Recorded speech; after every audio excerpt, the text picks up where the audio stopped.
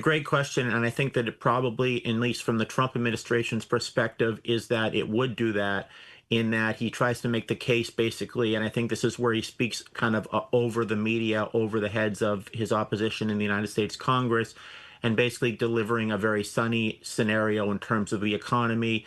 I think that's kind of why he gave this address. I think that if you look at the polls, it's upward over 60% of Americans do not approve of Donald Trump's current handling of the economy. So he needs to use the bully pulpit. That's a term that began under Theodore Roosevelt's administration, basically speaking directly to the American people. I think you're going to see him doing this a lot in the next year, barnstorming the country. What he does not want is he does not want the Republicans to run away from him, and you're seeing that right now. You just saw a discharge petition, for example, yesterday to stop the ending of the 3 year ending of the healthcare subsidies, and 4 moderate Republicans voted against President Trump's position, voted against Speaker Johnson's position. I think Donald Trump wants as much as possible for there to be unity in the Republican Party. And obviously, when you have a job approval rating under 40%, Republicans that represent swing districts or marginal districts, districts that basically could go either Republican or Democrat, it's in their best interest in terms of self-preservation to try to distance themselves as much as humanly possible from an unpopular president. When we look back throughout history, Rich, what are some of the successes that presidents have seen after delivering an address to the nation? Well, the one example I would really give is Bill Clinton in 1998. This was right. He was actually his presidency seemed to be rolling along. He had a job approval of about 62%, and then he delivered an address to the nation, the State of the Union address. And this was right after the Monica Lewinsky scandal had broken, and many people were saying that Bill Clinton was going to resign within a week. And he gave an address to the nation, and it was a very good address, and his job approval rating went up to about 78%, the highest that it's ever been. So that would be one example. And because of the address that he gave, and because the state of the economy was generally positive, Bill Clinton ended up while he was impeached. He actually, in the 1998 midterm elections, the Democrats actually picked up seats, which was very rare. The first time a party's picked up seats in the 6th year of a presidency in the United States House of Representatives since 1822. So he ended up picking up seats, and even though he was impeached, he was not convicted, and his job approval rating stayed basically in the 60s. This is a very important address because, as I say, there were a lot of people who at the time believed that Bill Clinton was going to resign at the end. It was going to resign within a week, or that he would be forced to resign. But he ended up basically living through the entire impeachment process, and he left with a 66% job approval rating, which is higher than any president in American history. Another example would be Lyndon Johnson in 1965. He was addressing the civil rights. He was addressing the civil rights issue, and he ended his speech, and he talking about why there needs to be a Voting Rights Act, and he said, "And we shall overcome," which was the anthem that which was the address which was the same verbiage that Martin Luther King Jr. had been using during the civil rights movement. So he kind of normalized that language and made it so that the President of the United States would use that language. And later in 1964, the Voting Rights Act actually did pass in the United States Senate. So those were some that I think were very important. And I think obviously Gerald Ford in 1974, when he was trying to justify what was a very unpopular decision at the time, which was the pardoning of Richard Nixon. Later, it became a popular decision, and he actually won an award from the the Kennedy's Profile and Courage Award for his pardoning of Richard Nixon. Finally, Rich, I just want to ask you, I mean, you heard the whole thing from beginning to end. Like I said, you've had a chance to really sleep on it. If you had to really pinpoint maybe the verbiage, as you had mentioned with some of these other addresses, that would really define where this administration is at least right now, what would that be? I think it's basically that he believes, and the way he inaugurated his speech, that the country that he inherited a mess, and he wants to make sure that everybody knows that he, at least from his perspective, that he inherited a mess, but that he's doing something to try to improve the economy. And he talks about tariffs, and I think tariffs, if you go back for some sort of ideological homogeneity in terms of his language, that's something in terms of his language, that's something that goes back to the 1970s, late 70s, basically the 1980s. He's always talked about the need for there to be protective tariffs. That's something I think he wants to be part of his legacy. He talked about using the tariff dividend to try to give money to active duty members of the military, something that will, of course, will be very popular, I believe. But that's something I think that when you look back at this address 10 to 20 years, while it's a very partisan address, very ideological address, very base-driven address, from a substantive standpoint, that his basic support of protective tariffs and what he believes can come from the protective tariff dividend, I think that's something that will be remembered for time immemorial. Rich Rubino, political analyst and historian. Always good to have you here at Live Now from Fox, both right after the address and in the morning, just to keep our viewers up to date with everything that happened. We'll talk soon. Thank you so much for having me on again. Of course. You take care. We're going to step away for a quick commercial break here at Live Now from Fox, bringing us out back to the live image that we have at the White House. We'll be right back.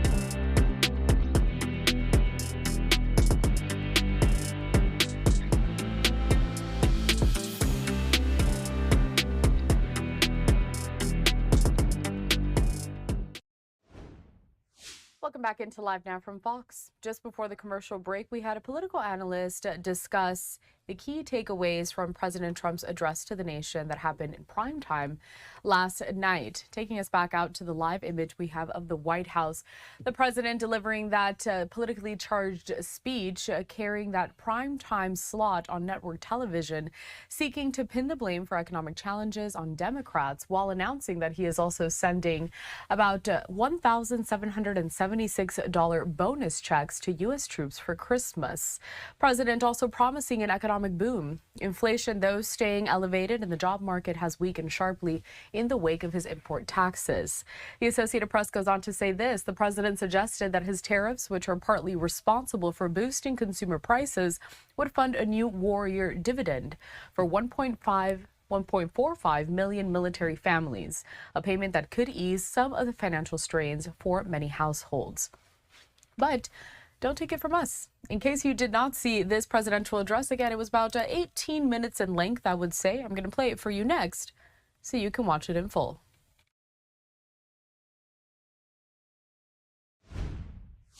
Ago, I inherited a mess, and I'm fixing it.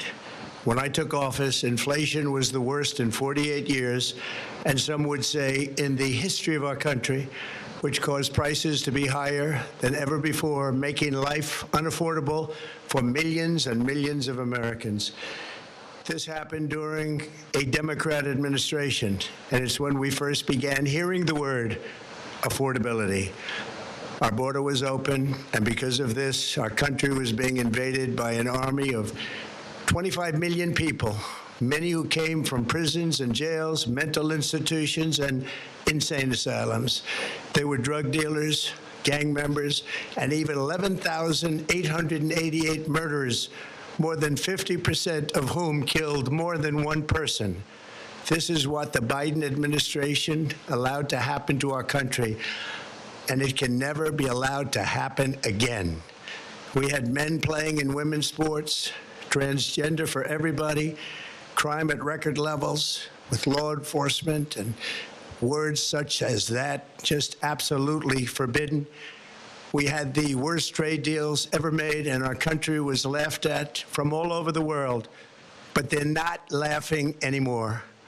Over the past 11 months, we have brought more positive change to Washington than any administration in American history. There's never been anything like it, and I think most would agree. I was elected in a landslide, winning the popular vote and all 7 swing states and everything else, with a mandate to take on a sick and corrupt system that really just took the wealth from people and crushed the dreams of the American people.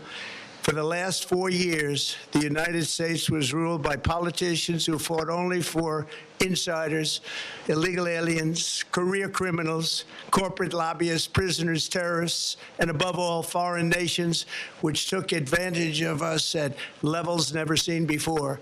They flooded your cities and towns with illegal aliens.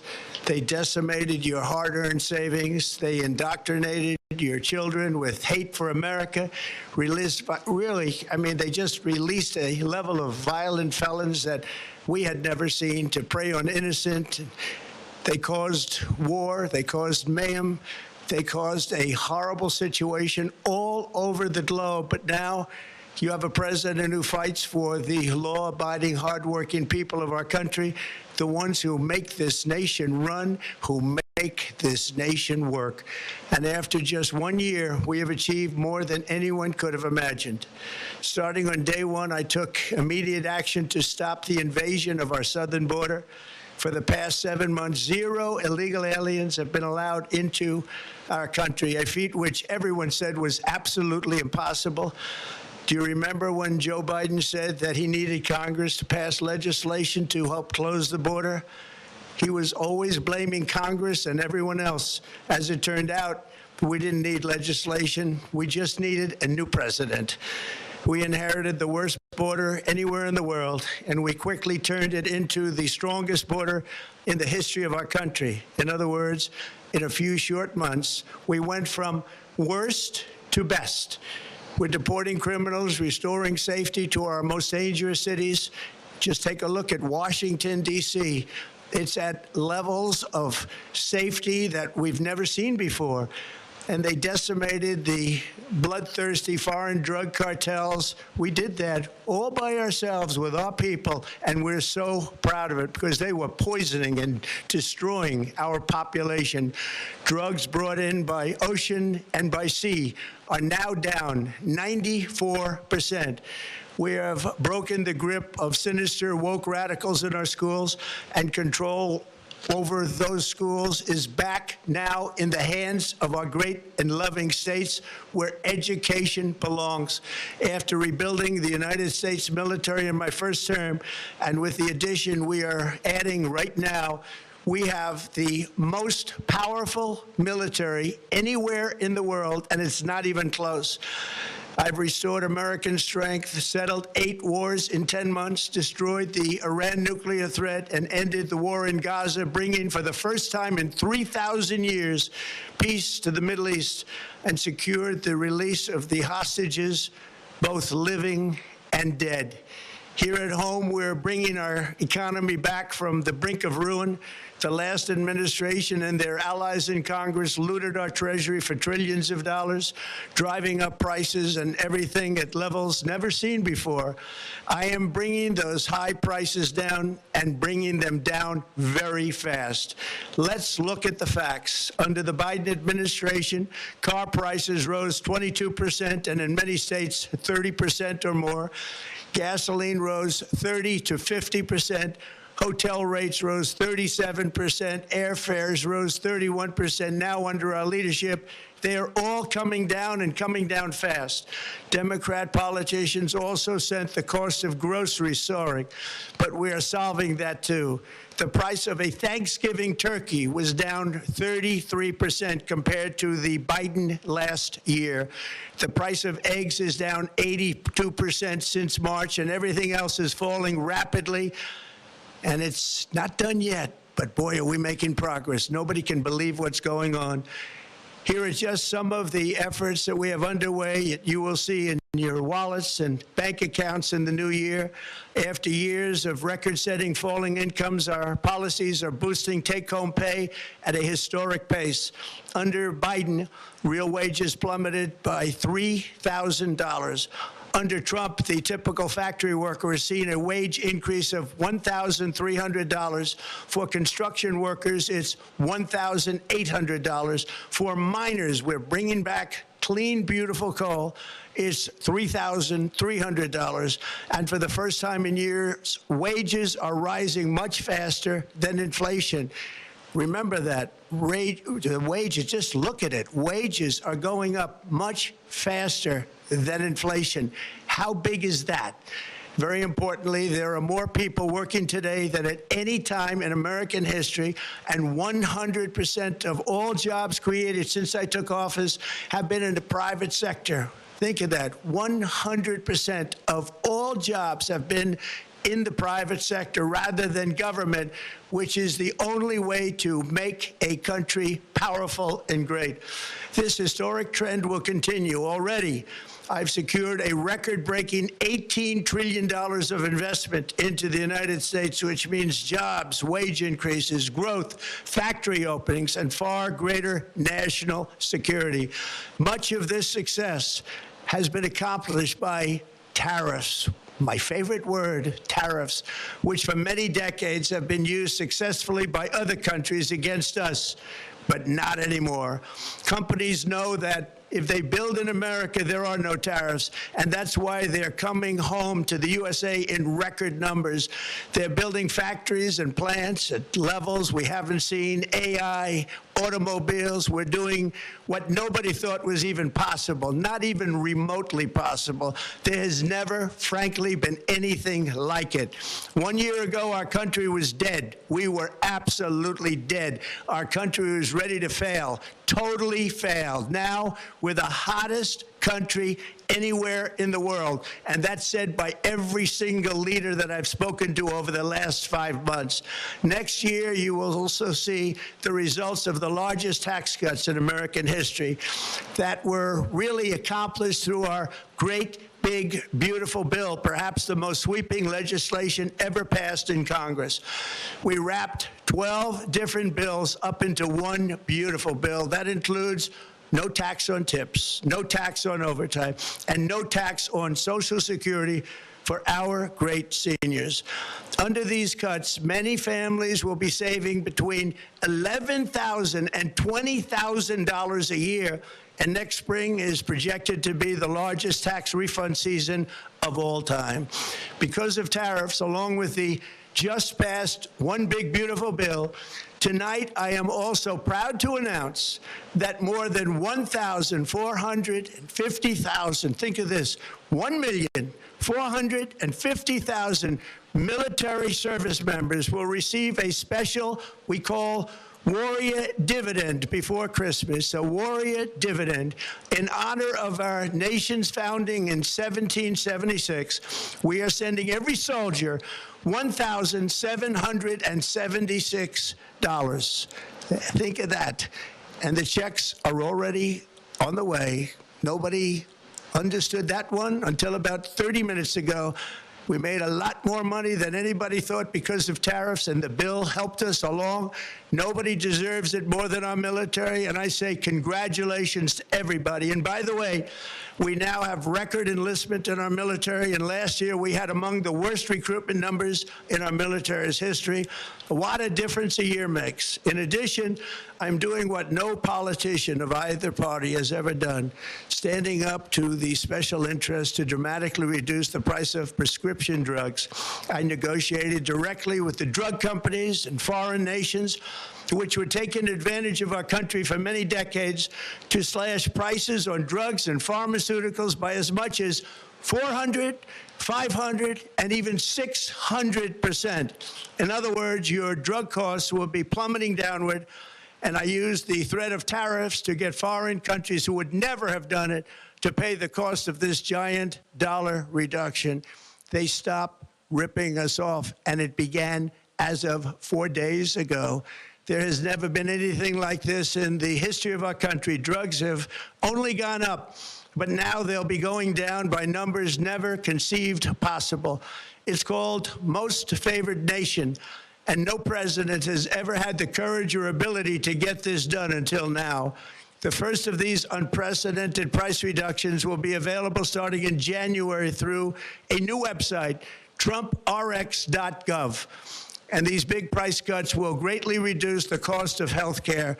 I'm also taking on the gigantic health insurance companies that have gotten rich on billions of dollars of money that should go directly to the people. The money should go to the people, that's you, so they can buy their own health insurance, which will give far better benefits at much lower costs. It will be far better health insurance. The current Unaffordable Care Act was created to make insurance companies rich. It was bad health care at much too high a cost, and you see that now in the steep increase in premiums being demanded by the Democrats, and they are demanding those increases, and it's their fault. It is not the Republicans' fault. It's the Democrats' fault. It's the Unaffordable Care Act, and everybody knew it. Again, I want the money to go directly to the people so you can buy your own health care. You'll get much better health care at a much lower price. The only losers will be insurance companies that have gotten rich, and the Democrat Party, which is totally controlled by those same insurance companies. They will not be happy, but that's okay with me, because you, the people, are finally going to be getting great health care at a lower cost. Another major focus is the cost of energy. For years, the radical left Democrats exploited the green energy scam as an excuse to funnel many billions of dollars into their own massive slush funds, as their energy restrictions drastically drove up prices, and they drove them up at record levels. Electricity costs surged 30 to 100% under Biden, and the typical family lost $5,000 to $10,000 in higher energy costs. Think of that, $5,000 to $10,000 you lost. On day one, I declared a national energy emergency. Gasoline is now under $2.50 a gallon in much of the country. In some states, it, by the way, just hit $1.99 a gallon. And within the next 12 months, we will have opened 1,600 new electrical generating plants, a record, and it's a record that won't be beaten by practically, I would say, by anybody, or certainly not very soon. Prices on electricity and everything else will fall dramatically. The Democrat inflation disaster, again, the worst in the history of our country, also robbed millions of Americans of home ownership and indeed the American dream. The yearly cost of a typical new mortgage increased by $15,000 under Democrat rule. In 11 months, we've already gotten that annual cost down by $3,000, and it's coming down a lot lower. Wait till you see. The numbers are going to be shocking. And I'll soon announce our next chairman of the Federal Reserve, someone who believes in lower interest rates by a lot, and mortgage payments will be coming down even further. Early the new year, and you will see this, in the new year, I will announce some of the most aggressive housing reform plans in American history. A major factor in driving up housing costs was the colossal border invasion. We have never been invaded. This is the worst thing that, frankly, in my opinion, the worst thing that the Biden administration did to our country is the invasion at the border. The last administration and their allies in Congress brought in millions and millions of migrants and gave them taxpayer-funded housing while your rent and housing costs skyrocketed. Over 60% of growth in the rental market came from foreign migrants. At the same time, illegal aliens stole American jobs and flooded emergency rooms, getting free health care and education paid for by you, the American taxpayer. They also increased the cost of law enforcement by numbers so high that they are not even to be mentioned. For the first time in 50 years, we are now seeing reverse migration as migrants go back home, leaving more housing and more jobs for Americans. In the year before my election, all net creation of jobs was going to foreign migrants. Since I took office, 100% of all net job creation has gone to American-born citizens, 100%.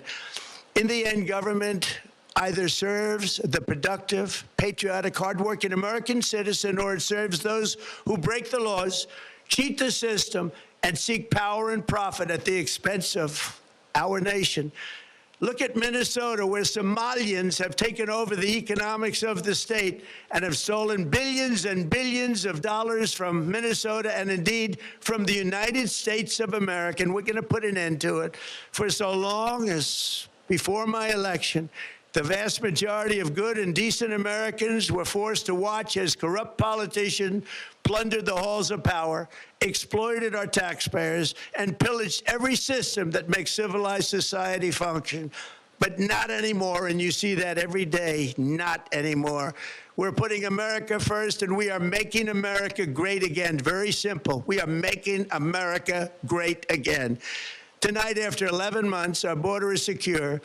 Inflation has stopped. Wages are up. Prices are down. Our nation is strong. America is respected. And our country is back, stronger than ever before. We're poised for an economic boom, the likes of which the world has never seen. Soon we will host the World Cup and the Olympics, both of which I got. But most importantly, we will celebrate the 250th anniversary of the Declaration of Independence. There could be no more fitting tribute to this epic milestone than to complete the comeback of America that began just 1 year ago. When the world looks at us next year, let them see a nation that is loyal to its citizens, faithful to its workers, confident to its identity, certain to its destiny, and the envy of the entire globe. We are respected again like we have never been respected before. To each and every one of you, have a Merry Christmas and a Happy New Year. God bless you all.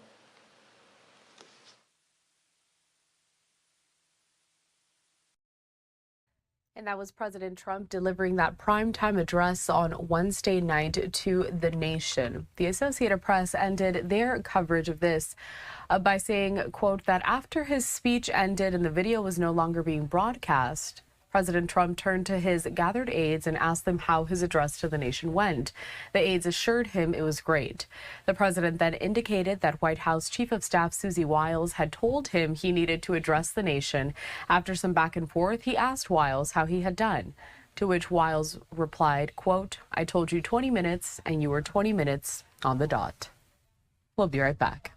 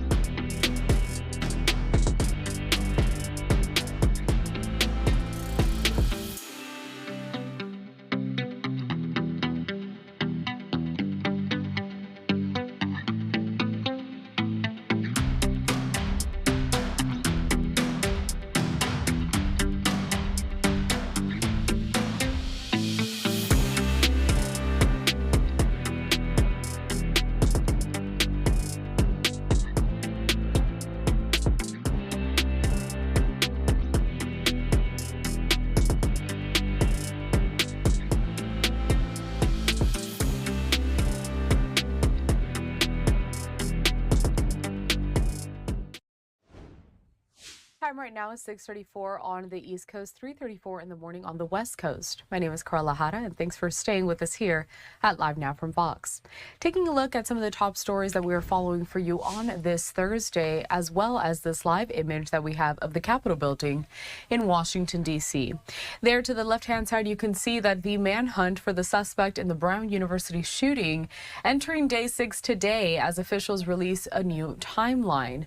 Also, the U.S. military striking another alleged drug boat in the Eastern Pacific, killing 4 people. And then later on tonight, 6 p.m. Eastern Time, President Trump is set to sign the National Defense Authorization Act.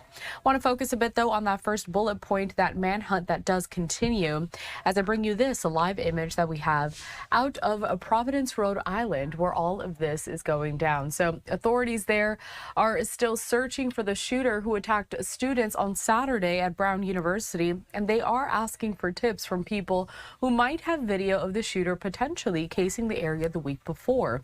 Authorities have released several videos from the day of the attack, which led 2 students dead and 9 wounded, showing the person they're seeking on streets just off campus. The person is wearing a mask or has their head turned in the footage. We had some more details from a news conference that was held on Wednesday night. Let's listen in. Good afternoon, everybody. Welcome back to our daily briefing. I want to start by just acknowledging how the residents of Providence and the students and campus community at Brown are still feeling restless and eager for an arrest, and we understand and share that feeling. We are also eager for an arrest. The investigation is well underway, and we'll hear an update in just a second from Colonel Perez and Attorney General Noronha.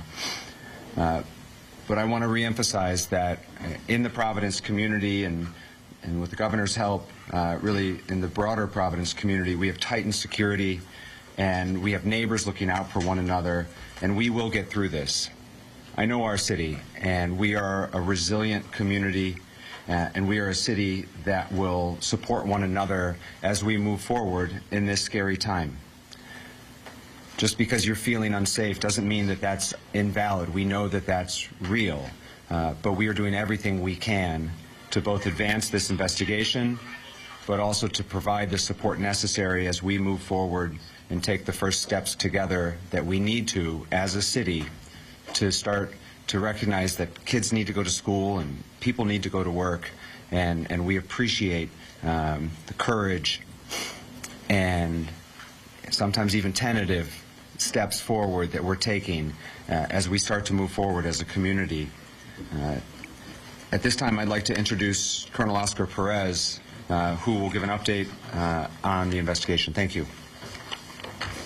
Thank you, Mayor. Good afternoon. If we can please show the photo that we released earlier today.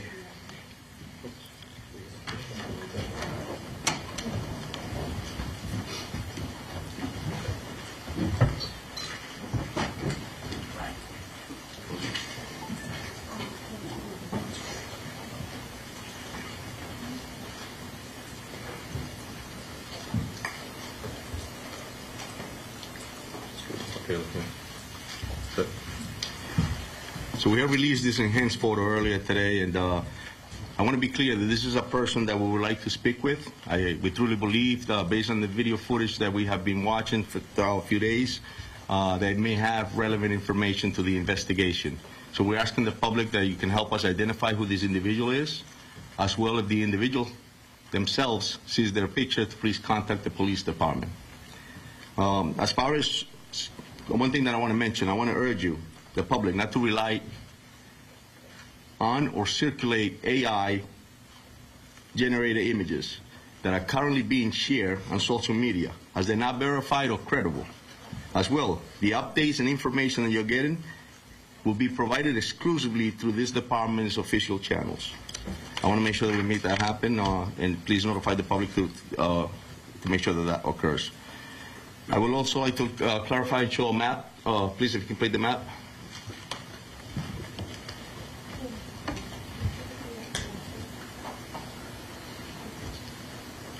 So the map here that you see is actually a map of the area that we have been intensively walking on those streets, canvassing the area.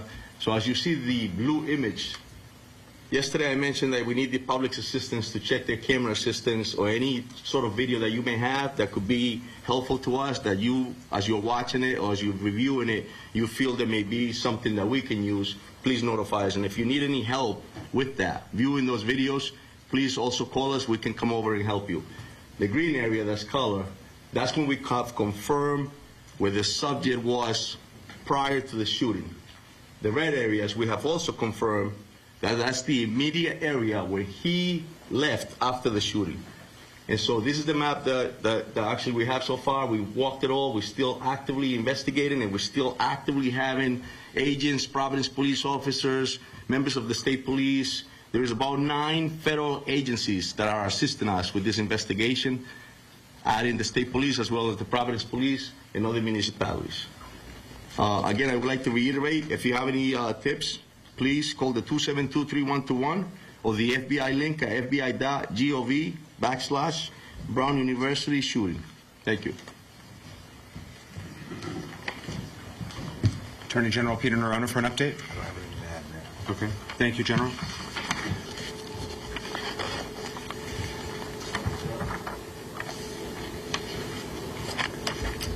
One additional update from me, and then we'll be happy to take your questions. First, I want to just take a moment to recognize and honor the memory of Ella Cook and Muhammad Aziz Umerzakov, who are the 2 deceased victims from this tragedy, and update you on the status of the survivors. Yesterday, we mentioned that one individual had been discharged. I'm happy to report that another individual has been discharged today. That leaves 1 survivor in critical but stable condition and 5 in stable conditions. The parents that I spoke with today all reported that their kids were improving. So this is a happy announcement. But I know the entire Providence community, the entire state of Rhode Island, the governor and I were together at a memorial service last night, mourn the loss and offer our most sincere condolences to the Cook and Umerzakov families. Following up on a note that the Colonel made with respect to AI-generated images and other misinformation, we have created an online folder with all of the video and images that have been released. And we encourage both members of the press, but also members of the community. We know lots of people are sharing information, and we appreciate that. We think that will help with this investigation. But we encourage them to download and share the videos and photos from the website that has been created so that you can ensure that you're sharing an accurate and verified photo and video. That website is now live. It is providenceri.gov/tips, T-I-P-S. providenceri.gov/tips is an online file folder that has the videos and photos that have been released to date, and it will be updated as we progress. There's been lots of conversation up here about the heroic work of the hundreds of law enforcement professionals who remain hard at work 24 hours a day and who are, in fact, making progress. I want to close with one additional thank you tonight. All of those tip line calls are coming into the city's telecommunications department, the same folks who answer the 911 calls, and they too have been working tirelessly, and I want to thank the men and women at dispatch and at telecommunications for their diligence. Everyone in the city of Providence truly has a role to play in this investigation, and we're grateful for their assistance. We'll take your questions. John. As we heard the opening remarks there from officials down in Providence, Rhode Island, regarding the investigation into the suspected shooter at Brown University from Saturday, I do want to bring up this, some of the footage that has been released by police down there. We have to step away for a quick commercial break. We'll continue with more of that question and answer portion and also other details that police have released when we come back.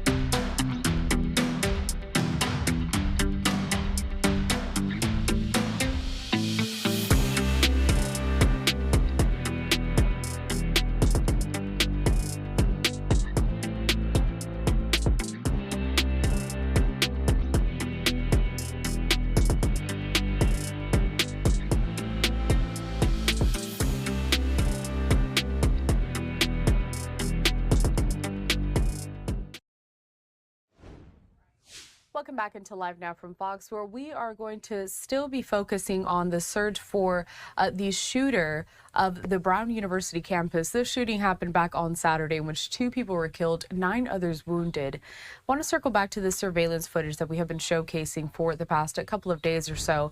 Take a look at this, and I just want to remind everyone that is watching, it's very important to distinguish the fact that this person right now is a person of interest to police. We're still trying to figure out exactly who the suspect is, but the person that you see here in this video is who investigators are looking for right now to speak with. They have described the person that they're seeking as about 5 foot 8 inches tall, stocky, but they've given no indication that they are close to zeroing in on their identity. Motive also remains a mystery, though investigators say that they have not found evidence to suggest someone was actually targeted. Authorities have been canvassing nearby neighborhoods and have received hundreds of tips. I want to put up a social media post from Providence Police that includes a map here. This post says, quote, Providence police are releasing a map showing the streets where the person of interest in the Brown University shooting is confirmed to have been present on the day of the incident. Streets marked in green indicate locations where footage confirms the person of interest was present in the hours before the shooting. Streets marked in red indicate locations where footage confirms the person of interest was present immediately after the shooting. The blue zone identifies the area where investigators are seeking property or vehicle camera footage from any time on the day of the shooting. Anyone who needs assistance reviewing security or vehicle camera recordings is urged to contact the Providence Police tip line at 401-272-3121. At the same time, Providence Police on Wednesday released a new photo of a separate individual who they say was, quote, in proximity of the person of interest, and asked the public to identify that person. This is the photo that they released. And the post says, enhanced photo, investigators are asking for the public's help in identifying and speaking to the individual shown in this photo who was in proximity of the person of interest. This is a separate person from that person of interest. They were just nearby, and police are trying to talk to this person as well. Anyone with information is urged to contact the tip line, again, at 401-272-3121. There is still a lot to be done in terms of this search. And when we left off from the press conference, they were about to answer a lot of questions from the press, but still many students already there. They are on high alert. Police declining to say how many witnesses police have spoken to also, or how many people were in the classroom during the attack. Police saying that the department is hoping more students with information will come forward, but a lot of them have already gone home. Meanwhile, Boston area police are searching for the person who killed a Massachusetts Institute of Technology professor earlier this week. That professor was attacked at home. The FBI said it had no reason to think that the 2 attacks were linked, but that's another investigation we're following closely within the area. Back to that Brown University shooting. Now, the attack and shooters escape have raised questions about campus security, with the president of Brown University saying that the campus has 2 security systems, one which is activated in emergencies, which sends out text messages, phone calls, and emails, and that reached 20,000 people. The other features 3 sirens across the campus, but was not activated on Saturday.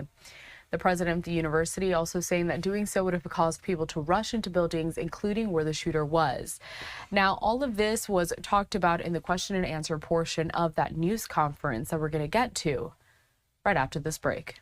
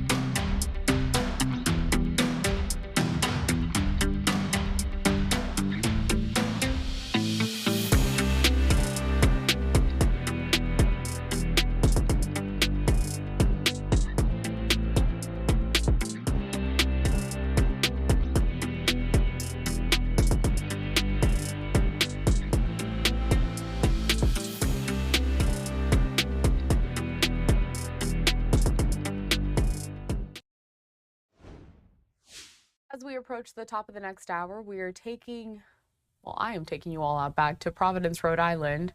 We have a live look out there on this Thursday morning as we are following all of the new details regarding the search for the shooter of the Brown University campus that happened on Saturday. Authorities still asking people for tips or any kind of surveillance video so they can track down the person and the suspect that they are looking for at this time. Going back to the fact that Brown does have 1,200 cameras on campus. Now, the attack was apparently in an older classroom that has fewer, if any, cameras. That's according to the Rhode Island Attorney General, Peter Nerona.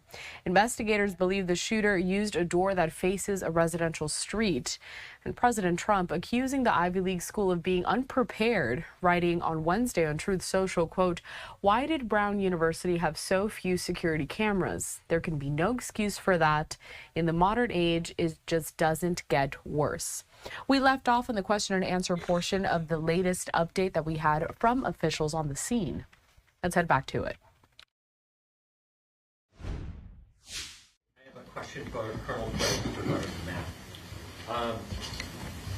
As he's walking around, I want to establish actually, what's the earliest that this person of interest emerges?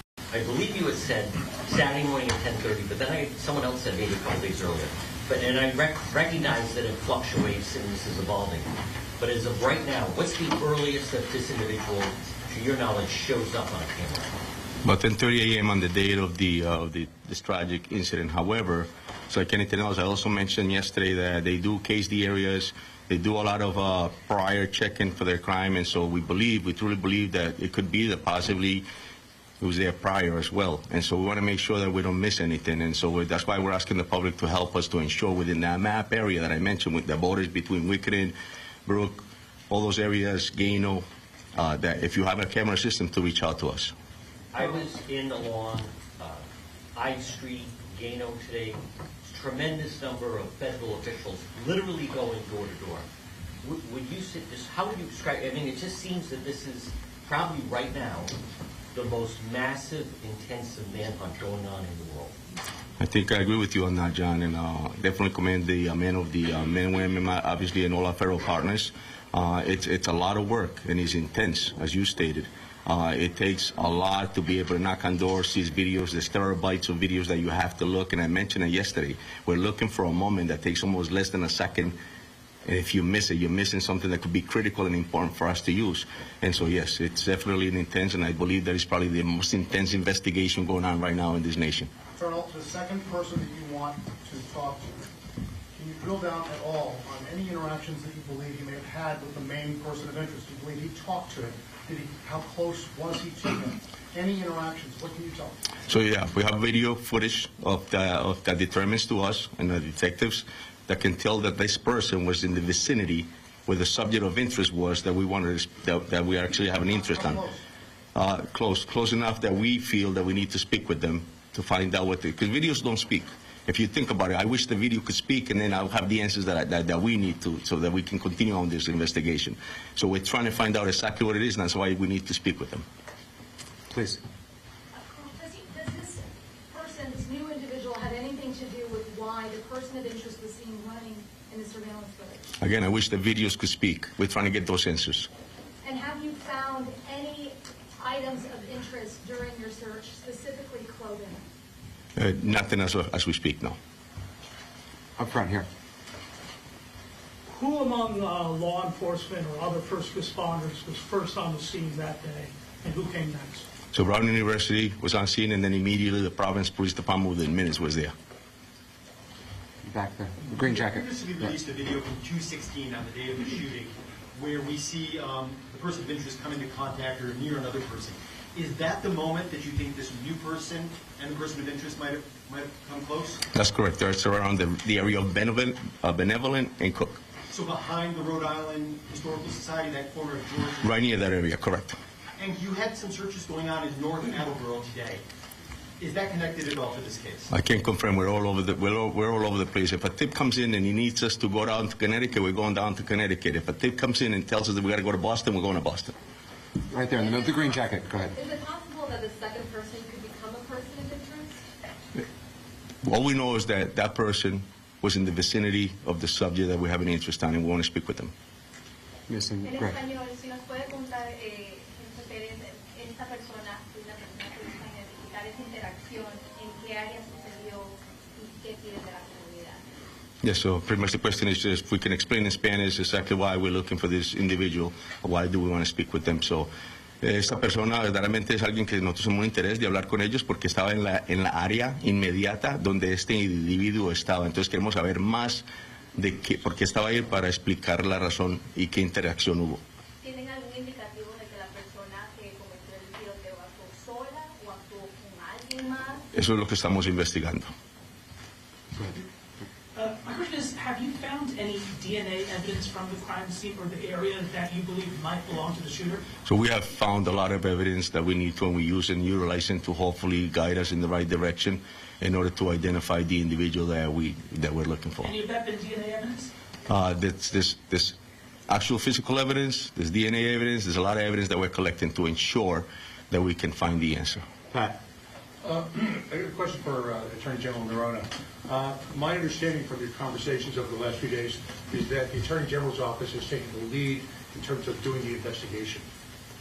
My question is, what's the relationship between the Attorney General's office and the Rhode Island State Police that we haven't heard much from over the last few days in terms of who's doing what and what type of time commitment? And I do have a follow-up.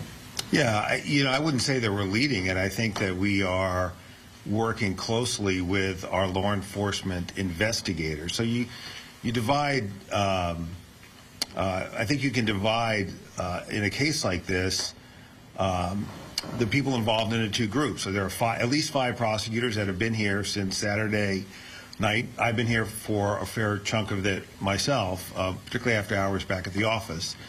But what those prosecutors are doing, Pat, is asking questions, helping to narrow and inform factual inquiries. Certainly when there's a question, all right, do we have enough to get a search warrant for a house or a car or a buccal swab from a person of interest? They're informing that. So in any complex investigation, both federally and stateside, prosecutors are embedded with the investigative team, and we bring our own heads to the investigation because we have been involved in writing search warrant affidavits and arrest warrant affidavits and wiretaps for years. And the Rhode Island State Police, what kind of role have they played in terms of investigating? And I still have a quick Yeah, the Colonel can answer that. But before you do, Colonel, I just want to make sure that I answer it as well.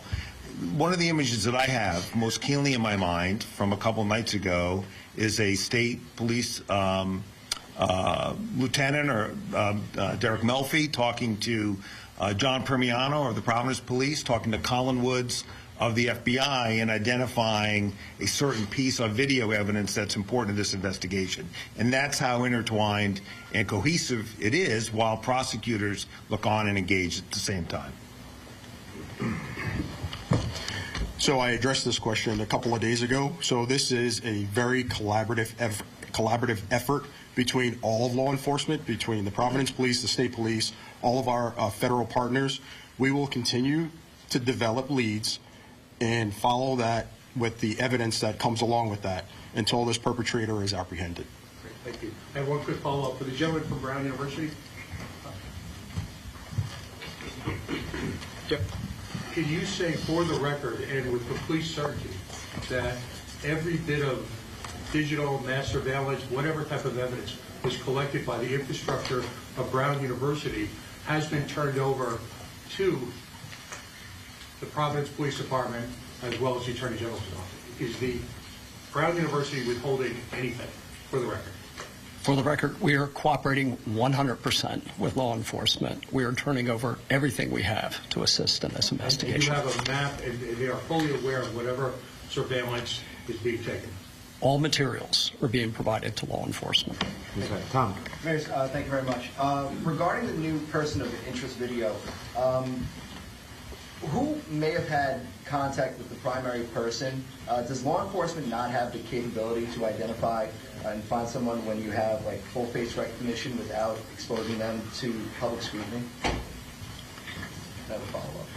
Yeah, definitely. I mean, it's something where you have to investigate. If you don't know who that person is, it's very difficult, and especially if the image is blurred, it's very difficult to identify him. And so if we had that availability to be able to identify him without the assistance of the public, we would. So at this point, we do not, and that's why we're putting it out to the public to assist us in identifying who this person is. And then, with this person of interest that you're looking at today, or the subject that you released today, are we sure it's a man? I know it was brought up in the question before, it could be a man, but are we 100% sure it's a man, or could it be a woman as well? It's a person that we would like to at least speak with. But there's no giving a gender at this time? No, there isn't. Colonel, there's a black satchel that the main person of interest was carrying. In some images, he is seen with it. Some images he is seen without it. Sorry, man. Have you recovered that black satchel? Do you know if can you tell us whether he was wearing that strapped over his shoulder? Yes. Was he wearing it before the shooting, after the shooting? He's wearing it at times, definitely on and off, and I think I addressed that yesterday. Obviously, that we see him in the video with it, and then at times we don't see him, just like you stated. So we're assuming that he actually hid it under the coat that he was wearing, but we don't have it, no. Patrick. For Colonel Perez, Yes. The map that you showed, it looks like the perimeter has moved south into the Fox Point area from the immediate places where we've seen video footage. Can you tell me why the level of interest has moved south of the shooting site and into the Fox Point area? Is there new video footage? Is there additional evidence that points towards that area? I mean, the investigation is intensive, so we're following his path. And again, as the last place we saw him was right at Ives near Pittman. And so that's sort of south, and we're going to continue to check, but that's the last place that we saw him. That's why we moved south, and we may continue to move. It all depends. We want to see as far as we can, how far we can go to identify him. Are there any other sightings or anything else down by that you've extended all the way to like Wickedon, where we don't have any? Correct. We're at Ives and Pittman right now, but potentially could lead us further down to Butler. It could lead us further down south. So we just want to make sure we cover enough. Steve. Colonel, can you now explain to us 5 days later how many students were in that classroom? Sadly, 2 lost their lives, 9 others injured. Encouraged about the update today. But can you now say how many kids were in that classroom, and did the gunman come in from the back so these people never knew it was coming, or did he come in front with full view of everybody? And that's all part of the interviews, and actually we're cooperating with Brown to get the roster. That was a study hall, so we don't have the number. We're still getting information as far as who was there. I know Brown sent out an email to the students to notify us if they were present, and we're still getting that, so I can't give you an exact account now. Okay, and then just a follow-up, you did say that you lost sight of the gunman at some specific road Correct. outside of your perimeter. What No, happened? it's within the perimeter, Steve. Yeah. Right, and then what happened with him after that? There's no, you have no video where he could have gone from there? We're still out there as we speak. There's people out there, detectives out there, there's task force officers. We're trying to figure out what other locations we can find, but we haven't found anything else. But we're knocking on doors and making sure, and that's why I'm putting out the call to the public to assist us. If you happen to be within that box, that borders exactly where we want you to look, then that's exactly why we're here. Second row here. Yeah. Inside the classroom, you've done your interviews, you continue to do your interviews. The description that eyewitnesses are giving, does it match the primary person of interest? And what can you say more about the weapon? You know that the TA said that he saw a gun that was so big and so long. Is it possible at this point that the gunman had multiple weapons? Can you swear that he was? Yeah, there's definitely, the interviews are definitely telling us that that's the description that we have. And yes, they're describing the weapon. Some people, obviously, you can think it was chaos. And so, well, we're definitely getting some info as far as what the weapon looked like and exactly what was going on in that room. So You don't think there's multiple weapons? no, just that individual. I just want to jump in here too, because you mentioned a long gun. We are not in a position to say, unless the chief, you want to square it, whether this was a long gun or not. I think that there's been an account from the TA. There are multiple accounts about multiple things, including how this gunman approached the victims. Those are not details that advance the investigation. Why not? They don't advance the investigation because as we interview witnesses, we don't want them to learn facts from these press conferences. We want them to relay the facts that they have in their heads, including a person of interest. So we don't want a person of interest to shape what they're telling us based on what we know as expressed to you about those kinds of details, sir, that you asked. So we're being careful about the facts that we're sharing for that reason, so that when we talk to witnesses, what we're getting is their factual recitation. And as you might imagine, in a situation where there is chaos, and look, people are ducking for cover as well they should have, you are going to get different accounts, and part of what's going on now is reconciling those accounts. And I don't know, Chief, if you want to weigh in more about the weapon, but I don't want anyone to leave this room thinking that this weapon was a long gun, because that would be a misperception from what I know. Alex. In the video released yesterday, it appears that the person of interest is going by a police cruiser that has its lights on. Does that mean that the dash cam in that cruiser was on and activated, and have police been able to recover anything useful from that video? So that was a brown police cruiser, and I'm not sure if they have body cameras in their cruisers. I don't think they do. Dash cam, no. That's, no. Okay. I don't want to answer and then the my chief. next follow-up question would be, are you working with flock camera experts to try and recover anything from those cameras? So as you know, we work with Flock, we have LPRs in the city, and we're utilizing every resource we can. Yes, Alex. Yeah. Brian. Colonel, you mentioned that there is other evidence, but at this point, how much of this investigation turns on the public identifying who's in those images? And are you discouraged or surprised that after a couple days of being out there, you haven't gotten anything more concrete? No, I think this is, like I said earlier, it's a very intense investigation, and I think it's going to take public assistance. It's actually going to take, obviously, 21st century policing involving technology, but it's also going to take good old-fashioned police work, which is knocking on doors, retrieving evidence, going through yards, talking to witnesses. It's going to take all that and more, Brian. And no one's discouraged. I mean, I've been in that command post. No one's discouraged. I mean, leads are coming in, they're being run to ground, and no one's discourred. Oh, sure. Yeah.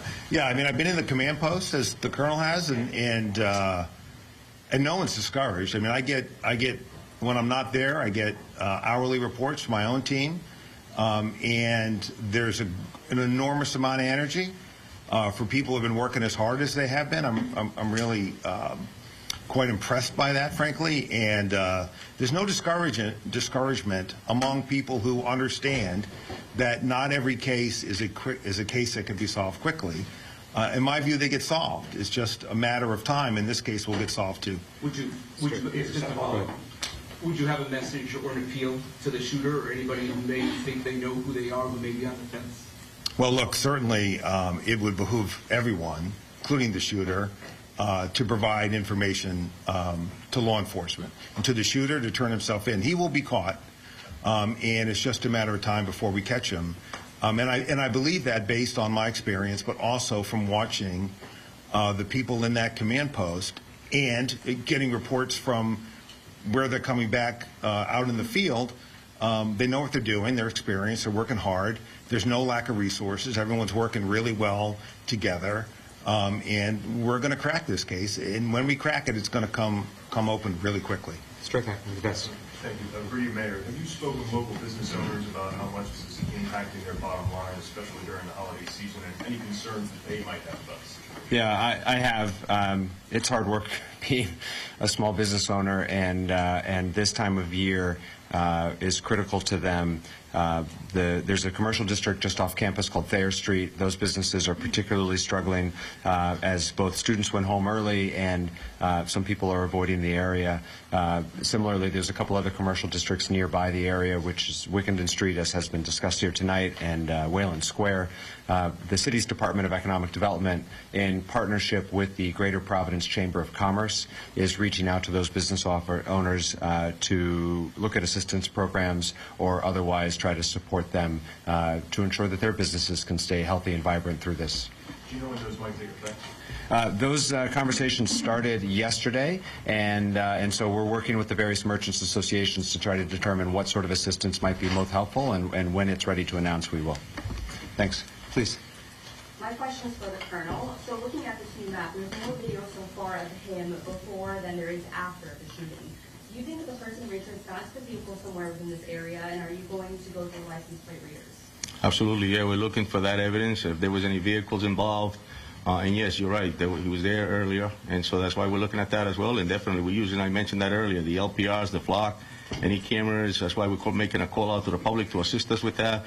It's all part of those resources that we're going to need, as the General stated, to make that apprehension. Dan. I have a question to follow first with the Attorney General. Attorney General Dan Janik, NBC 10. Hi, Dan. You had said the other day that you released the person of interest because the DNA didn't match, which would assume that there was DNA of the person of interest in that room. Can you tell us what it was? And if he hasn't committed a crime before, how it makes it a little bit more difficult? Yeah, so DNA, when it's entered into a nationwide system, can confirm the identity of a suspect or subject.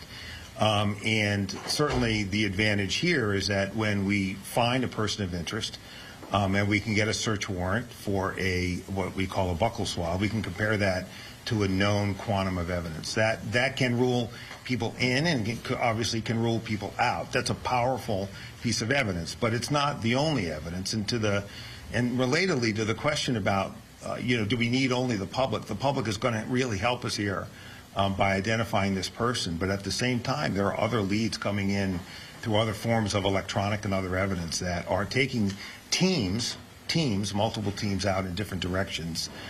And we're able, through a variety of means, not just DNA evidence, to rule people in or rule people out. And it's a combination of really impressive work by, vector experts in various forms of modern law enforcement techniques.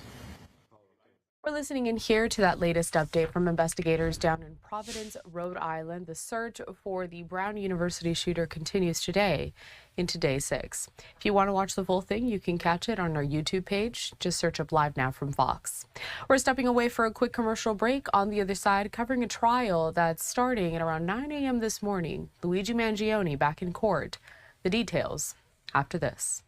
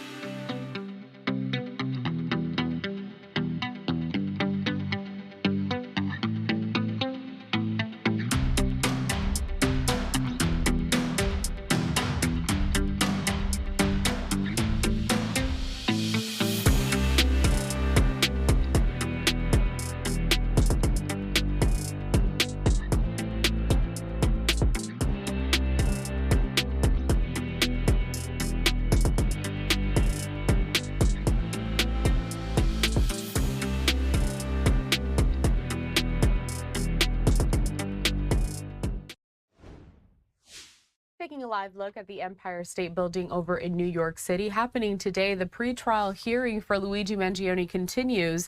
Now, it's been 3 weeks since lawyers began making their arguments about what evidence against Mangione was legally obtained and what should be thrown out before trial. But the lengthy pretrial hearing for the suspected CEO killer may wrap up today. Good Day's Briella Tomasetti is outside of that Manhattan criminal courthouse this morning with more. Briella.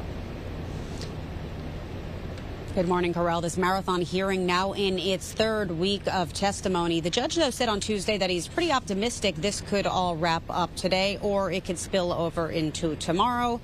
We won't know until later if that's the case. But 3 witnesses took the stand on Tuesday. The evidence custodian in Altoona, an NYPD lieutenant, and an analyst from the Manhattan DA's office. At issue on Tuesday was whether the search of Luigi Mangione's backpack by police in Pennsylvania was legal and whether the evidence contained in it can be used at trial. Prosecutors say the search was permitted because it was conducted in conjunction with an arrest, and officers were checking to make sure there were no dangerous items in there.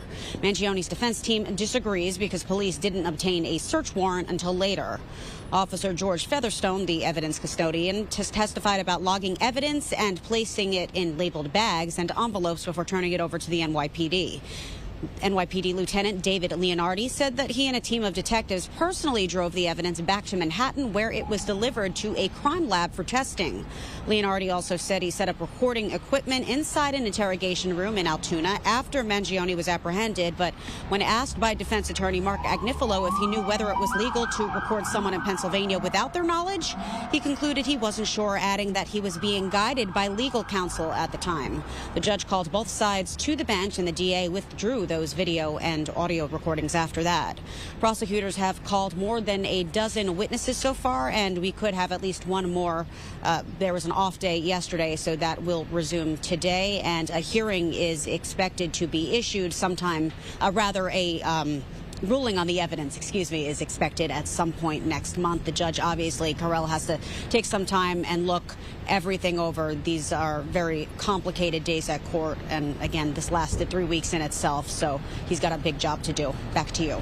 And Briella, before I let you go, as you mentioned, this has been going on for some weeks now, so quite a long time, really longer than people expected.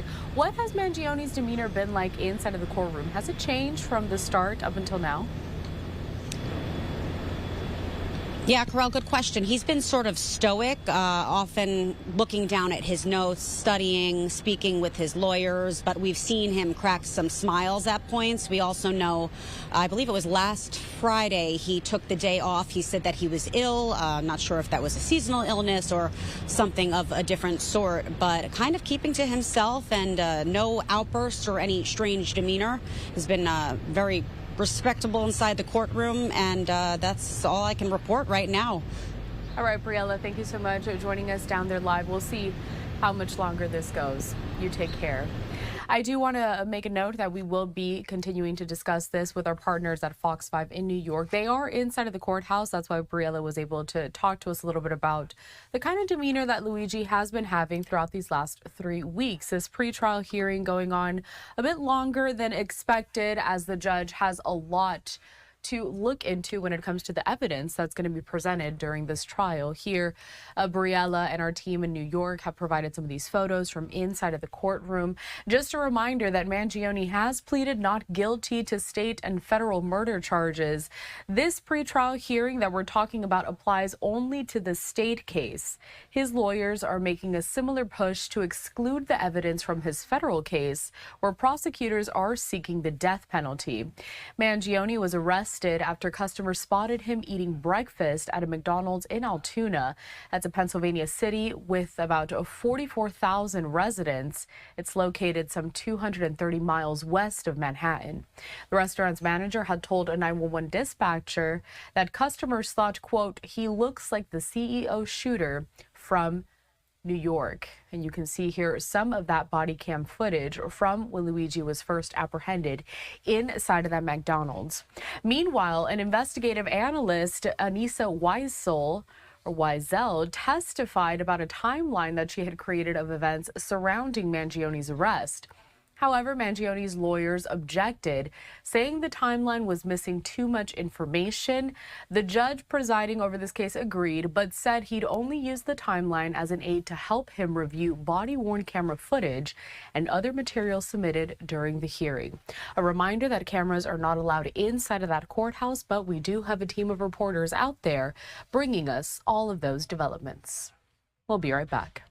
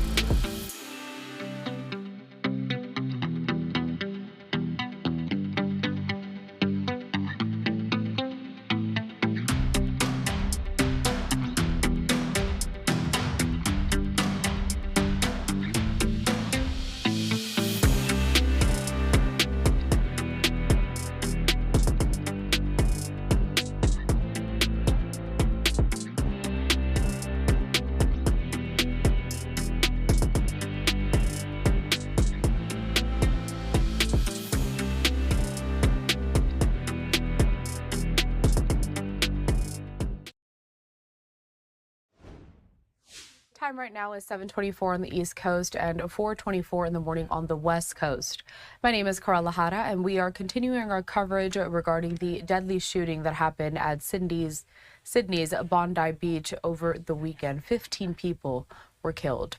I want to show you this, some of the footage that has been collected of a memorial that continues to grow there at the site, and it comes as Australia's Prime Minister is unveiling new legislative plans to curb radicalization and hate, something that he spoke about while speaking to reporters earlier this week. Now, among the Prime Minister's proposals were measures to broaden the definition of hate speech offenses for preachers and leaders who promote violence, to bolster punishments for such crimes, to designate some groups as hateful, and to allow judges to consider hate as an aggravating factor in cases of online threats and harassment. Officials would also have greater powers to reject or cancel visas, quote, for those who spread hate and division in this country, or would do so if they were allowed to come here. That's a direct quote from the Prime Minister. He did not suggest a timeline for the reforms, citing their legal complexity. And the announcement does follow Albanese's pledge to tighten Australia's gun controls, which are already some of the toughest in the world. State leaders, too, have promised additional initiatives on firearms and stricter rules to protest gatherings. We also have some footage from that exact night when this shooting did occur. It's what's on your screen right now. But still, the fact that Prime Minister Albanese has not attended any of the victims' funerals so far, with local media reporting that he has not been invited, despite the presence of other political leaders, hints at the fury among some Australian Jews and what they feel towards the Prime Minister. Albanese had said that measures his government has already enacted, including a ban in February on Nazi salutes, shows that he has taken the threat of anti-Semitism seriously. Again, all of this he addressed at a news conference earlier today, in fact, well, on Thursday in Australia. Let's listen in. So-called sovereign citizens in Queensland and Melbourne, because this was targeting based upon hate. are based upon what is clear, is based upon ISIS ideology, a terrorist ideology of hate that has been around for some time. So I, of course, acknowledge that more could have been done, and I accept my responsibility for the part in that as Prime Minister of Australia. But what I also do is accept my responsibility to lead the nation and unite the nation. Because what people are looking for at this time isn't more division. They are looking to come together. I've sat in homes in Sydney, as well as having formal meetings with members of the Jewish community. They're hurting. And I think all Australians' hearts goes out to them at this time. So there are changes to education, to litigation standards and to punishments. Was any consideration given to changes to migration, in particular to thresholds for deportation and for character tests? Well, yeah. So, that's one of the things the Prime Minister announced. I didn't refer to it in my remarks, but it was in the Prime Minister's announcement that we will be changing the law to make visa cancellation and visa refusal easier. One of the things I have refused and cancelled visas on the grounds of anti-Semitism in a way that very few predecessors have. I don't resile from that, and I've made clear on the balance of bigotry versus freedom of speech. I think Australians share my view that people who come here to hate, we just don't need them. The process within the department of making up one of those cases and getting through them is a hard threshold. I've been reaching it, I've been doing it, and we've been winning in the High Court when we've been challenged. We want to make that easier, to make a very clear message of our expectations. If someone's on a visa, they're a guest in Australia. We're going to go here, then to Sam. Prime Minister, you say you could have done more. Can you explain why you haven't done more until now? Well, we could always have done more. But why haven't you done more? Well, I have done my best to respond. Do I regret anyone in this position would regret not doing more in any inadequacies which are there. But what we need to do is to move forward.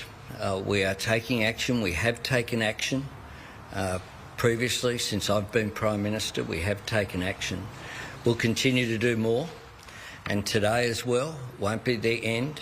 This is an evolving process. I want the anti-Semitism envoy to be a permanent feature of our landscape in this country. And we'll continue to engage in these issues. Anti-Semitism has been around, is an ancient hatred. It's been around for a very long period of time. We need to make sure that we continue to engage in those issues, just as right across the board. Prime Minister, after the Port Arthur massacre, John Howard went to rallies, he engaged face-to-face in the community, even after the bushfires. Scott Morrison, went down to the South Coast and got some tough feedback. My question is, why haven't you attended any of the funerals? Why have you been saying that you weren't invited? Generally, the process is that the Prime Minister's office reaches out to the families and asks permission respectfully to attend. And will you be returning to Bondi to meet with victims face-to-face, even if that means receiving some really tough criticism? I have done that. I haven't just been down in Bondi on Monday morning when at what is now the large memorial. Very early on, I met with police. I've met with members of the community. I've been to homes in Bondi. Just on Tuesday, I visited the home of Rabbi Mendel Castell, met with families grieving, going through complete trauma, and I understand that. Have you asked to attend the funeral? I met with the families there and have spoken to them. I certainly, I respect the wishes of families. I respect the wishes of families, and I will continue to engage with the community. I met with the community leaders and members last night. On the night before, I was with grieving families as well and community leaders at Admiralty House. Each and every day I've met face to face with people who are going through the worst of grieving processes as well, and I'll continue to engage with them. Prime Minister, these hate speech changes, will they capture slogans like "From the River to the Sea" and "Globalise the Intifada"? The hate speech laws obviously will set a test, and I'm not going to be in the business of that, but if I put it in these terms, we have all seen vision of hate preachers where we are shocked that that is happening in Australia. It is not representative of what people expect in Australia, and it's certainly not representative of the Muslim community in Australia either. There have been repeated checks as to whether they have crossed legal thresholds. They haven't. The thresholds are changing. Commissioner, can I ask a question to Commissioner? Sure. Thanks, Commissioner. Just a two-part question. Would your job and that of your organisation have been made easier had these changes announced today been implemented earlier, like 2 years ago? And secondly, do you have any indication whether the Acronyms undertook military training in the Philippines? The Filipino government says they didn't. So to answer the first part of your question first, which is in relation to the legislation, we have had a significant number of investigations since the legislation came into force, both through Operation Avalite, which was stood up 12 months ago specifically to target anti-Semitic alleged offences, and also through our National Security Investigations teams, which I set up when I started as the Commissioner. And unfortunately, those teams have been extremely busy. There's a lot of work for them to do. So we have had time to work with the legislation, and some of the prosecutions, that's how we find out where the deficiencies or the vulnerabilities are in the legislation.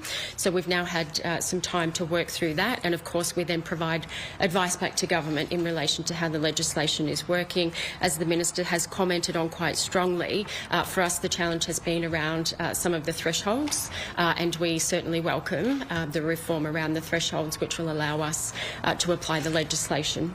To your second part of the question, I'm not in a position, unfortunately, to answer that. We now have a matter before court.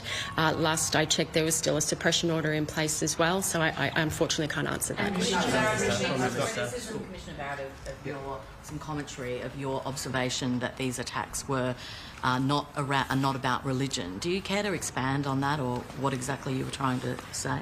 So what we know, and I'll be careful again because we've got matters before court, and I don't want to go into detail, this was about extremism. This was ISIS-inspired. We know ISIS distorts and corrupts Islam, which leads to radicalisation. The point I was making is that these two, we know, were inspired by ISIS. In terms of radicalisation, we've heard from the ASIO Director General that the speed is increasing a lot. Are you able to speak to how fast some of these people were radicalised, whether we're talking months or years, given that property was transferred? There's reports that property was transferred. And also, do you suspect any third nation involvements like Iran? To answer the first part of your question, our investigation is still in its very early stages. So there is a lot to work through, and that will form part of it. I will just make a general comment about radicalisation in general. Again, Director General and I have both been on the record talking about the pace with which we're seeing particularly young people be radicalised in the current environment, and that is a challenge shared again by our overseas partners as well. The legislation in relation to violent extremist material has been an extremely useful piece of legislation for us since it came into effect, because what that has allowed us to do is to get in early on the radicalisation pathway and put people either before court or disrupt their behaviour at a very early stage. Thank you. There's been discussion about protests. Josh Frydenberg and others have said that some of these demonstrations that have happened over the last couple of years shouldn't have occurred. They shouldn't occur in future. Obviously, Chris Minns, on a state issue, announced plans for legislation upcoming to curtail demonstrations, large public gatherings after a terror designation. Could I ask you, do you believe the tenor of any of these protests, demonstrations, contributed to what we saw on the weekend? And do you personally have any concerns about demonstrations occurring in the near future? Well, hatred starts with language and then moves to action and vilification, and then can lead to an escalation of it. I certainly have been concerned and have expressed continually my concern about some of the language that is used during this, some of the misinformation as well, which is there. Australians want overwhelmingly, one of the things about this country is what they want is when people come to Australia, you leave old divisions and hatreds at the door. At the door. When you come to Australia, you are here to support our society, of which is diverse, but that diversity is a strength. And that is what overwhelmingly Australians want to see, and certainly some of the rhetoric, you know. I have an office that is closed on Marrickville Road where people were attacked, vilified, people just trying to get help with Medicare or Social Security. Now, that's been very difficult, but nothing like the difficulty of families who, on Tuesday, I was at a home in Bondi Junction where a woman spoke to me about going shopping with her son on a Sunday into Sydney and being attacked and harassed. That's not the Australian way. That's not the Australian way. And Premier Minns, I know, has tried to, I called for, on the day of the Opera House demonstration, I thought was completely reprehensible. I called for it not to go ahead on the Monday and condemned it on the day after. That does nothing to advance any cause. We need to be able to have political discourse in this country which is respectful and to respectfully disagree. But a line has been crossed over and over again in the way that some of this debate has been conducted. Thank you, Prime Minister. Off the back of Sam's question, as you mentioned before, today is the funeral of Matilda, the 10-year-old shooting victim. Susan Lee and the Shadow Attorney General are currently there right now. Can I confirm once again, did either you or yourself or your office request to attend her service or the service of any of the other shooting victims? I've reached out to families. I've made it clear. You know, today I've chaired the National Security Committee here. We are acting, but I have met with families. I've spoken on the phone with families, and I will continue to engage. We're listening in here to this update from Australian Prime Minister Anthony Albanese talking about some of the changes that are hopefully going to be made after that deadly shooting at Bondi Beach over the weekend in which 15 people were killed. We do want to segue now, though, to a live event that is just getting started. This coming into our newsroom as we are seeing Ukrainian President Volodymyr Zelenskyy here addressing European Parliament.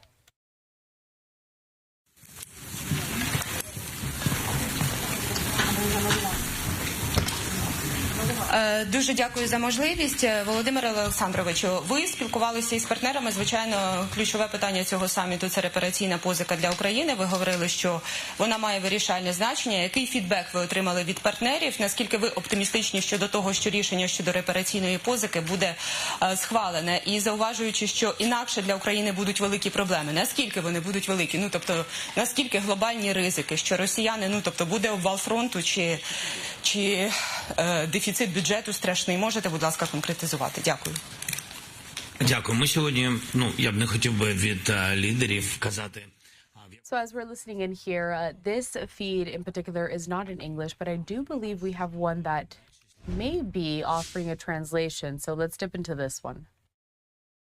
The majority of leaders support reparation loan, and there are leaders who support other instruments. I can't speak on behalf of leaders what will be the result of today or any other day. I think we're united in one thing. It's that we can't allow ourselves to leave Ukraine without answer these days regarding financial opportunities for the next year, because it is indeed a threat. Which threat? 45-50 billion of deficit, for sure. The deficit could be even larger. We do not know for sure how the events will unfold the next year. We speak about doing everything to end the war in the near future. We're doing everything. All our efforts are aimed at diplomatic way to end this war, but we also hear other messages of various kinds, not even messages, but some sounds, I'd call it, from the Russians that they are now talking more about war than peace, which is why Ukraine must be strong. It's not just 45-50 billion. Such deficit is not about the front line. It's overall about the capacity of Ukraine to fight. It's very important, high risks for Ukraine. So I'm glad that today I had an opportunity to talk and to transmit important messages from Ukrainian side, and that was one part of our conversation. The other part of the conversation was about diplomatic discussion with our American partners. So hope that the decision will be positive today. I can see you.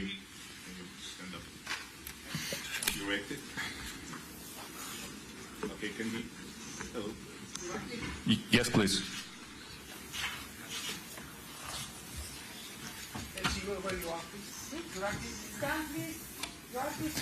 Okay, next question. TVP World, please. Mr. President, thank you so much. My first question is, do you agree with Prime Minister Tusk this morning, who said the only options for Europe are money today or blood tomorrow? And you've just met with Prime Minister Bart de Wever. What is your level of sympathy with Belgium's concerns about legal or financial retaliation if they agree this loan for your country? Thank you.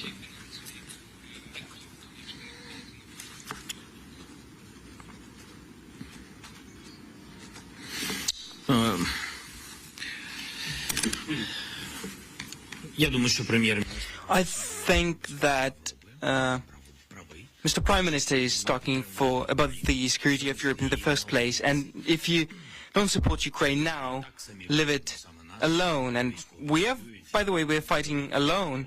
Our warriors are fighting. We have great respect for them, and leaders have great respect for them. Everybody has great respect for them, and absolutely Europe now supports us with weapons and supports us financially. And Mr. Prime Minister thinks that if we don't support Ukraine, there are great chances that Ukraine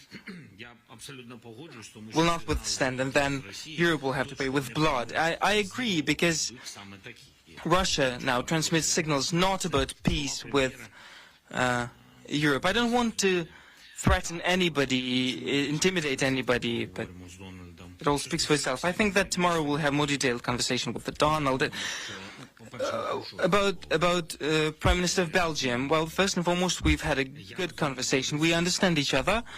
I understand risks he's talking about, but we are at war, and I think that we face bigger risks. It's important that he is transmitting signals that anyway we need to solve this issue today or in the coming days, so that Ukraine is not left without financial support. This is his positive signal.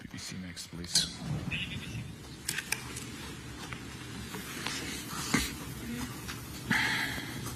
Mr. President, just to follow up on my colleague's question, can you spell out for us what it would mean if you reach next spring and this money is not signed off? What does that mean for Ukraine and its ability to not just fight, but function as a country?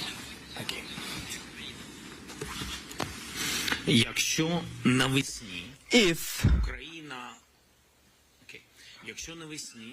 If by spring Ukraine does not receive the corresponding tranche that, in case of peace, Ukraine will use for recovery of our state, or in case of the continuation of the war, Ukraine will use this money for the following priorities.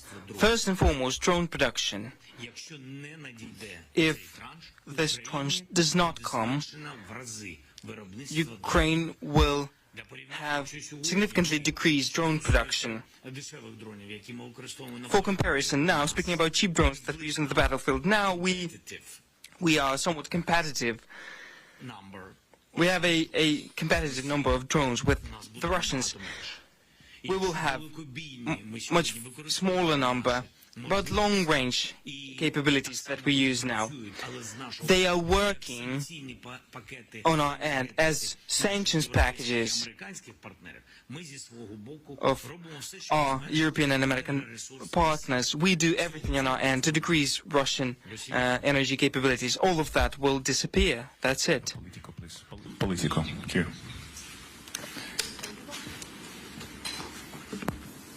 Thank you. Hans von Burkhardt from Politico in Berlin.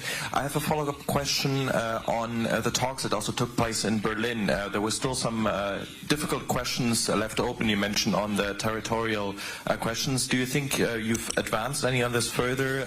Do you think the ball is decisively in Russia's court, or do you still have open things that you have to discuss with the US side? And also one point of this US plan is the EU accession of Ukraine. There's actually the speeding up. There was some talk even from 2027 potentially. What do you think is actually realistically from your side? What are you aiming for? Which date now? And also with all these reforms that obviously need to be taken. Thank you.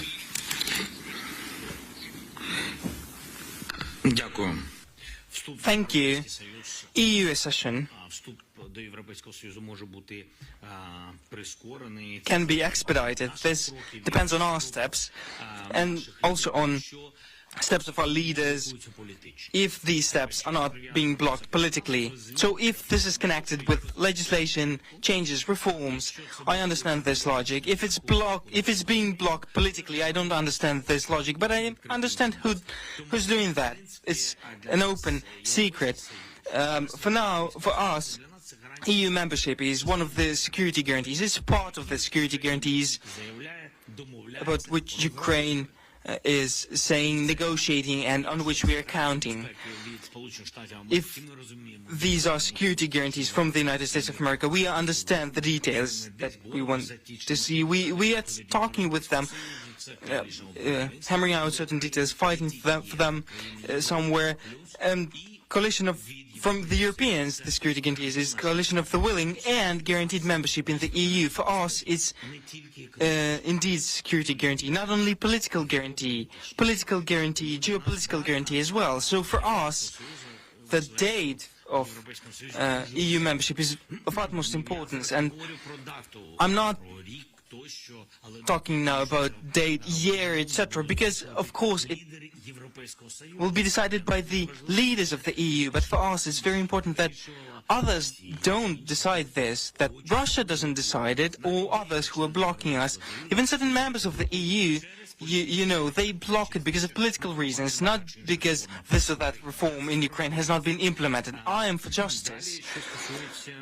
Then, speaking about sensitive issues that we've discussed with the United States of America, yes, Donbass is the issue that has not been solved. We have different views. The nuclear plant that was occupied by the Russians is not working. It has been destroyed, but it must work. It must produce energy. It's our station. It's our right. That issue has not been solved.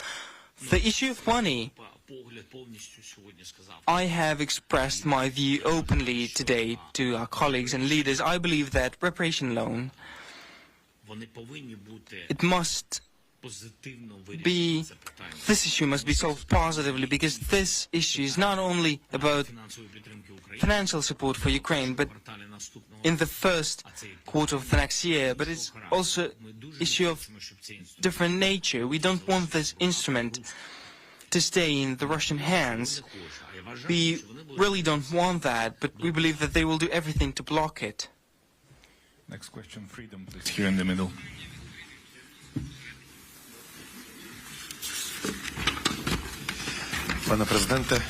Mr. President, good afternoon, Freedom Channel. Of course, my question is to you, Mr. President, but I would really want our colleagues from other media from other countries to hear it. We have a great presence of powerful media here. We in Ukraine have an online website that shows which missiles and drones fly and when where. Now, as we speak, 10 drones are targeting the city of Dnipro, and a missile is targeting Zaporizhia. That's a missile that is destroying houses. The city of Odessa, a city with 1 million population, was without power for 3 days in a row. Ukrainian railway are switching for diesel locomotives because there is no power generation. And now my question, Mr. President, Russia has allocated 160 billion for the war next year. Do our partners understand, following today's conversation, you say that they perceive this issue politically, they don't want to wage war. Do they understand the radical mood in Russia and this spit in the face of all the world from Putin for peace proposals, for the desire to end this war? Thank you. Thank you for the question. Thank you for you remind the world which conditions Ukraine is fighting in, because it's difficult to call it life. Ukraine is fighting for life. Speaking about air defense, now we're talking about air defense, certain missiles. I don't want to spell out which systems have deficits, but there are certain systems that have no missiles for them. I have discussed that with partners today, that we can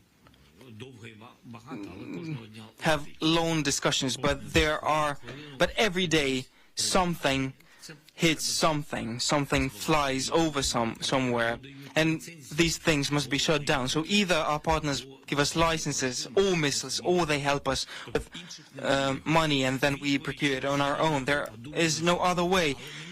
Does Europe understand that? I think it does, but when Russians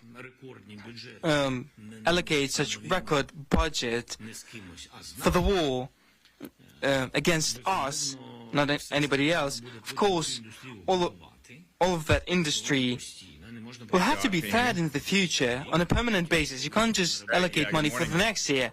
What will they do next with these bloated military companies? They must be fed constantly, and they will have to support their war effort permanently, because these are huge revenues. So why am I mentioning this? Because yes, there is Ukraine, but when it all gets bloated, it will have to be directed somewhere. And now the question is not about where, but the main thing is that it will be directed against something, so that somebody will also have hits. I don't want to intimidate anybody, but everybody must be ready, that's it. And the last thing, does Europe understand it? Now, a great catalyst of that is, do our partners understand that or not? We'll see. No? Please. Here, please.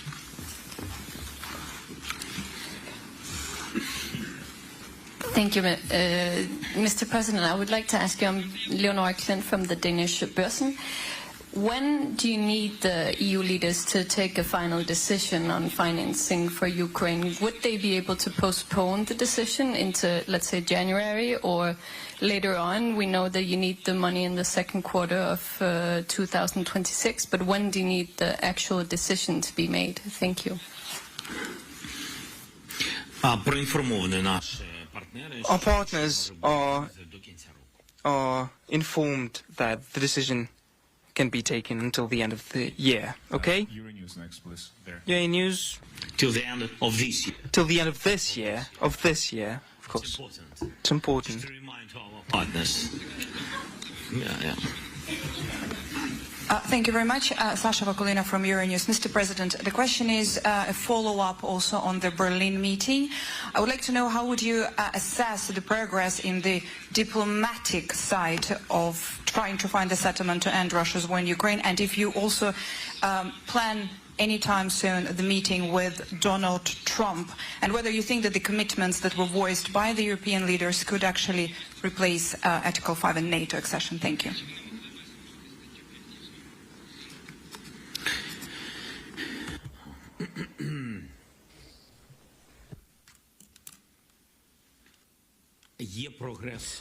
There is progress in our dialogue with the American side.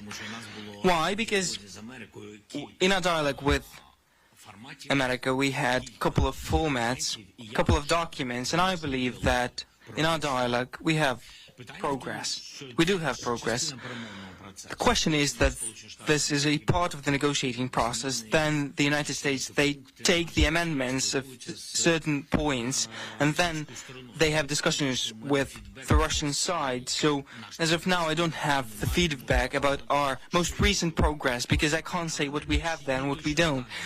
But in the coming days, we'll definitely be able to say it, and I think that the frequency of our meetings is also part of the progress. For now, I perceive it this way. Maybe there is more optimism here than realism, but these are the realities. We live under the conditions where we fight for ourselves, and we believe that we will succeed in everything.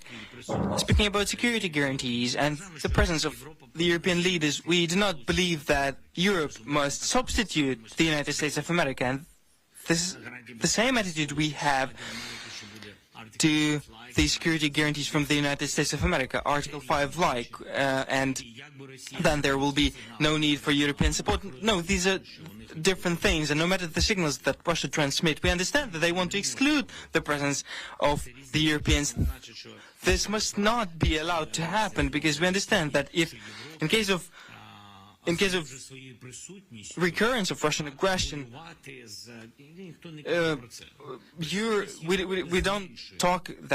we don't say that in the event of recurrence of Russian aggression, Europe will have to fight against Russia. No, we don't say that, but European presence will decrease the probability of Russia attacking again. The number of countries, the number of flags, national flags, the number of countries in the coalition of the willing, in any format, no matter the number of the countries, it will bear high risks to start the aggression against Ukraine again. So for us, European presence is important. Now, when we're talking about backstop of the United States of America, we're talking about intelligence sharing, we're talking about strong security guarantees from the United States of America that we're counting on. As of now, we cannot reveal all the details, but when we're talking about Article 5 of the NATO Treaty, we understand that this is a response to aggression, and we will be covering those details with our partners. And what we understand is legally binding article, must be legally binding article from the United States of America that must be supported by the Congress of the United States. Speaking of the United States, Wall Street Journal, please. Thanks, nice segue. Lawrence Norman, Wall Street Journal. Two questions, please, Mr. President. First of all, you called the security guarantees that the US had offered a first draft in Berlin. The Americans are saying they will send it to the Senate to be ratified and make it legally binding. So what is it precisely that you still need to hear from the Americans on the backstop? What does it lack to turn it into from a first draft into something you're happy with or you're satisfied with? Secondly, on the loan, how important is it for you to get the promise of the loan now for your negotiations with the US? We know that you're under pressure on territory in the Donbass and Donetsk from the Trump administration. Do you need that leverage in those talks to show them that you have the funding to keep fighting?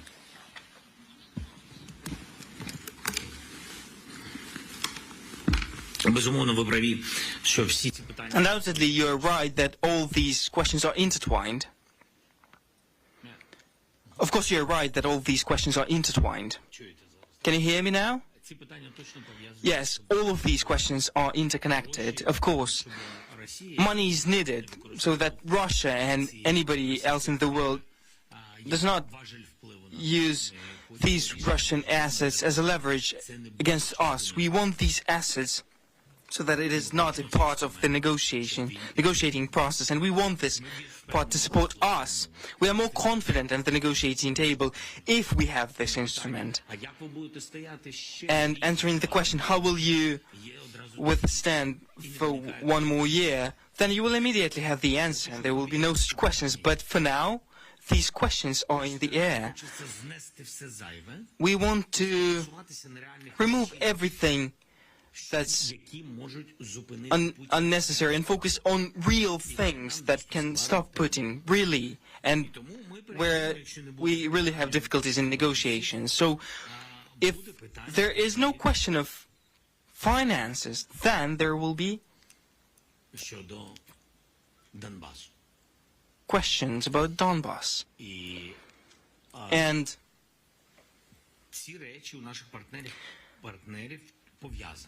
these things are intertwined with our partners. East and security guarantees. I believe that the end of the war in general, not only land, but end of the war in general, is connected with security guarantees, because without security guarantees, it doesn't mean that it will be an end, and there will be certain pause, and then Russia, if it is ready to come with aggression again, it will come. So we must have guarantees that will speak to everybody, Ukrainian people, investments, American people, to everybody, to people who live in Ukraine, to people who want to come back to Ukraine, to people who want to invest in Ukraine, to Europeans who want to see Ukraine as part of the EU. These are important things for everybody. Which security guarantees will Ukraine have post-war? Will post-war Ukraine have? All right, what you were listening to right there were some of the remarks coming in from Volodymyr Zelenskyy, Ukraine's president there, answering questions from members of the media. We are just past the top of the hour here, 8:04 on the East Coast and 5:04 on the West Coast. A big thank you to my colleague, Karel Lahara, who has been here with you for the past several hours to break down all of your top stories and live events. My name is Josh Breslow, and on this Thursday, I'm here to do the same. Right now, I do want to take you out to some of the big stories that we are covering here at this hour. Take a look, as it is now day 6 of the search for the gunman in this past weekend's deadly mass shooting on the Brown University campus. Providence police releasing surveillance images Wednesday of a second person, saying this individual was, quote, in proximity to that person of interest, and they want to speak with the person, not elaborating, though, when asked to explain a little bit further. We also have this image right here that is coming in of the photo. You can see it there, but I want to show a photo of a map that police did release, showing the streets where the person of interest in the Brown University shooting is confirmed to have been on the day of the attack. Streets that are marked in green do indicate where footage confirms that person of interest was present in the hours before the shooting. Red showing where the person was right after the shooting, and blue showing the location where investigators are seeking property or vehicle camera footage from any time of day on the day of the attack. Following up on a note that the Colonel made with respect to AI-generated images and other misinformation, we have created an online folder with all of the video and images that have been released. And we encourage both members of the press, but also members of the community. We know lots of people are sharing information, and we appreciate that. We think that will help with this investigation. But we encourage them to download and share the videos and photos from the website that has been created so that you can ensure that you're sharing an accurate and verified photo and video. So we have. And that right there was the mayor of Providence, Rhode Island. Now, if you're not too familiar with everything we know so far, 2 students died and 9 others were wounded when a gunman opened fire in the engineering building on campus Saturday afternoon. Police did eventually release this video right here showing what they describe as a person of interest. Now, police on Saturday announcing a suspect was in custody, but then corrected the statement to say they did not have the shooter. The next morning, investigators revealed they detained a person of interest And later in the day, they explained that person was determined not to be the shooter and was let go, leaving a search underway for the gunman. Then these enhanced photos of the person of interest they are looking for now. A lot to discuss here, so I do want to bring in Toby Braun, founder of American Special Investigative Group, to discuss. Thank you so much for taking the time, as always, to join us here today. Good morning, Josh. Thanks for having me on. Good morning. Well, first off, I do want to ask you, because we had those images released just yesterday showing this person who was, quote, in proximity of the person of interest. I'll pop those up in a second, as police are hoping that the public there will help identify that person. What does it say to you about the state of the investigation when these kind of photos are released? Well, these photos are going to continue to be released as the investigation goes on and as more camera footage becomes available. Police are going through thousands of hours of footage, from ring camera footage, from traffic cameras, from any sort of surveillance footage that's been collected over the last couple days. And as that footage is being collected and those photos come available and subsequently get enhanced by the digital forensics team, police will be putting it out there to not only at this point ask that person to come forward, but also to get members of the public, obviously, additional information in the event somebody recognizes them. And of course, as I mentioned, these are the photos of the person in proximity to the person of interest. You also have this map that we were talking about where they are seeking that video, any kind of footage that could help them locate or identify that person of interest, maybe get some clearer photos there. Now, one thing that's been mentioned a lot, Brown University stated it operates about 1,200 campus cameras, but the shooting, apparently they say, happened in an area with quote unquote limited coverage, resulting in these low quality images that have had to be enhanced. So how does reduced camera coverage there affect an investigation like this? You know, Josh, it makes a huge difference. And I'm really baffled by the fact that there was such a limited amount of camera footage, and good camera footage. It appears even the cameras they had were super outdated. I understand one of the reasons was it was an older building. I've done many assessments on college campuses, and I've never once advised, you know what, it's an old building, never mind, we're not going to put any cameras there or any sort of security measures in place. It's just not an excuse. Nevertheless, right now we have to focus on the investigation, finding this perpetrator, and then subsequently, I'm sure there'll be an investigation into the campus security and hopefully an audit and a much more improved method and structure in place. But nevertheless, at least we have some footage at this point, and that footage, obviously taken from the scene, allowed investigators to subsequently get a description of this perpetrator, to then locate other footage, and they're still doing that. They're still out there knocking on doors, collecting footage, and this is again part of the ongoing investigation, and along with other things, along with looking at geo information from cell phones, trying to get cell phone data of any devices that were in the area, and looking at various other digital forensics methods and investigative resources, both on the ground and behind the scenes, in order to find this guy. And I want to pop this back on your screen again, those enhanced images of the quote-unquote person of interest. What stands out to you here as an investigative expert, someone who looks into situations like this? What stands out in the images? What do people need to be looking at as they take a look? First of all, in his gait, it's very distinct, the way this individual moves, the way he carries his body. We see there the hands behind the back, which is a sort of a very distinct, unique characteristics. Most people don't walk that way.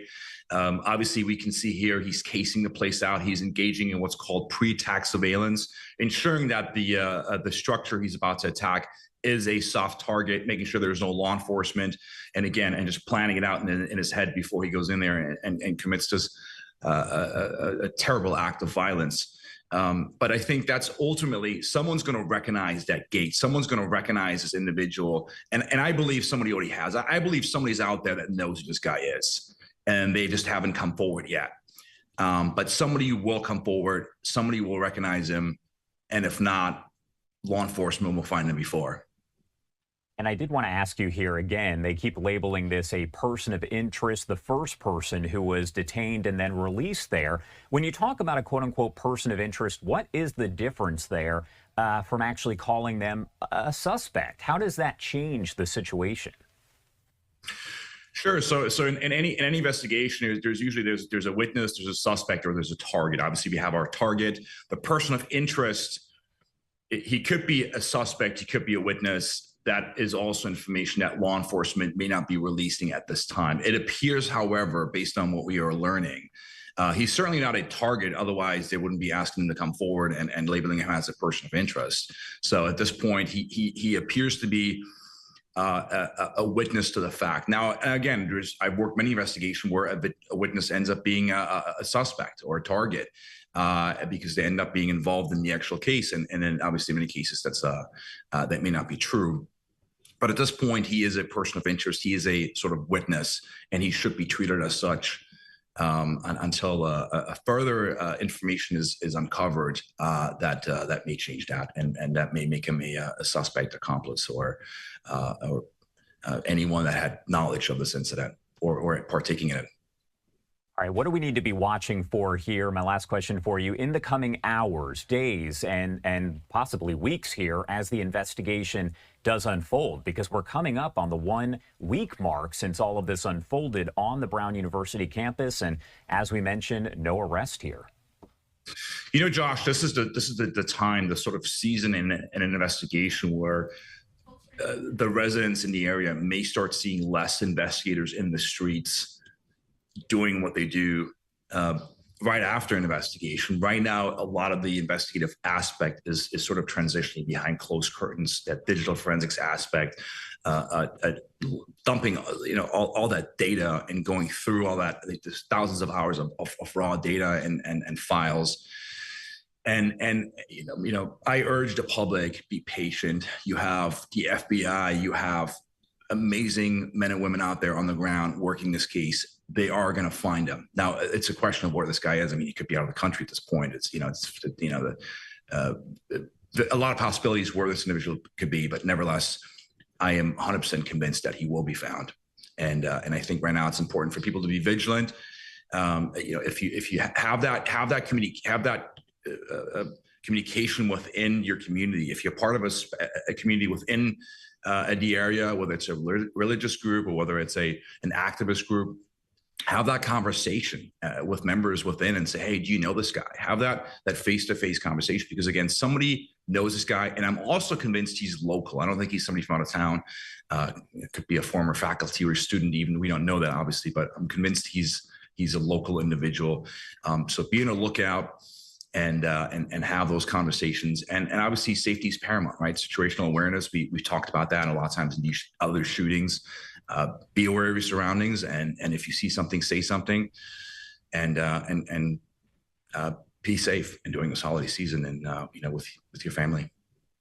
All right, Toby Braun, thank you so much for taking the time to be here with us. As always, we definitely appreciate it. Now, we are continuing to cover all of our top stories here, and I actually want to head out to Mario Ramirez over at Fox 11 LA as he is joining us live with the latest on another big story, and that is the arraignment that was essentially postponed there for Nick Reiner, the son there of Rob Reiner. And Mario, what is the latest overall on all of that? Yeah, that's right, Josh. Good morning to you. Nick Reiner, the 32-year-old son of Rob and Michelle Reiner, who were found dead inside their Brentwood home here over the weekend. Well, his official arraignment has now been postponed to January 7th, and that is because the defense attorney says that they're reviewing evidence in the case and they're continuing to collect information.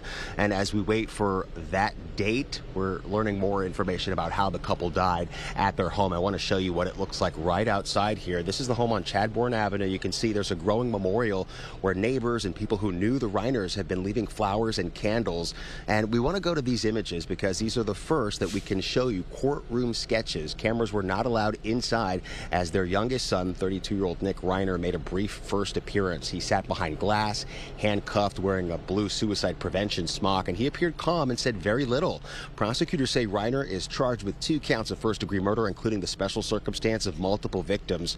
Now, the Los Angeles County Medical Examiner Examiner is confirming Rob Reiner and Michelle Singer Reiner died from multiple sharp force injuries consistent with stab or cut wounds. Authorities say the attack happened early Sunday morning, and if convicted, Reiner could face life in prison without parole or possibly the death penalty. And the district attorney says that his office has not yet decided on if they will pursue the death penalty. Reiner, meanwhile, did not enter a plea as he appeared before a judge officially charged with the murder of his parents on Tuesday. Instead, his attorney requested more time, saying that the details here in this extremely complex case are still being reviewed. Now, prosecutors say they'll pursue justice in what they call a devastating and tragic case. They're still piecing together the timeline and locations where Reiner was tracked, including a hotel in Santa Monica and a gas station in Exposition Park, where he was later arrested.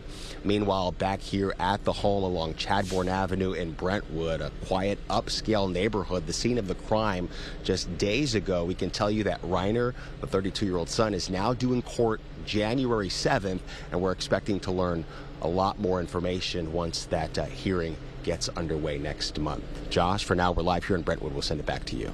All right, Mario Ramirez there at Fox 11 LA. Of course, we'll keep in touch as more information comes out. Thank you again for being here with us, as always. Thanks, Josh. Take care. And as Mario did mention here, you can see this post coming in from Fox 11 LA. It does say that Rob Reiner and his wife, Michelle Singer Reiner, died from, quote, multiple sharp force injuries, according to the Los Angeles County Medical Examiner. Their son, Nick Reiner, has been charged with their murders. As Mario mentioned as well, January 7th is going to be that arraignment, so we'll have full coverage with the help, as always, of our Fox 11 LA team. We are going to head to a quick break here at 8:18 on the East Coast and 5:18 on the West Coast. Much more live news coming up in just a few. Stay with us.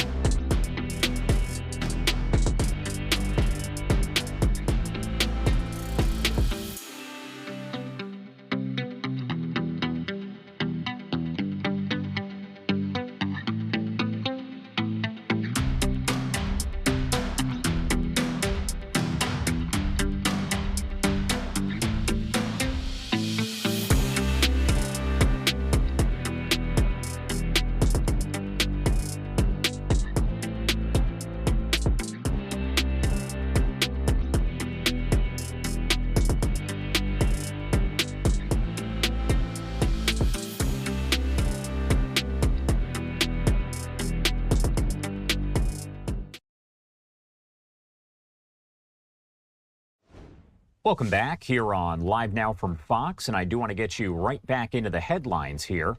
Police are remaining fairly tight-lipped after an MIT professor was gunned down at home earlier in the week. Nuno Loureiro, a physicist and fusion scientist, killed Monday night at his apartment in Brookline, Massachusetts, outside of Boston. As the investigation continues into his death, there are a lot of questions. So I do want to bring in Sam Mintz, editor at Brookline.News. Thank you so much for taking the time to be here with us today. Thanks for having me. Of course. And first off, I do want to start here at the beginning. Can you break down for me what we know so far about this MIT professor who was killed? Yeah, we don't know much. Police, like you said, police are being very tight-lipped. They're not giving out any details of the investigation. They say that's to preserve the integrity of the investigation. And, you know, so this community here in Brookline is a bit shaken, is trying to understand what's going on. And can you tell me a little bit about Brookline? I know that it is near Boston. Kind of break down what the community is like and let people know out there who maybe aren't familiar. Sure, yeah. Brookline is a town of about 63,000 people. It's immediately outside Boston, to the west of Boston, you know, on its border. It's a relatively well-off town in the scheme of things here in the Boston area. And it's a town where crime is relatively rare, and this kind of violent crime is extremely rare. It's been, you know, years since the last homicide and maybe a decade or more since the last fatal shooting here in Brookline. So that's some of the characteristics that make it surprising that it happened here. And one thing that you mentioned is, of course, police are remaining tight-lipped. They have not, it appears, held a news conference, provided a lot of details. We know that Brookline police, I believe, are involved in the investigation. We haven't really heard further about other agencies that are involved. Have we heard about whether or not this is believed to be a targeted attack, a random attack, or is that just one of many questions that we're left asking here? That is not something that we've been told. It's something that a lot of people are wondering. You mentioned other agencies. I know that the Massachusetts State Police are involved. They investigate every homicide in Massachusetts. The District Attorney's Office here in Norfolk County, where Brookline is located, is also involved. And one interesting note is that the FBI has said it's offered help, but that so far the investigators looking into this have not taken up the FBI and their offer of help. So that's been reported in several news outlets, and it's something that adds an interesting dimension to this case. But yeah, no information yet given by investigators about whether this was targeted or random. And I think it does remain the big question for many people here in town who are wondering, you know, what that means for their safety, for their neighborhood, you know, whether there's anyone they should be looking out for. And unfortunately, we simply don't have answers to those questions right now. And it's interesting because, as you mentioned there, the FBI asking if any resources are needed. And as of right now, the fact that they are not involved in this is just adding kind of that layer of mystery, as you said. Has MIT responded to any of this? Have we received a statement from them or anything that kind of breaks down a little bit more about Mr. Loureiro? Yeah, MIT has responded, I think, with, you know, shock and horror and, you know, to remember the legacy of this professor, someone who, you know, ran a large center, one of the largest research centers at MIT. As its director, had a lot of researchers and students working under him. Yeah, it's, you know, we've heard from a lot of his colleagues who say, you know, this is someone who is highly respected, who trained students, who had love for his work, who, you know, helps people, you know, understand the work he was doing. He was working on nuclear fusion, you know, really high profile and kind of weird and mysterious, and not in a sinister way, but just in an interesting way, field of science with, you know, really big implications for clean energy. He was 47, considered a rising star in his field, even though, you know, that's not as young as you might think. But and yeah, someone who here in Brookline made a big impact as well. He was a parent of 3 children, including in the public schools of Brookline. Someone who neighbors remembered as smart and interesting and personable. So definitely a loss for both of those communities. And it's interesting because neighbors did gather and students, a lot of people outside of his home after this did happen, and held a vigil of sorts to honor his memory. And there's actually a sign that was on the door right there calling for folks to show up for that vigil if they did know him and honor his life. What would you make of this flow of information from investigators compared to maybe a normal story that you would cover there? We're talking about a homicide, a case that is getting nationwide attention, especially right now. So what would you say about the flow of information to journalists compared to what you've seen in other cases? Yeah, again, you know, the investigators have stated essentially that the reason for not giving out information is to preserve the integrity of their investigation. I think in a typical case where it's a, you know, a lower level crime, for example, that I've covered here in Brookline, they would be quick to put out a description. They would say, here's what the suspect looked like. They'd even sometimes put out photos, as we've seen in many other high profile cases like this. I don't want to speculate on what exactly that means because I simply don't know. It could mean, I think, any number of things, but it's definitely unusual. And I think it's, has really surprise people here and confuse them. And, I think like many of us here in Brookline, I hope that we'll have more information soon. And, I'll be calling the police department and the DA's office again today. And, whether they'll say more today, I can't speculate, but we're still waiting. Yeah, we'll definitely see how that plays out and if more information is released, if the FBI there does get involved. So many questions here. And I did want to ask you, Brookline police, if you think about it, people have expressed that they are concerned about this, as if you think about it, there's a chance there that a killer is on the loose. So what sort of message have police put out there to members of the community who are concerned?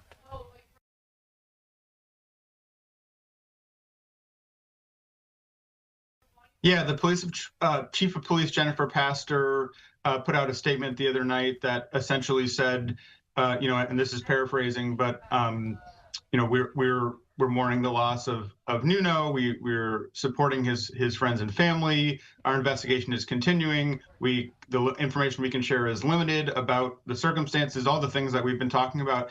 And I found it striking, as we've said, that it did not note whether or not there was any current danger to residents. I can't be more clear about that. They have not said whether or not there is any danger. They have not made the sort of typical reassuring statements that you might hear from police who often say there is no danger to the public, for example, as they're investigating a violent crime like this. They have not said anything like that. And again, not to speculate on what that means, not to speculate on whether or not there is in fact danger, but there hasn't been any sort of clarification on that, I think, pretty key question. And my last question for you here, I do want to ask, of course, as a journalist, you are covering news, and then you have social media where folks are sharing theories and information that turns out not to be correct. But, you have internet sleuths and folks who are essentially internet trolls who are just putting out those details. How does that make it more difficult for you as you're trying to do your job and get the correct information out there, but you have folks who are sharing incorrect information? I personally find it extremely frustrating. In this case, I have seen a lot of misinformation, a ton of misinformation on every social media site, questioning whether this person was targeted because various pieces of his identity, including pieces which are certainly not confirmed. I don't want to be more specific than that because I don't want to spread any of that misinformation. Questioning a link to the Brown shooting, which we all know about. Actually, I should note that the FBI has said in several places they do not believe there is a link between those two shootings at this point. So there is one piece of confirmed information that we have. And it makes my job more difficult. I get questions from our community and our readers saying, is this true? Why haven't you reported on this? And I have to explain, we have a really high standard for the sort of due diligence that we do with this information. These are rumors that we aren't confirming, can't confirm at the moment. And I think it's a problem. It's something that I worry about in the long term for, the sort of information ecosystem in our country, something that's getting worse, I believe. So it's, I wish I had some sort of solution to offer here, but I agree with you. It's a problem. And in a situation like this, it's amplified to 100. All right. Sam Mintz there, Brookline.News. Thank you so much for taking the time to join us here. I'm sure we'll definitely be in touch as the investigation here does continue and hopefully more information is released. Anything we missed, anything you want to make sure to add here before I let you go? No, I think we covered it. Thank you again. All right. Thank you so much for being here with us. We appreciate it. All right, and you are taking a live look right here, coming into the newsroom out of New York, as we are expecting a joint news conference here with the Archbishop Designate of New York. That is Ronald Hicks, as well as Timothy Michael Cardinal Dolan there. They're holding a news conference together after Pope Leo appointed Hicks as Dolan's replacement. As you can see right there on your screen, the podium is set up and ready to go. Not quite clear exactly what time this is going to begin. I would imagine sometime in the coming minutes, but we'll keep you posted as we always do on Live Now from Fox and give you those remarks. Actually, it looks like they are walking up right now, so let's lift up the audio.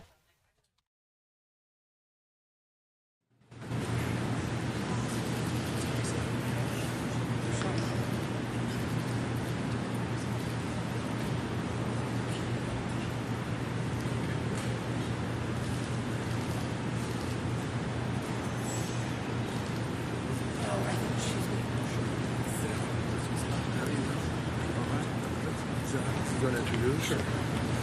Good morning, everyone, and welcome to St. Patrick's Cathedral for what is probably the least best-kept secret that we've seen in quite a while, the introduction of our new Archbishop, Archbishop-designate Ronald Hicks.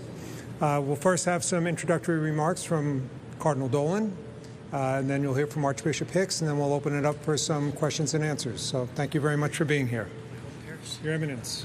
Folks, good morning, a blessed Advent, a blessed nearby Christmas. You are always welcome at America's Parish Church. You know that. So thank you for being here today.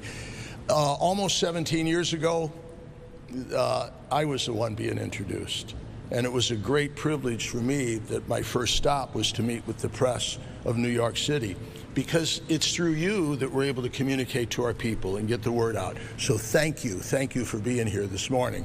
St. Nicholas has left us an early Christmas gift in the appointment by Pope Leo XIV of our new Archbishop Ronald Hicks. He is currently the Bishop of Joliet in Illinois. He was a priest of the Archdiocese of Chicago. He's been in an array and abundance of priestly ministry, from parish work to Catholic schools, seminary work, diocesan administration, because he was Vicar General of the vast Archdiocese of Chicago, which is the third largest archdiocese in the country after New York. You knew that, all right? So, and then he was 5 years of missionary work in El Salvador, right? So he's, and for the last 5 years, you've been Bishop of Joliet, immensely qualified. So you are probably going to wonder if I knew him. I don't. But I'll tell you this, the last week since I found out, I've gotten to know him, and I already love him and appreciate him and trust him. Is there sadness in my heart? Sure, because I love the Archdiocese of New York. That sadness is mitigated by the gift that this new Archbishop already is. So it is my distinct pleasure to introduce to you Archbishop-designate Ronald Hicks. Thank you for that. Yeah. Thank you.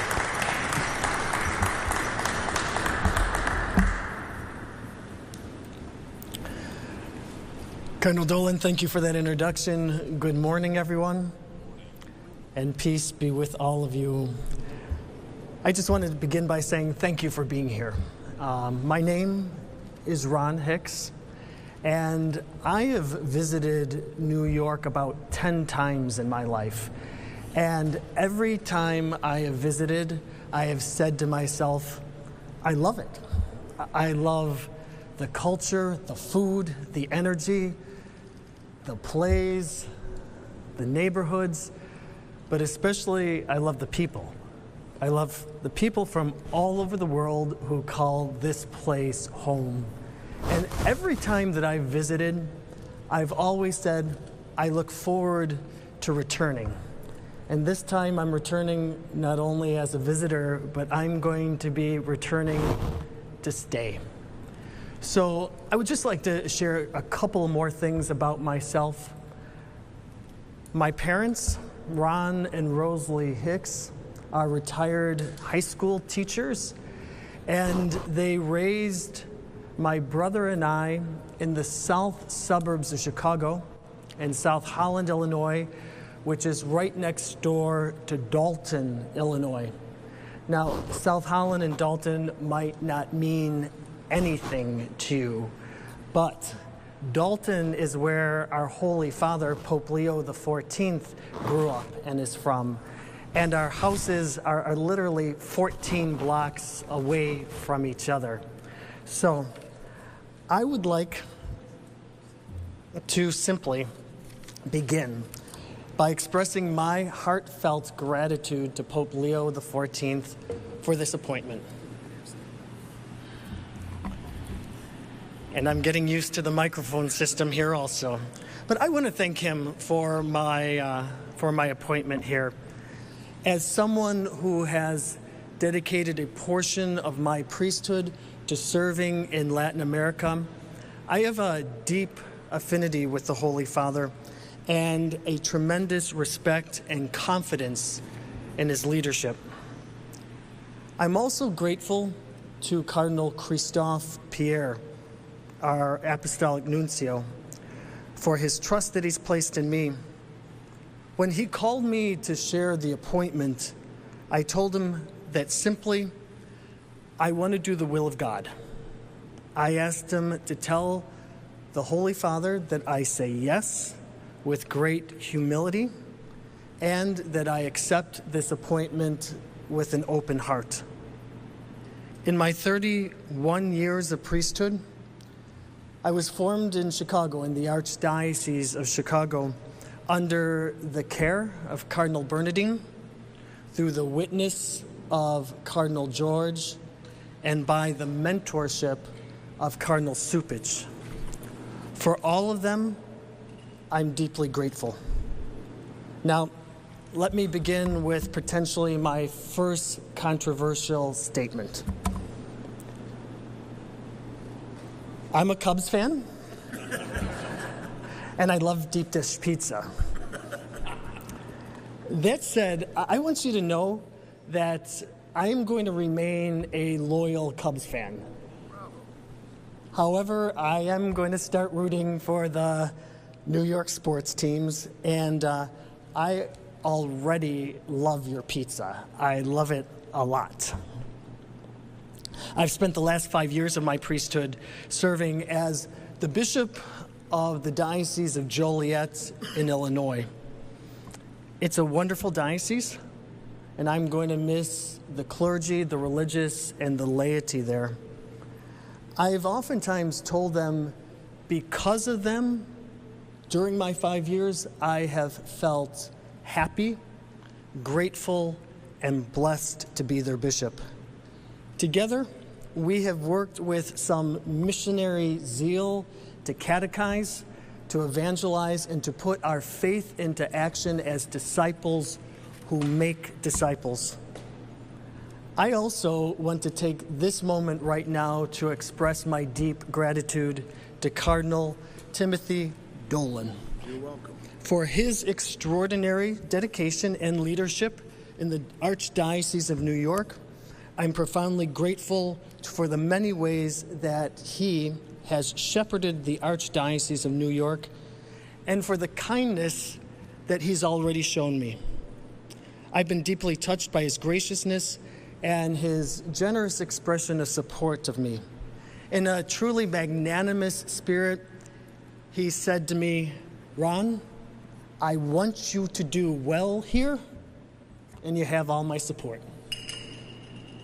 New York is rich in energy, languages, cultures, and people.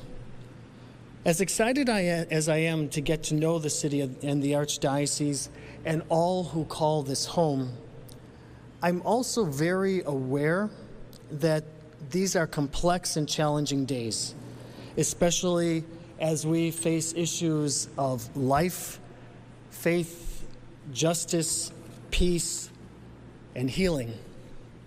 Still, I feel the hope that so many to our shores had that came through this very harbor here in New York, including my own family.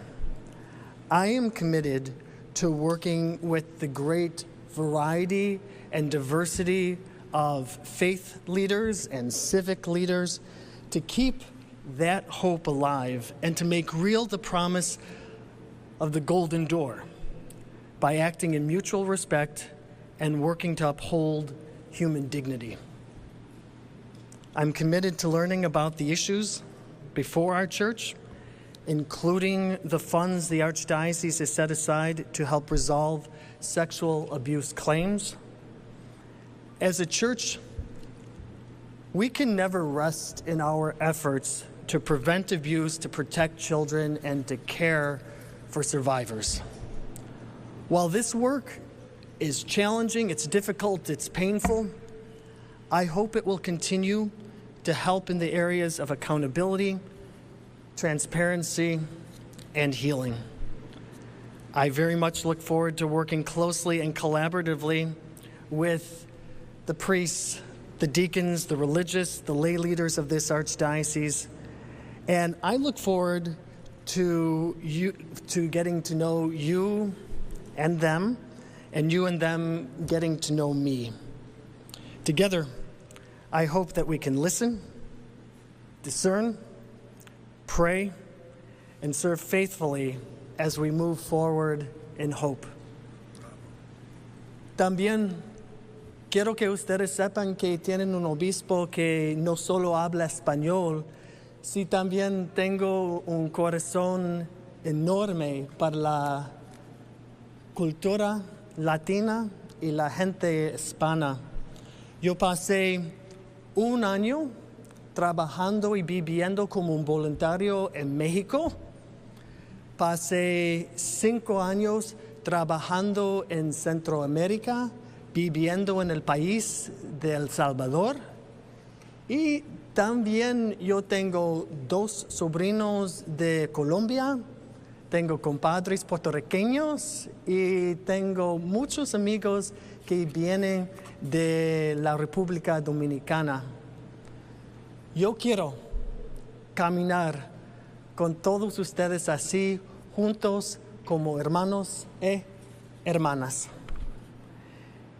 And I realize I've been watching the news feeds and the social media a little bit. I haven't dove a lot into everything that's being said. But I realize there's a lot of people out there who right now are trying to figure out, who is he? What does he stand for? And if you want to know the core of who I am and what I stand for, you should know this. I love Jesus with my mind, heart, and soul, and I strive to love my neighbor as myself. My desire is to be obedient to the Holy Spirit and to do the will of God, serving with a shepherd's heart. I trust and I surrender my life and my will to God, and with great humility, I accept this appointment. I ask for your prayers. I ask for your support as we take these next steps together. And with great gratitude, I ask God to bless us today and always. Thank you, and thank you.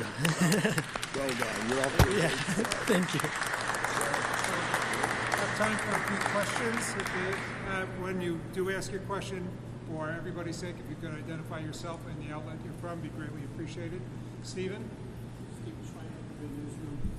Your Excellency, welcome. Thank you. Your Eminence, you were in this spot almost 17 years ago. What was the advice you wish you had gotten then that you'd like to convey to His Excellency? I did get the advice, and I appreciate it, that New York is a warm, welcoming city. They will love you. You will come to love them. That worked. And I love New York. I love this archdiocese. I've enjoyed working with all of you. That was advice given to me to try to do that. I took it, and I'm grateful that I did, and I eagerly pass it on to my beloved successor. Thank you. So. Thank you. Juliet?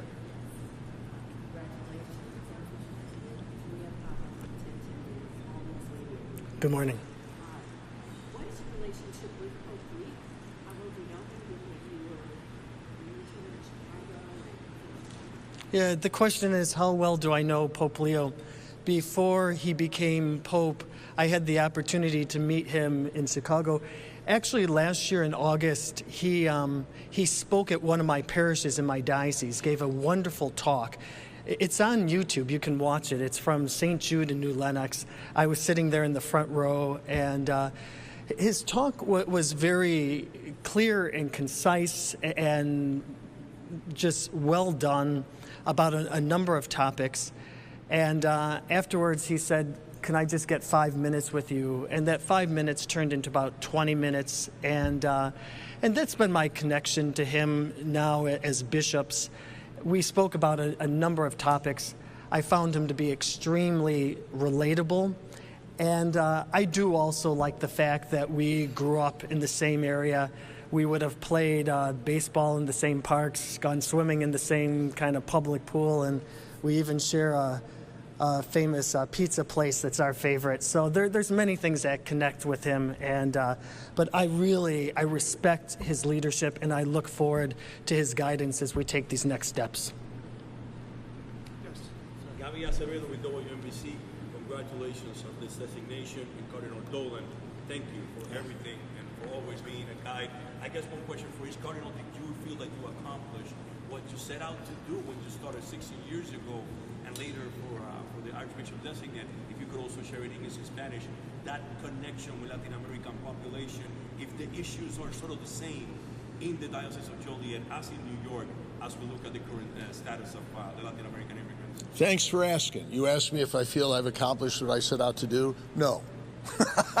And that ain't bad, because there's always a lot left to do, and I'm glad he's here to do it. Am I grateful for the things I was able to accomplish with God's grace, His mercy when I failed, as I often did, and with the support of priests, my brother bishops who are here today, my auxiliary bishops, our clergy, our religious women, and the great laity, and Archbishop designate, the wonderful community, the Jewish community, the community that may not share our Catholic faith but want the church to succeed, with the political community, with the business community. They're all behind you. And this is a great city, and you're going to love it. So thanks for asking. And I also appreciate the question you had about people from Latin America and this part of the church here. You noticed in my remarks, I took a moment to speak in Spanish. And what I said in Spanish is that we have a bishop. I speak Spanish, but it's more than that. I was really formed by the Latino church, and I have a great heart for the Latino community. And so we have someone who not only speaks Spanish, but understands that this community is a vital part of the church. And I think what you're going to see in me is that I love all people. I like your remark that New York is made up of not only the Catholics from all different ethnic groups, which I love and I relate to. My ethnic background, I'm kind of your few generations out American. I'm a combination of Irish and German and Polish, and but I've spent a lot of time living in Latin America, in Mexico, and in El Salvador, and working all throughout Central America.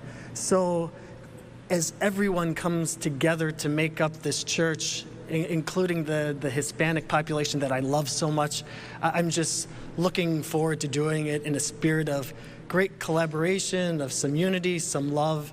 And my last remark, there's a beautiful song in Spanish. I look forward to walking together as brothers and sisters.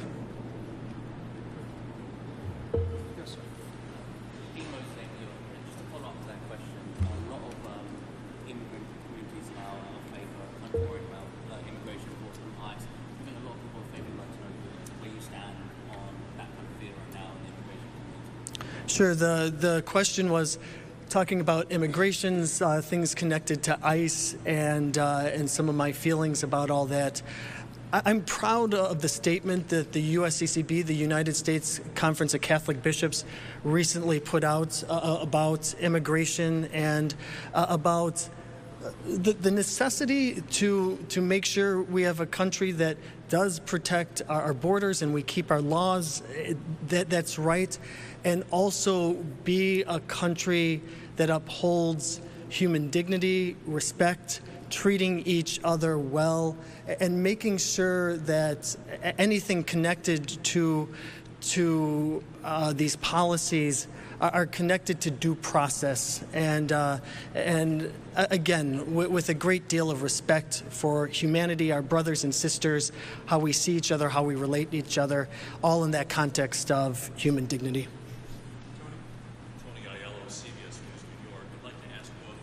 Excellency and His Eminence, every decision the Pope makes is kind of parsed and analyzed. This is the first major bishop appointment that Pope Leo has made.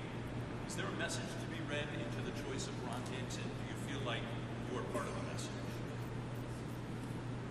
I don't know. I mean, I presume the major message that the successor of St. Peter wants to give in the appointment of any bishop, including Archbishop Designate Hicks, is that this is a man who models his life on Jesus, the Good Shepherd. And he's going to love and take care of his people. He's going to preach the truth with love. And I think, Tony, that's probably the major criterion that he has. And I'll tell you this, after a week, I'd say to the Holy Father, bingo, you did well, because that's a good description of this guy. No, thank you for that. And it's I trust highly in the Holy Spirit, who's leading and guiding our Holy Father, and that he too wants to do the will of God, and we cooperate with that. And is he trying to send a message? I'm not sure, but I'm here to serve. I'm here to be obedient and loyal. And what I've seen in him, I highly respect. I love his focus on keeping the mission of the church at the center. I love his apostolic exhortation, the first writings he put out on the poor and our need to really be a church that accompanies the poor, the marginalized, and everyone together. So it's, I think there's just a great affinity that we have, and I can't get into his mind actually as to why he chose me, but if that's what he's asked, I'm happy to say yes. Just one follow-up. Sure. You had just started a major initiative in Joliet called MAKE, empowering Catholics to make disciples for the Lord.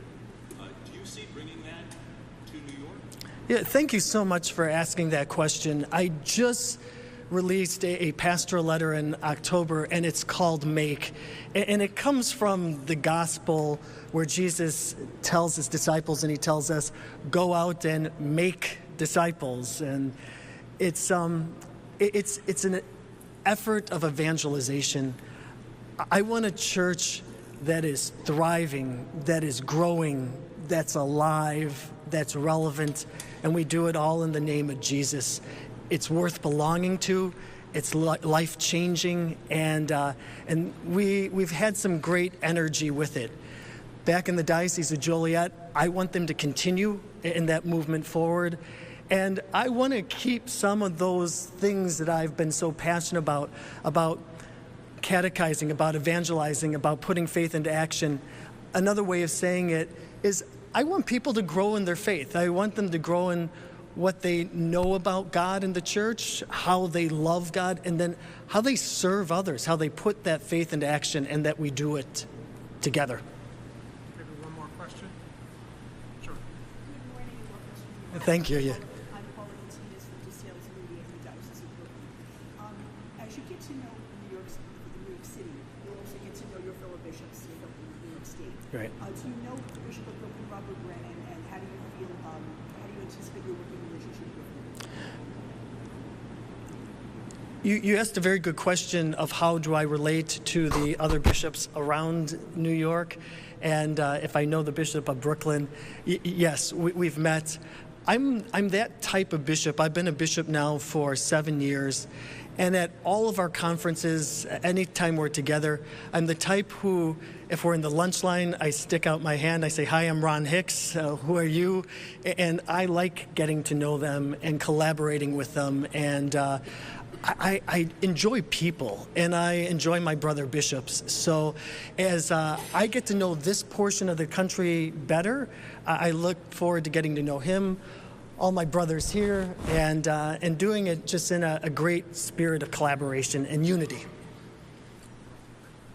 Thank you very much, everyone. Appreciate it. We have a very busy day. As you may have seen on the schedule, Archbishop Designate Hicks and Cardinal Dolan will concelebrate Mass here at 2 o'clock this afternoon for the employees at the Catholic Center, our annual Christmas Mass. That Mass will be live streamed at stpatrickscathedral.org/live, and of course you're welcome to attend that Mass as well. Thank you very much. Right, so Pope Leo XIV there naming the new Archbishop for New York. You did see that video right there, and I want to pop this up on your screen as this is coming in from Bishop Robert Brennan saying, "Welcome to New York City, Archbishop Hicks." You also heard Hicks say that he is from Chicago and will still be a Cubs fan as well as a fan of deep dish pizza, but he will also now cheer on the New York teams. Going to head to a quick 2-minute commercial break, the final one of the hour, but a lot more news coming up in just a few. Stay with us.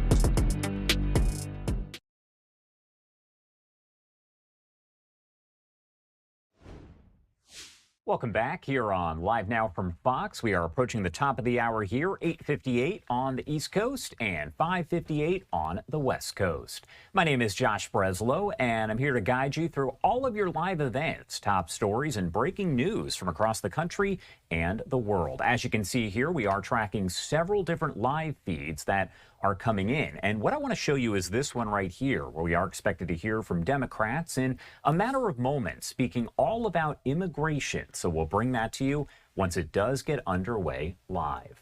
Right now, though, just moments ago, as we were hearing the new Archbishop of New York speak, there was also a news conference out of Israel with the government briefing here, and this is with government spokesperson Shosh Bedrosian. It was very short, but I do want to play it for you here on Live Now from Fox. Good afternoon, everyone. Shalom. I'm Shosh Bedrosian from the National Public Diplomacy Directorate. I'll be taking a few questions after a couple of brief points to share with you. Just make sure you put your questions in the chat of this Zoom with your name and your outlet. Today marks the second day of burials in Sydney, Australia, for our Jewish brothers and sisters who were murdered at the Hanukkah massacre on Bondi Beach earlier this week. 87-year-old Alex Kleitman, a Ukrainian Holocaust survivor.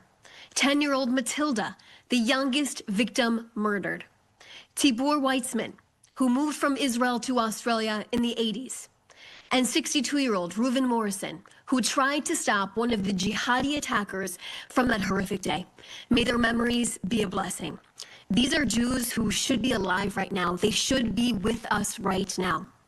Prime Minister Netanyahu has said the Australian government did nothing to stop the spread of anti-Semitism over the last 2 years, despite the infestation of anti-Semitism rampant in their communities, in their streets. Instead, Prime Minister Netanyahu has made it clear.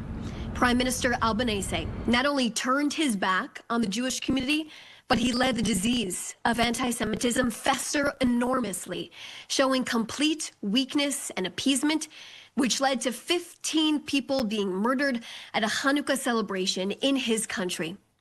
These criminal acts of anti-Semitism are a direct result of the lax policies of local authorities and the Australian government.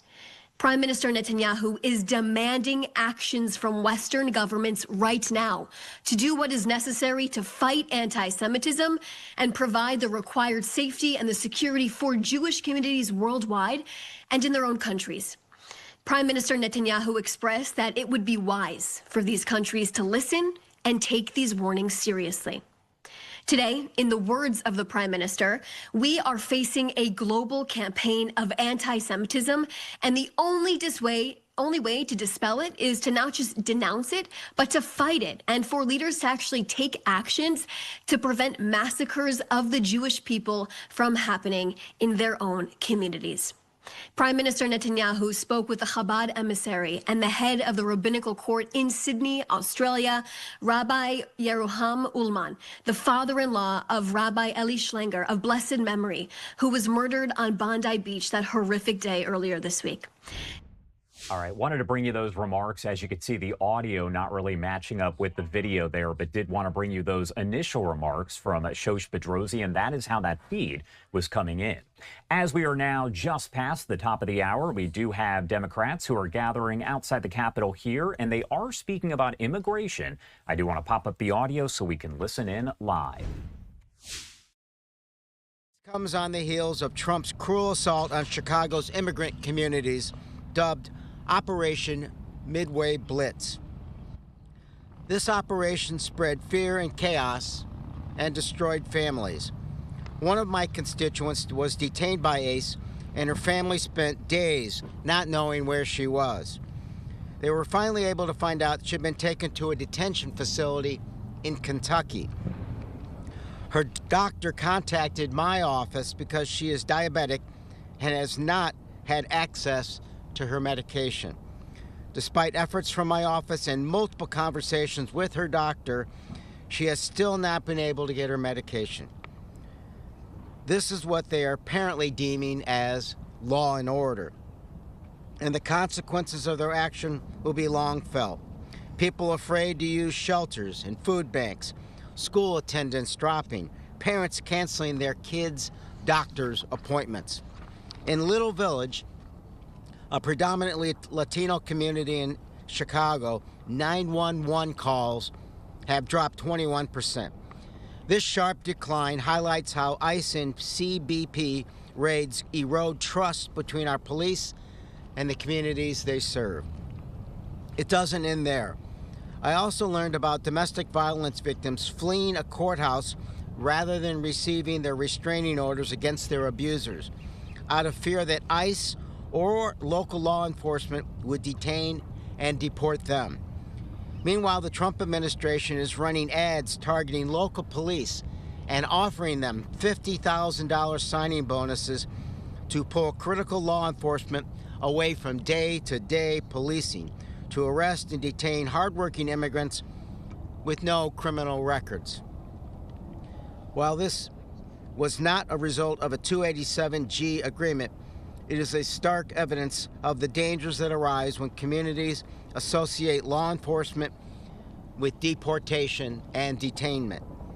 Today we are announcing the reintroduction of the Protect Immigration Act, legislation that would eliminate the 287G program across the country. The 287G program currently allows the federal government, like ICE and CBP, to deputize local law enforcement for immigration enforcement purposes. Donald Trump has abused this program during his first term, and he shows no signs of ending his immigration reign of terror anytime soon. While Illinois has prohibited coordination between local police and immigration enforcement, Chicago nonetheless provides ample evidence of the dangers of blurring the lines. The legislation we are announcing today aims to protect the relationship between local law enforcement and the communities they serve, so no one has to be in fear of detainment or deportation when they call first responders. Yesterday, Gregory Bovino and CBP returned to Chicago to lead another reign of terror in our city. At a time when Chicago families should be celebrating the holidays in peace and safety, this administration is once again sowing fear and ripping families apart. Unfortunately, we know that Chicago will not be the last city this administration goes after. We must bring an end to the 287G program and cut off one of the avenues this administration has exploited to intimidate immigrant communities. Our goal must be to ensure that everyone all across the country can have confidence in their local police, regardless of their immigration status. I now bring forward a friend of this action, Pramila Jayapal of Washington. Thank you so much, Congressman Quigley, for your leadership, and thank you also for being there when we did the field hearing in Chicago as the top Democrat on the Immigration Subcommittee. Having 19 members of Congress from all over the country come to Chicago and see exactly what's happening in Illinois was critically important. Also wonderful to have Representative McBride and Foushee here in introducing this legislation to stop the administration from using local law enforcement as pawns and to let them keep focusing on keeping our communities safe. I also want to thank the ACLU and the American Immigration Council, who have been great partners on so many things related to immigration. There is no question that Donald Trump's inhumane immigration actions have made us all less safe. And this campaign of cruelty has included the expansion of the 287G program, allowing DHS to deputize state and local police departments to enforce federal immigration laws. That means that local cops are spending more time helping out with ICE raids when they could be combating crime, and that resources are being pulled away from promoting public safety, from going after murderers and burglars, and instead being poured into Trump's mass deportation campaign. Less time, less money, less energy spent on serious investigations and emergency responses, and more spent on kidnapping and disappearing community members. This not only means fewer resources to fight crime, it also means more people losing trust in local law enforcement. When immigrants and their U.S. citizen loved ones have to live in fear of being abducted off the street and deported, they stop calling the police. They stop reporting crimes. State and local law enforcement cannot successfully investigate and prosecute real crime when they lose the trust of entire segments of the community. And that's why so many local and state law enforcement officers don't want to have this collaboration forced on them. They want to actually protect communities. We already knew that Trump's goal is not to target the, quote, worst of the worst. More than 70% of the people in immigration today, as a result of his mass detention and deportation campaign, have absolutely no criminal record. And of the remaining 27%, most have only been convicted of a minor traffic offense.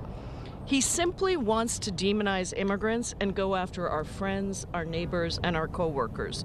And now the administration is forcing our state and local law enforcement to pick up the slack for his ICE and Border Patrol, even as more examples emerge every day of immigration agents harassing and arresting U.S. citizens.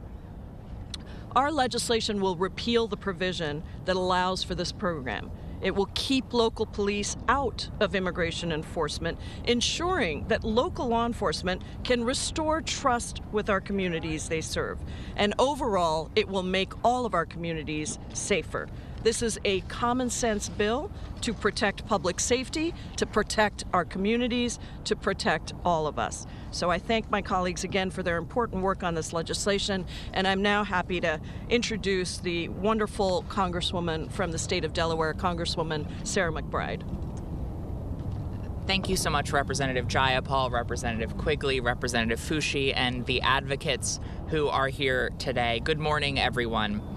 My colleagues and I stand to highlight the critical reintroduction of the Protect Immigration Act.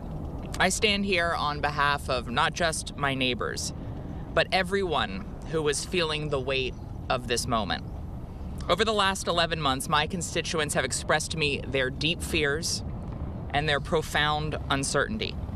Because right now, our immigration system is being weaponized against our friends and our neighbors.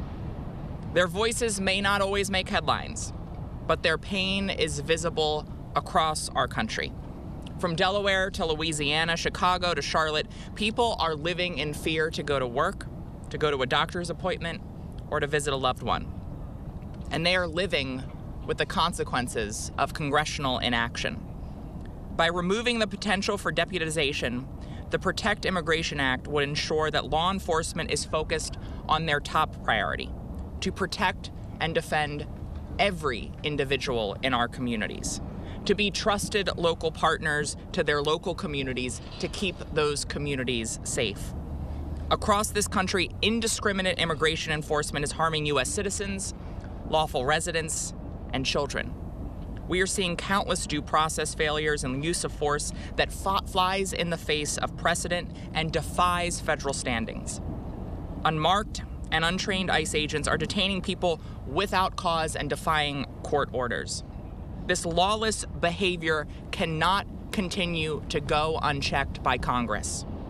Diverting local authorities distracts from the important work of law enforcement, and it runs the risk of politicizing law enforcement by ensnaring them into an effort to undermine the crown jewel of the rule of law, due process.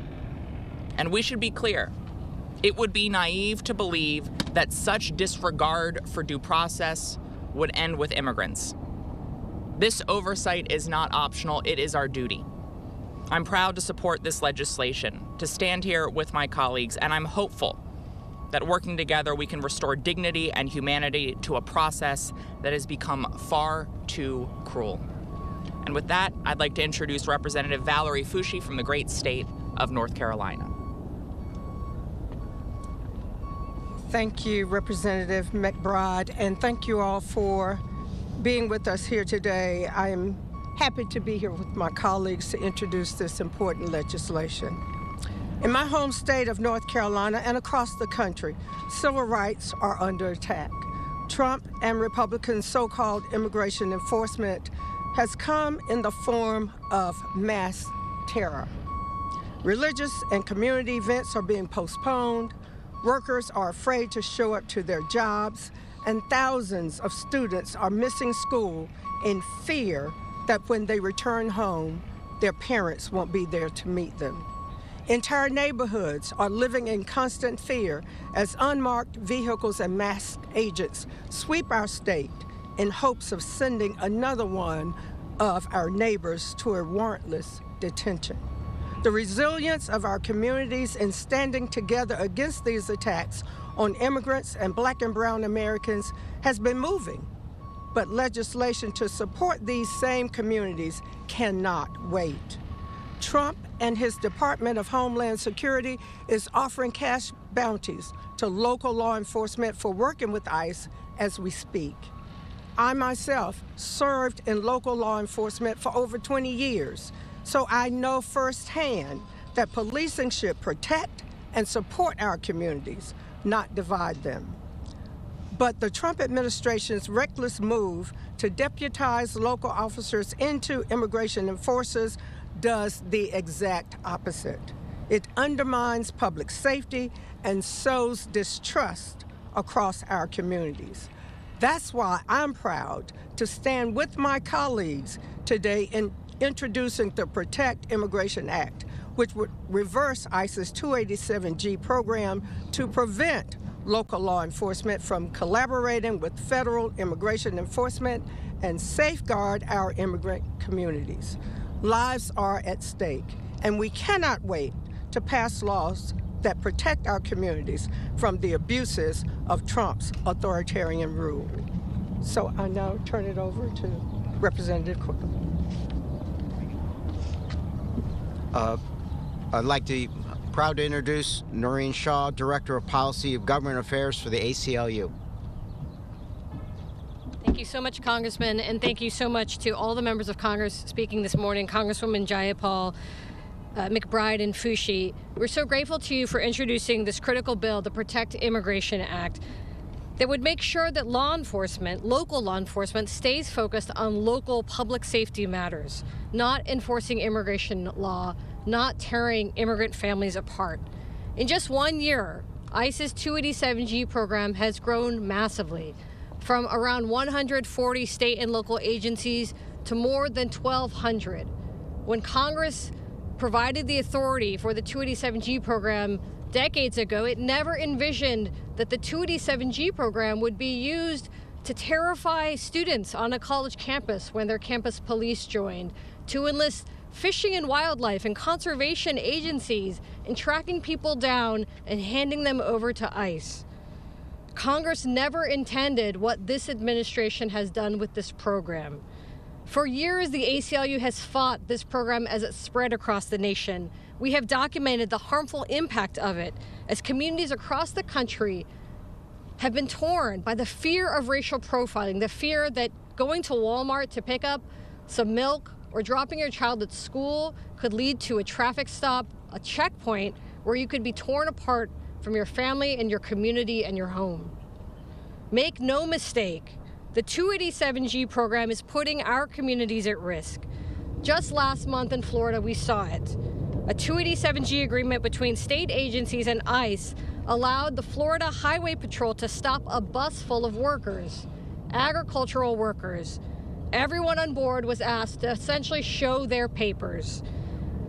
The children of these workers came, and other family members came too, to provide documentation for their parents.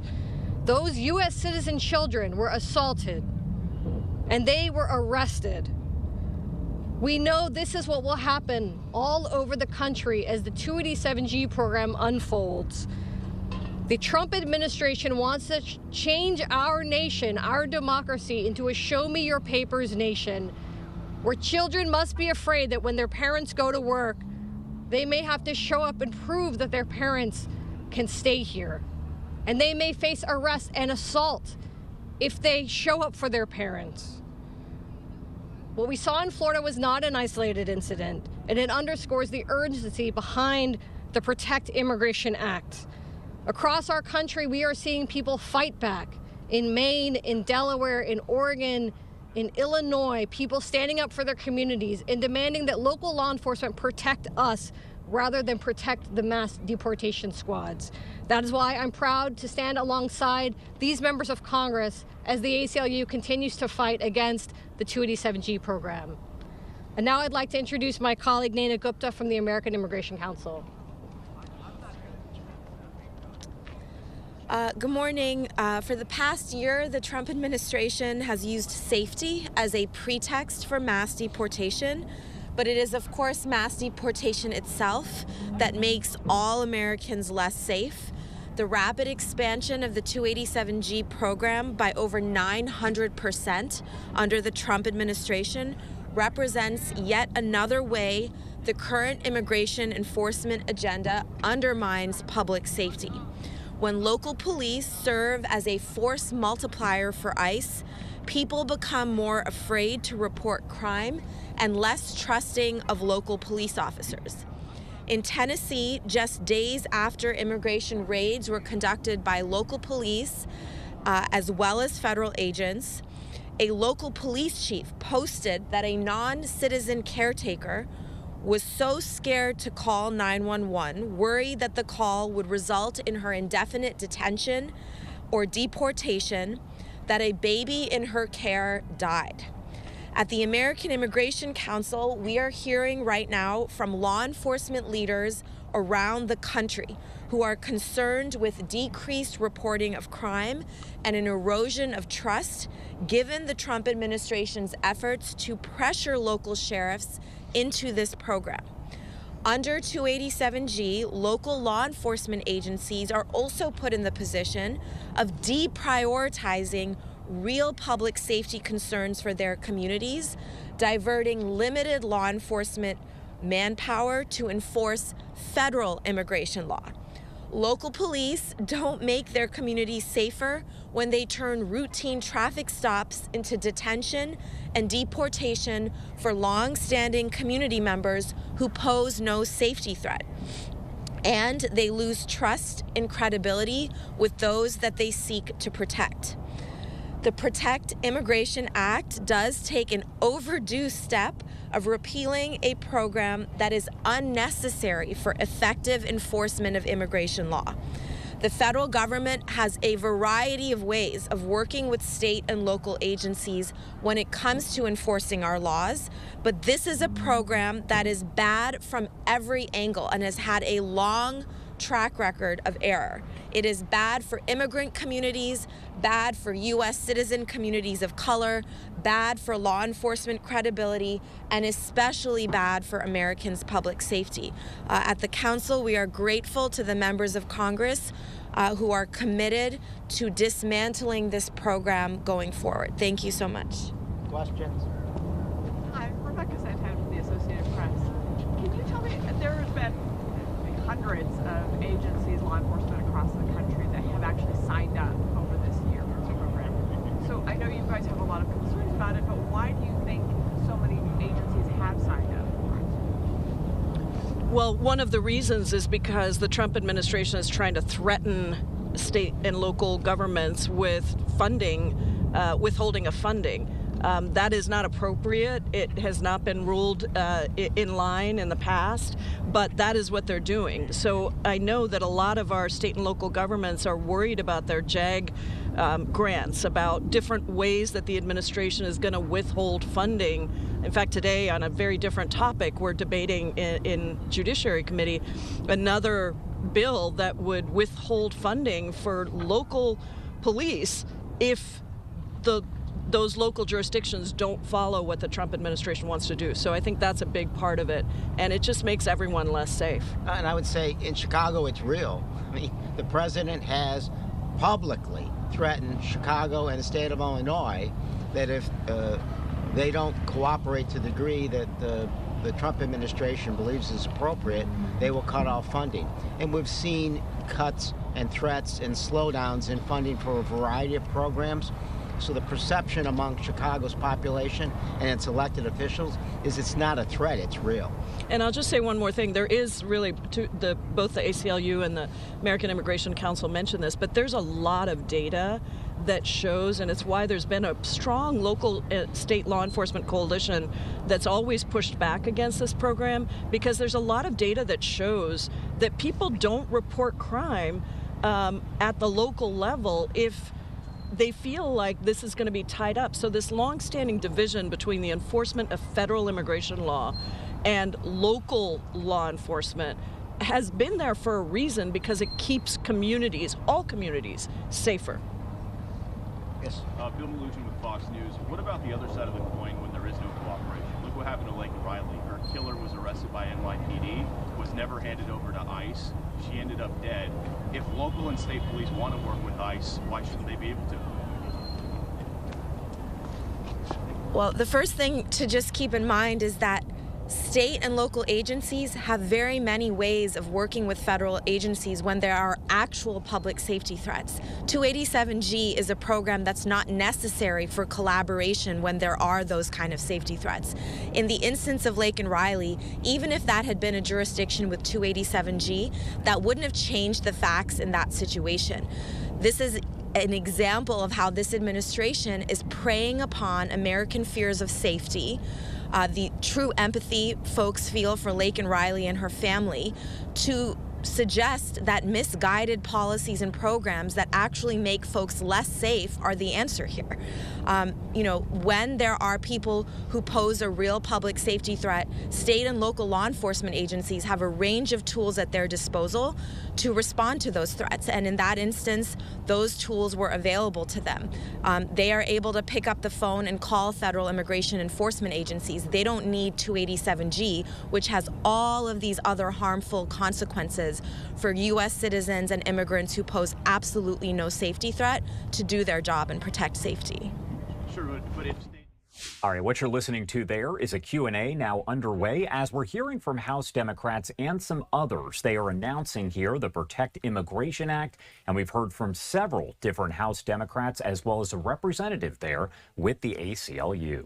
You are taking a live look right here on the top left-hand side of your screen there. That is outside the White House where you can see a microphone is set up. Now, we saw Kevin Hassett walk by, the National Economic Council director there, did not make any remarks, but sometimes you'll see folks like Caroline Leavitt, the White House press secretary, who walk up to the microphone and take questions. If that is the case, we are going to bring those to you in full, as we always do, on Live Now from Fox. Going to head to a quick break now at 9:26 on the East Coast and 6:26 on the West Coast. My name is Josh Breslow. You're watching Live Now from Fox. We'll be right back.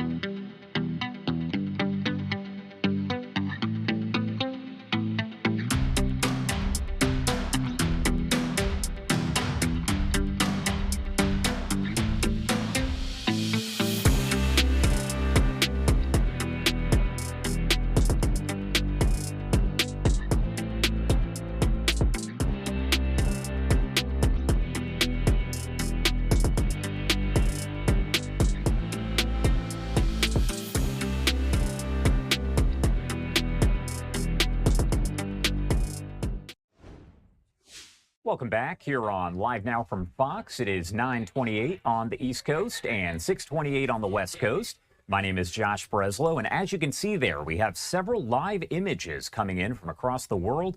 On the right-hand side of your screen, that top right, that is an EU farmers protest, and we did want to put it up on your screen over in Belgium because you can see a lot of smoke and fires being set there in Brussels. So we wanted to leave that image up to give you a live look.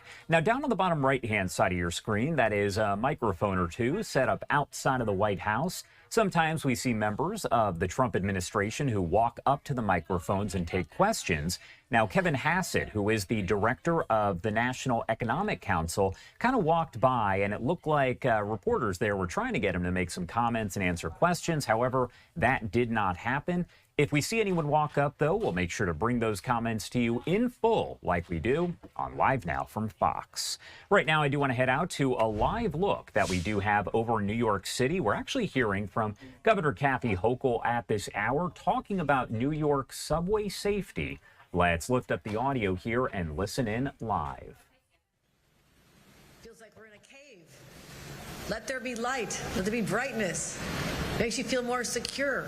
And we're almost completing that process in just a couple more weeks. Yep. There's not a lot of time left in the year, Jan. I just want to point that out.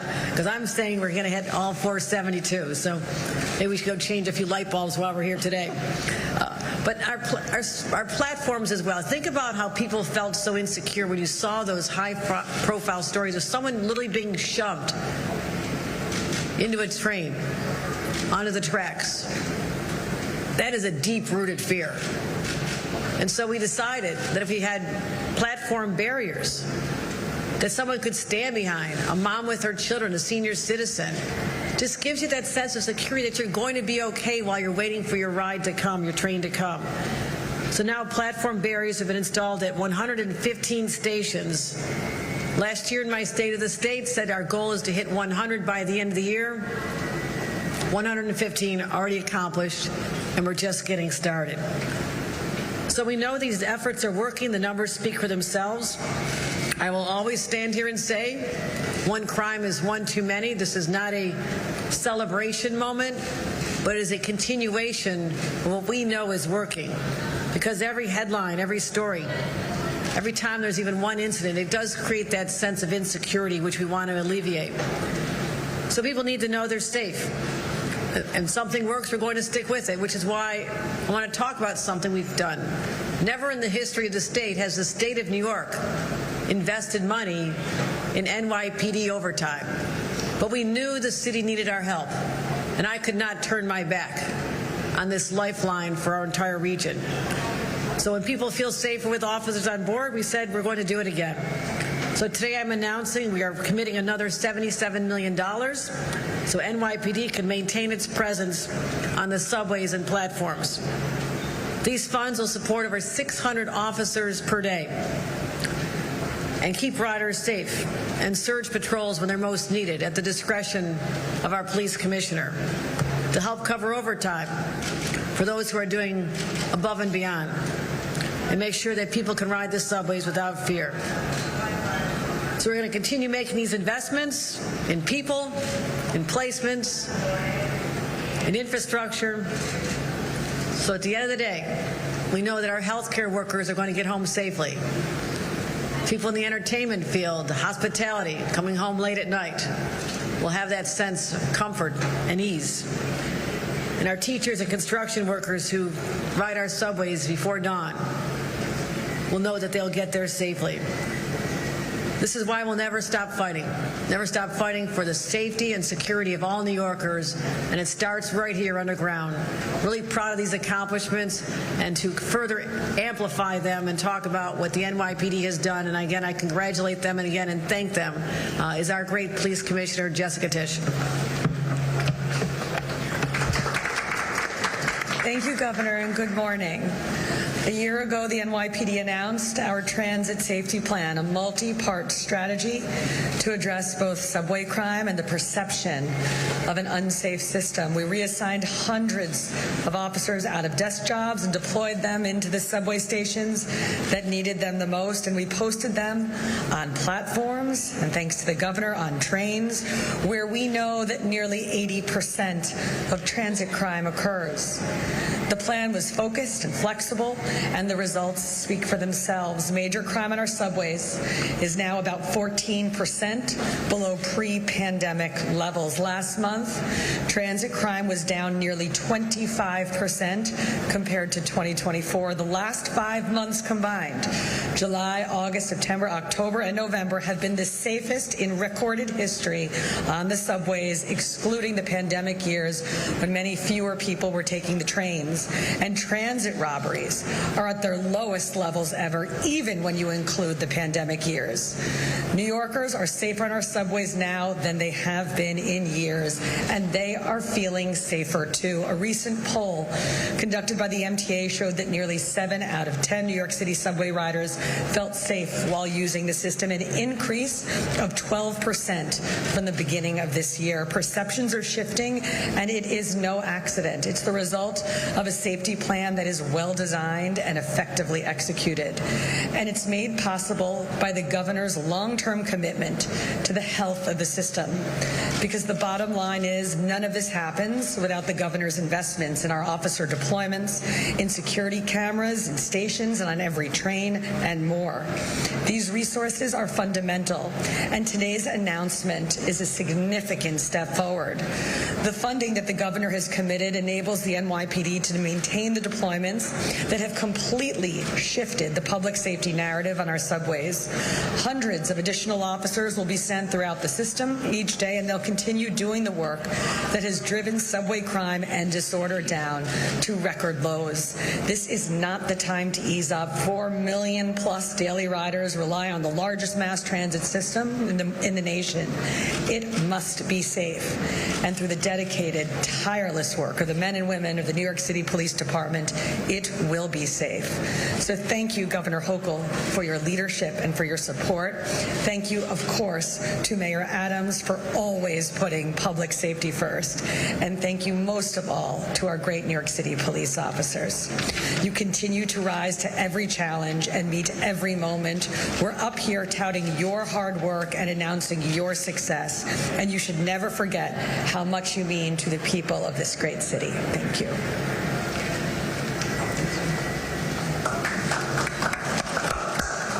Well, thank you, Commissioner, for your extraordinary leadership and for the success of the plan you've executed. Thank you to the Governor for everything you have done in the past year and in years before to alter the perception of the subway and alter the safety experience of our riders. This has been, as I said yesterday at the board meeting, the most consequential year in the history of the MTA for many reasons: surging ridership, surging customer confidence, the capital program that you engineered in Albany, the success of congestion pricing, but nothing is more important than the growing confidence of New Yorkers in safety in the mass transit system.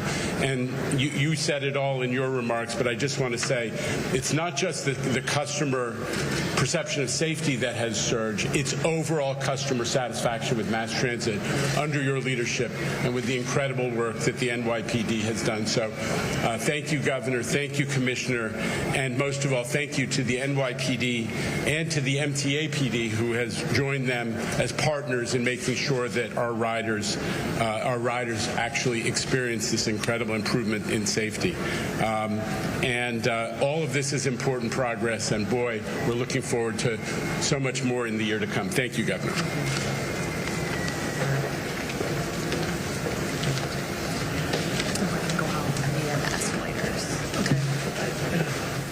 Our friend Tim Mitten is not here with us today, but we are going to follow his very strict and orderly rules and not have people yelling out out of respect for him. Folks, we're going to start with on-topic questions. But I'll make a comment first. Okay, yeah, I want to make a comment. Before I take questions on the progress we've made on subway safety, I do want to address a number of hateful incidences that have dominated the stories over the last few days. It's a very scary time for our religious communities. Horrific shooting in Australia, which has just created this sense of fear around the world about the vulnerability of people celebrating a beautiful holiday like Hanukkah. Incidents of anti-Semitism and Islamophobia here at home are a reminder that hate is on the rise. As hard as it is to admit that, hate is on the rise. And I'll be clear, these acts of hate and discrimination and loathing for people who are different than themselves has no place in the great state of New York. We will not tolerate this. The safety of all New Yorkers is non-negotiable.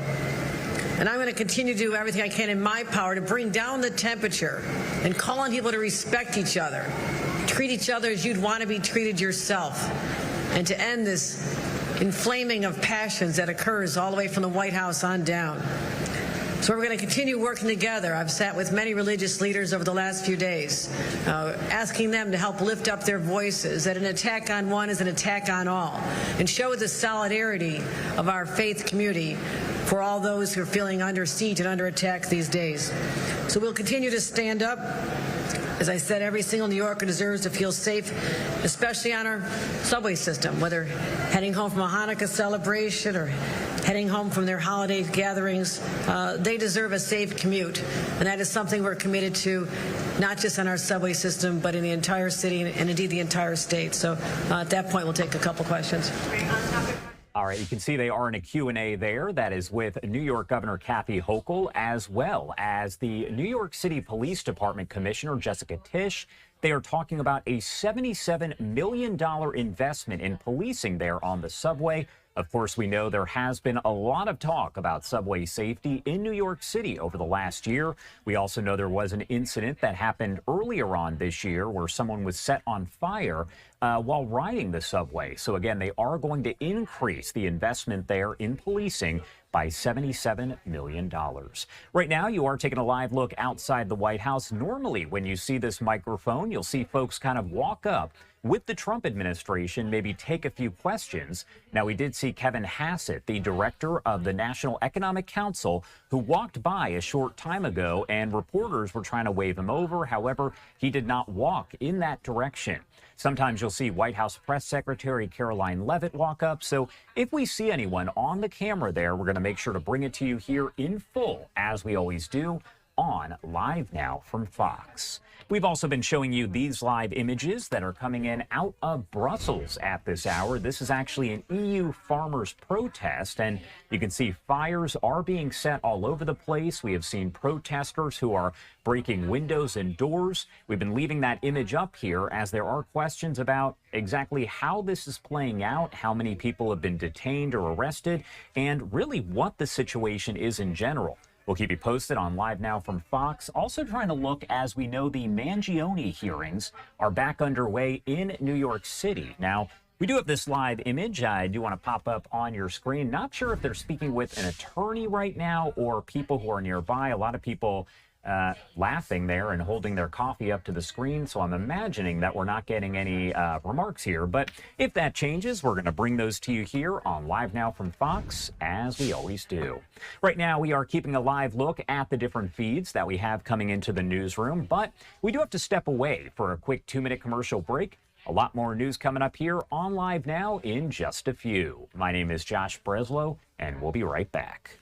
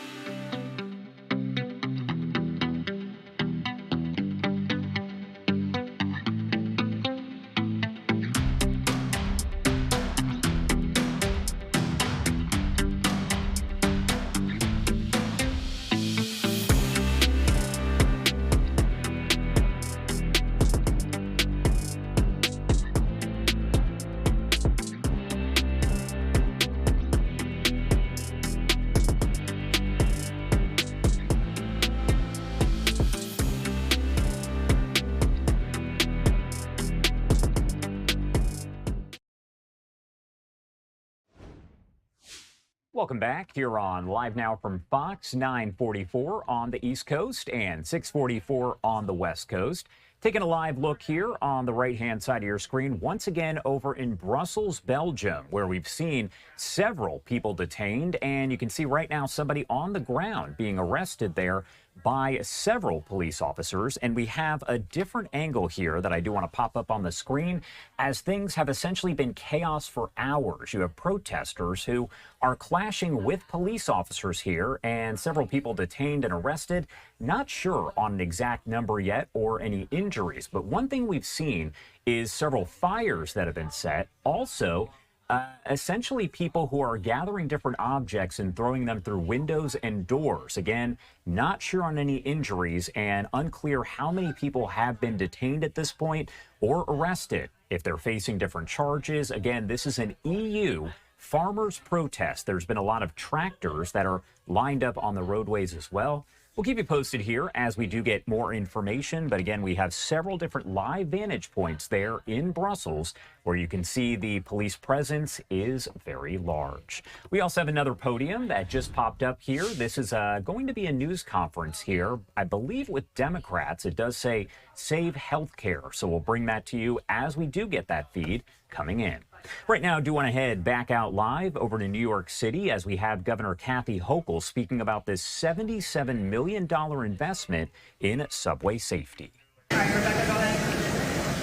Last night, you were at a Westchester County Dems holiday event. Eric Gonzalez, the Brooklyn DA, was also in attendance. He is notably not a statewide official and is quite far away from home in Westchester, and he is being considered by you as an LG candidate. Are you any closer to deciding? Are you leaning towards him? Where are you with that decision? You know I have a decision to make.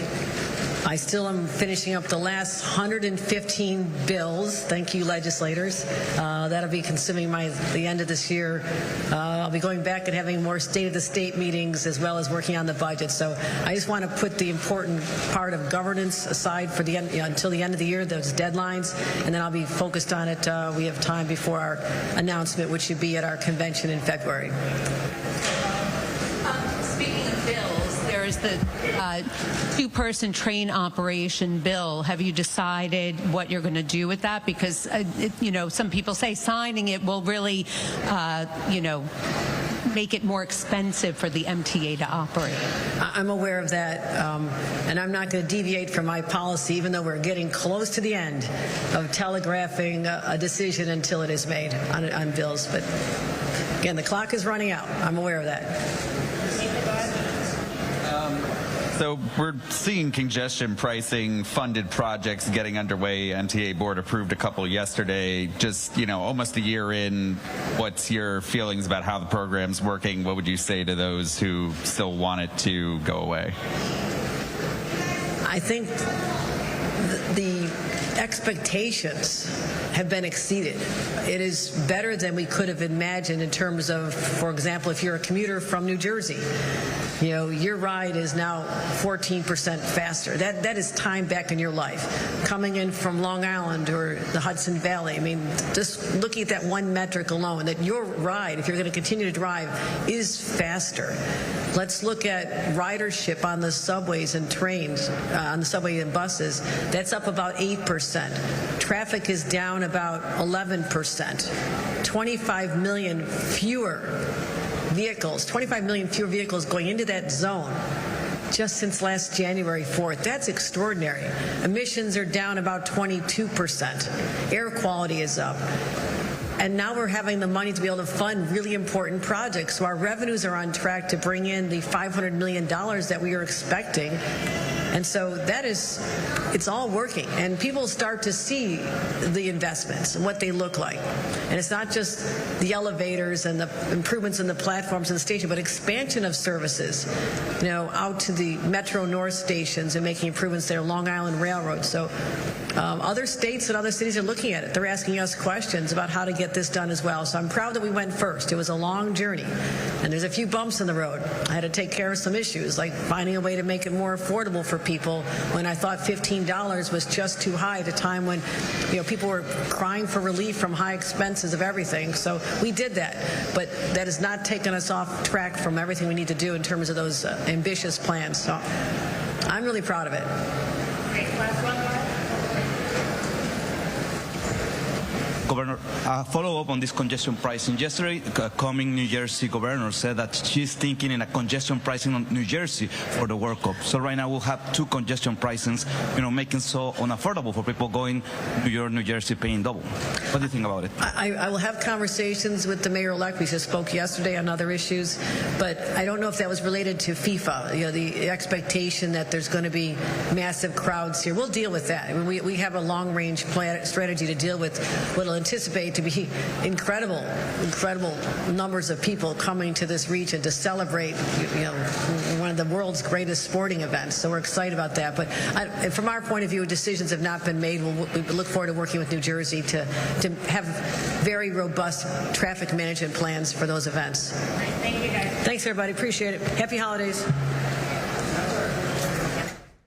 All right, that was New York Governor Kathy Hochul speaking about that $77 million investment in subway safety. Now, what you can see on the right-hand side of your screen is discussion that's underway on two separate topics, very different topics that are being debated right now. One of them relating to permitting and the other about gender-affirming care for minors. What we're going to do is head to a quick break. On the other side, we will dip right in and listen in as House lawmakers are on the floor ahead of leaving for the session here for the winter holiday. We'll have much more on that coming up after the break.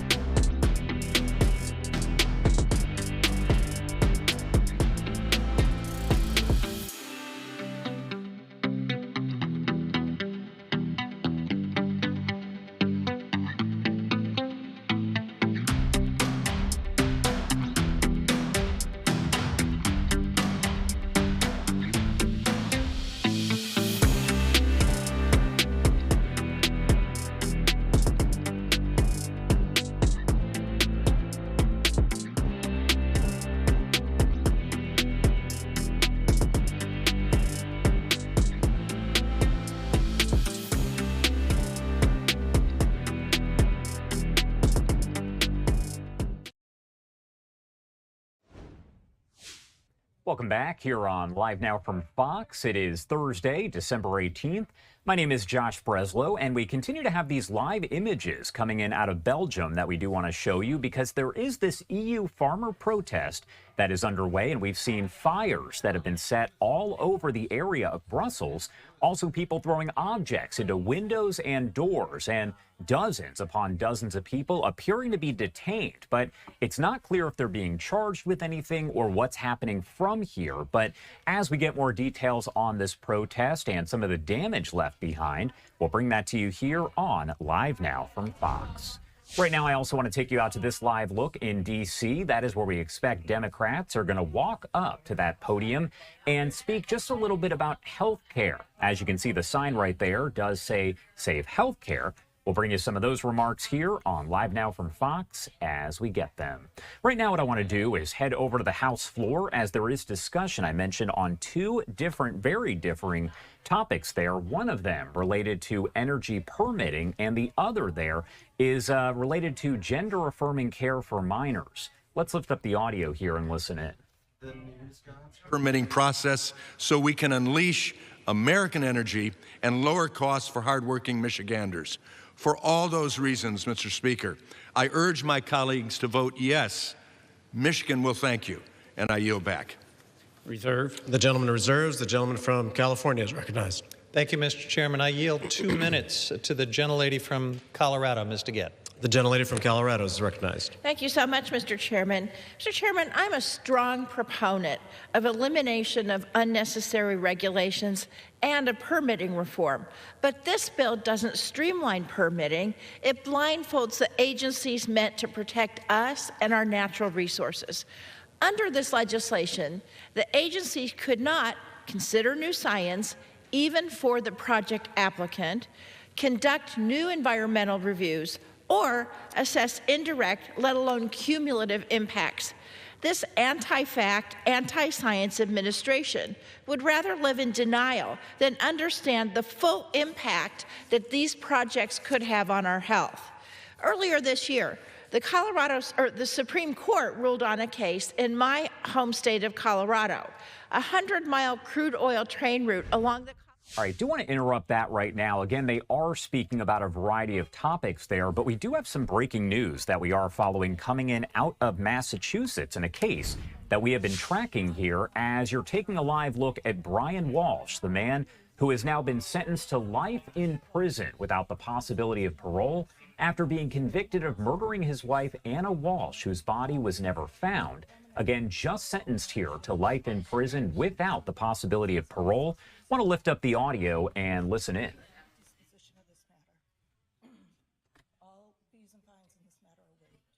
You're all set, Mr. Walsh. Thank you. Thank you, counsel.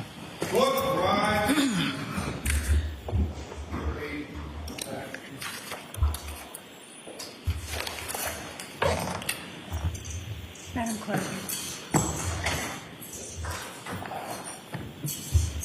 And there you go, Brian Walsh being led away by the officers there right after his sentencing. You can see they're moving the shot over to the fan, which means there are no images allowed because essentially what that's going to do now is the jury is going to walk out. They don't want to show any of the jury members, anything of that nature. But Walsh did appear in court where the judge handed him that mandatory sentence for first-degree murder in Massachusetts.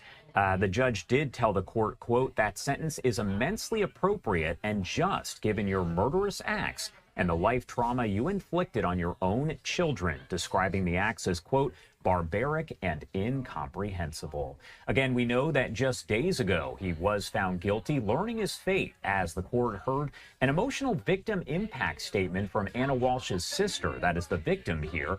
She told the court there, quote, Anna will never be forgotten. We will carry the light of her life with us forever. Again, sentenced there to life in prison without the possibility of parole, Brian Walsh, after that trial that ended in his conviction for the murder of his wife. Anna Walsh's body has never been found. Right now, I do actually want to head over to the United Nations, where it looks like we were hearing from Danny Danon, who is the Israeli envoy here. There is someone else speaking at this point. Let's lift up the audio and listen in. October 7, Ran was at home, waiting for surgery on his shoulder, when he began to receive alert about what happening in the south of Israel. He didn't hesitate. He put his uniform and ran through the danger to help. That morning, Ran saved around 150 people from the Nova Music Festival and Kibbutz Alumim. Together with a member of the emergency squad, he helped prevent terrorists to entering to Kibbutz Alumim. At one point, Ran found himself fighting alone. He was shot in the leg while facing dozens of terrorists, using his own body to protect his friends. Ran was captured and taken to Gaza. But Ran is not only a hero. He is the kind of a person who is always smiling, always helping, always putting others before himself. Since 10:30 in the morning on October 7, my family has received no information about where Ran is or what is happening to him. We are living on hope. We are praying for a miracle. 255 hostages were kidnapped. 254 have been brought home. Ran is the last hostages still in captivity. We should already be home. He should already be home. My family deserved it. Ran deserved it. Ran was the first to help others, and now he is the last one to be returned. International law exists to protect people like him. It must protect him now, too.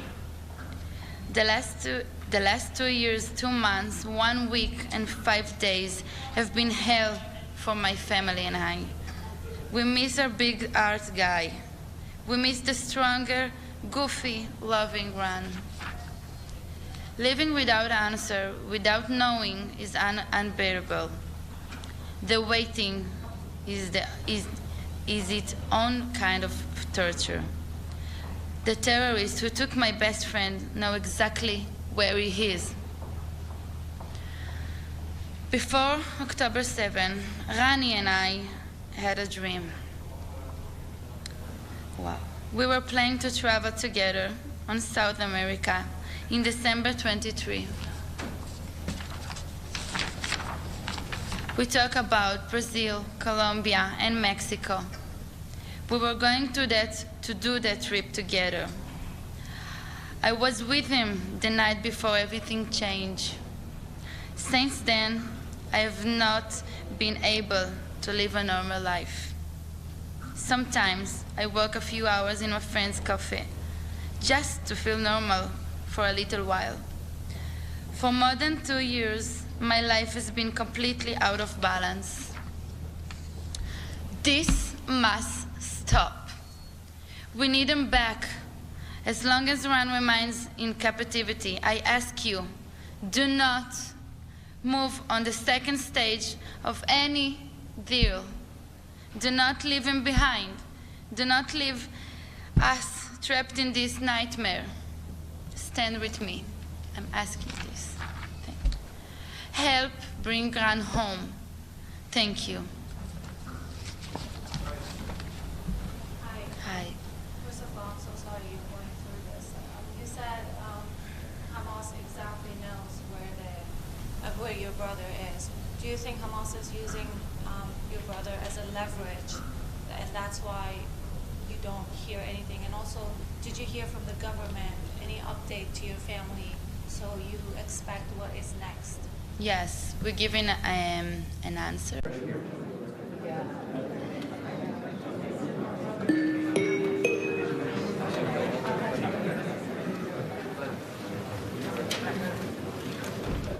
All right, so what we're listening to right there, it did end abruptly, but that was over at the United Nations in New York City. We heard from the family member of one of the hostages there still being held in Gaza. Now, they were sharing their emotional story there, calling for him to be freed. The United Nations, though, expected to start meeting in a matter of moments. And as always, the Gaza war will be one of the topics that is discussed. As we are just past the top of the hour here, 10:03 on the East Coast and 7:03 on the West Coast. My name is Josh Breslow, and I want to give you a live look right now at the stock board. As you can see, we did start the day off in the green for the Dow, and we are still there, up 0.67% or 322 points. We're also keeping a live look at several different feeds that are coming into the newsroom at this hour. And this one right here, you can see the podium set up as Democrats are expected to speak all about health care in a matter of moments. You can see the sign right there on the podium that simply says, Save Health Care. Again, we are waiting for the United Nations to take their seats and start meeting about the Gaza war, so maybe we'll dip into that as it gets underway. Now, we also know that Brian Walsh, who was convicted of murdering his wife, he has actually just been sentenced here to life in prison without the possibility of parole. We do expect, as you can see, the microphones are there outside of the courtroom, that we will be getting some comments coming in. Not sure if that will be from the prosecution, if it's going to be from Walsh's attorney, or maybe a mixture of the two. But we're going to bring you those remarks here as we are covering that breaking news. Again, Brian Walsh, who had been convicted just days ago of murdering his wife, Anna Walsh, whose body has never been located, he has just been sentenced there to life in prison without the possibility of parole.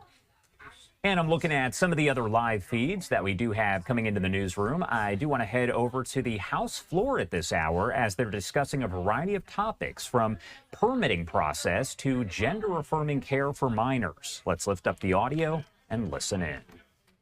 Shipped on that rail line. An examination of other lawsuits filed under NEPA confirms the frivolous nature of many of them. In the last decade, circuit courts witnessed a 56% increase in NEPA appeals. NGOs instigated over 70% of these challenges, with just 10 organizations filing many of those cases. In these cases, agencies won roughly 80% of the challenges to both environmental assessments and EISs. In other words, agencies are seldom faulted for inadequate environmental review, yet NGOs capitalize on the 6-year statute of limitations to file a lawsuit to slow projects down, increase costs, and finance their organizations through EAJA funds. In recognition of this reality and in line with the 7 counties' decision, this bill clarifies the role of the court over this purely procedural statute and places shot clocks on when lawsuits must be filed and decided. The SPEED Act is project agnostic, which I believe is well reflected in its bipartisan nature, and I am proud to be one of its co-sponsors. Permitting impacts every aspect of our economy. When the system is broken, it is broken for everyone. The SPEED Act will provide the certainty that the system currently lacks and which American industries need. Thank you, Chairman Westerman, for your strong leadership on this crucial piece of legislation. I urge all my colleagues to support it, and I yield back. The gentleman reserves. The gentleman from California. Thank you, Mr. Chairman. We hear it over and over again from the other side. NEPA should just be a purely procedural law. Well, a lot of really important things are procedural. MRIs, X-rays, any number of things. Those are procedures, but you don't turn the power off and reduce that very important procedure to a meaningless exercise. That's what this legislation would do.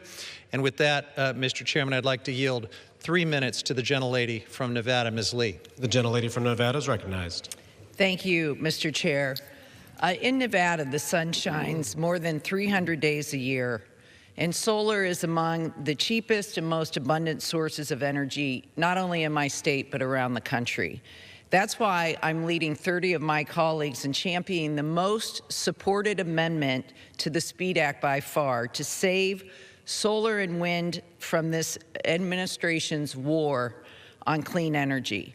On July 15th, President Trump's Interior Department actively chose to wrap the biggest piece of permitting red tape around the neck of renewable energy sector that we've ever seen, directing the Interior Secretary to personally sign off on every permit to solar. All right, we did want to dip into the House floor right there as they are discussing a variety of topics. As I mentioned here, they're talking about both permits, which is what they're talking about now. And later, we'll be talking about Medicaid and gender-affirming care. But as we keep a live look at the different feeds here, we now do have Democrats, including Hakeem Jeffries, walking up here to talk all about health care and what happens next. So let's lift up the audio and listen in.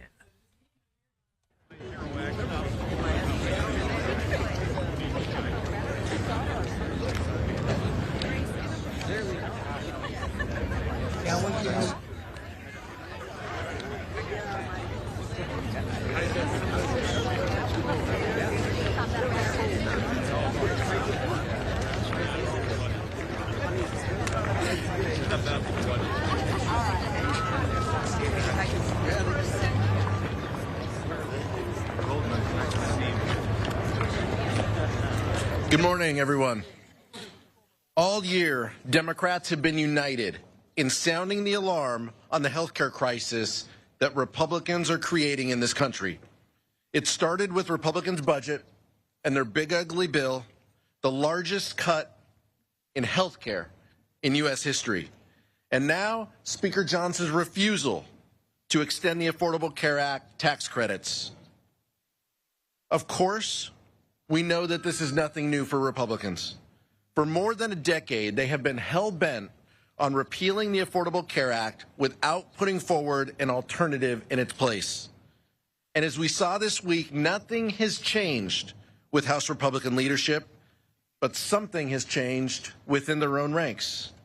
Yesterday, 4 House Republicans finally joined with Democrats on our discharge petition to force a vote on a clean 3-year extension of the Affordable Care Act tax credits.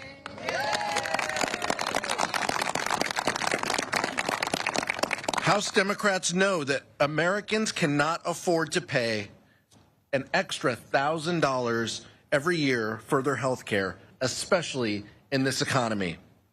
And when people don't have health insurance, they don't stop getting sick, they don't stop needing medication, they don't stop needing care for them and their kids. And as Leader Jeffries has said all along, this is the only real plan on the table to ensure that Americans' premiums don't skyrocket by the end of the year. We have the votes, we have the momentum, we have the American people on our side. Let's not waste another second. Speaker Johnson, bring this bill to the floor right now.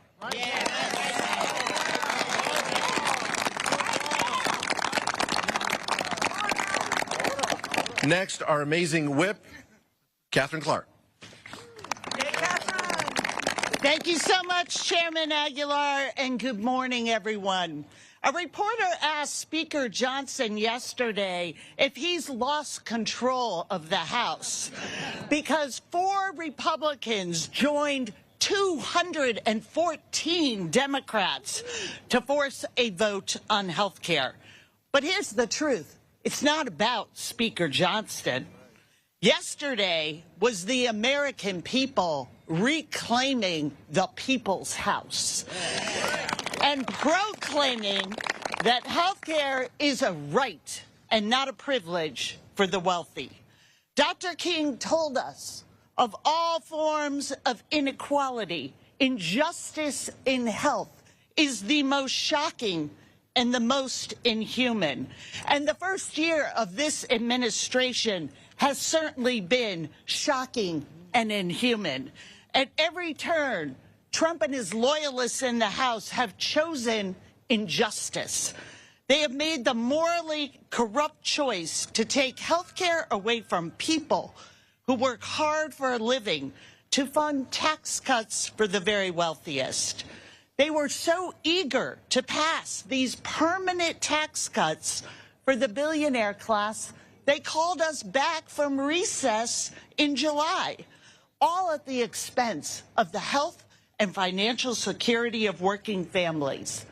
That is how they have chosen to lead.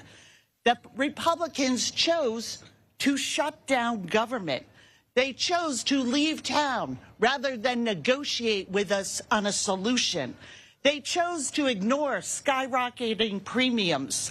They chose to build a ballroom for their cronies rather than build a strong middle class.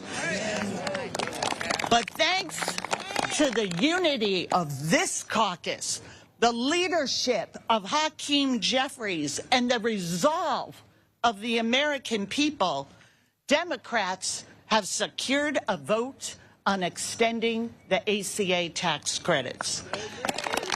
The only question that remains is when. And I humbly suggest it should be today. So, Speaker Johnson, don't send us home without a vote. Put this bill on the floor. The American people are watching, and they deserve a vote. And now, it is my great pleasure to introduce our leader, Hakeem Jeffries.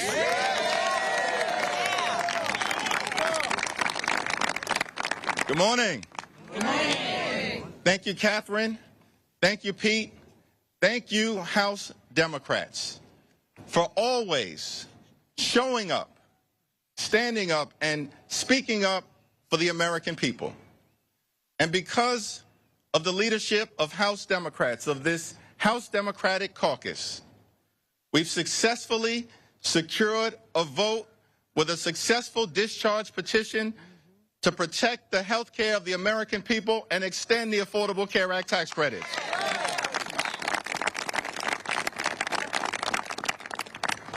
We're here gathered on the House steps with one last thing remaining. We want to make clear to Mike Johnson that the American people deserve a vote on the Affordable Care Act tax credit legislation and deserve that vote today. No more excuses, no more delay, no more burying your head in the sand. Under no circumstances should the House of Representatives adjourn until we successfully extend the Affordable Care Act tax credits for tens of millions of Americans. The American people deserve a vote today, not tomorrow, not next week, not next year, today. Today. Republicans have had all year to address this health care situation. But they've been too busy trying to jam their extreme agenda down the throats of the American people. Republicans have been too busy enacting reckless tariffs that increase costs on everyday Americans by thousands of dollars per year. Republicans have been too busy gutting the health care of the American people. Republicans have been too busy ripping food from the mouths of hungry children, seniors, and veterans. Republicans have been too busy enacting massive tax breaks for their billionaire donors. And Republicans have been too busy treating the Congress like it's a wholly owned subsidiary of the Trump cartel. Let me be clear about something. We ain't down with any of that. House Democrats aren't here to bend the knee to Donald Trump. We're here to bend the arc of the moral universe toward justice. We believe, as House Democrats, that the cost of living in this great country is far too high, that America is too expensive, that far too many people, working class folks, are struggling to live paycheck to paycheck, can't thrive, can barely survive. That the most important thing that the Congress should be doing is driving down the high cost of living to make life more affordable for everyday Americans. We believe that in this great country, that when you work hard and play by the rules, you should be able to live an affordable life, a comfortable life, to live the good life. Not too complicated in the wealthiest country in the history of the world. We believe that when you work hard and play by the rules, you should be able to live the good life. Good paying job, good housing, good health care, good education for your children, and a good retirement, which means keep your hands off our Social Security and our Medicare at all times. And Democrats believe in this great country, the wealthiest country in the history of the world, that access to high-quality health care can't simply be a privilege that's only available to the wealthy, the well-off, and the well-connected. We believe as Democrats that in this great country, health care that's affordable and accessible is a right that should be available to every single American. That's what we believe, and that's what we're fighting hard to achieve. Now, unfortunately, all year, the American people have been dealing with this Republican health care crisis that is devastating everyday Americans. And we're here to call it out. We're here to provide a moment of clarity. Republicans have enacted the largest cut to Medicaid in American history. Hospitals, nursing homes, and community-based health centers are closing all across the country, including in rural America, because of toxic Republican policies in their one big ugly bill. Republicans have launched an all-out assault on the Centers for Disease Control, the National Institute of Health, the Food and Drug Administration, on vaccine availability for children, and on public health. And because of the Republican refusal to extend the Affordable Care Act tax credits, tens of millions of Americans are at risk of being unable to go see a doctor when they need one. The Republican health care crisis is unacceptable, unconscionable, and un-American. And our message to Mike Johnson is clear. You can run, but you cannot hide.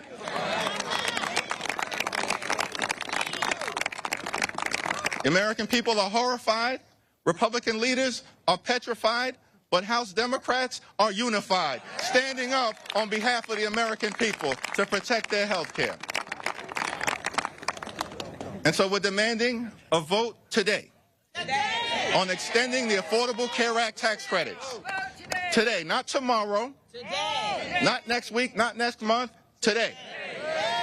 And our promise to the American people is that we will continue to fight to drive down the high cost of living, continue to fight to fix our broken healthcare system, and we will continue to stand up for Medicaid, for Medicare, for the Affordable Care Act, for our hospitals, for our nursing homes, for our community-based health clinics, for the health care of every single American. House Democrats are in this fight until we win this fight.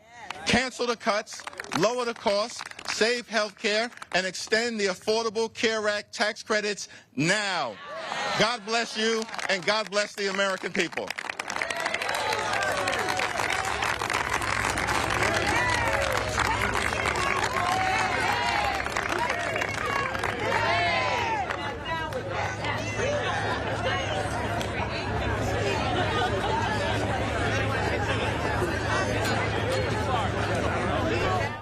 All right, there you have Hakeem Jeffries, congressman, of course, from New York, and the leader there, the minority leader. He is essentially calling for a current vote, a vote right now on health care before we do see the House actually leave for the winter holiday. We'll see, of course, how that does play out. As we heard from House Speaker Mike Johnson, that will not be happening. But again, Hakeem Jeffries calling for that vote immediately.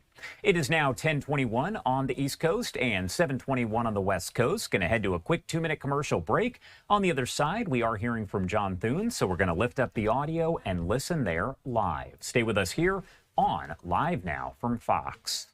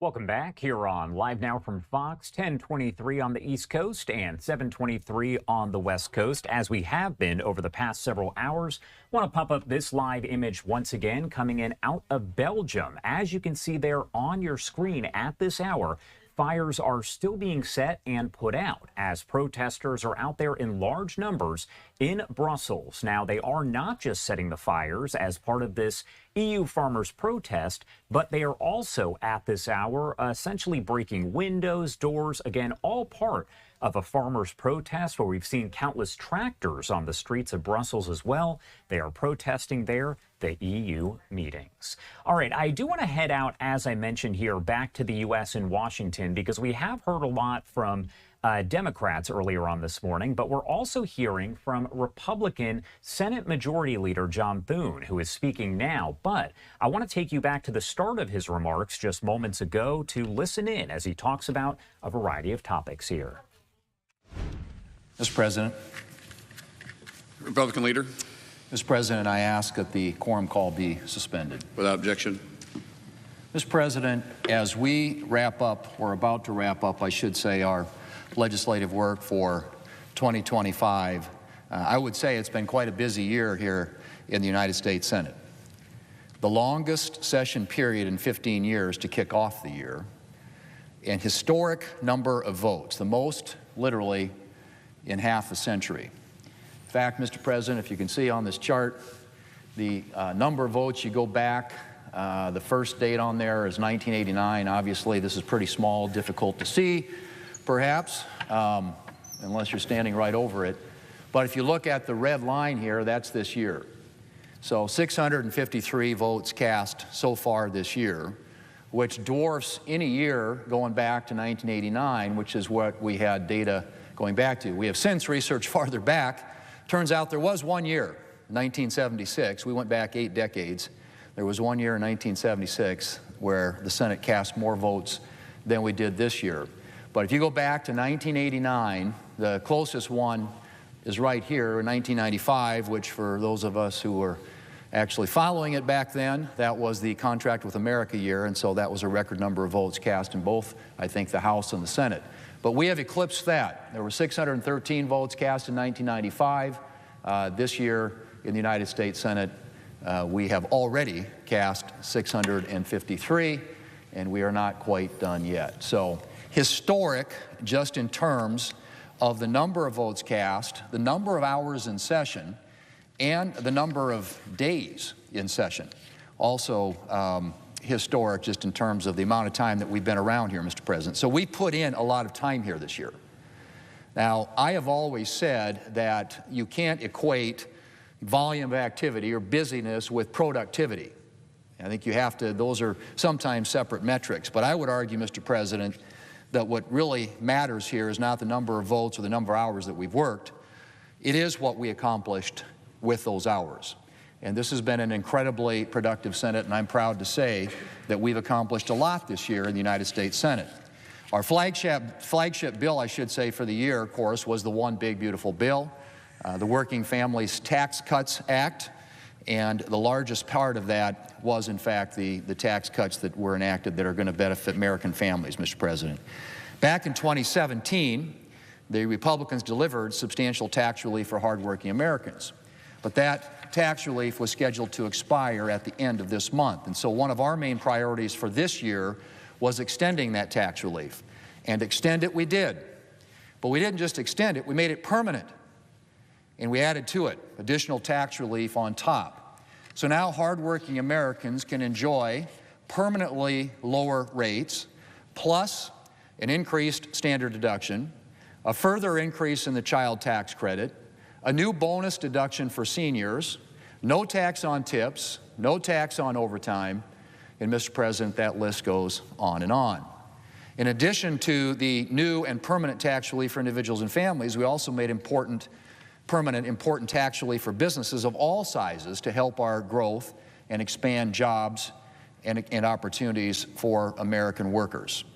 So I would just say, again, Mr. President, if you look at that map, this measures, and again, it's too far away for people to see, but the color coding represents the amount of tax relief that people in these individual states or even within a state will receive based upon the filings and what we expect they'll be filing for next year. But if you can see at the top of that, the U.S. average is $3,752 in savings as a result of what we did to prevent what would have been the largest tax increase in American history. And so American families this next year, American businesses, are going to have more money in their pockets as a result of what we did. Had we not taken those actions, the average family across this country would have seen a $3,752 increase in their taxes. And so that's sort of representative of the chart across the country, and the darker ones means you're probably getting more tax relief relative to the lighter colors, but nevertheless, everyone in this country who files a tax return is going to see a much lower tax bill, tax liability this next year as a result of what we did. So that's a lot right there, Mr. President, in and of itself. But the one big beautiful bill didn't end with the working families tax cuts. We also invested in a more secure border and safer streets. We made a historic investment in our national security. And we repealed the Democrats' natural gas tax and took steps to unleash American energy production to ensure that Americans have stable, plentiful, and affordable supply of energy. We took measures to modernize the farm safety net, something very important in my state of South Dakota, to address housing costs, to repair and upgrade our air traffic control system. Now, Mr. President, I could keep going. The working families tax cuts and the rest of the one big beautiful bill accomplished a lot for hardworking Americans. But that's not all that we've done in the Senate this year. The American people elected President Trump last November. And one of our priorities this year has been ensuring that the President has his team in place so that he can do the job the American people elected him to do. And I'm proud to report that by the end of this week, we will have confirmed 417 nominees, far more than were confirmed by this point in either President Trump's first term or in President Biden's term.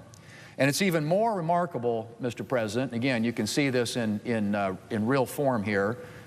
This was President Trump's first term in office. At the end of his first year, which would be end of 2017, there were 323 of his nominees that had been confirmed. Under President Biden, at the end of the first year, 2021, there were 365 of his nominees who had been confirmed by the United States Senate. And as of today, that number here in 2025, in President Trump's second term, will be 417 nominees. And that is important, Mr. President, because every president needs to have his team in place to do the job that the American people elected him to do. So as we think about, and we look at, discussed on the floor yesterday, you look at the President's first term, what makes this even more remarkable is the fact that there was a historic level of obstruction by the Democrats to getting the President's nominees in place. I'm talking about something unlike anything we've ever seen in American history for any president of any political party. And if you look at his first term, Mr. President, President Trump remains the only president on record not to have had a single civilian nomination confirmed by unanimous consent or voice vote. The only president on record. Democrats have dragged out the process on almost every single one of the president's nominations. Not out of principle, but out of petty partisanship. Any president going back in history, Mr. President, when they get elected, get a mandate from the American people, generally both political parties, and I've been here through multiple administrations, both Republican and Democrat, and I've been here in multiple Congresses and Senates, both Republican and Democrat. And in every case, a lot of, particularly when you get past the cabinet, which we all take very seriously, obviously, and there is a process in place, and some of the changes that we made to expedite nominations didn't affect cabinet-level nominees. But when you get to the sub-cabinet level, in many cases, particularly non-controversial nominees have been approved by unanimous consent or voice vote. It is a way of recognizing that a president needs to get his team in place in order to accomplish the work and the agenda that the American people elected, in this case, President Trump to do.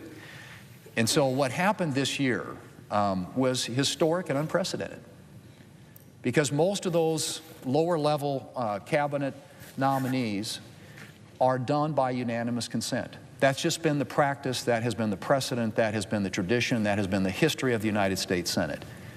And for President Trump, the first president in American history. But as I said, Mr. President, we as Republicans haven't let that stop us. And so when we close out this year with a total of 417 nominees, we will have the backlog of nominees essentially cleared. Mr. President, considering nominations is one responsibility of the government. Funding the government, together with the House of Representatives, is another.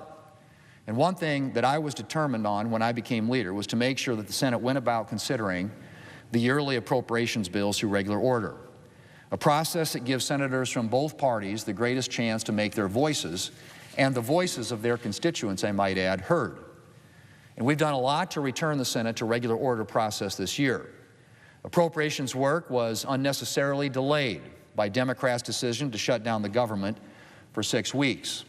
But despite that, we've had multiple individual appropriations bills signed into law, and the Senate is well on its way to passing 5 additional bills.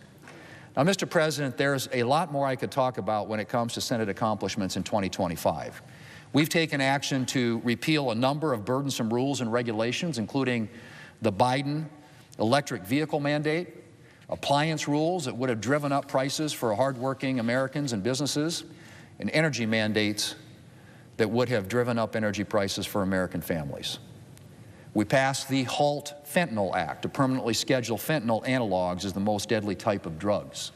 We passed the Lake and Riley Act to keep criminal illegal aliens off of our streets. We passed the Genius Act, a landmark bill to create the first U.S. federal framework for stablecoins and ensure U.S. leadership in financial innovation. We passed the Take It Down Act to combat non-consensual, explicit images being shared online. And Mr. President, so much more that I could talk about. And we even tried to do things that ultimately were blocked by Democrats, like legislation that would prevent biological males from hijacking opportunities for women and girls in sports. I guess my point, Mr. President, has been a long and a challenging year here in the United States Senate. And I thank all of my colleagues, both Republican and Democrat, and all the staffs, including the folks here on the floor, who put in long days and long hours in this last year. And I think, Mr. President, as I said, there is a lot to show for it. In fact, if I put up this last chart, you'll have a hard time. Nobody's going to be able to read this for sure, but I do this only simply to illustrate this is the list of things that we have accomplished in this last year. And it runs the gamut from all the things, some of which I just mentioned, a lot of which I didn't mention, that were included in the working families tax cuts, the one big beautiful bill that passed last summer, but then so many other things on this list that were accomplished as a result of the good work that we have done on behalf of the American people here in this last year. So, Mr. President, it is I think, an example of what we all came here to do. And thanks to our work this year, Americans are going to be looking at 1, safer streets, 2, more money in their pockets, and 3, new opportunities to get ahead, and new opportunities on the way for American people and American families. And so, Mr. President, we're going to keep advancing those priorities here in the United States Senate in 2026 and build on the record of accomplishment and the successes that we have had here in 2025. Mr. President, I yield the floor, and I suggest the absence of quorum. Clerk will call the roll. Ms. Alsobrooks. All right, that was Senator John Thune making essentially some closing remarks there as they prepare to head out for the winter holiday. We'll, of course, bring you more remarks if we do get them later on today. Right now, I do want to pop this up on your screen as we are awaiting a news conference that's set to begin sometime around 11 a.m. Eastern Time. This is going to be with RFK as well as Dr. Oz, and they're going to be talking about children and medical care. We'll bring that to you in full as it does begin here in just a bit. For now, we do have to step away for a quick 2-minute commercial break, but a lot more live news coming up in just a few. Stay with us.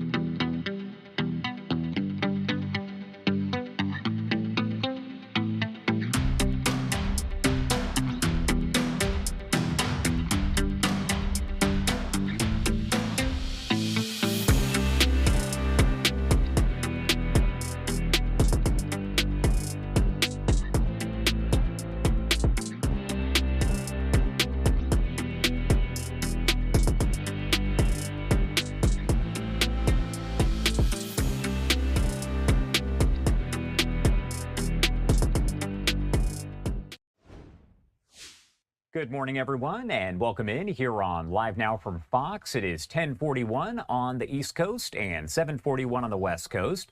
My name is Josh Breslow, and on the right-hand side of your screen, you're taking a live look here at a podium set up and ready to go as we expect sometime around 11 a.m. Eastern Time. We're going to hear from RFK Jr., Dr. Oz, and several others, all related here in a news conference to medical care for minors. We'll bring that to you here as it gets underway in just about 20 minutes or so.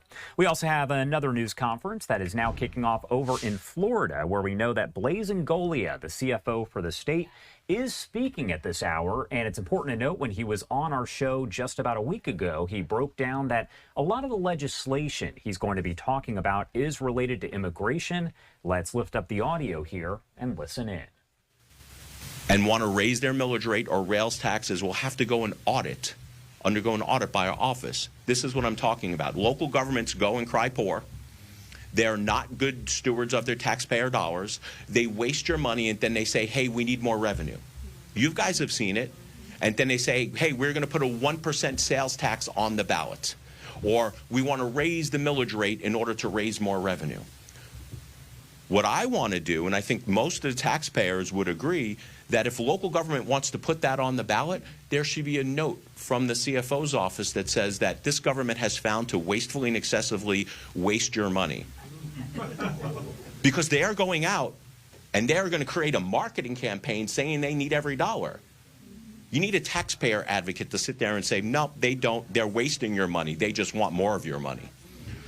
When I took office, I made a promise that I would be an unrelenting advocate for the taxpayer. That means ensuring that local governments are not taking advantage of the taxpayer and working to arm taxpayers with the information they need in order to hold their governments accountable.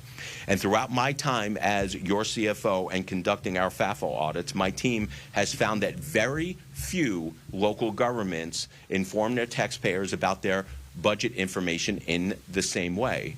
So today, we are announcing another round of legislative proposals, this time carried by Representative Benaroche, to standardize local government budgets. Let's go into some of them.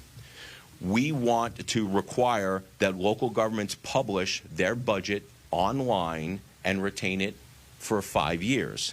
What we noticed is that when we started reviewing local budgets, is that only some of them keep historical budget information on their website, and others only have a single year. So if you have a budget that, let's say, is $1 billion, and you were not able to find the information that last year's budget was $800 million, you're not able to do the math. You'd never figure out that they just increased their budget by $200 million. We think it should be standard, more transparent, so people can compare budgets to budgets. We want to force local governments to post their proposed budget online 14 days in advance before public hearing. We think it is good policy to post your budget so taxpayers and people can go online and start combing through the budget, so this way when they have budget hearings, they become more and well-informed, more poignant questions. We also think that any budget amendments for charter governments should be posted at least 7 days before a budget hearing. We've seen this in a lot of large charter governments. They will post their budget. Locals will gather together in a public meeting and start discussing the budget, and then people will file amendments and say, hey, I don't think we should fund this, we should fund this. And they do it right then and there at the meeting. And the people who are sitting in the audience have no idea what they're changing.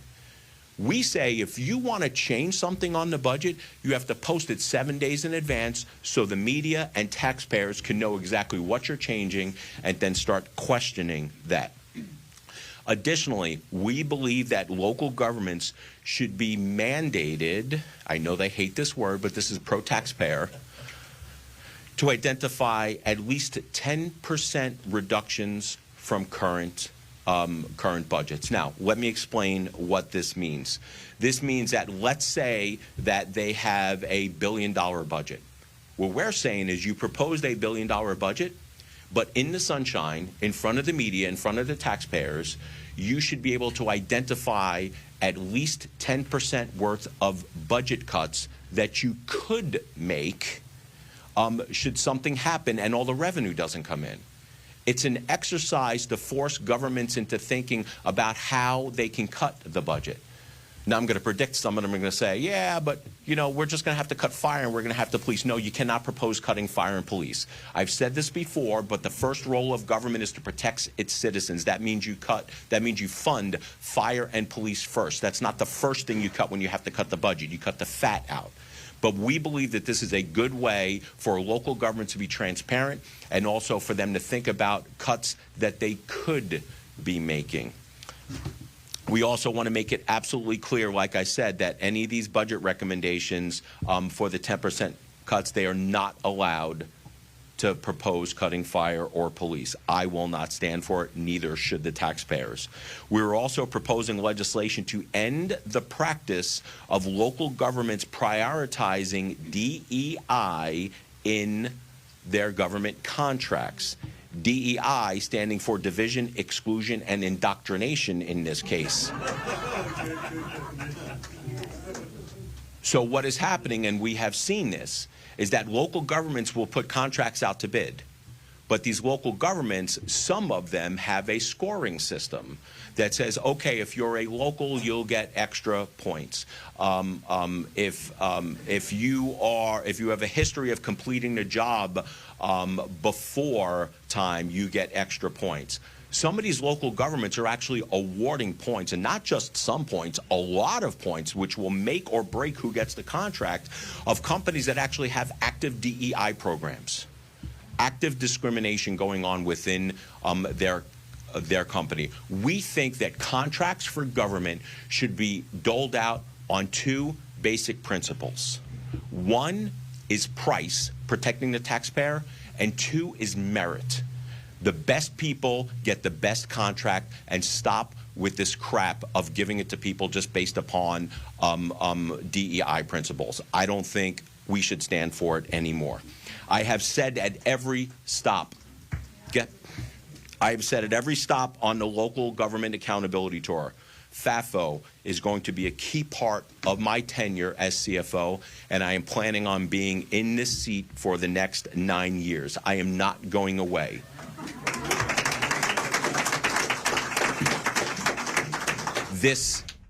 All right, that is Blaise Ngolia there. He is the CFO for the state of Florida. We do have to sneak away for a quick break. On the other side, it looks like we are going to be hearing there from Mangione's attorneys, talking, of course, about Luigi Mangione, as we know that he did appear in court for a series of hearings. This was week 3. And again, we're hearing from the attorneys, so we'll bring you that coming up in just 2 short minutes. Stay with us.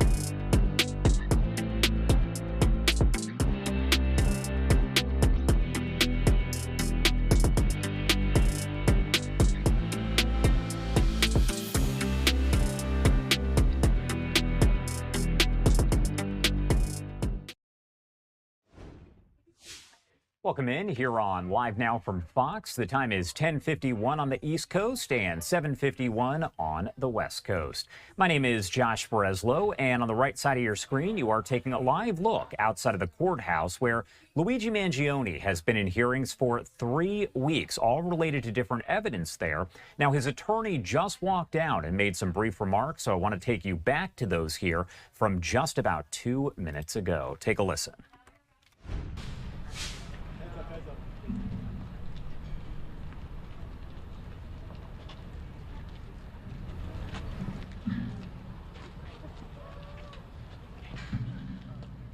Good morning, everyone. First of all, we want to thank everyone for coming and for sitting through a 3-week mini trial that should have been a half a day. MAP hearings and Huntley hearings to suppress statements and evidence usually take a half a day, maybe a day.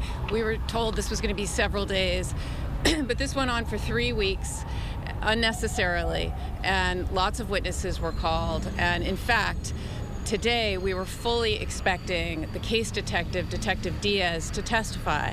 And it was only after Lieutenant Leonardi testified about the illegal wiretap of Mr. Mangione in Altoona, Pennsylvania, that they withdrew statement notice, and now suddenly we're not going to have the lead case detective in this case.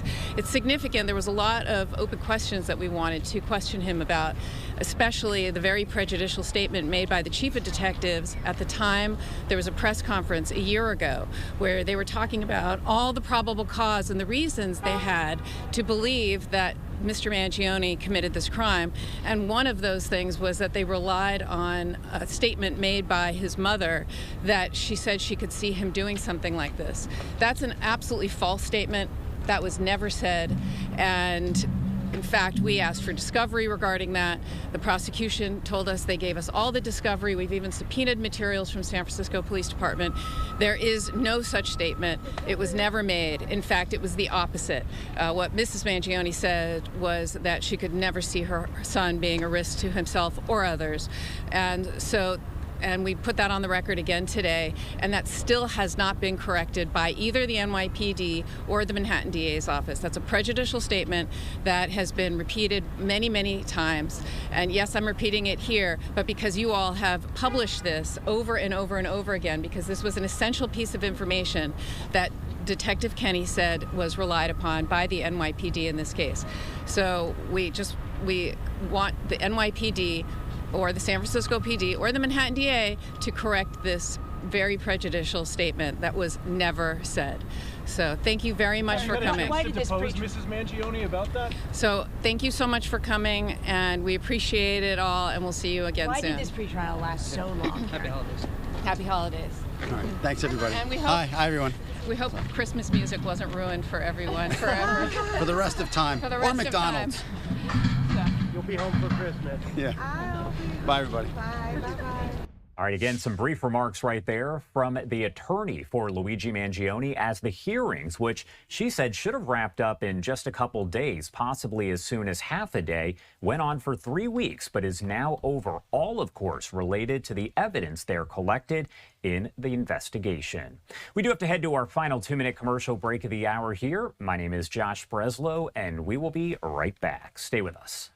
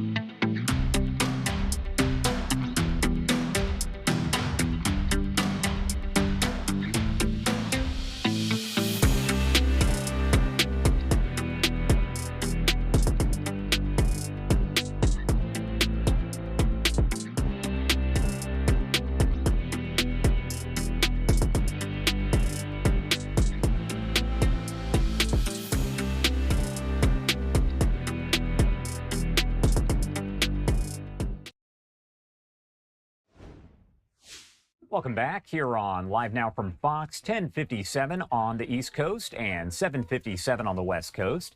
My name is Josh Breslow, and I've been here with you for the past several hours as we've taken a look at all your top stories and live events from across the country and the world. Right now, once again, do want to pop up this live look as we are expecting in a matter of moments here. It's slated to start at 11 a.m. Eastern Time. We expect to hear from RFK Jr., Dr. Oz, and several others. Now, the topic here is medical care for children. They'll be getting into all of that, and it looks like the flag there behind them does say Department of Health and then Public Health. Again, we'll bring you those remarks as they begin, slated to start in a couple minutes. But what I want to do is take you back a few minutes as we did just wrap up kind of a conversation here, a Q&A that happened with Zoran Mamdani, the New York City mayor-elect. He's speaking alongside others, answering questions from reporters, including with our Fox 5 New York team. Let's play that for the first time. But again, as we do see RFK Jr. and Dr. Oz walk up, we're going to bring you those remarks. Also want to let you know Christy Matino is about to be here in the hot seat with all of your top stories coming up in just a bit.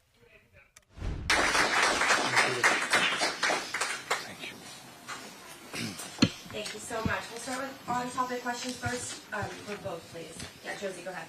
Hi, how are you? Hi, Josie. How's it going? Good, thanks. So the IBO projected yesterday that you will enter office with a $380 million budget deficit, which could end up being a $6.5 billion gap for the upcoming fiscal year. This is really, I know you were asked this question yesterday. I believe this is really before street. How do you plan on balancing this ambitious affordability agenda with balancing the budget? Sure. Thank you for the question. So we know that there are disagreements between the IBO, between the Comptroller's Office that also came out with a report, and with OMB. We look forward to speaking with each of them, and I'll be sitting down with Director Jiha soon as well, and understanding their projections, what they're seeing on the revenue side, what they're seeing obviously on the expense side. And, you know, our preliminary budget will reflect the mayor's priorities, and we will have a preliminary budget that's balanced. We've had balanced budgets in the city of New York since 1981, and we're not about to shy away from that. Okay, and then my second question is, you're appointing many former de Blasio officials. You're appointing today and the two yesterday, both former de Blasio admin officials. Do you think you're inviting more criticisms than you've already gotten about potentially being a de Blasio 2.0? I am confident in the team that we're putting together. And what I appreciate so much about this team is they bring with them a fluency of city government and an undimmed ambition as to what it could deliver. And it is a team that we are going to announce additional additions to in the days and weeks to come, and New Yorkers will see it for what it is, which is a new era in our politics. Yeah. What do you think is the thing in OMB that most needs fixing? I think I'll just say broadly. I think about the example of universal pre-K. OMB was critical in delivering that to New Yorkers across the 5 boroughs. And we are going to ensure that OMB is understood both internally and externally as a critical part of delivering and fulfilling our affordability agenda. That is the vision that we are going to bring within our city government. OMB, M stands for management. So I would say, in my view, and I've been around government for a long time, and I've seen OMB and what it can do.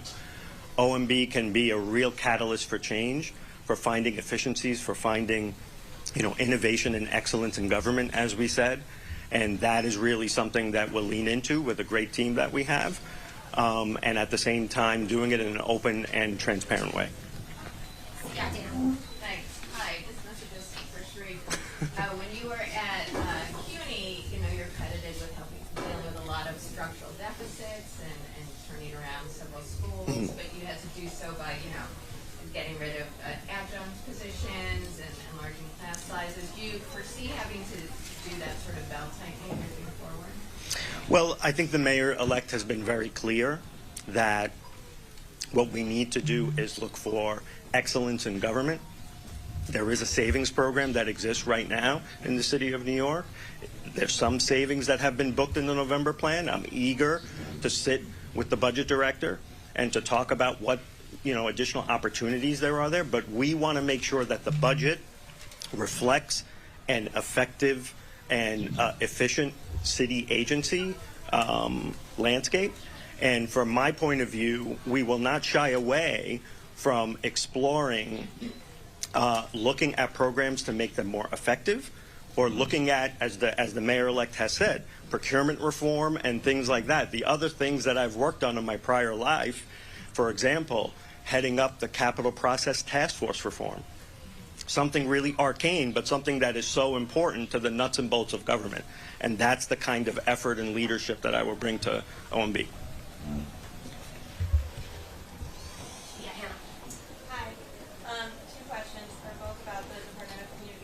We'll just do one after the other. Okay, sure. Thank you. Yesterday, the governor announced that she is putting another $77 million into the NYPD to keep them on the subway platforms. I'm curious, have you discussed at all how that's going to work with your Department of Community Safety? Does that affect any of your current plans at all? We continue to be excited about the Department of Community Safety, and are also encouraged to see the announcement that the governor made on public safety across the city, and how our subways are safer than they have been in many years, and yet we also understand that the work has to continue. And our focus will continue to be that officers are tasked with responding to serious and violent crimes, and that no longer do we ask them to be the primary responders to a homelessness crisis, to a mental health crisis, and that is where the Department of Community Safety will start to play a role in New Yorkers' lives. And the second question. Yeah, and also there's been a lot of reports of dispatchers being burned out, shortages in staffing. Have you fleshed that out at all? What's your plan for funding dispatchers specifically? It's very concerning, and it also is something that is no surprise given the increase in 911 calls that have taken place over many, many years. In a single year, the NYPD responds to 200,000 calls on the mental health crisis alone. So this is something we're going to be taking seriously, and we'll get back to you on. Yeah, Jason. I have a question about my colleague Joe reported this morning that Dean Fulehan sat down with city council speaker candidates and tried to get one candidate that would be the strongest to take on Julie Menon. Did you direct Dean Fulehan to do that? And also, are you worried this early sign before she's even speaker to knock her out of the race could sour your relationship with her in City Hall? I'm looking forward to working with the incoming speaker, Julie Menon, and I've appreciated the fact that the two of us share a commitment to an affordability agenda and to delivering on that agenda for working New Yorkers across the 5 boroughs. Did you direct Dean Fulehan to pick the strongest candidate that would knock her out of the race? I directed my team to have meetings with a wide variety of city council members to ensure that we were talking about our agenda and how we could fulfill it. Yeah. Good morning. Morning. IDO recently reported that the city is going to need about $700 million more to comply with the state class size mandate for the city. What's your plan on being able to meet that, and how concerned are you about it right now? That is a mandate that we will fulfill. It is critically important to delivering a standard of excellence across our public education system, and I am excited, frankly, to be working with my new OMB director to ensure that we meet that mandate. Hi. Hey. How are you? Doing well. How are you? I also said thank you. What did you say? I didn't know who. We were both saying thank you. We were both happy. I didn't make Yeah. How do you think your January plan might account for risks like potential federal cuts, the risk that New York might not get the full tax increase, from Albany that it's looking for? And at this point, how do you assure New Yorkers with those risks out there that the city can afford Mayor Mondani's plans? Sure. Thank you for the question, Melissa. I think that, so first, we will, again, have a balanced budget for a preliminary budget. We are clear-eyed about the risks that exist. We have ongoing conversations with the state. The preliminary budget is due out on February 1st. The governor's budget will be out prior to that. And so we will gain insight as to what the state picture looks like. But yes, we have to be prepared and have contingency plans in case there is a downturn. And Mayor-elect Mamdani, can you just clarify for us, do you have any deeper thoughts on how police are used in the subways? Are you okay with them, say, being on the train cars at night versus standing around on platforms? Do you have concerns about them maybe just being there but not being useful? Separate from your concerns about, like, the community. I think my concerns is, as someone who has grown up in this city, there have been many times where I have been walking through a subway station and the only person that a New Yorker can find to ask any question of is a police officer. And I know that our police officers have things of much more importance to do than to answer a question of which train is running or which exit someone can use. And part of the reason that we look at the response times of, let's say, 5 years ago and them being lower than 11 minutes versus the most recent response times being closer to 16 minutes is also because we have asked officers to do more and more. And so my focus is to ensure that officers are doing the work of policing and that we start to ensure that when New Yorkers have questions separate from that, needs separate from that, we can meet them without putting that on officers. Does being present on a subway platform or present on a train count as policing in your mind? I think as long as the intent of it is to respond to crime, that's critically important. If the intent of it is to respond to the mental health crisis or homelessness, that's where I think we can make a difference. It's off topic, is that okay? That's okay. Mr. Mamdani, you may have heard that Governor-elect Sherrill of New Jersey is now suggesting, maybe even more than half serious, about imposing some sort of congestion pricing tax in reverse on New Yorkers like you who would want to go and see the World Cup. What's your reaction to that? Well, if I went to the World Cup, I'd be using public transit. I hadn't heard of this prior, so I'll think about it more and then let you know. Do you think that that's, perhaps I don't want words in your mouth. Do you think it's maybe a hostile gesture? I've appreciated the conversations that I've had with Governor-elect Sherrill, and this is one thing that I look forward to speaking with her about, because as much as we are in separate states, as much as we speak of separate cities, we also know that this is an area where so many of our lives are intertwined. All right. Yes, right there. Hi, good morning. With Councilmember Lincoln Ressler introducing legislation today to establish the Department of Community Safety, how soon do you plan to elect a commissioner or... And we were just listening in there to some comments from New York City Mayor-elect Zohran Mamdani and staff answering questions there from reporters in New York City. And thank you so much for joining us. My name is Christy Mattino. Before we go away for a break, I did want to share with you this live look that we do have coming in also in New York City here as we see the giant numerals 2026 are delivered to Times Square ahead of New York City's annual New Year's Eve celebration. So we've been getting a look here at this shot of the numerals. It's zoomed in right now, but up there you go. All right, so you can see them there on your screen, just arriving there in Times Square. We're going to step away for a break on Live Now from Fox. We do have a lot of live events coming up here this hour. The big one we're going to be bringing you is going to be these comments set to start here shortly from HHS Secretary Robert F. Kennedy Jr., as well as Dr. Oz and several other officials speaking on health care for children. We'll be right back.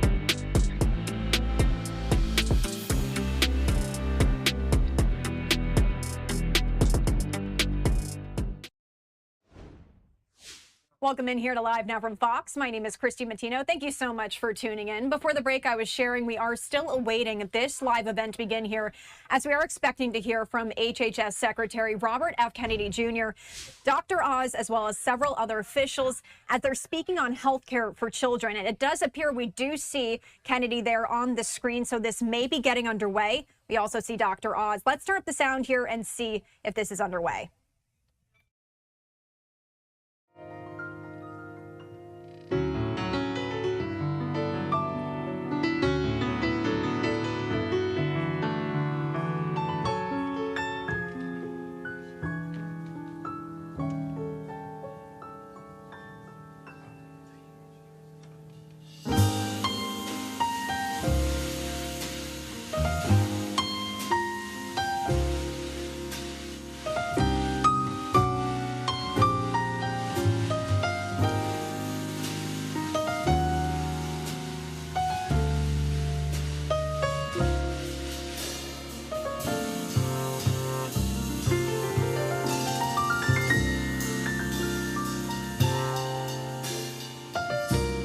So we are just listening in here as this is anticipated to get underway here very shortly. This was slated for 11 a.m. Eastern time. As you can see, it's about 15 minutes past the hour there. So we are going to stay on this because we do see Kennedy as well as Dr. Oz there. They're shaking hands. This music has started playing, so that's signaling to us that this is going to get underway here very shortly. As you can see, we do not see them on the stage yet. Oh, right as I said that. They're now walking up. Let's turn up the sound and continue to listen in.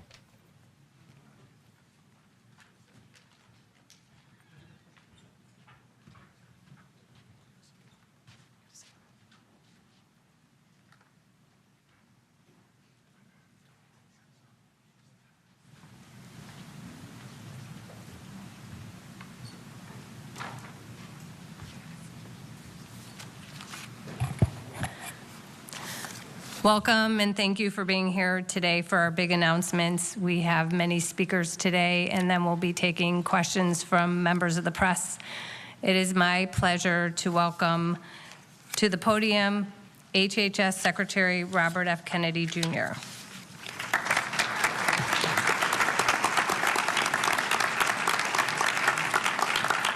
Good morning, everybody.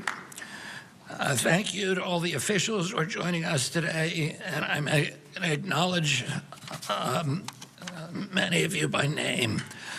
As a long list, Chairman of the Federal Trade Commission, Andrew Ferguson, Senator Bill Cassidy, Senator Marsha Blackburn, Senator Roger Marshall, Senator James Lankford, Congressman Doug LaMalfa, Congressman John Joyce, Congresswoman Diana Harshberger, Congressman Bob Onder, Congressman Robert Aderholt, Congressman Dan Crenshaw, Congressman Tim Walberg, Indiana Attorney General Todd Rokita, Texas Attorney General Ken Paxton, Deputy Secretary Jim O'Neill, Administrator Mehmet Oz, Director Jay Bhattacharya, Commissioner Marty McCary, and Admiral Brian Christine. And a special thanks to Chloe Cole for being with us today to bravely share her odyssey. Doctors assume a solemn obligation to protect children. Yet doctors across the country now provide needless and irreversible sex-rejecting procedures that violate their sacred Hippocratic oath by endangering the very lives that they are sworn to safeguard. The American Medical Association, the American Academy of Pediatrics, peddled the lie that chemical and surgical sex-rejecting procedures could be good for children who suffer from gender dysphoria. They betrayed the estimated 300,000 American youth ages 13 to 17, conditioned to believe that sex can be changed. They betrayed their Hippocratic oath to do no harm. So-called gender-affirming care has inflicted lasting physical and psychological damage on vulnerable young people. This is not medicine, it is malpractice. We're done with junk science driven by ideological pursuits, not the well-being of children. A peer-reviewed report published by the HHS Office of the Assistant Secretary for Health last month confirms that sex-rejecting procedures impose medical dangers and lasting harm on children who receive these interventions. So today we are taking 6 decisive actions, guided by gold standard science and the week 1 executive order from President Trump to protect children from chemical and surgical mutilation. This morning I signed a declaration: sex-rejecting procedures are neither safe nor effective treatment for children with gender dysphoria.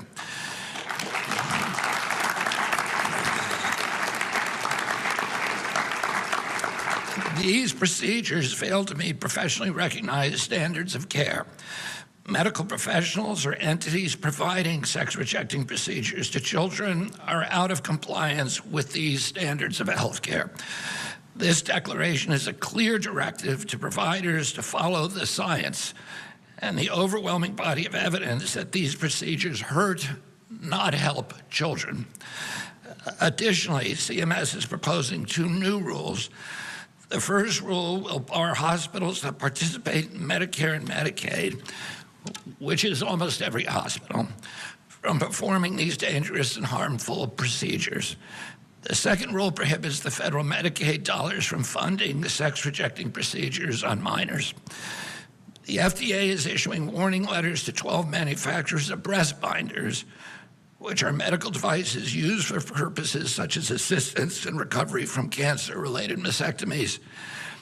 The FDA is telling these companies that the illegal marketing of breast binders to children for the purpose of treating gender dysphoria commits significant regulatory violations and requires swift congressional or corrective action.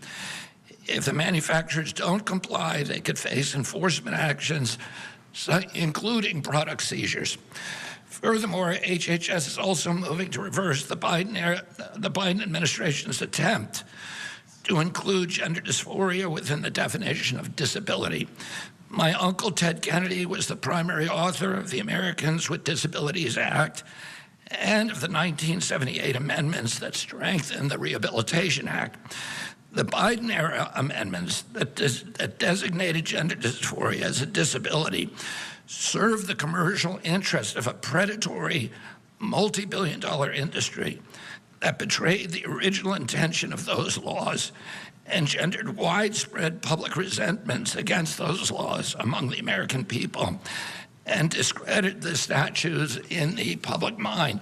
These are statutes that were designed to protect the most vulnerable Americans, and the misuse of these statutes for these purposes injures the statutes themselves and injures other people who are entitled to that protection and who Americans want to see protected.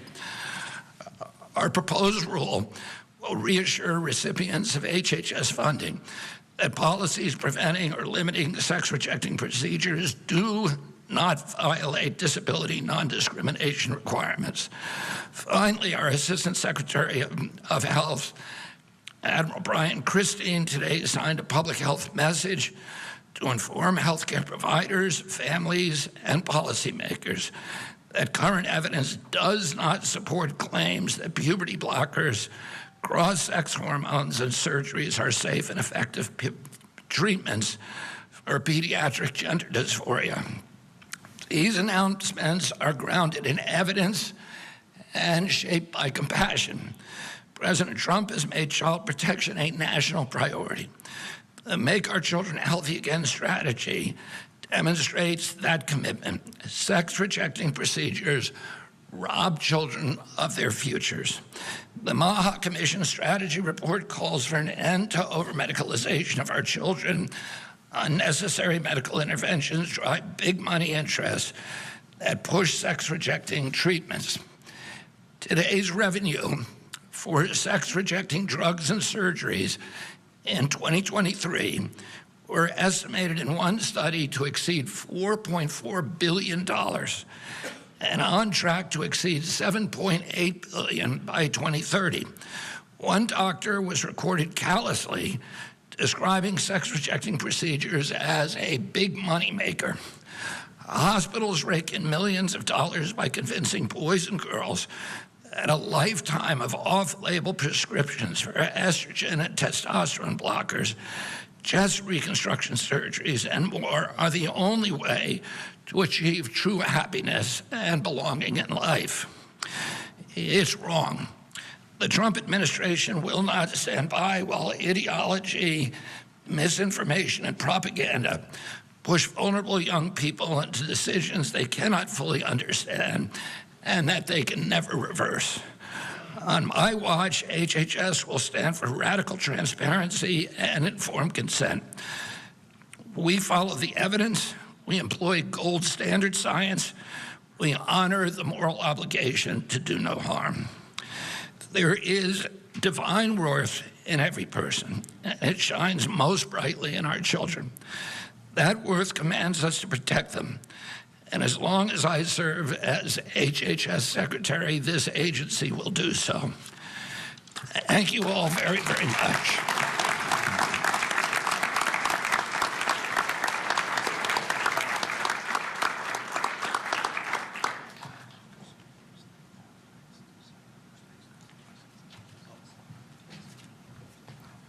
Sorry, I thought I was last. I guess I'm not. Secretary Kennedy, thank you very much. His bold words tonight reflect a deep passion that he's expressed since very early in this administration, and it represents why HHS needs to be in the forefront of issues like this. The white paper that was crafted, it's several hundred pages long, but is actually a superb document, created a foundation for CMS, my agency, Medicare and Medicaid, to take bold action as well to address some of the challenges. But I want to take a second and outline where we are right now. There's an op-ed that Steph Carlton, my chief of staff, was over here somewhere, and I penned that just issued while we've been sitting here, and it highlights some of these issues. But of course, it all came out of the executive order of the president, protecting children from chemical and surgical mutilation. Simple title, descriptive and accurate in its desire to do just that. And today we will deliver that to the president and to the secretary. Many of you, as you walked through the front portal of this building, the Hubert Humphrey building, saw Senator Humphrey's quote on the side wall. And he speaks about the moral obligation of government to take care of those at the dawn of life, our children. 53% of children in America are in Medicaid or CHIP programs. So we provide insurance to most children, and commercial insurance follow us. But we are in a weird place in America where we have mixed politics and medicine.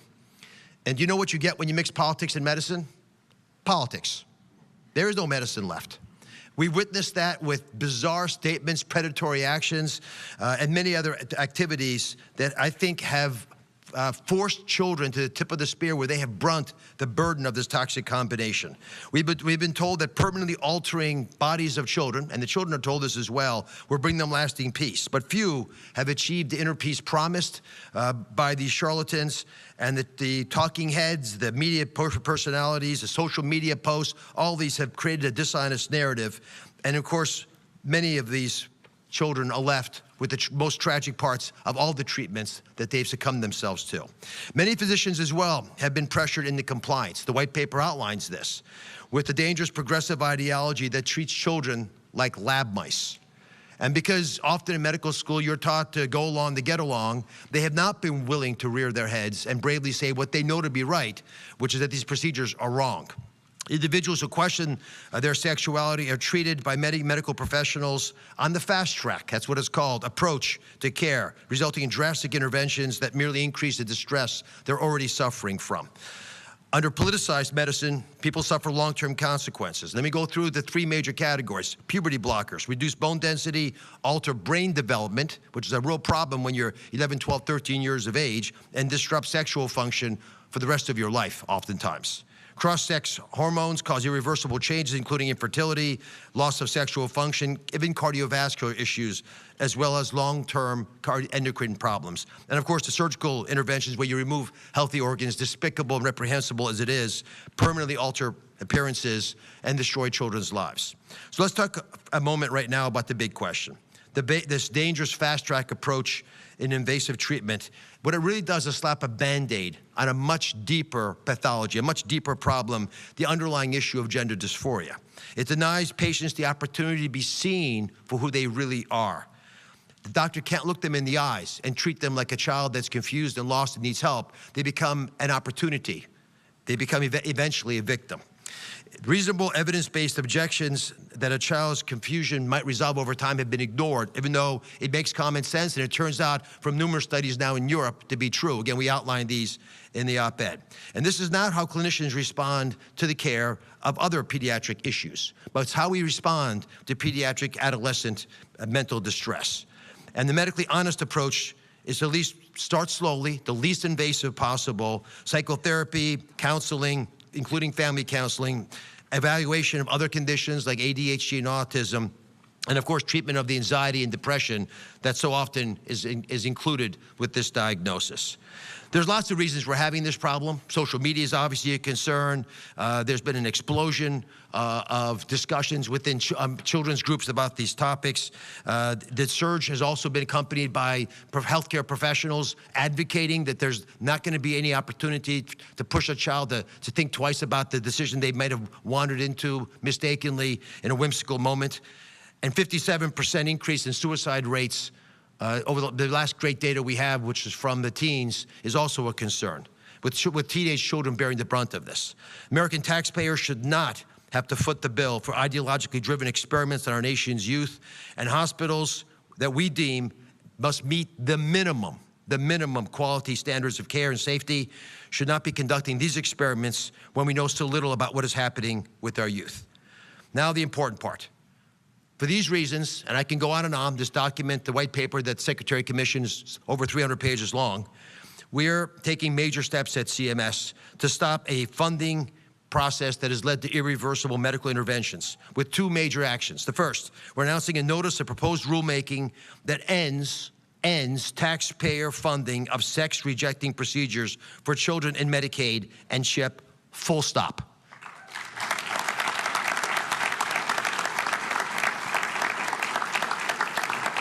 We don't provide health care to every child, but at 53%, we've got most, and we're not going to let taxpayer money go to hurt these children, and those children will no longer be hurt with this ideology. We know that inflicting these procedures on young people costs them and the Medicaid system countless dollars, not just in medical bills, but also all kinds of downstream issues, while providers reap the rewards. Too many providers inappropriately profit from carrying out these destructive procedures, and I'm just going to go through this grotesque laundry list of prices just so you're on the same page with what Secretary Kennedy started teasing at. According to a 2022 JAMA data, so it's very recent, the typical vaginoplasty, a procedure a child does not need, costs $60,000. Shockingly, a phalloplasty, the creation of a penis, costs on average in America, according to this data, high quality, $150,000 per child. I do believe, with doing some work, that these prices have continued to increase with increasing manufactured demand. And I must point out that the creation of a vagina, in that case of a phalloplasty, or a scrotoplasty where you add testicles, that's extra. This is a pathology that has afflicted the medical profession. It is shameful that clinicians have profiteered off this. I do not understand how it could possibly have been tolerated by the leadership of these institutions, but it will no longer be funded. And I can tell you, if they're so diehard desirous of helping children and they don't get paid, the question is, will they do these procedures? And I think we know the answer. The second big thing, that's $250 million over the next decade of savings to the taxpayer, but that's irrelevant to this issue compared to the harm to the next generation, to our future, because kids are always our future. Second, to reinforce the need to protect our children, we are announcing that certified Medicare and Medicaid hospitals, pretty much everyone in the hospital in the country, will no longer be permitted to perform certain sex-rejecting procedures on children. Any hospital that does offer sex-rejecting procedures to vulnerable populations of pediatric-age kids will no longer be able to participate in the Medicare and Medicaid program.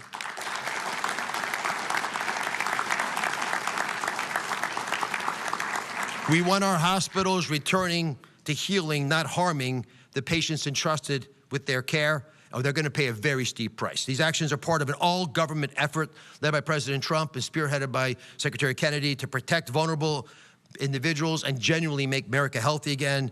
This is not just smart, science-based health policy. It is our moral duty, as Senator Humphrey mentioned 50 years ago.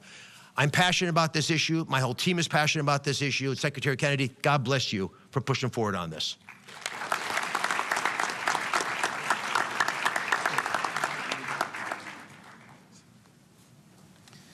Thank you, Dr. Oz.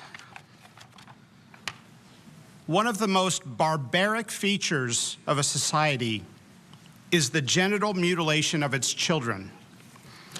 It's based on a medical dogma, sadly, that the normal, sometimes stressful experiences of boys and girls growing up is a pathology that requires medical intervention.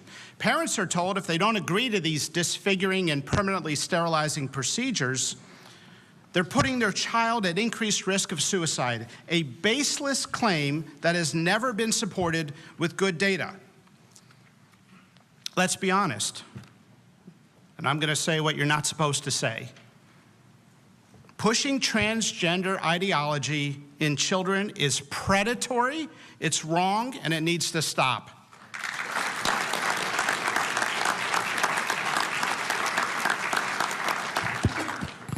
This ideology is a belief system that some teachers, some pediatricians, and others are selling to children without their parents knowing sometimes, or with a deliberate attempt to remove parents from the decision-making.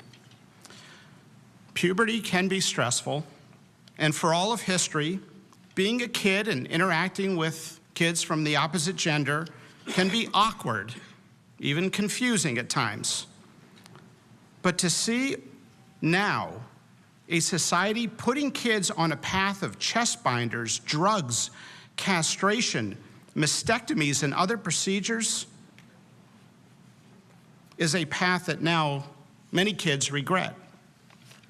And Chloe, I've got to say, your testimony in front of the Hill was one of the best descriptions I've heard on this issue ever. Maybe one of the best descriptions I've heard of any topic ever presented in front of Congress, and it's an honor to be here with you.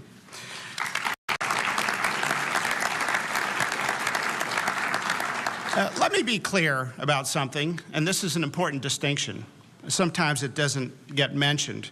We're not talking about medically treating kids with a biological basis for differences in sexual development, what used to be called intersex. We're not talking about children with 5-alpha reductase deficiency, Klinefelter syndrome, Turner syndrome, or other sex chromosome abnormalities. We're talking about an ideology that is supported by flawed science that every child as young as 4 years of age should pick from an array of genders. We've got high schools now where half the kids don't identify as a boy or girl. What's going on? To American hospitals and clinics, do not ask parents to leave the room in order to sell your transgender ideology to America's children.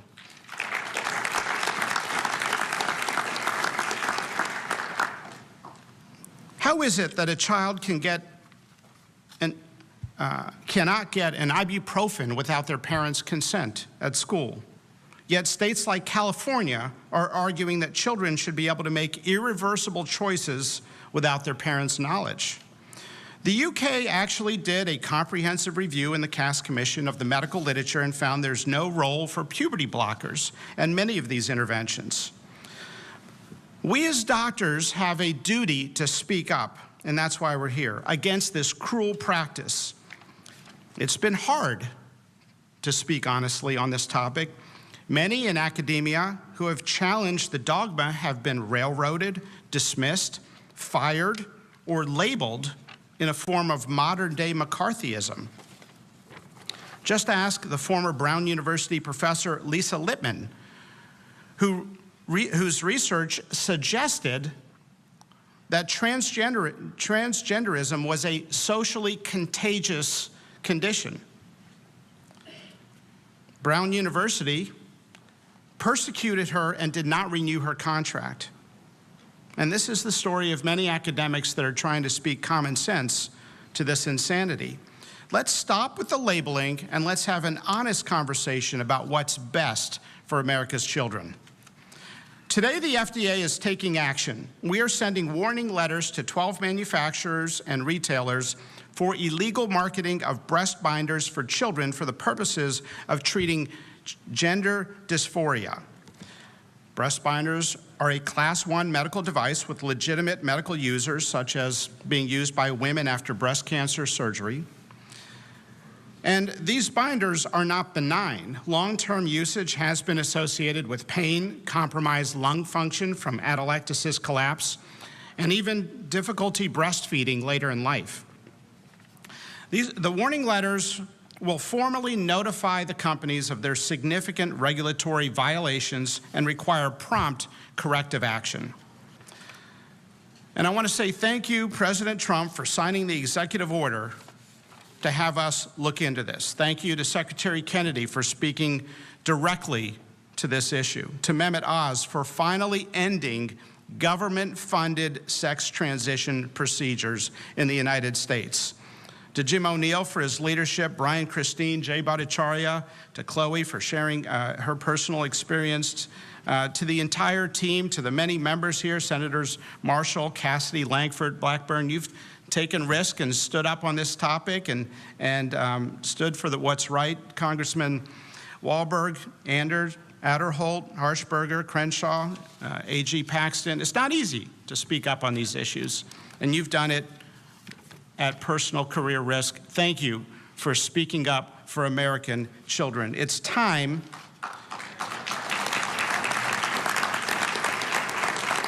I can't tell you the number of people that said, don't talk about this issue publicly. You can talk about everything else in medicine, but do not ever talk about this on TV or in any public forum. You've probably gotten the same advice. But we're going to keep fighting for American children.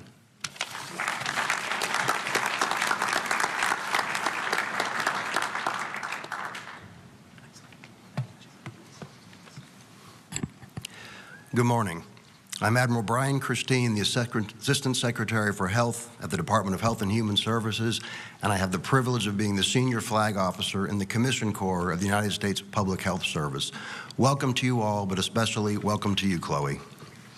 Today, we are taking decisive action to protect America's children from chemical and surgical mutilation and to restore evidence-based medicine and gold standard science to the forefront of federal health policy.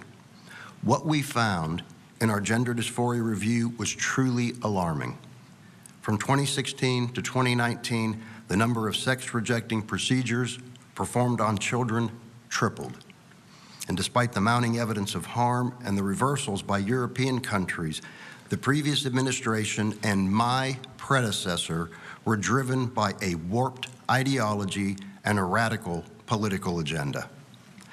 And that is why I am signing this public health message today, to ensure that healthcare providers understand their responsibility to put children's health and safety first. As medical professionals, we have an ethical obligation to provide excellent care to our patients informed by the best evidence we have. And as such, we should refuse interventions that pose risks of unnecessary harm because our first mission is to do no harm. For the safety of our children, medical professionals should refuse to provide puberty blockers, cross-sex hormones, and surgical interventions. Instead, we must prioritize comprehensive psychosocial assessment and support. We must address co-occurring mental health conditions, and we must provide compassionate, developmentally appropriate counseling. And finally, we must educate young families about the incredibly weak evidence for these medical interventions. And let me be clear about this. This is not about politics. It is about science. It is about safety. It is about radical transparency. It is about trust. Our mission is to ensure that every American child receives medical care that is evidence-based, that is ethical, and worthy of the public's confidence. For America to be healthy and great again, we need strong, healthy boys and girls who will have the chance to know the joy of coming together as one and starting their own family one day. And if they are subjected to these vile sex-rejecting procedures, that cannot happen.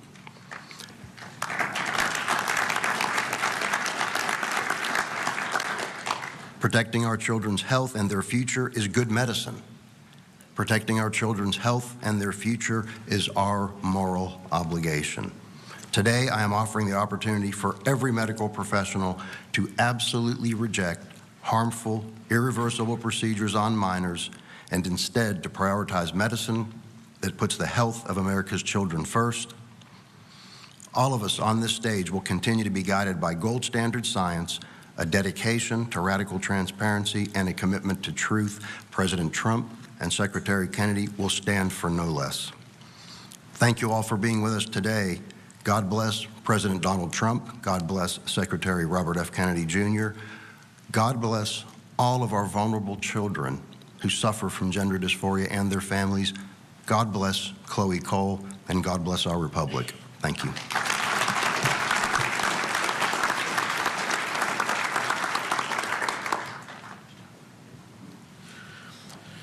I'm Dr. Jay Bhattacharya, the director of the National Institute of Health. I was thinking about how we got to this moment today, and I was thinking about the power of science. And normally, we at the NIH, and I should say, as in myself in my own capacity in my career, I've always admired the power of science to do good for the world, to help us understand how the world works, to develop cures and treatments.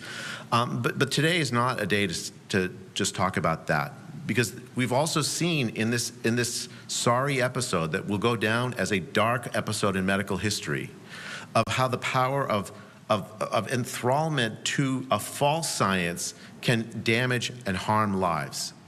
The hijacking of scientific institutions, the hijacking of scientific journals for the purpose of essentially enforcing groupthink is tremendously powerful. We saw this during the pandemic, and we've seen this in this episode today, that the idea about whether you need to have extraordinary interventions to halt the puberty of a child in order to prevent them from committing suicide. That's a scientific question, right? It's a moral question, lots of types of questions, but it is at heart a scientific question. Is it true? Is it true that if you don't accede to the desires of a 10-year-old, 11-year-old child who thinks they're the other gender, and allow the doctors to do extraordinary measures, that they're going to kill themselves? The idea behind all these procedures was a false idea propagated first by science, by scientists. Essentially,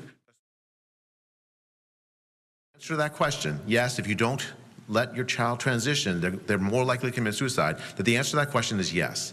When in fact, there was never any solid scientific evidence for that question. The 300-plus page HHS report, the report that was done in the UK, the CAST report, the Scandinavian reports, all those came and looked at the scientific evidence, and they all came to the same conclusion, that the scientific evidence that the answer to that question is yes is incredibly weak. And so the question is, why did it take so long? Why did it take so long, and how did the first idea come in the heads of people to assert falsely that there was strong scientific evidence to say that you must transition your kid or else they're going to commit suicide? I mean, those are haunting questions for me as the director of the National Institute of Health, because the key idea in science is that when there are extraordinary claims made, you have to question them. Even when you have ideas that are well established, you have to question them. And yet what happened was that there was essentially a groupthink that prevented excellent scientists from speaking up when they should have. The extraordinary courage of the authors of the HHS report, I don't know if you're all here in the room today, is stunning to me, because they stuck their heads up. The extraordinary courage of Chloe Cole, sticking her head up when it was almost impossible to do so. Why was it so impossible? Because the power of science to enthrall minds is almost unmatched in our society. So what do we need to do? First, don't ever let, if you're a parent, don't ever let a doctor tell you, essentially blackmail you into thinking that you must accede to a transition for your child, because if you don't, the child will kill themselves. There's no warrant for that. The scientific evidence does not support that, and we should never, and I'm proud to be part of an administration that is putting an end to that practice.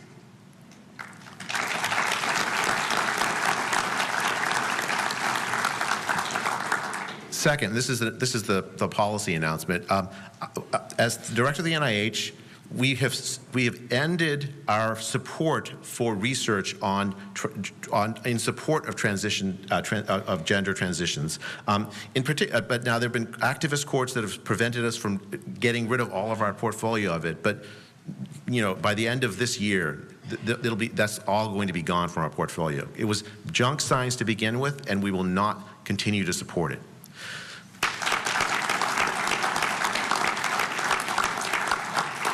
Let me tell you an anecdote about this. There was a researcher that the NIH funded that did a study of whether, to answer the question, was it more likely that a child who didn't transition would commit suicide? That researcher found the answer was no. But because the researcher's ideology was so enmeshed in this, because if the answer is no, that means she might get canceled, she refused to release the study, refused to release the data. And we at the NIH have got the data from this researcher and made it available for other researchers to do replication studies and work on. I'll tell you, I think to me that is an absolute violation of what it means to be a scientist. When I find data that disagrees with my priors, my ideas about the way the world works, I change my mind. Actually, the easiest way to always be right, when you're wrong, you just change your mind. It's very simple. That's the beautiful thing about science. So I made the announcement already about no longer funding this, but the second announcement, and this is really, really important to me. There are thousands of kids that have undergone this transition, and many of whom regret having undergone this transition. There are thousands of kids that are in mental distress because they've been through this, families torn apart. We are going to fund science to help them, because what I don't want is for the answers to those families to be based on basically no evidence or presumed knowledge that we don't actually have. We're going to do gold standard science to help those families, to help those kids that are detransitioning or thinking about detransitioning, because we have to follow wherever the evidence leads in order to protect children. So Secretary Kennedy, President Trump, if you're listening, and all the distinguished congressmen and senators and others in the room, thank you for your leadership on this issue. Thanks on the behalf of all the parents and kids of this country. I think we are turning a page in this. This will be remembered as a dark day. Today we'll remember as a bright day, but the episode of the last several years will remember as a dark page in the history of science, and let's pray that we never have to do that again. Thank you.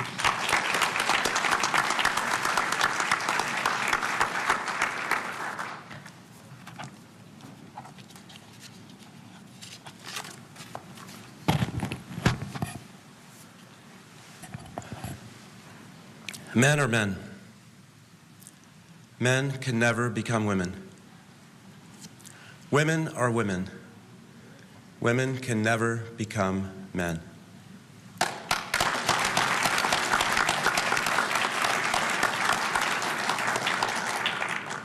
Children are innocent, and they need our protection.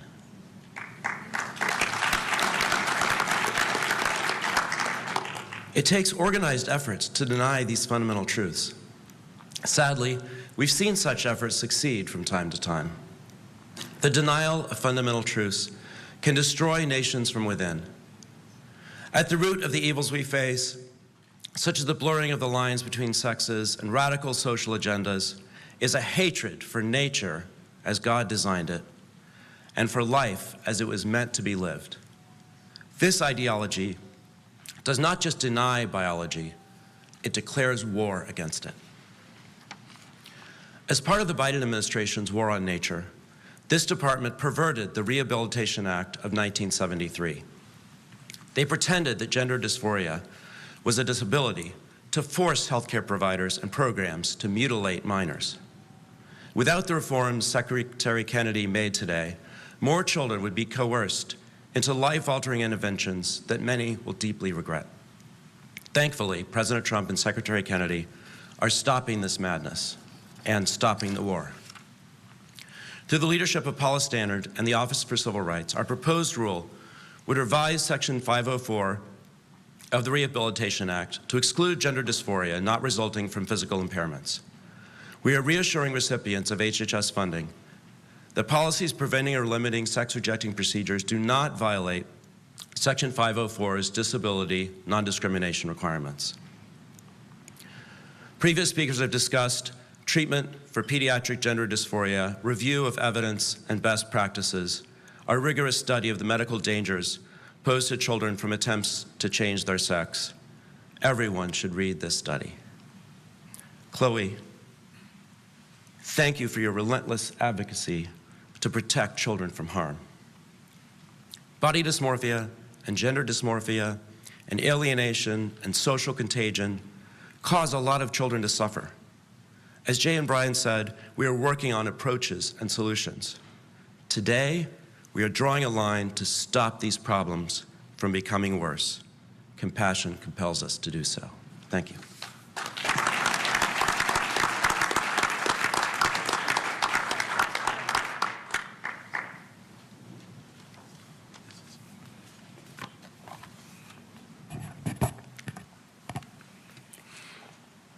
Thank you so much for having me. It's an honor to be here and to be able to speak on behalf of American children whose innocence and health are being compromised, whose lives are being ripped apart by ideologically driven medical experimentation.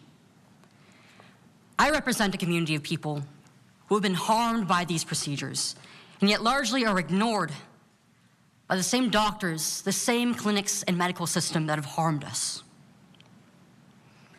I've become an advocate for protecting children from what is often mistakenly referred to as gender-affirming care, because it is by no means care, scientific medical abuse that violates every tenet of medical ethics.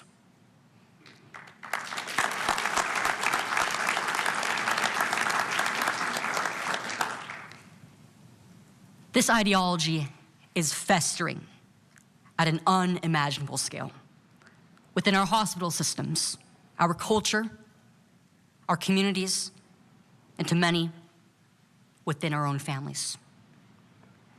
For me, it started with being lied to about who I was by adults outside of my family. I was made to feel that the way that God beautifully made me was in fact a mistake that could only be fixed by so-called modern medicine. My doctors, rather than guiding me, they affirmed my childish misgivings about my developing body. My belief that I wasn't just a tomboy, that if I liked having short hair, if I liked being around the boys more, if I behaved more like my older brothers, I actually was a boy who just so happened to be born in a girl's body. At 13 years old, I was administered puberty blockers and testosterone in high doses. And when I was only 15, they removed my breasts.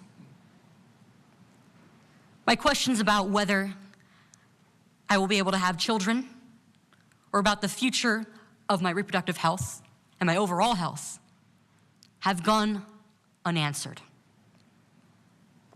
But that mastectomy ensured that I am never going to be able to nourish whatever children I may have. And this happened before I was even mature enough to understand that one day I would aspire to become a mother. Because of the moral failings of my doctors, I forever have lost significant parts of my identity as a now adult woman while I was still a child. And there are tears that I don't show to the world. There is grief that every single day I carry with me silently. The only thing in the world that makes me angrier is knowing that this is continuing to happen to children all across the United States and throughout the globe. But they messed with the wrong kid.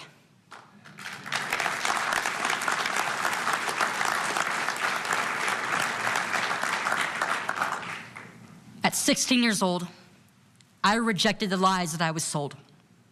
I detransitioned, and I chose to face the world and sound the alarm on what is happening to my generation, both in the hopes that this would set forth a movement of young people who chose to break free from ideology, and also that one day, no child would ever have to speak up about this ever again.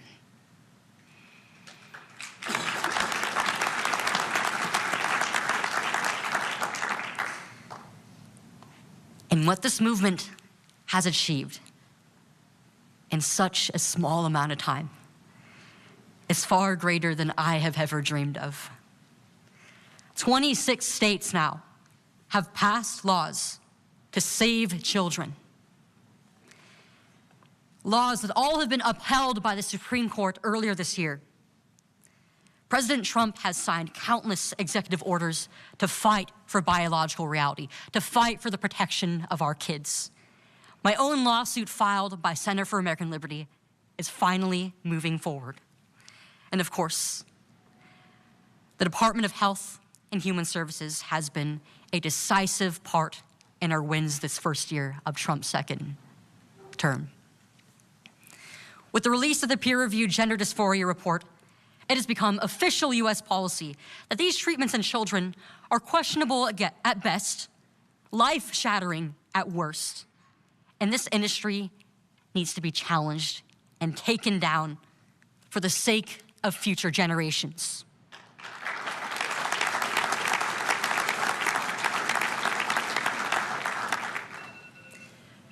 Because there is no such thing as being transgender,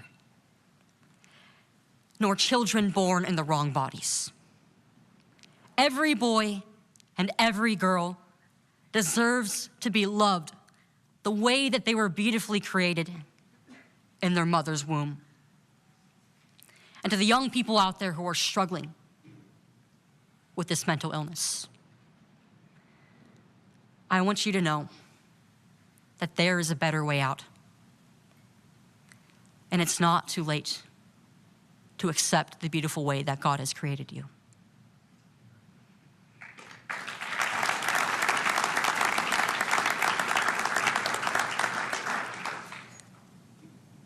My story turned out to be a success story, but it was only in spite of my doctors and the horrible things that they did to me, to my family. I am only one voice out of thousands of children, but our cries for help have finally been heard. And the Trump administration and the HHS and Secretary Kennedy have done an incredible job this year, ensuring that this abuse is going to cease one day.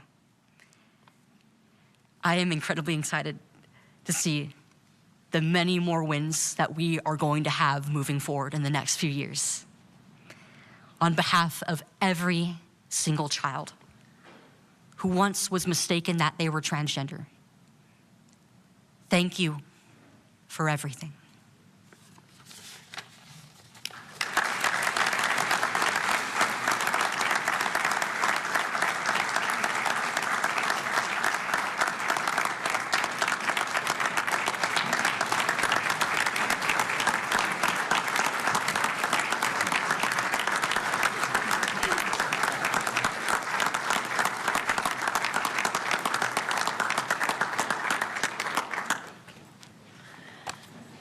Thank you, everyone. Thank you for all the comments today. We're now going to take questions from the press. Please keep your question to the reason we're here today. Also, if you can clearly state your name and your outlet And if all the speakers want to stand up and be ready to answer questions, and then who you'd like to ask your question to. Sarah? Hi, Sarah Overmall from CNN. I first wanted to ask just if you have a sense in Medicare and Medicaid how much gender identity care was being funded or paid for, but also all of you mentioned in some capacity mental health care resources. So does this go with more support for mental health care and well-being in children? Our estimate, we know in 2023 there's $30 million spent. Our estimate is over 10 years. It would have been $250 million at least. We have mental health care services available. Our challenge, as you know, is enough practitioners in mental health care who can deal with these issues. Jay Bhattacharya's important work at the NIH is going to help us address what we should have always been searching for, which is the underlying emotional issues driving a lot of these behavioral changes and better ways of treating them. And I'm confident that with the money that we save, we have plenty of resources, but we had them anyway to deal with this problem the right way. Putting a Band-Aid on this problem using aggressive surgery and chemical approaches was never wise.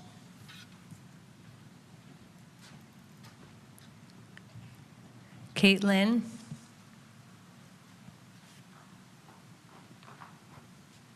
Hi, this is Caitlin Richardson with the Daily Caller News Foundation. My question is, do you think that we need medical billing codes for detransitioners or those who face adverse reactions from sex change procedures? We're looking at the billing code situation.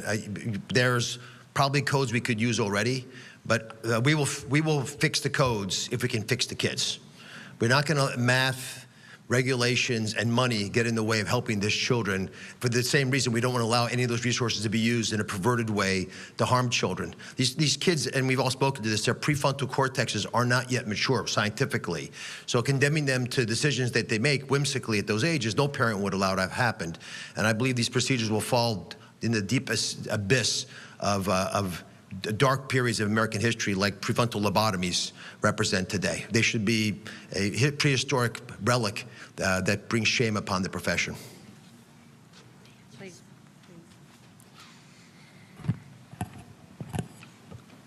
I think that it's incredibly important that within the medical system, we get measures passed and we have billing codes written for those who detransition or regret their transition or have been harmed by any of these procedures, even if they choose not to detransition. Because to speak to my own experience as somebody who has gone through the system,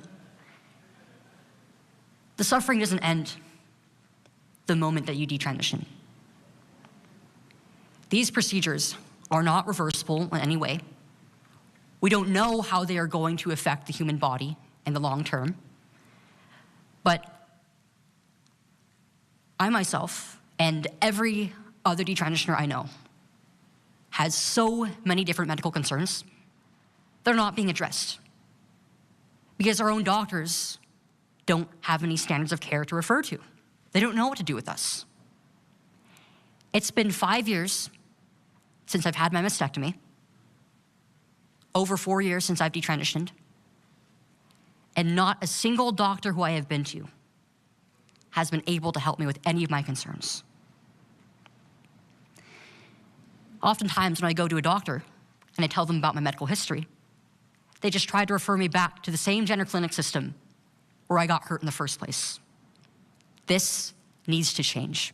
Right now, there is no infrastructure that is prepared for the thousands of patients who regret this and have been harmed and will continue to be harmed until this is stopped. It doesn't just stop at protecting children and preventing what happened to me. We need to address what happens to those who have already been through this.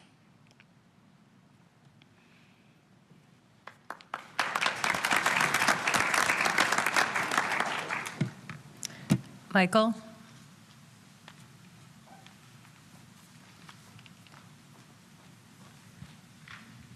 Hi, Mike Emanuel from Fox. Mr. Secretary, I have no doubt taxpayers and many parents are relieved by what you are doing. But do you worry about blue states and transgender activists tying you up in court over the next few years over these steps you're taking today? I don't worry. I mean, I think that's going to happen. I mean, the number of lawsuits with my name on it right now is almost beyond counting. So we have, we got everything that we do here. We have excellent general counsel. We know what we did, what we're doing is legal. And if people sue us, they're welcome to, but we're going to win the lawsuits. So.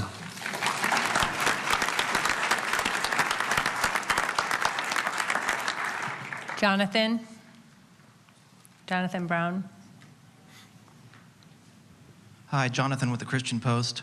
What effects do you believe that these standards will have throughout the world in places where they're also struggling with these issues? So this department, under President Trump's previous term, launched the Geneva Consensus Declaration, which is a multilateral organization of many other member states that support each other on this issue as well as other social issues. I just had the honor of speaking at the annual meeting of the Geneva Consensus Declaration about 6 weeks ago, and there was a lot of support. As you heard, there's been a lot of reference to scientific studies in other countries here. I think the report we've all talked about today that was published here will be read around the world and translated. So there is a lot of cooperation between many nations. That's right there.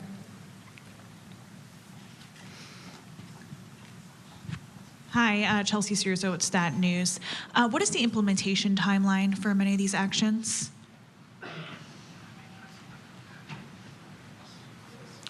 The notice of proposed rulemaking generally is a 60 to 90-day period of comment, and following which we will evaluate all the answers and thoughts and recommendations we hear and issue our final ruling.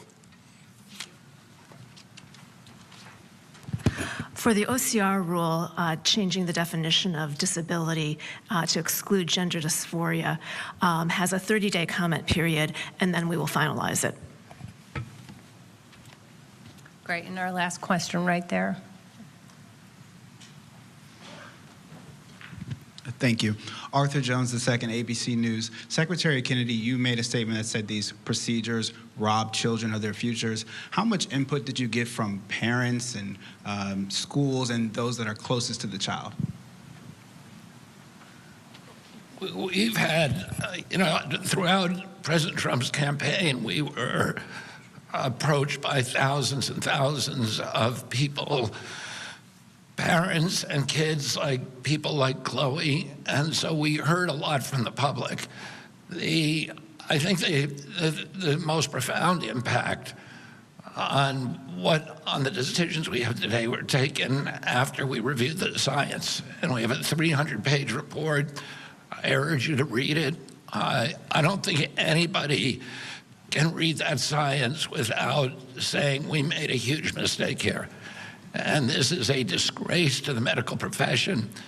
It's a disgrace to the medical establishment that they let this go on for so long based upon so little positive data and overwhelming data against these procedures. Thank you so much for being here.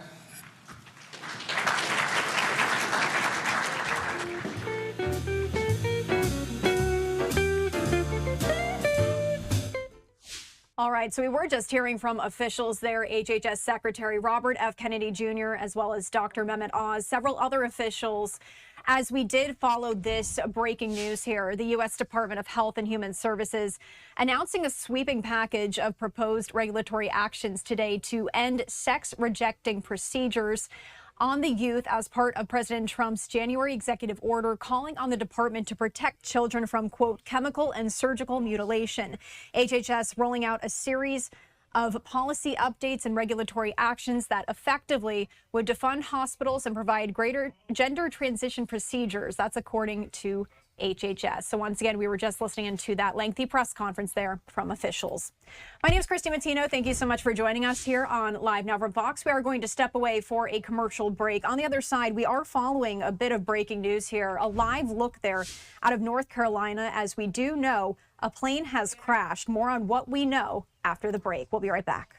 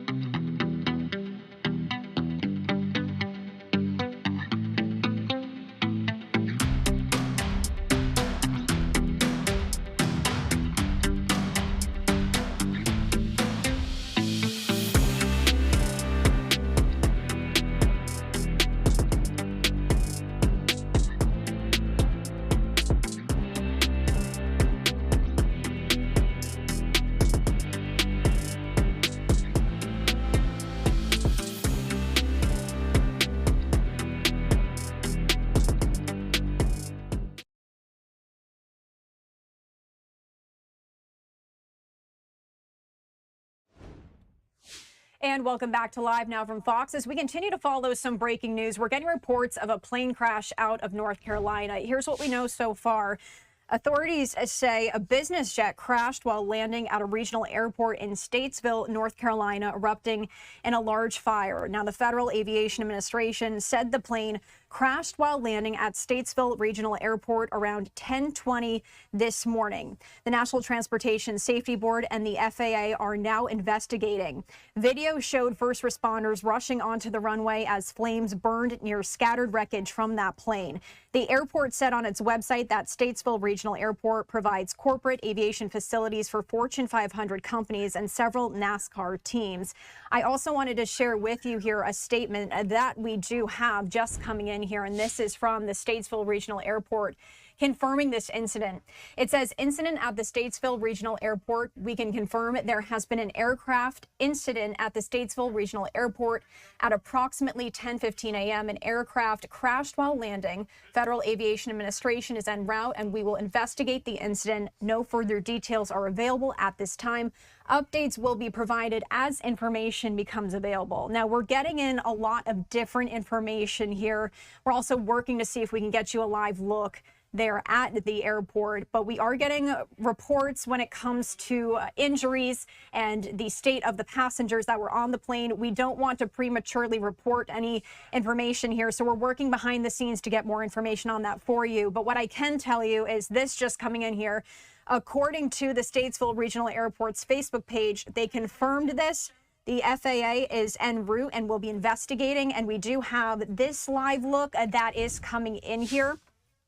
Also, the local sheriff's office assisting the investigation alongside the North Carolina State Highway Patrol. They described the aircraft as a small passenger jet. The plane that crashed appears to be owned by the semi-retired NASCAR driver Greg Biffle, and that's according to FAA paperwork. Unclear who is aboard the plane. at this time or the condition of any passengers. So once again, this is a developing story, and we also wanted to let you know there is going to be a press conference on this. It was slated for noon, 17 minutes past the hour here now, but we are keeping an eye on that press conference here as we are learning this breaking news. Once again, putting this up on your screen, a business jet crashed while landing at a regional airport in North Carolina, erupting in a large fire. Once again, officials at this time not commenting or sharing on the condition of any of the passengers. We are going to be getting that press conference here shortly. Hopefully we can get some more answers for you here. And I just wanted to leave you one more time with that live look. They're at the airport. Once again, this is all happening in Statesville, North Carolina. For some perspective, that's about 45 miles north of Charlotte. Officials not saying at this time whether there were any injuries. We are going to continue to monitor this here for you. Any developments, of course, we will bring it to you on Live Now from Fox, as this is a developing, ongoing story here. Bring you that press conference once it does begin. In the meantime, I do want to take you out to several other live events that we have been bringing you here throughout the morning. I do want to take you out to the House floor here and listen in. Licensed hunters participated in coordinating hunting groups. They engaged in a dangerous, terrorizing campaign against the wolves using bait and wolf calls. They hunted at night. They used dogs. 188 wolves were taken by dogs. They killed 130 wolf pups. They were less than 2 years old. This is not thoughtful, science-based management of the state's wolf population. This is not celebrating the recovery of the wolf, as we keep hearing in this debate. This week, we received a letter from the Wisconsin tribes who had sued to try to stop that hunt. And in the letter, they object to this bill today. They point out the inadequacy of existing state-level regulatory mechanisms that led to that disaster in Wisconsin. I ask unanimous consent to enter that letter into the record.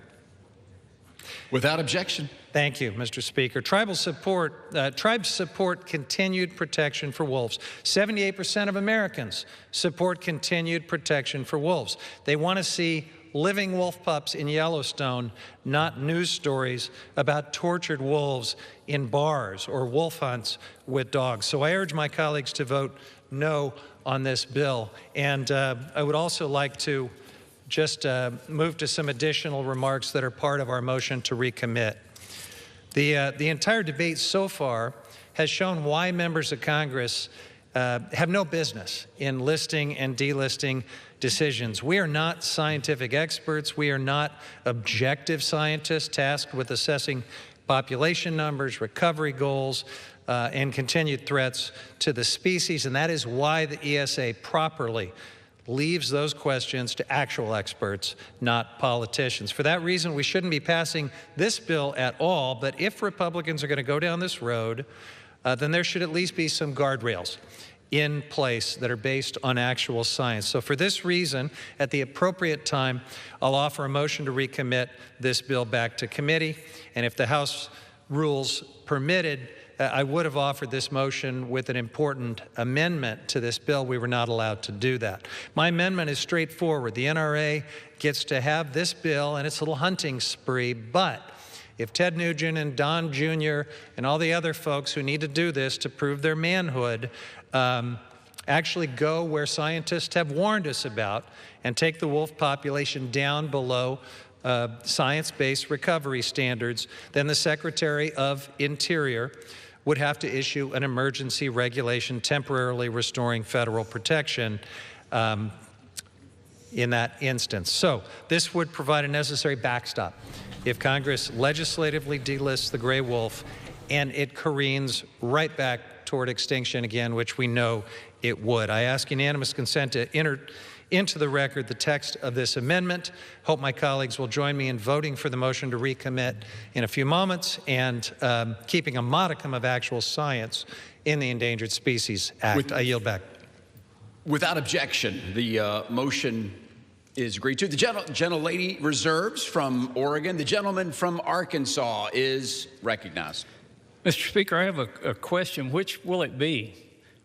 What's the good science? As I've mentioned before, the Obama administration, the Bush administration, the first Trump administration, the Biden administration, all said the wolf has been recovered. The experts, the scientists at U.S. Fish and Wildlife have said it's been recovered. Yet my friends argue it's not been recovered because there's some places where its native range is that the wolf is not there. I remind everyone, we are in gray wolf territory, historical gray wolf territory. Now, Mr. Speaker, like many, like you probably and myself, I've walked around D.C. at night, and this is a rat-infested city. I think there would be at least a little bit of food for the wolves if we were to turn a pack loose on the mall. But what happens when they eat all the rats? What do they go after next? Now, this is a preposterous situation because I don't think anybody really wants a pack of wolves on the mall. But if you go down the logic trail that my colleagues are making, the wolf is not recovered until it's back in its historic range. So why do we want to say, sit in a big city where wolves once were and say, we want wolves just not in our backyard? We want them out in the Midwest or the West where it's somebody else's problem, but we don't want those problems here because it makes no sense to put wolves back here in the big cities and across the Northeast. Mr. Speaker, I yield 2 minutes to the gentleman from California, where they have a lot of wolves, Mr. LaMalfa. Gentleman is recognized for 2 minutes. Thank you very much, my colleague from Arkansas. You know, it's amazing here. I represent the northeast corner of California where the wolves are being inflicted upon the people and the wildlife of that area. And the stuff I hear coming from the other side of the aisle about recovering the wolves and even the mocking, yes, it's real. There's wolves that are encroaching on elementary schools in Siskiyou County, the Little Shasta Elementary School. This isn't some Little Red Riding Hood story. This isn't some made-up deal. It's very real. And they're coming closer and closer to town all over the northeast part of California. So my colleague from the North Coast, when he mocks us like that, I'm wondering if this Proposition 50 in California kicks in and he ends up representing my constituents up there that are fighting against this, and I'm their only voice in that echo chamber of California against this.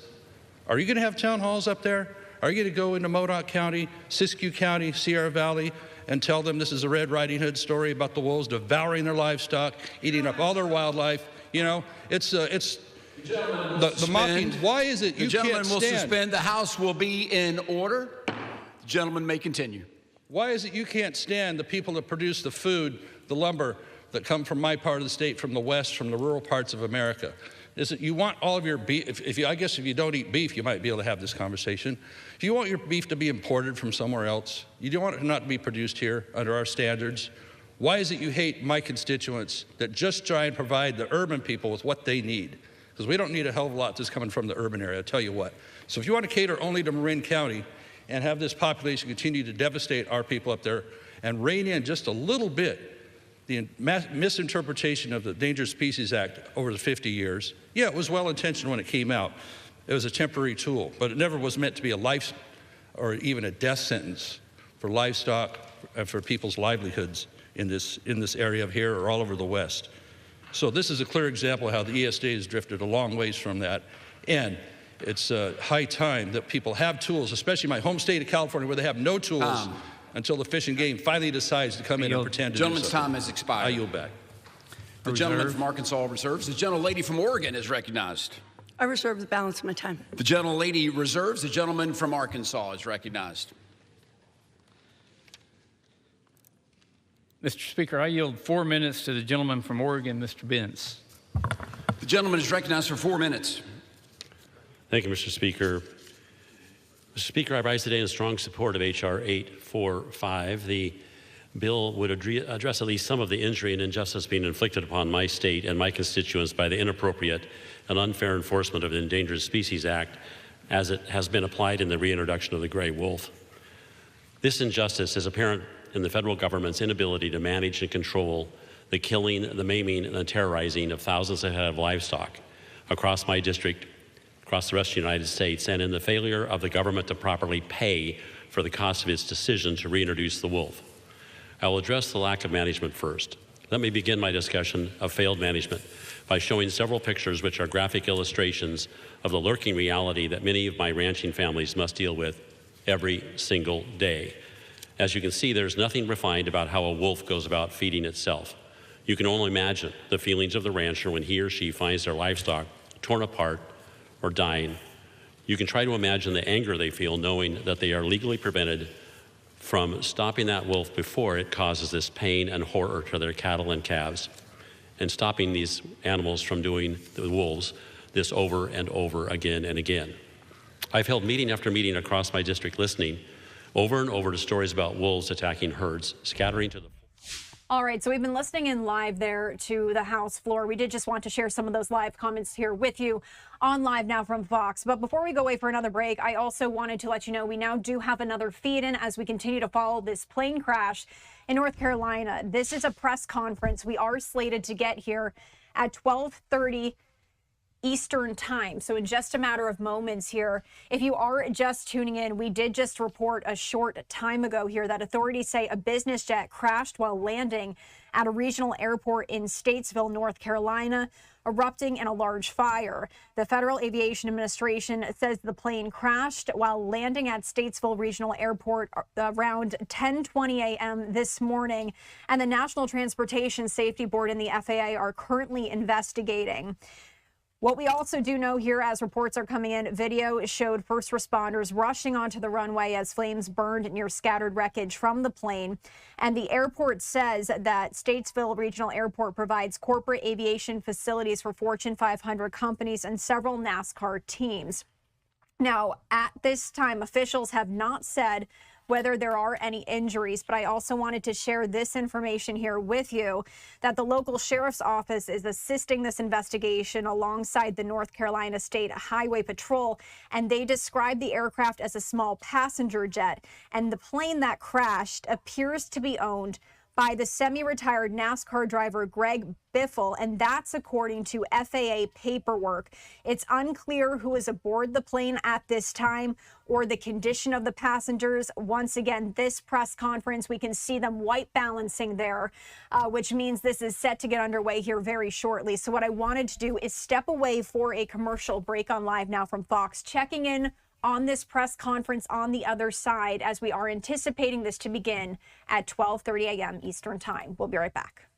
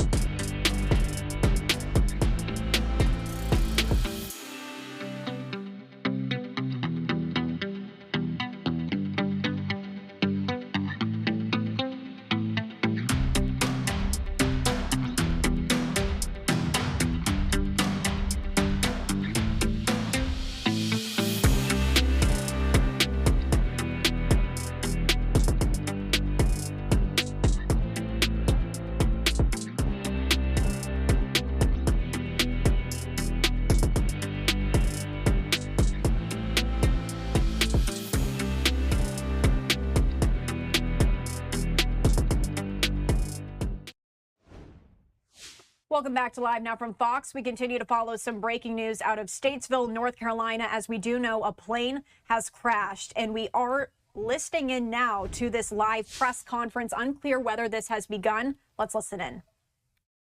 At the end of this briefing, we will not be taking any questions. Just want to give you the heads up on that. So I'm going to introduce you to Ron Smith, City Manager for the City of Statesville. Good morning. My name is Ron Smith. I'm the City Manager in Statesville. To my left is John Ferguson, our Airport Director, Jody Smyer. He's with Iredell County Emergency Management. Chief David Only, Police Chief, and Chief Glenn Curfeys, our Fire Chief. So we don't have a lot to share this morning, as this is still an active event, but I just wanted to let you know that the city did respond to a crash here at the airport this morning at about 10:15. It's been a multi-agency response. We've had city, county, state, feds are here, so we have had, again, everybody is here on site at this point, and we anticipate that this is going to go on for quite some time. Since we don't have a lot of information to share today, and since this is evolving, either the city or other agencies will take the lead in putting out more information as the day goes on. And with that, I'm going to turn it over to John Ferguson, our Airport Director. Thank you. Good morning. Like we said, approximately 10:15 a.m., we got a report of a corporate jet that crashed off the end of the runway on the east end. When actually I came out, it was already fully involved. We've had multiple agencies, as we said, come. The FAA arrived about 12 o'clock today. They're taking over the scene. They're taking over the investigation. We have no information on any cause. The airport now is closed until further notice. It will take some time to get the debris off the runway to get it safe again. At this time, I'm also still don't have any other information than what we've already said. I'll turn this over to, you go ahead, you do it. Again, we'll provide updates as soon as we have them, either by us or other agencies. And if you have direct questions that you want answered, you can email those to me, and we will try to get these back to you as soon as possible. Again, my name is April Nesbitt. It's ANESBIT at statesvillenc.net. Thank you all. No number of people on the plane or anything? And did it happen during landing?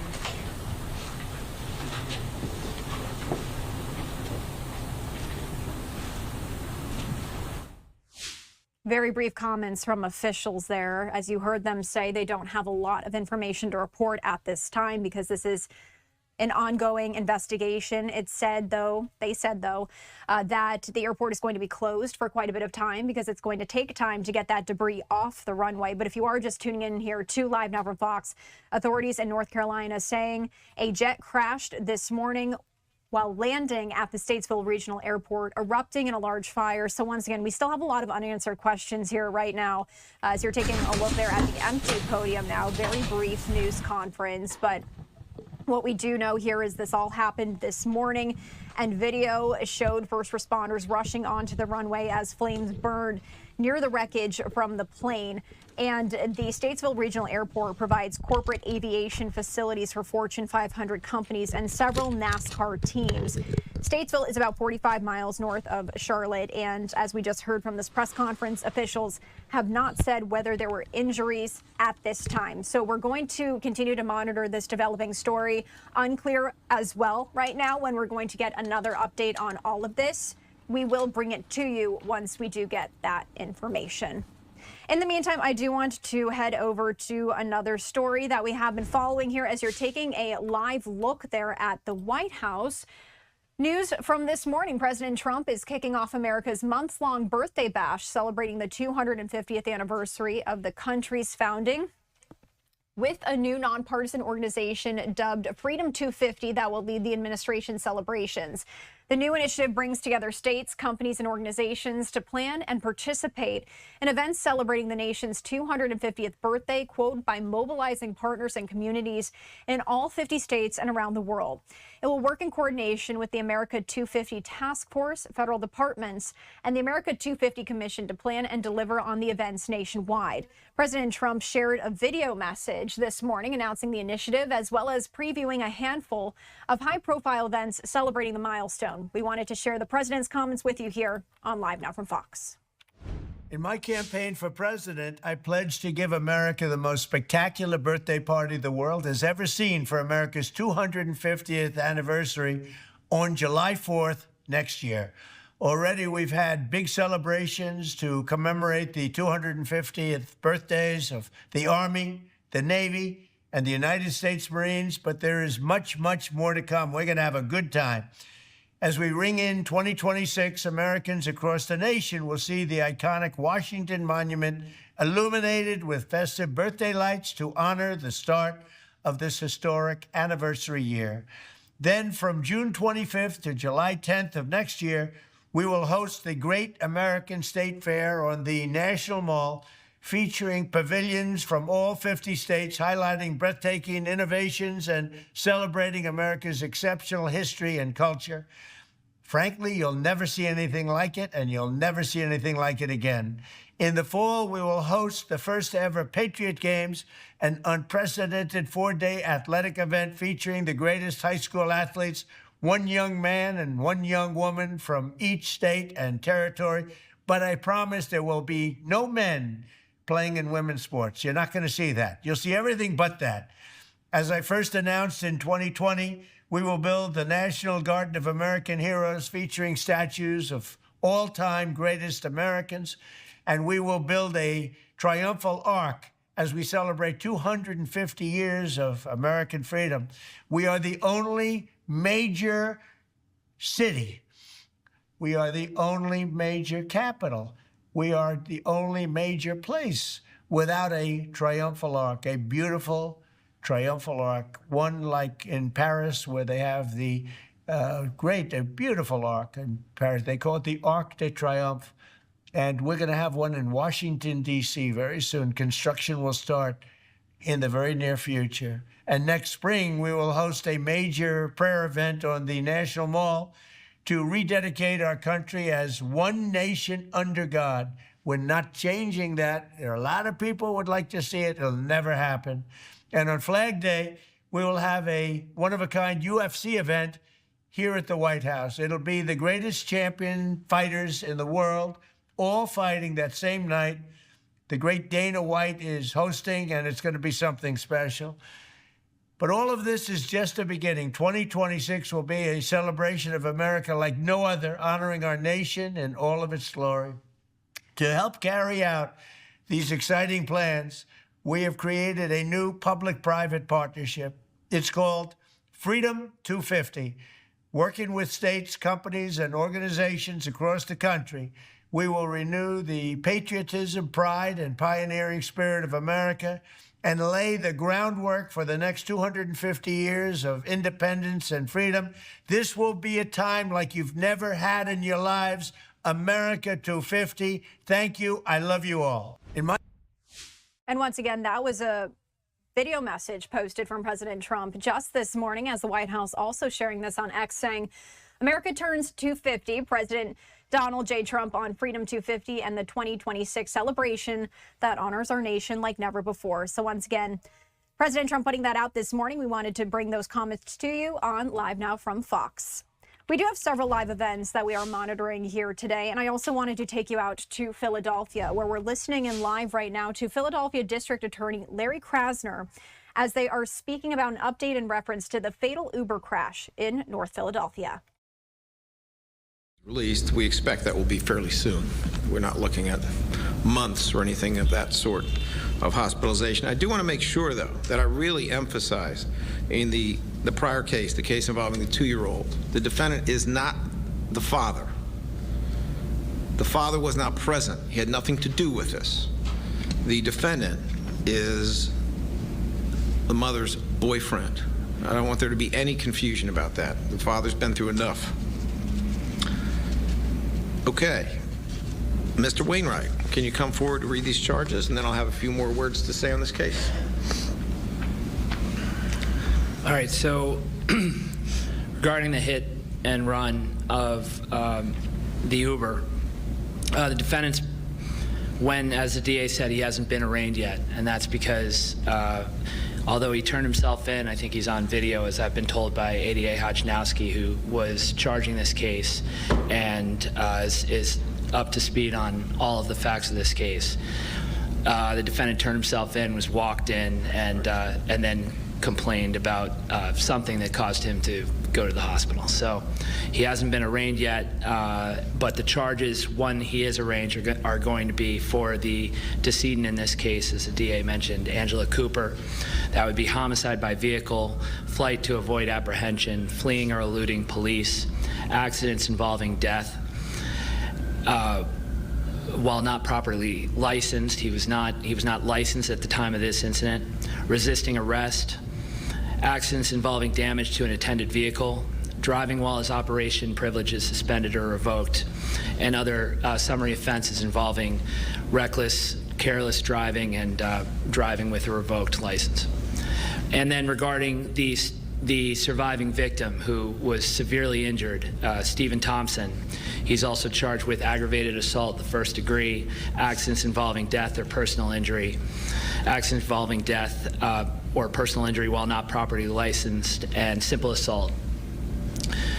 So we expect the defendant to be arraigned as soon as he can be arraigned, and we, as the DA mentioned, he's also was fleeing in relation to an open warrant that he will have to account for as well, and so he will be held in on high bail, would be the expectation. Thank you, Bob. Mr. Wainwright laid out a lot of what there is to say. A couple of, or what we should say at this time, a couple of clarifications so we are clear. There was a warrant was being served, and it was being served at the place of work of the defendant, who, by whatever means, figured this out and took off in his car. He was not being pursued by a police vehicle when he took off. The accident happened within a short distance from the parking lot. It was within 4 blocks. I can't tell you whether they're long or short blocks. I would say, in general, though, the distance of travel was relatively short. The accident itself was absolutely devastating, as I'm sure you've already figured out. But those are the basic facts of that particular case. And we intend to pursue these cases vigorously, justly, and appropriately. Obviously, they're extremely serious. At this time, we'd like to entertain questions and give some answers where we can. Channel 6 ABC, Chris Edmondson, do you have any questions? So I had a question about another case regarding the teens that were arrested for carjacking and shooting at police. I just wanted to know what charges they were. I don't have the right person or all the information here right now, but if we can, I'd like to speak to you afterwards and see how we can get you that information later today. Thank you. All right. Do you have any other questions, sir? No. Okay. All right. All right, so we got the tail end of that press conference there, but once again, Philadelphia District Attorney Larry Krasner, as well as other officials, giving an update there in reference to a fatal Uber crash that happened in North Philadelphia.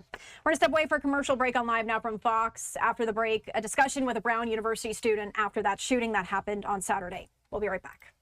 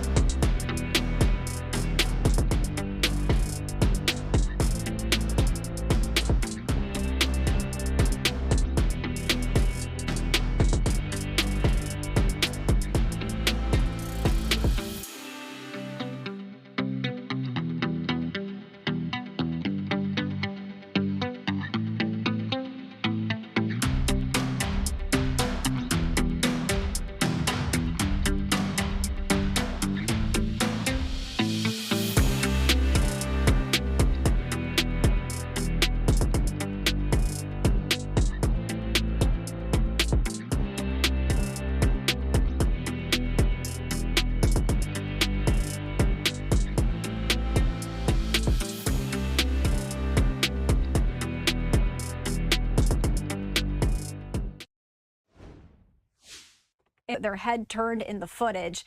Rhode Island Attorney General saying that while Brown has 1,200 cameras on campus, the attack was in an older classroom that has, quote, fewer, if any, cameras. Investigators believe the shooter used a door that faces a residential street. To recount his experience, I want to bring in Luca Guathamy. He is a Brown University student. He joins us now on LiveNOW from Fox. Thank you so much, Luca, for joining us here, and so sorry for what you and several students have had to go through the past several days. I want to start with your experience. I understand you were in your dorm room when you started getting these alerts. Can you walk us through what happened that day? Yeah, of course. Thank you. Yeah, so I initially got texts from friends just in a group chat I'm in. I feel very lucky and very privileged that I was in my dorm. It's probably one of the safest places I could have been on campus. I got texts from friends in a group chat initially, and I think soon after that, we got our first alert from Brown, which made it feel very surreal, or made it feel very real. But up until that point, it just felt surreal and honestly felt like a prank, felt like a joke. Seriously, I could not believe that this was happening. And then from that point on, I think it just a little bit set into panic mode, and the reality set in of the situation. I started texting all my friends, looking at locations that people had, the social media app side chat where it's like college students, we could communicate. That just blew up with messages of people kind of informing on the situation the best they could. And it was definitely hectic, but there was a lot of communication, which was good. Now, days after this has happened, have you checked in with any of your friends on how they're feeling when it comes to safety? I know many students have left campus. Yeah, I was on campus until Monday evening, and then I went up to Boston and got home yesterday. But I have texted people who were there up until a couple days ago. I don't know directly anyone who's there right now, or that I'm super close to, but it was definitely feeling scary by Sunday evening when the suspect was released, and I think that kind of set in my desire to get off campus. I hope people are feeling safe, and I've checked in with people every day, basically. Most of them are back home. I'm just seeing how we're doing. But yeah, I don't know what it looks like right now on campus. I know it's bare bones. Most people got out pretty quickly. I'm happy that people could, but that's unfortunately not everyone's privilege. And so I feel for the students who are still there right now.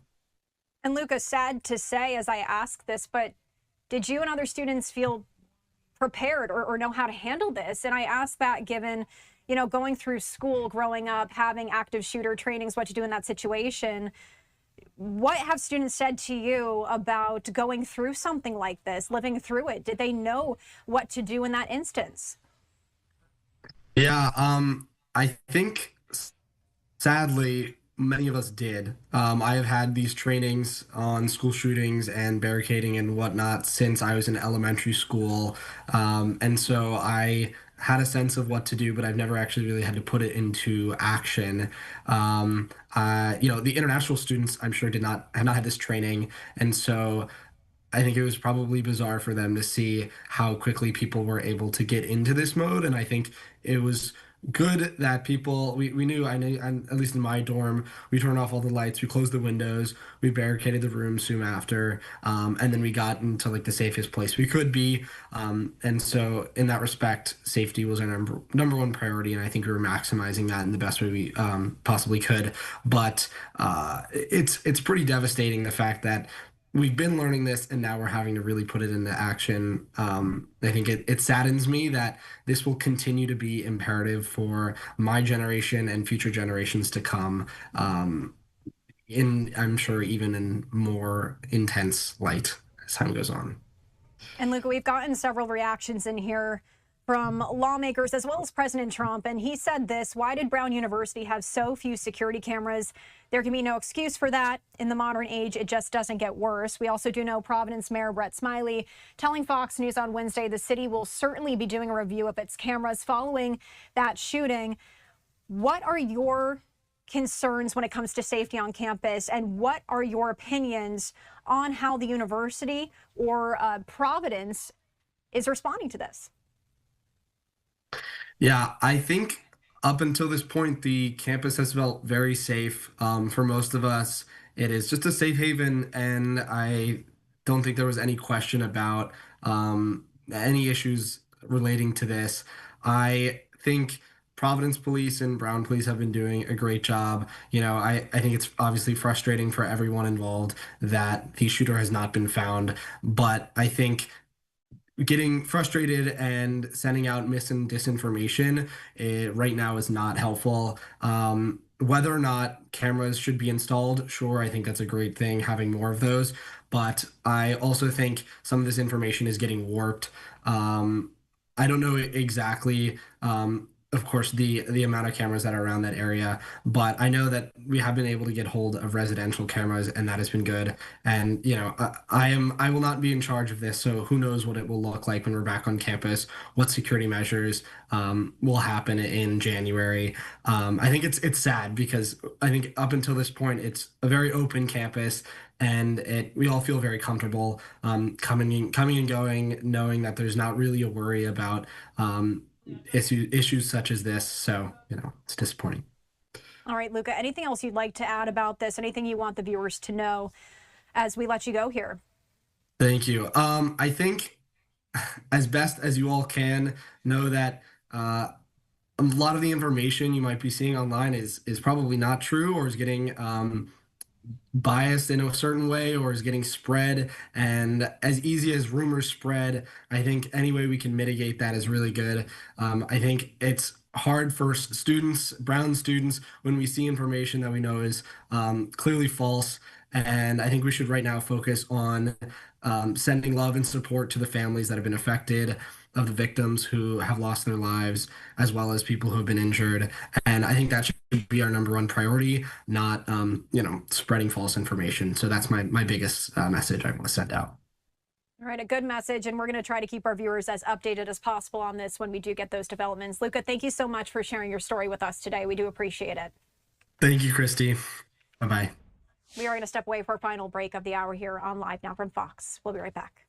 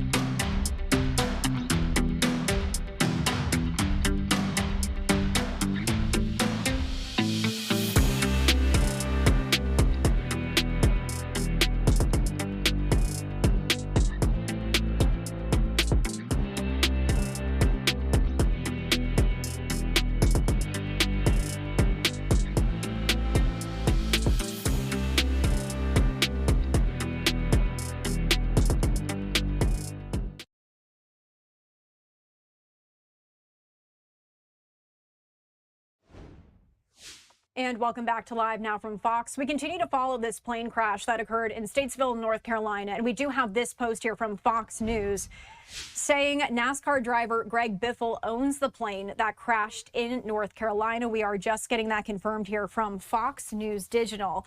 If you are just tuning in here, we have been sharing that plane that crashed appeared to be owned by semi-retired NASCAR driver Greg Biffle. That was according to FAA paperwork. We did just have a press conference a short time ago from officials. Did not provide a whole lot of information as this is an ongoing investigation, but we do know right now that airport is closed as they're working to get that debris off the runway, and they said that could take a little bit of time. When it comes to injuries, it's unclear where we stand on that because it's also unclear who was aboard the plane at this time or the condition of any passengers. That was not spoken about in that press conference, and they did not take questions from reporters. So as we continue to follow this here for you on Live Now from Fox, we did just want to share Fox News now confirming that NASCAR driver Greg Biffle owned that plane that did crash in North Carolina. If we do get word of another press conference here, of course, we're going to bring it to you on Live Now from Fox. In the meantime, we do have several live events, and I want to take you back out to the House floor. We've been listening in here throughout the morning on Live Now from Fox, and after that, my colleague Stephanie Quinu will be taking over. Thanks for being here with us.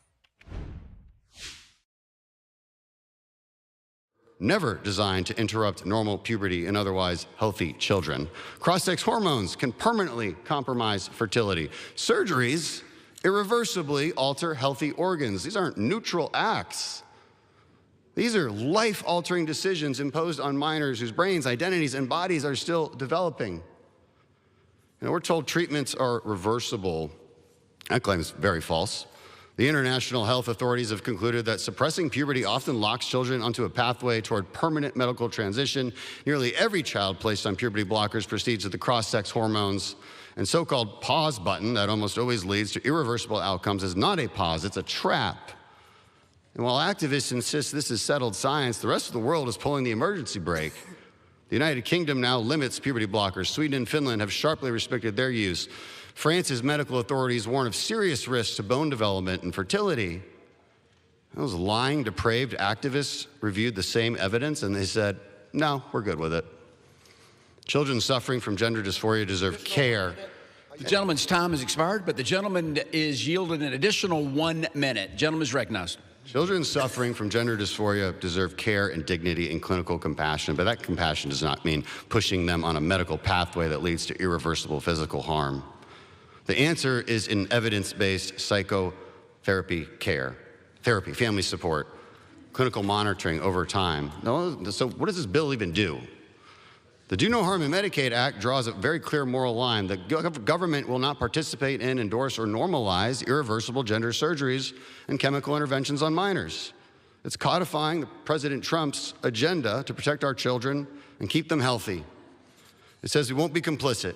Medicaid won't fund this abomination. But contrary to many of the claims are, it preserves narrow exceptions for genuine medical conditions like early onset puberty, disorders of sex development, and treatment of complications. This was a very carefully crafted bill that addresses all of the concerns that have been made. It's not about hate. It's not about politics. It's about protecting kids when adults fail them. It's an easy vote. I urge my colleagues to support the Do No Harm Act, please, and I yield back. Time's expired. The gentleman from Kentucky reserves. The gentleman from New Jersey is recognized. Thank you, Mr. Speaker. I now yield 2 minutes to the gentlewoman from Oregon, Ms. Bonamici. The gentlelady is recognized for 2 minutes. Thank you, Mr. Speaker, and thank you to Ranking Member Pallone for yielding. I rise to oppose the deceptively titled Do No Harm Act.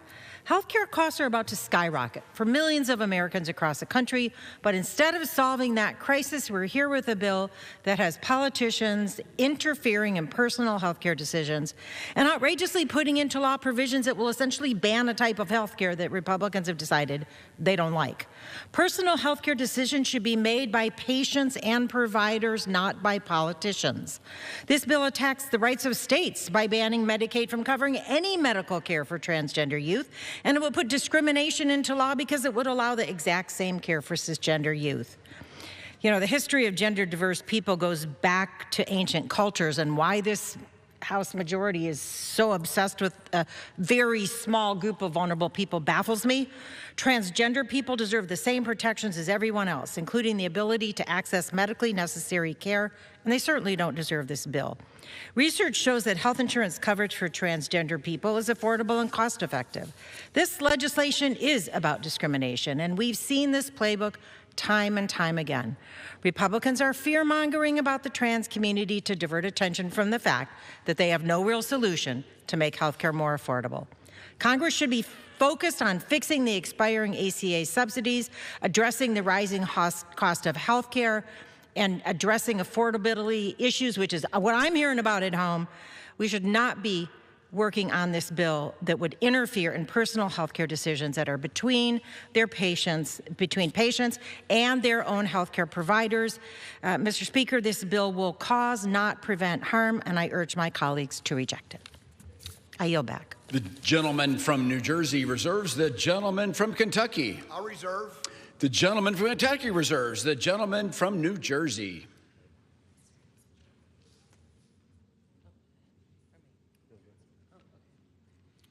Thank you, Mr. Speaker. I'll yield now 2 minutes to the gentlewoman from Washington State, Ms. Randall. The gentlelady is recognized for 2 minutes. Mr. Speaker, I've been sitting here listening to the remarks on the floor, and I have to admit that I find myself torn between heartbroken tears and the urge to, I don't know, throw something, which I will not do because I am a professional human being. But I have to wonder how many actual trans people and the families of trans kids anyone on the other side of the aisle knows. How many conversations anyone has had with parents who are staying up late, worried about whether that night is the night that their child is going to take their life because they feel so unsupported and so unloved and are taking in the hatred from the floor of the House of Representatives. All right, so we are listening here to the House floor. I do want to share with you another live event that we're going to take live now, and this takes us out to Minneapolis, where First Assistant U.S. Attorney Joseph Thomas is going to be speaking on fraud against the government. Let's listen in. Good afternoon. My name is Joe Thompson. I'm the First Assistant United States Attorney here for the District of Minnesota. I'm standing in for our U.S. Attorney, Dan Rosen, who is out of the country getting married. Congrats to Danny and Atara. I hope you're watching. My condolences for all of you who will be stuck with me today. I'm here today with representatives from my office, as well as from the FBI, the Department of Health and Human Services, Office of Inspector General, the IRS Criminal Investigations, and the Department of Homeland Security Investigations. We are here to announce new charges in the ongoing investigations into fraud in state government programs, including the Housing Stabilization Services Medicaid program and the EIDBI Autism Medicaid program. I also want to give an update as to the status of our investigations, which have become a matter of significant public concern both here and around the country. First, we're announcing charges against 5 new defendants in the investigation of fraud in the Housing Stabilization Services Medicaid program here in Minnesota. The first indictment, United States versus Hassan Ahmed Hussein and Ahmed Abdirashim Mohammed, involves the owners of Pristine Health LLC, a housing stabilization services company here in Minnesota. These 2 defendants enrolled in the Housing Stabilization Services program, purportedly to provide services helping people who are facing housing instability find and maintain stable housing. They did no such thing. Instead, they submitted fraudulent claims to Medicaid for services that they did not actually provide to those individual clients. In all, they obtained more than $750,000 in Medicaid payments through their fraud scheme. much of which they used for pretty extensive international travel, including to London, Sydney, Australia, Istanbul, Turkey, Dubai, and several locations in Saudi Arabia. The second case being announced today is United States versus Kamil Omar Salah, the owner of Safe Lodgings, Inc., another housing stabilization services company. As with the other defendants, Mr. Salah enrolled in the housing stabilization program and began claiming to be providing housing stabilization services to people that were leaving drug and alcohol rehabilitation facilities. Again, he did no such thing. Instead, he just submitted fraudulent claims for services that he never provided. He submitted more than $1.4 million in fraudulent Medicaid claims, which he used to purchase more than $150,000 in cryptocurrency, as well as to fund his lifestyle. We learned recently that Mr. Salah actually fled the United States, after his company received a grand jury subpoena for records related to its participation in the Housing Stabilization Services program. The fourth and fifth defendants are charged in United States versus Anthony Waddell Jefferson and Lester Brown. And this case is slightly different. This is an instance of what's essentially fraud tourism. Mr. Jefferson and Brown were residents of Philadelphia who had no connection to Minnesota, except for they heard that Minnesota and its Housing Stabilization Services program was easy money. And so they traveled to Minnesota, enrolled their companies, Chosen Runner LLC and Retzel Real Estate LLC, in the Housing Stabilization Services Medicaid program here in Minnesota. They then returned to Philadelphia and began submitting fraudulent claims to Minnesota Medicaid here, through which they obtained more than $3.5 million in fraudulent Medicaid payments. This fraud tourism is new, although we've heard of it as investigators here. I mean, these defendants came here not to enjoy our lakes, our beautiful summers, or our warm people. They came here because they knew and understood that Minnesota was a place where taxpayer money could be taken with little risk and few consequences. Fortunately, through the hard work of the agents, that we have been able to charge them for their role here. Now, to date, we have charged 13 people for their role in the scheme to defraud the Housing Stabilization Services program, and that investigation remains very much ongoing. We expect additional charges in the coming weeks and months. I also want to announce some updates in the fraud scheme, the scheme to defraud the Early Intensive Development and Behavior Intervention for Autism program, another Medicaid program here in the state of Minnesota. Today we unsealed charges against the second defendant charged in the case, Abdi Najib Hassan Youssef, who owns Star Autism Center in St. Cloud, Minnesota. Mr. Youssef, like others involved in the autism scheme, paid kickbacks to parents to have their children diagnosed with autism spectrum disorder and enrolled to receive EIDBI services at his autism center. Based on these fraudulent claims for services that were not provided and in many cases were not needed, he received more than $6 million in Medicaid funds. He used some of those proceeds to purchase a semi-truck for $100,000, and he also sent more than $200,000 to Kenya. Earlier this morning at 10:30, the first defendant charged in the autism fraud scheme, Asha Farah Hassan, pled guilty. As you may recall, Ms. Farah was the owner of Smart Therapy LLC, a Minneapolis-based autism clinic. Through her clinic, she participated in both a scheme to defraud the EIDBI program, as well as a scheme to fraudulently obtain federal child nutrition program funds under the sponsorship of Feeding Our Future. Through these fraud schemes, Ms. Hassan received more than $14 million in Medicaid payments and more than $450,000 in federal child nutrition program funds, of which she sent at least hundreds of thousands of dollars to Kenya, which were used to purchase real estate.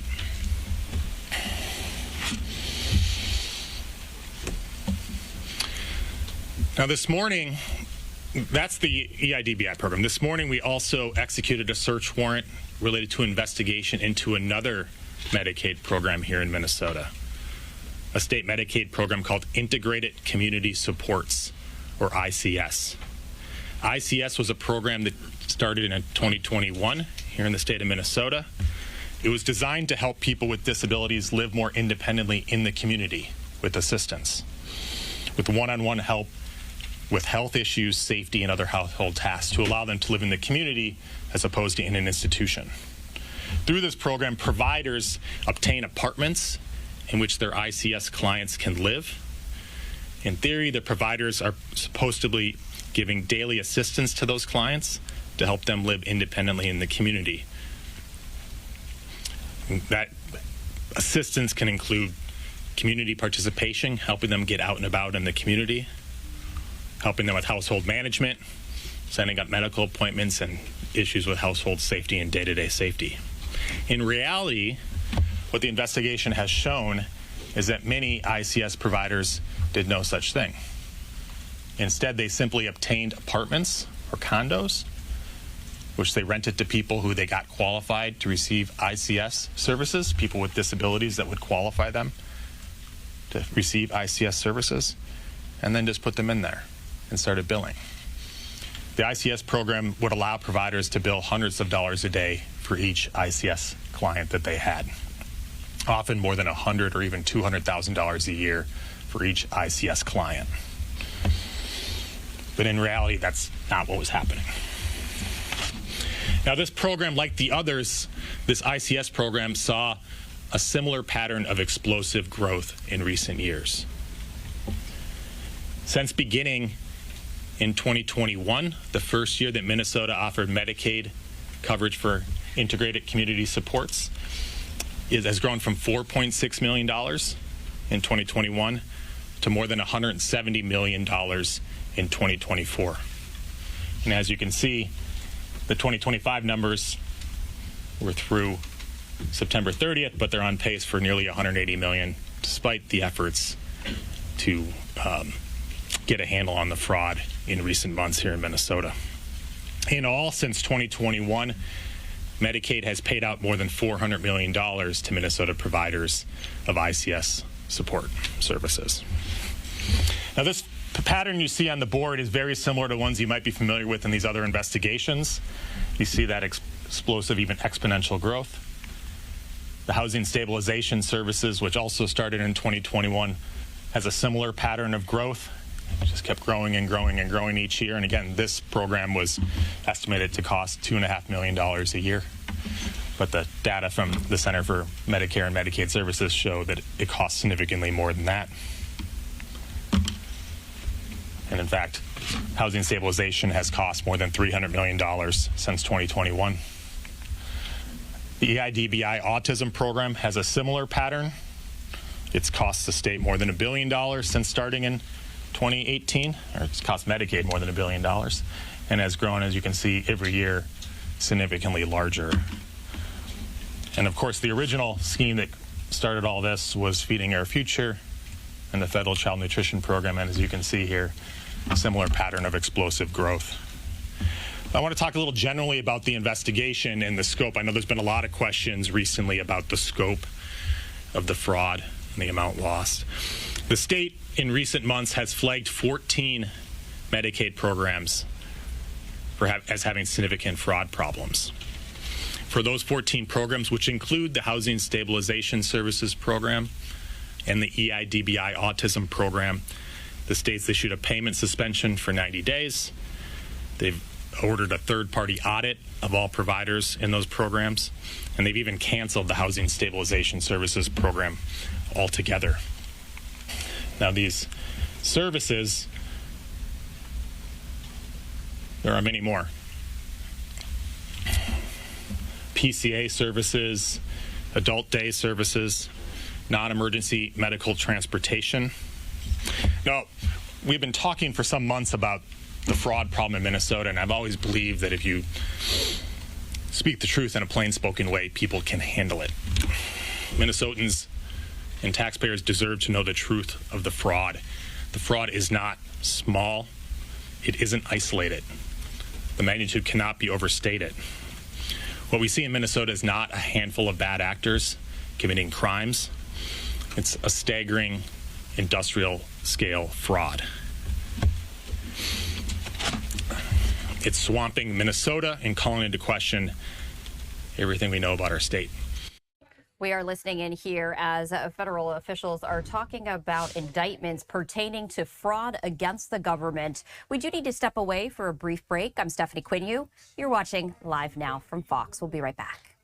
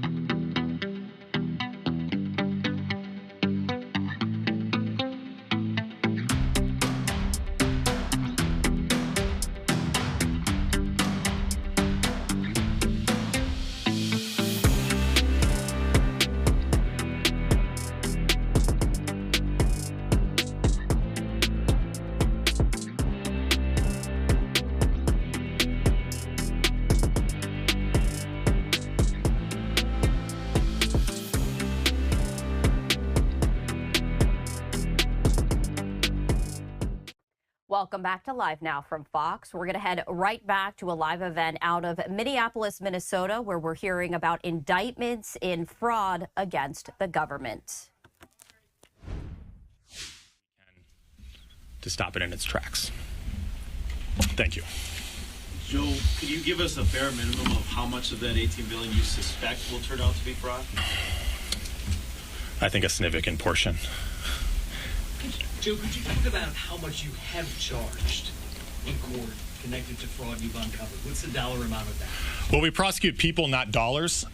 Feeding Our Future, Amy Bach, the head of Feeding Our Future, was convicted of carrying out a $240 to $250 million fraud scheme. Several other defendants that were charged in what we call collectively as the Feeding Our Future case were actually not under the sponsorship of Feeding Our Future.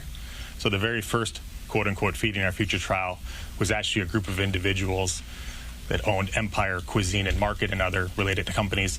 They carried out a $49 million fraud, almost all of which was under the sponsorship of another entity.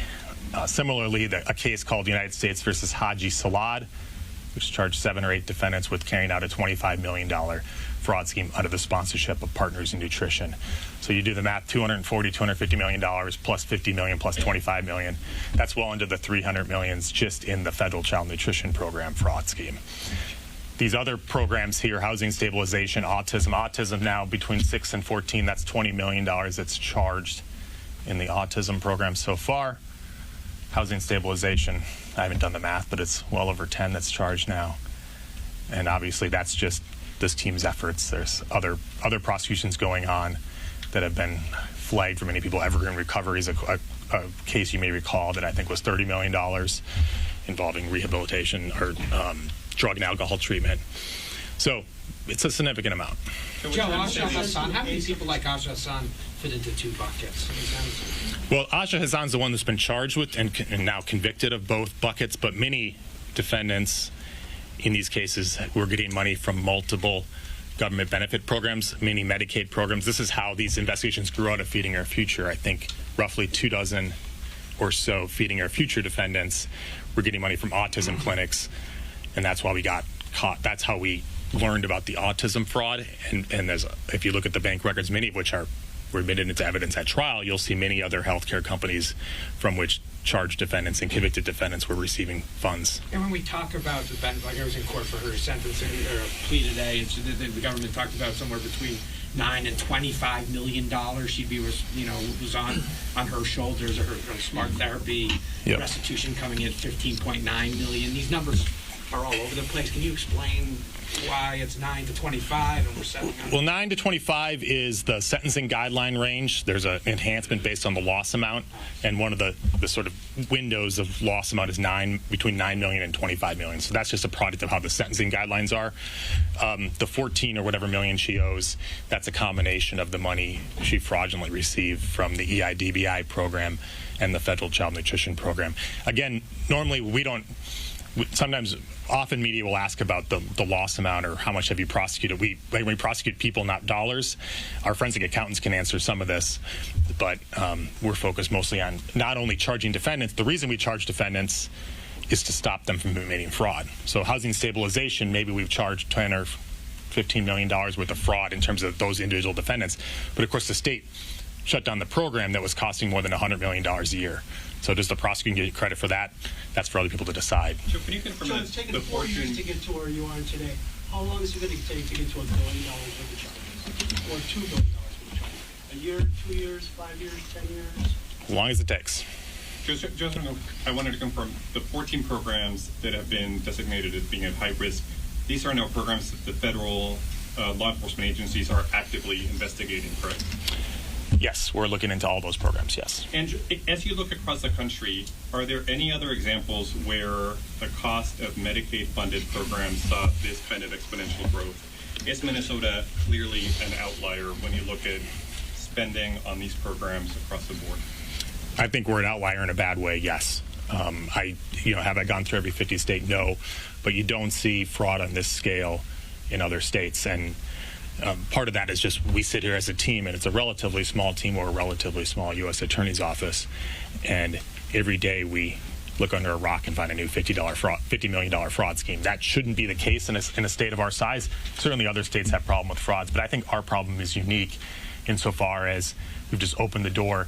What we aren't seeing here, traditional Medicare or Medicaid fraud is people overbilling, upcoding. So you're instead of billing for a service with a relatively modest reimbursement, you claim to be providing a higher dollar value service, and you get more Medicaid payments or reimbursements that you should be entitled to. That's traditional. You may be getting 20% more. You're padding your bills. What we see here, and what I think is unique to Minnesota, is that's not what we're looking at. What we're seeing is programs that are just entirely fraudulent. These aren't companies that are providing some services but overbilling Medicare or Medicaid. These are companies that are providing essentially no services. They're essentially shell companies created to defraud the program, created to submit on a wholesale level fraudulent claims for services that aren't necessary and aren't provided. I think that's unique to Minnesota. Which programs are the worst after you've looked at these? Which ones, which ones have the most fraud in it? Which are the biggest? Well, Feeding Our Future obviously was entirely fraudulent. Essentially, it's hard to say. EIDBI is an incredibly lucrative program.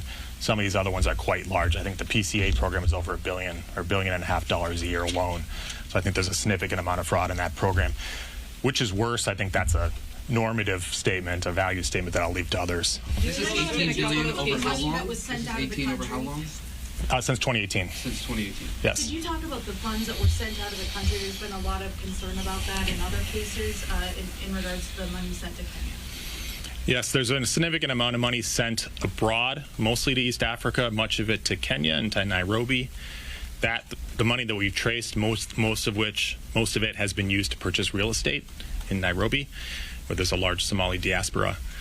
So we've traced much of it. In fact, the first trial, United States versus Abdiaziz Farah, we had days and days of evidence showing the money that was sent to Nairobi and the real estate purchases that they made there, including the construction of an entire 10 or 12-story apartment building. But you haven't uncovered anything that shows that these funds were funding terrorism. Correct. Well, there's no indication that the defendants that we've charged were radicalized or seeking to fund al-Shabaab or other terrorist groups. Some money went to Somalia. Indirectly, some money might have gotten to the hands of al-Shabaab, which controls significant parts of Somalia and imposes a tax there. So that's a little more nuanced than there's no indication that defendants we're sending money to terrorist organizations or we're supporting terrorist organizations in that way. Joe, you're obviously looking to figure out how much of this $18 billion is fraudulent, and what kind of work is it going to take to determine that? It's going to take more than just prosecutors, that's for sure. I mean, we're prosecuting what we can. This is far beyond the capability of a group of prosecutors and law enforcement agents, although we're working around the clock and hopefully we're getting some reinforcements. But, you know, a lot of this is going to have to come down to regulators and other people looking into the problem and stopping the flow of money, which has overwhelmed our system and overwhelmed our ability to prosecute. You're obviously looking a lot at what happened in the past, but looking forward, how confident are you in the measures that are being taken right now by Minnesota lawmakers to prevent more fraud from happening? Well, I'll let them decide whether their efforts. I'll say this: I'm heartened by the fact that people are paying attention and trying to stop it. Obviously, we prosecute backwards crimes that have happened. That's how it works. And I think we've been clear that we can't prosecute our way out of it. I'm glad that people are taking it seriously and trying to shut off the faucet of funds that are flowing out to these fraudulent entities. Yes, AJ. Fraud tourism cases. Yes. Is there any indication that this company even had an office here in Minnesota? I don't know the answer to that. They did rent an office, although I'm not sure how active it was. My understanding is they lived in Philadelphia and they came here to enroll patients, and then whatever forms they submitted from their homes in Philadelphia. No indication that there were employees working here while they were in Philly. No. To the question about the lawmakers and partnerships there, can you talk a little bit about the partnership of the office with the U.S. House Fraud Prevention and Oversight Committee, and whether you believe that committee should also be handing over whistleblower complaints to state resources like the Attorney General's Office and the DHS OIG? I can't comment on that. Can you say how many entities roughly in these $18 billion worth of programs you guys do have active investigations on? And sort of like what the suspected fraud is among those entities that you're currently investigating? I can't comment on which entities we're investigating specifically. I'm not asking for specifics on names. I'm just talking about numbers. When you say you were investigating dozens or over 100, can you put any kind of numbers on it? No. In court today, we said that Asha Hasano's $15 million in restitution. Realistically, how much money are you going to get back? Well, it depends. It's defendant by defendant. We seize assets from many people. If they have money in bank accounts, we're very aggressive in seizing those funds. If they purchase real estate, especially if they purchase it without financing, we're very aggressive in getting that property back, and we can liquidate it and use to pay off. In the Feeding Our Future case, for example, I think we're somewhere between $60 and $70 million that we've recovered. About $30 million of that is cash or liquid money seized from bank accounts. The rest is a combination of real estate and cars. You know, how much money we'll get out of that will depend at the end of the day, but there's many multi-million-dollar properties that were purchased outright with no financing, no mortgage, and so we're going to get a considerable amount back in that. Otherwise, it's case by case. When you say $18 billion, the programs cost $18 billion, are you saying cost the state or the federal? Medicaid. Those Medicaid funds. Really Yes. quick, I know the Autism Center investigations stemmed from Feeding Our Future and seeing some of those same defendants' names come up. To what extent do you think these 14 programs, these people who are committing fraud, are billing multiple programs across Minnesota to get as much as they can out of the state? Many are. Most individuals that we've investigated and charged, if you look on Open Corporate, say the website, you'll see that they have multiple healthcare entities, almost each of which seems to be created to bill a specific Medicaid program, usually one of the 14. That's a significant red flag. Normal medical professional wouldn't operate that way. Just to piggyback that, is that a clear sign of fraud, or are there legitimate people out there in Minnesota that have an autism center and an ICS business? I mean, they certainly, you could do it legitimately. That's just not what we've seen, and I don't think our problem is we're casting unfair aspersions on legitimate medical providers here. That's not been what I've seen when we've investigated. Can you talk about the statute? This is the first time we're hearing about ICS and those search warrants today. Could you talk about the scope of the investigation now? How many providers are you looking at? We're going to look at the program holistically, and so I don't want to give away our details in like how we target individual providers, but we'll be as comprehensive as we possibly can be. Can you talk about the statute of limitation in these Medicaid cases? Given the volume of money, you're looking at the number of players. Are you working against the clock in terms of having the opportunity to charge a finite number of people before you run into a statute of limitation issue? Well, the standard statute of limitations is 5 years, so that's a long time. But, in 5 years, that'll become an issue. When do you expect charges in the ICS investigation? We'll see. I don't know. There have been other investigations reporting of similar alleged Medicaid fraud in other states like Maine. Is there any connection there? And are you working with other states to see if there are any kind of connections? We have our hands full here in Minnesota, so I've seen those reports, and I wish them well in the District of Maine. You kind of casually mentioned that perhaps you would get backup for these investigations a few moments ago. Is that to say that the Department of Justice is going to send more prosecutors to help this office out? You said it was a pretty small office and you've got a big problem on your hands. Fingers crossed. We'll see. It's easier said than done. I don't know, yesterday's warm today, but, in January, we'll see if people want to come from Florida and D.C. to help out. But I'm hopeful. I will say this, the department has been incredibly supportive at the highest levels of the Department of Justice, and they've said they'll get whatever we need to work this aggressively. Obviously, I know we have the best team in the business. I think our results speak for itself, and we're going to continue working around the clock. Scott. Joe, can you say anything about whether the ethnic cast of characters in the uncharged cases we're investigating resembles the cast in the charged cases that you have taken to trial and convicted and gotten pleas in? Generally, yes, it does. Are among the $18 billion, I know you said it's a significant amount that is fraud. Is it a majority? Is it up to half? How much of it is legitimate? I don't make these generalizations in a hasty way. So when I say a significant amount, I'm talking on the order of half or more. But we'll see.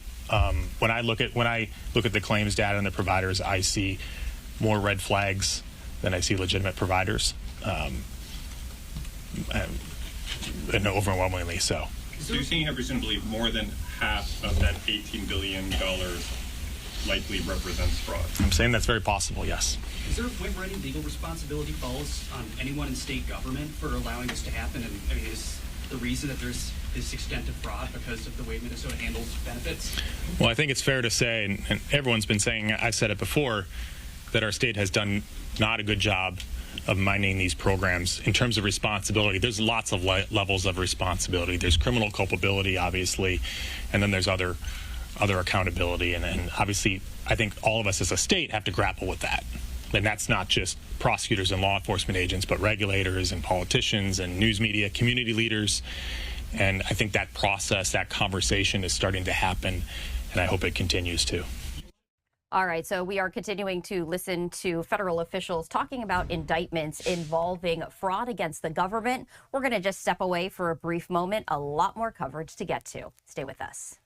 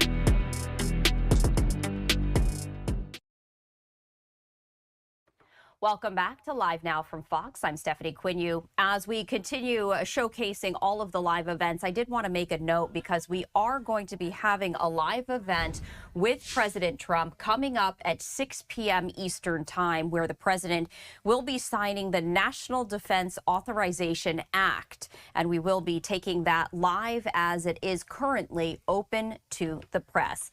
I also wanted to pass this along with you. This just in from Caroline Leavitt, the press secretary of the White House, saying, quote, "I have just been informed that the highly respected board of the Kennedy Center, some of the most successful people from all parts of the world, have just voted unanimously to rename the Kennedy Center to the Trump Kennedy Center because of the unbelievable work President Trump has done over the last year in saving the building, not only from the standpoint of its reconstruction, but also financially and its reputation." Congratulations to President Donald J. Trump, and likewise, congratulations to President Kennedy, because this will be a truly great team long into the future. The building will no doubt attain new levels of success and grandeur. So a live look here at the White House, as we have learned from White House Press Secretary Caroline Leavitt that the Kennedy Center board has voted to rename it the Trump Kennedy Center. And this from the Associated Press, saying that breaking news, Trump's handpicked board votes to rename Washington Performing Arts Center the Trump Kennedy Center, the White House says. So any additional information, we of course will bring that to you right here on Live Now from Fox.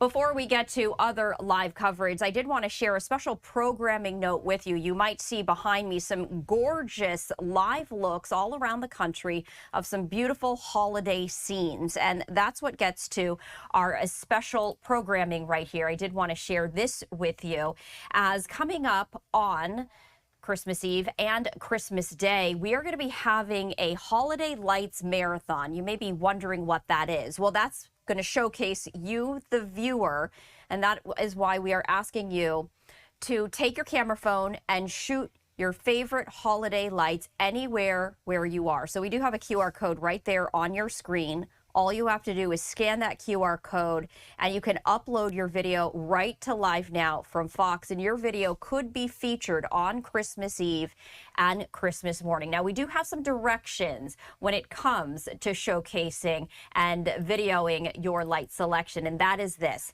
Hold the phone horizontally. I know that a lot of times it's really tempting to hold it vertically because that's what we do for Instagram, maybe TikTok, but hold it horizontally. That's the traditional TV format.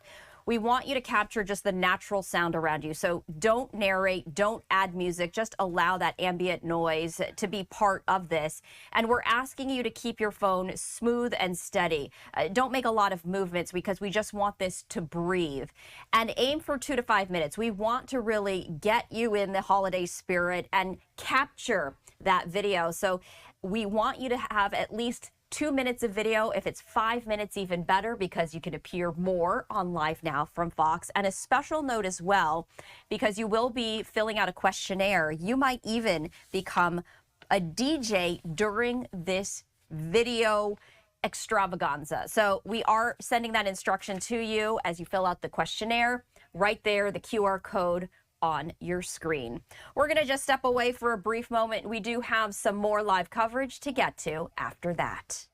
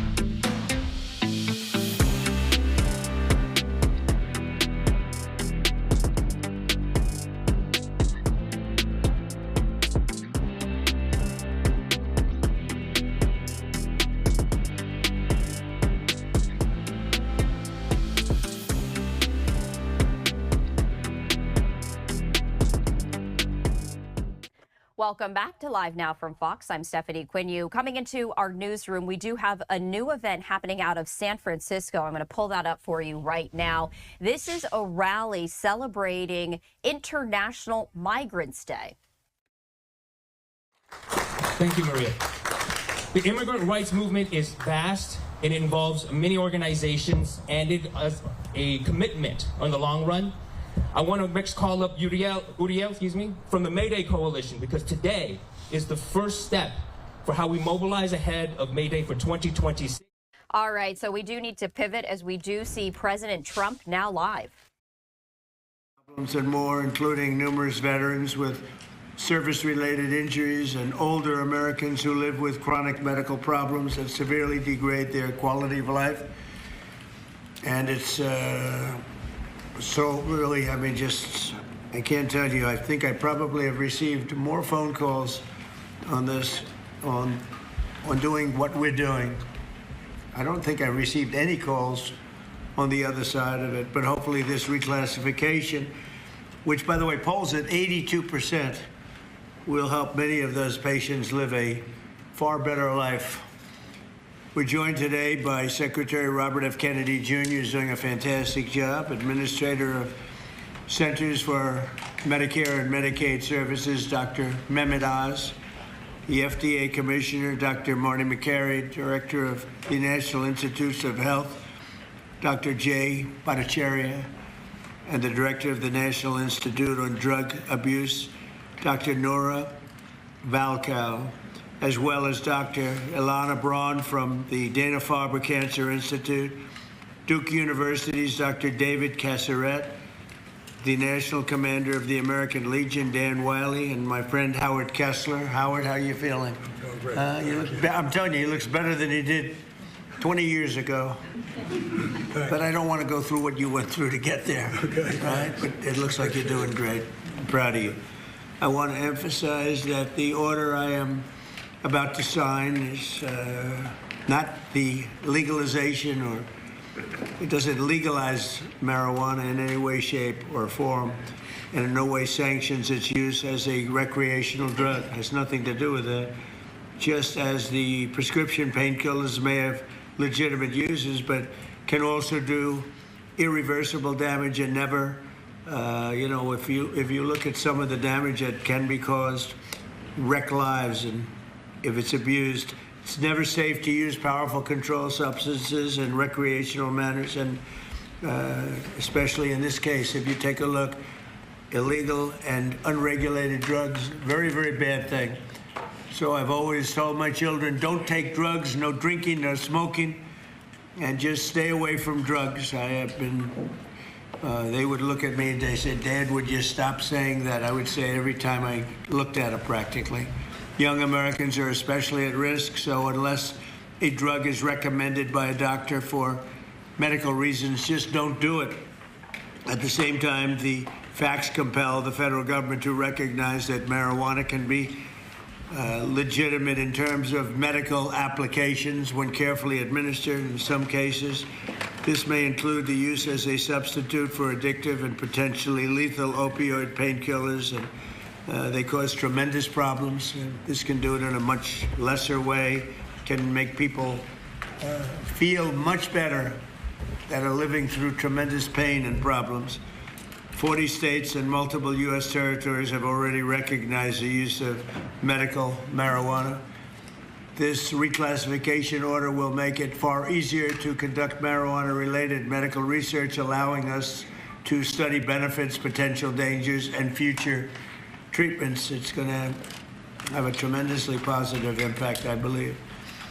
We're also asking Congress to reconsider its classification of hemp-derived CBD to ensure seniors can access CBD products they have found beneficial for pain and other reasons. Some people are literally dying, and they're dying with tremendous pain, and this can, in many cases, literally stop it. And they have their senses about them, as opposed to painkillers, which don't allow that, don't allow them to die with dignity, frankly. I promise to be the president of common sense, and that is exactly what we're doing. This is really something having to do with common sense. And it's something having to do with the fact that so many people that I respect ask me to do it. People that are having problems, big problems. They are having big problems with illness, with cancer in particular. I now want to ask Dr. Oz to say a few words, followed by Dr. Braun, Dr. Casseret, Dan Wiley, and Dr. Valcow. And we'll sign the order as soon as they're complete. And we'll take some questions. Please, go ahead. Mr. President, thank you for always bravely pushing for common sense change, as you call it. So President Trump, Secretary Kennedy have been pushing for change. They're passionate in their desire to help the American people, and they have relentlessly pursued this agenda throughout this administration. This also includes a deep passion for research, gold standard research, as Secretary Kennedy also says. But there's another side to the president that often isn't reflected in media reports, and that's the deep passion he has for the people in his life. And he has called me frequently about the people who are calling him, as he alluded to, who are saying that they've got problems and they got relief from some of the solutions we're talking about today. Howard Kessler, who's standing behind me here, who's a mutual friend of ours, was an early caller of the president. Many others have ever reached out as well. And Howard's been a passionate advocate for avoiding narcotics, especially in seniors, and particularly seniors suffering from cancer. And that's a population that is a very important one. And it's a sympathetic population that's desirous of trying new ways besides some of the conventional approaches that have been tested by pharmaceutical companies but have untoward side effects. At the beginning of the year, one of the first things the president told me, he doesn't actually tell you, he demanded from me, that my agency, CMS... Nobody demands from him. No, nobody. You have to know him. That's right. Go ahead. Used all tools at his wherewithal to find a better way to help seniors. A passion for a population that has gotten left behind with these discussions. I promised that we would find an answer, even though it had not been done before. And today we are delivering on that promise. Today, our Innovation Center at CMS is announcing a new model and additional actions to give seniors access to cannabinoids. These are CBDs. They're non-addictive, which many are already using to manage pain. There's some clinical evidence that's showing that CBDs provide relief from common conditions that affect Americans, including cancer symptoms and chronic pain and a slew of other problems that affect disproportionately seniors and our veterans. And 6 in 10 people who use the CBDs report that they improve their pain. I think all of those people are calling the president, judged on the number of calls in support of what we're doing today. And sometimes these decisions are difficult, and there's a reason this hasn't happened before. And there's a reason, Mr. President, that every president before you has whiffed on this issue. It's tough. And I know there's going to be a lot of discussion about it. That's why we're so passionate about making it clear that this patchwork that we're working within now, the laws and regulations, they're leaving patients and doctors without adequate guidance on the safeguards of how to use these products, even though they're still being used. At Medicare, we cover 68 million Americans, including people under the age of 65. And they did not have a way of providing these treatments until today. With the president's insistence, that's all changes. The Innovation Center models are going to allow millions of Americans on Medicare to become eligible to receive CBD as early as April of next year, and at no charge, if their doctors recommend them. Thanks to the hard work of the entire CMS team, especially Abe Sutton and Gita Dio at the Innovation Center, the accountable care organizations in this country working in Medicare will be able to provide these products, again, at no cost to patients. Medicare Advantage insurers, and we've been calling them, are also agreeing to consider CBD to be used for the 34 million Americans that they cover. If you can hear my voice and you're over 65, you should pay attention to this executive order because it's going to touch your life. Again, this all becomes active after the first quarter of next year. These CBD products must first meet local and state quality and safety standards. They must come from legitimate sources. They must abide by other regulations of those states. With these boxes checked, patients can be eligible for up to $500 of hemp-derived products each year. This is the first government-led testing of quality and outcomes for patients across different conditions, and it delivers on the need for more data collection and research into hemp usage. CMS is going to collect data, that's our job, on the patients that are being given these products by their physicians. And in accordance with all the privacy and security regulations, we're going to analyze that data. We're going to make it publicly available to everybody to be able to analyze with us. If it shows promise, we will expand access to these products to even more conditions amongst Medicare and Medicaid beneficiaries. I want to thank not just the Secretary, but I'm Marty McCary. We want a lot of companies who are doing this research that approach the FDA for formal approval. That is the right way to move forward. And Jay Bhattacharya, who's hiding in the back, he rarely hides, but Jay runs NIH, and he's agreed to support initiatives to study the data that we're collecting. Howard Kester, God bless you for being a pain in our sides. Mr. President, he's promised to stop calling you. But on this issue, he'll call you on other issues. And I thank you again from the bottom of my heart for taking a difficult stance. Thank you very much. Okay. Mr. President, members of the Cabinet, thank you so much for the opportunity to be here and for your leadership in rescheduling cannabis from Schedule 1 to Schedule 3.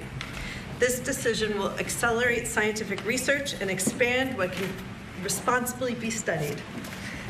I'm a cancer psychiatrist and medical cannabis researcher at the Dana-Farber Cancer Institute. Over the past decade, federal investment in research has helped transform cancer care. People are living longer than ever before. But cancer care is not only about treating the tumor, it's also about addressing the anxiety, the fear, the stress that can come with a diagnosis, symptoms that can interfere with treatment and make recovery much more difficult. Many medications we use for acute anxiety carry significant risks, particularly in the older adults.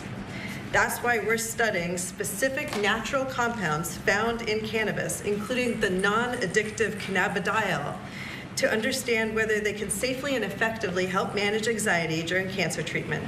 Rescheduling allows us to ask these questions rigorously about dosing, about safety, and who may benefit most. This research reflects the best of federal investment, helping people not only live longer, but live better. Thank you, Mr. President, for supporting careful, science-based research that puts patients first. Thank you. Thank you, Doctor. That's beautiful. Thank you. I'll add my vote of thanks, Mr. President. I never really thought this day would come. I met a patient about 20 years ago, a retired professor named Elizabeth, who came to my clinic. She was dying of pancreatic cancer, and she asked me then whether cannabis might help her. And I said no, because that's what I learned in medical school. She reached into her briefcase, took out a 3-inch tall stack of articles, put them down on my desk, and said, "Really, doctor? You should read these. You might learn something."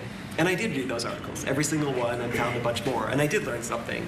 I learned that there actually is some medical benefit to cannabis that I had not anticipated, never heard about in medical school. Second, I learned that there was a lot we don't know.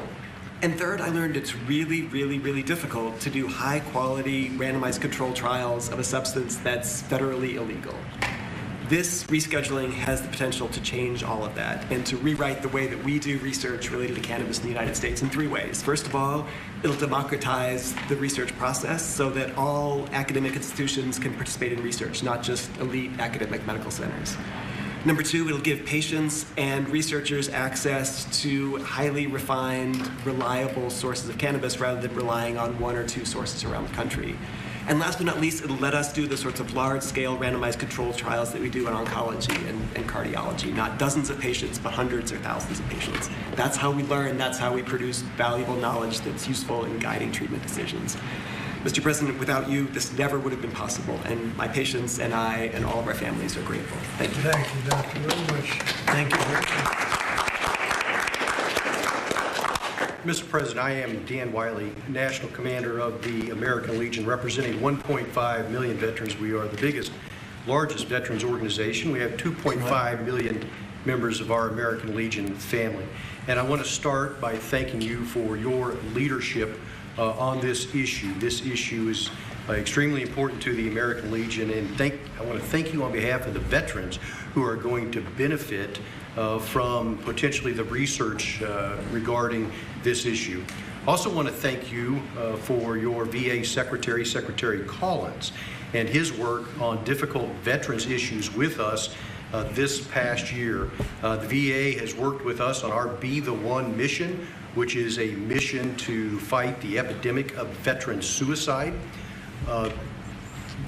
Veterans are disproportionately affected by conditions such as PTSD, TBI, depression, and chronic pain.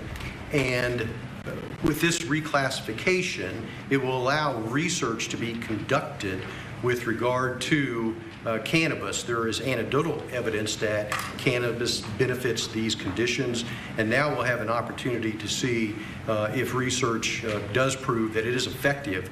And if it is so, then it'll open up a whole new method of treatment for our veterans with regard to this particular issue. And so, again, I just want to thank you for your leadership, and thank you on behalf of the American Legion for this executive order. Thank you. Such great people. Thank you very much, Mr. That have President. suffered and will suffer a lot less now. You're right. Based on what I hear. Good Anybody afternoon. else, please. I'm Nora Volkov. I'm Director National Institute on Drug Abuse. And for us, the rescheduling opens the door to actually be able to accelerate the rate at which we can do research and discovery. And research is crucial in order for us to, for example, understand what may be and for whom the dangers of cannabis. Yes, cannabis can be addictive. And certainly people, adolescents and children may be the most vulnerable. But we cannot close our eyes to research and the opportunity that we are hearing from patients that for some of them, cannabis can solve their problem. And so what we need to do is do research, number one, to understand what are those conditions. Number two, in order to be able to optimally learn how to use it. And to understand, number three, who is at danger. And it is knowledge that will allow us to optimally take the benefits that may be behind cannabis, as research shows, but on the other hand, also enable us better to do prevention interventions to protect those that are most vulnerable. So thanks very much. Great job. Thank you very much. Thank you, Doctor. Bobby, do you have something to say? I'll just echo thank you, Mr. President. Thank you for your leadership and vision and finally getting to closure on this issue. This is a question, a scientific question, that has divided our country for many, many years. And there are valid claims on both sides. On one side, patients and physicians attest that cannabinoids and THC can have miraculous effects on chronic pain, on epilepsy, on PTSD, on chemotherapy-induced nausea. My friend Howard Kessler, without whom we wouldn't be here today, drove this change in the schedule. And he did it because of his own experience in mitigating the impacts of chemotherapy. He has nothing to gain from this. He just saw something that worked for him, that worked for thousands of other Americans, and he wants to make it available to them. On the other side, there are valid claims about the negative impacts, about addiction, about psychosis, about adverse public health impacts, and impacts particularly on young people. So we haven't been, the evidence on all of these is anecdotal and it's hypothetical because we have not been able to do scientific studies. There is no standardized dosing. And if you don't have standardized dosing, any study that you do is comparing apples to pears. And we don't know the difference between botanicals and synthetics, and all of these questions we're now going to be able to answer. 5 administrations have promised to act on this issue. The Biden administration promised to do this, and the proposal began during the Biden administration. It got mired down in the chaos and inertia and disorganization of that. And I want to thank President Trump, who made the promise during the 2024 election that he was going to come in and solve this issue, that he was going to take decisive action, and he has kept that promise today. And so thank you, for President Trump, for your vision. And because of that, we will have answers very soon. This will finally allow us to study this issue and to answer these questions for the American people. Thank you very much, Bobby. Howard Kessler, a friend of mine, one of the most successful people in the country, came to see me on more than one occasion, actually, and he had some real difficulty about 3.5, 4 years ago, and he went through hell. And during his going through hell, he probably sampled everything you can sample when you're going through that, Howard. For sure. And he came to me, he said, there's been nothing like this, and we're going to have to take a good, strong look at it, and that's what he asked me to do. And others have likewise said that, many others. I mean, you know, again, it's I've never been inundated by so many people as I have about this particular reclassification. And I don't know that you have anything to say, Howard. If you'd like, you could say whatever you like. I just want to help the people 65 and over and make a difference in their lives. And we have machines and talent that could do it, not in 8-year clinical trials, but in a year. And we're going to prove that may change the world, really, in healthcare. So thank you, Mr. President. And I'm far younger than 65, so this does not pertain to me. Thank you. I don't want it, okay? I'm not going to be taking it, but a lot of people do want it. A lot of people need it, and thank you, Howard, for really opening a lot of eyes. Okay, we'll sign it. We'll take some questions from the press. You can ask the doctor some questions, and it's an honor to do this.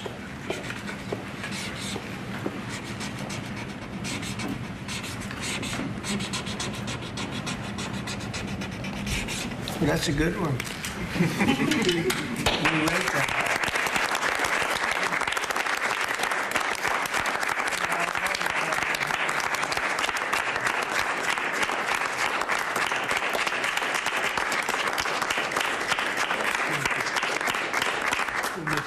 Thank you.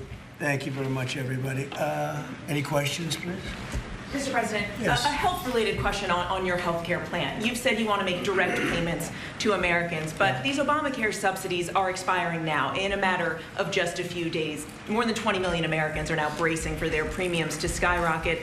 Are you going to let this happen, or will you intervene? Yeah, they will skyrocket because it was never any good.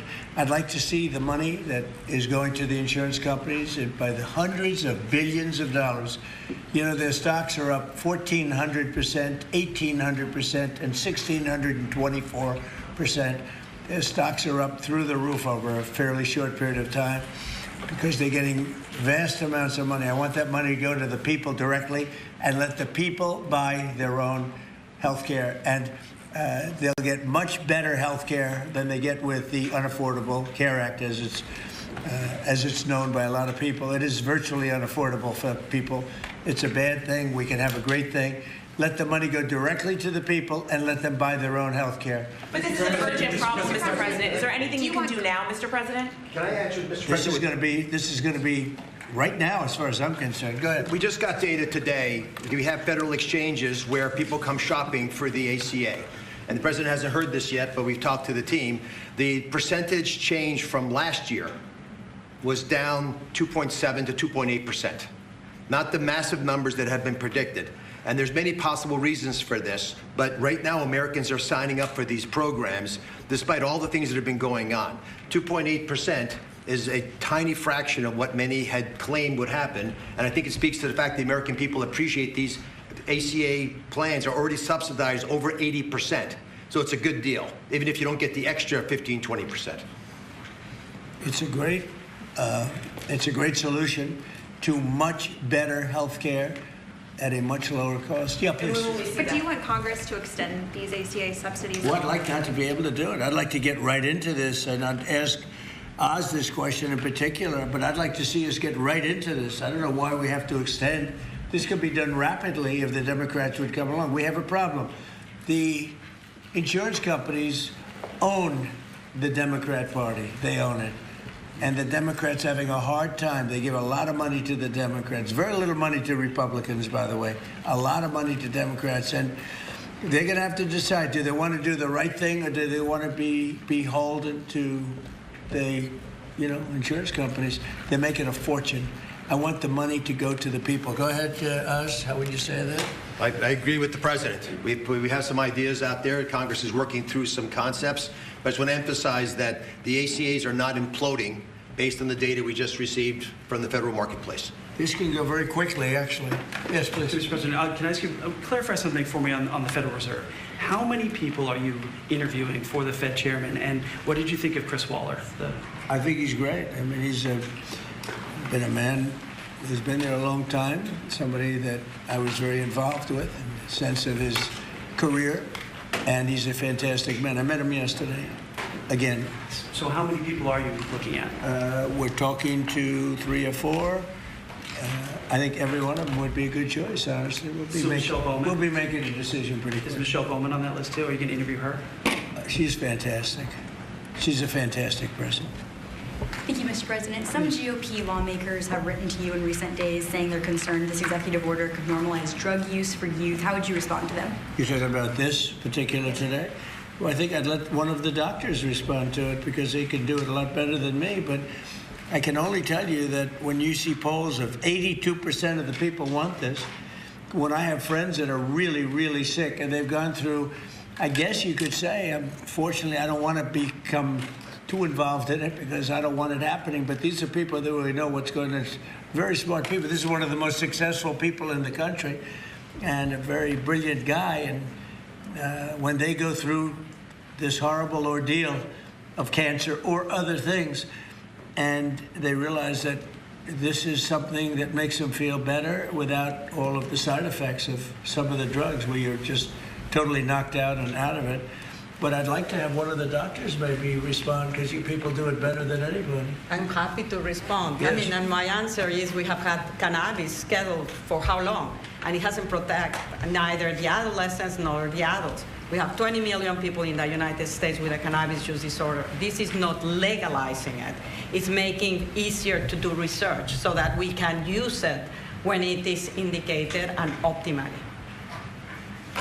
So it's also a big part of this is research. In other words, you'll now have a much larger sample and you'll be able to see if it's as good as many people say it is. I mean, people say it is beyond good, and you'll be able to find that out now. On housing, you talked in your address last night about housing. Yeah. Are you still considering a national emergency over housing? I'm looking at it. What would that look like? What would that look like? You know, there's two thoughts on housing. You have a lot of people have housing that because we have such a strong time and such a strong market, their houses are very valuable. It's a big part of their net worth, their house. I don't want to knock those numbers down because I want them to continue to have a big value for their house.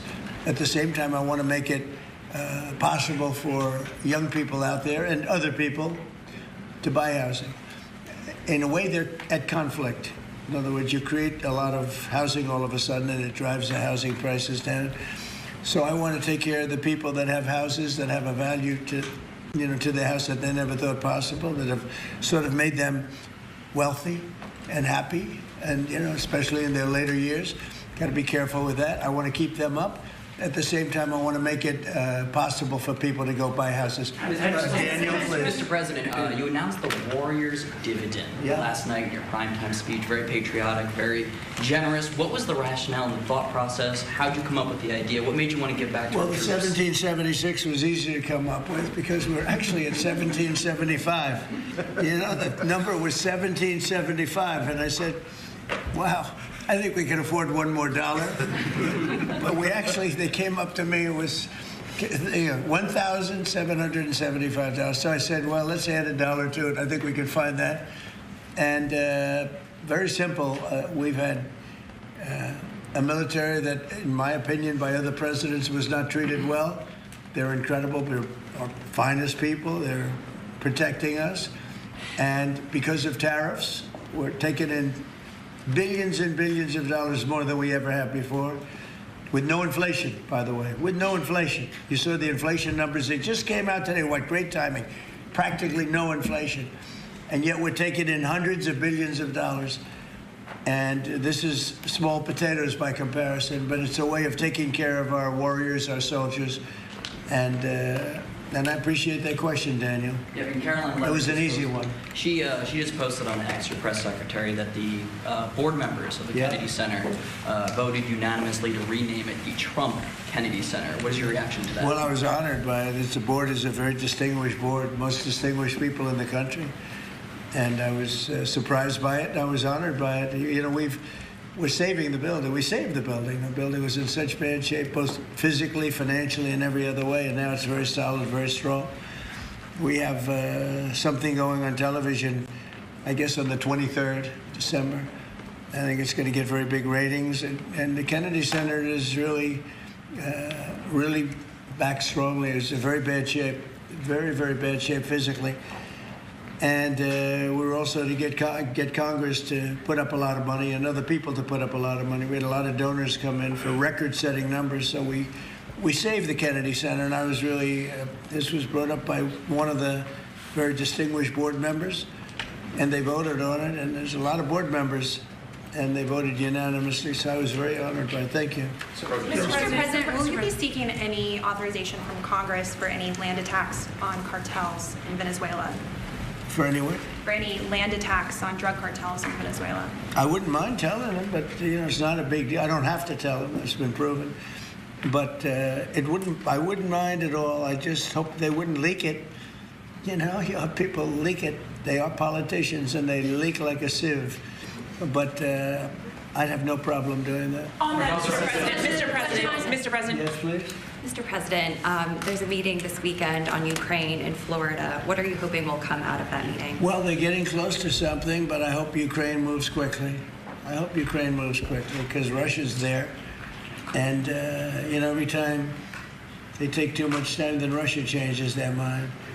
27,000 soldiers were killed last month. Think of that. What do you think of that, doctors? 27,000, it's like a half a football stadium, were killed in 1 month. And it's that way. It's anywhere between 20 and 30,000, mostly soldiers, also some people from Kiev and other places. But largely, it's the soldiers. They're losing their lives. Nobody's ever seen anything like it. It's the worst since World War II. And, you've heard me say I settled 8 wars, some going on for 35 years, one going on for 37, one going on for 32. And 8 wars, and I thought this would be an easier one. This is because of the animosity, the hatred. It's a little bit more difficult than we thought, but there's a chance we can get this done maybe soon. Sir, remember that 25 to 30,000 people being killed a month, young people being killed a month. Steve, please. When do you expect to make your announcement about the new Fed chair, sir? Before the end of the year? What do you think? Over the next couple of weeks. I mean, I don't know before the end of the year, but pretty soon. And then the Rocky Mount, North Carolina tomorrow night. Tell us what your message is going to be there, sir. Say what? When you go to Rocky Mount, North Carolina tomorrow night, what's your message going to be there? Well, it's not going to be that much different from what I did last night. I mean, we've had tremendous success. We're bringing prices down. We inherited a mess. And part of what we inherited was the worst inflation in 48 years. I say history, but we had the worst inflation. It drove prices up. And now we're bringing those prices down. But I'll be talking about that. I'll be talking about the fact that we secured the border where literally nobody can come into our country illegally anymore. They came in from prisons and mental institutions and drug dealers and, a lot of bad people from all over the world. Venezuela emptied their prisons into our country. We had Tren de Aragua, which supposedly, the doctors don't know this, it's the meanest gang of them all. Okay, doctor? You don't have to know about it. You got other problems. But they let a lot of bad people in here. And so I think I'll be talking about that. I think I'll be talking about the tremendous success we have by sending the National Guard into various cities. D.C. is the ultimate example. People walk to work, and they thank me all the time. People in the White House, they just walk to the White House from 10 blocks away. Before I came into office, they couldn't do that. They were getting badly hurt in many cases, and beyond hurt, killed. So we were losing people. We were losing, on average, a person a week. Can you believe it? More. And now we haven't lost anybody in a long time. I consider the 2 people that got so badly hurt, the National Guard, that's a different city. That was terrorism. That was terrorism. And probably terrorism, maybe terrorism, because they were unhappy with the tremendous success we've had, because they don't want to see this country be successful. But Washington, D.C. now is a safe, beautiful city where the restaurants are booming, the town is booming. People walk to the restaurants with their wife or their children, and they have a good time.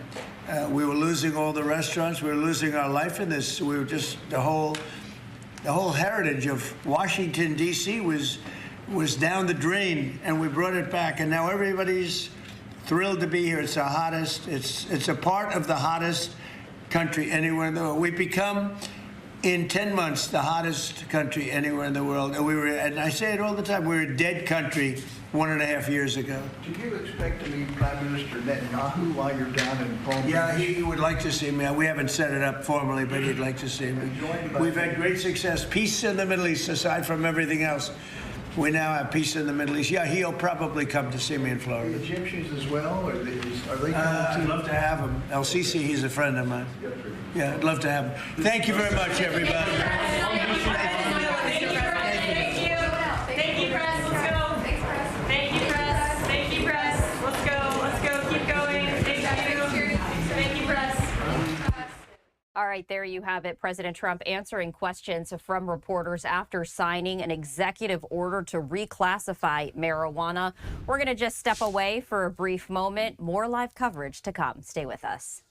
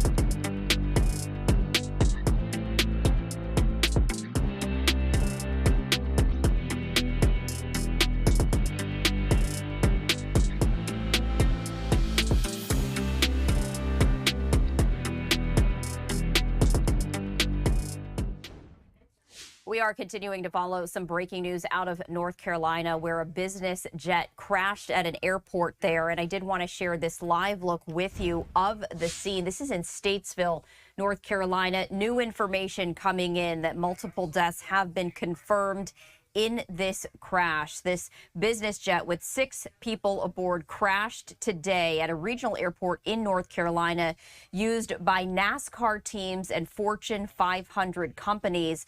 There was a very large fire after that crash and multiple people were killed. That is according to authorities. The Iredell County Sheriff Darren Campbell saying, quote, "I can confirm there were fatalities." This is a live look at the continuing emergency response following that jet crash, and we can see a large presence of emergency responders right there. There were 6 people on the Cessna C550 that crashed while landing at Statesville Regional Airport. That's about 45 miles north of Charlotte. That's according to the FAA. Golfers playing next to the airport say they were shocked when they witnessed this disaster, saying that they saw the plane going way too low and saying it was scary. The NTSB and the FAA are investigating. AccuWeather saying that there was some drizzle and clouds at the time of the crash. The plane took off from the airport shortly after 10 a.m. local time, but then returned and was attempting to land there. So we did want to share the update that officials say there were multiple deaths in this business jet crash. crash in Statesville, North Carolina, but they did not specify exactly how many people were killed, and they also not releasing the identity just yet. I did want to share this, though, that Fox News is saying that NASCAR driver Greg Biffle owns the plane that crashed in North Carolina. Fox News Digital confirming that information. Any additional information that we will share, we will do so immediately right here on Live Now from Fox. We are going to just step away for a brief break, monitoring a lot more news after that.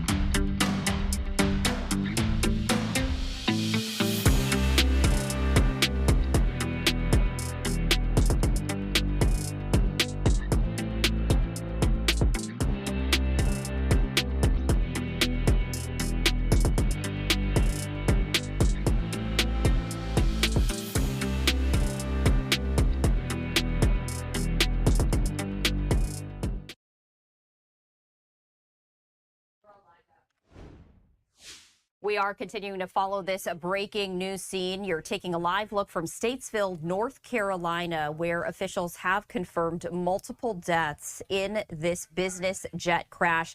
And we're also learning a little bit more information about when we will be hearing another update. I did want to share this social media post with you. This is from the NTSB saying that they have launched a GO team to investigate the fatal crash of a Cessna Citation C550 jet in Statesville, North Carolina. The team expects to arrive on scene tonight, and member Michael Graham will be the spokesperson on scene. NTSB will hold a media briefing tomorrow. Time and location will be shared on this account once finalized. So we are hearing from the NTSB indicating that they will be holding their first media briefing tomorrow. That time and location to be shared on this account. Just moments ago, we were sharing with you that officials have confirmed multiple deaths in this crash. We do also know, according to authorities, that there were 6 people on board when this plane crashed. The jet crashed at Statesville Regional Airport, about 45 miles north of Charlotte. So we did want to share that with you right here on Live Now from Fox. Meanwhile, we did also want to play out the very latest update. It's very brief, just about 4 minutes in length. Let's listen to that right now. Yes, we're waiting on one more person. Right light, right light.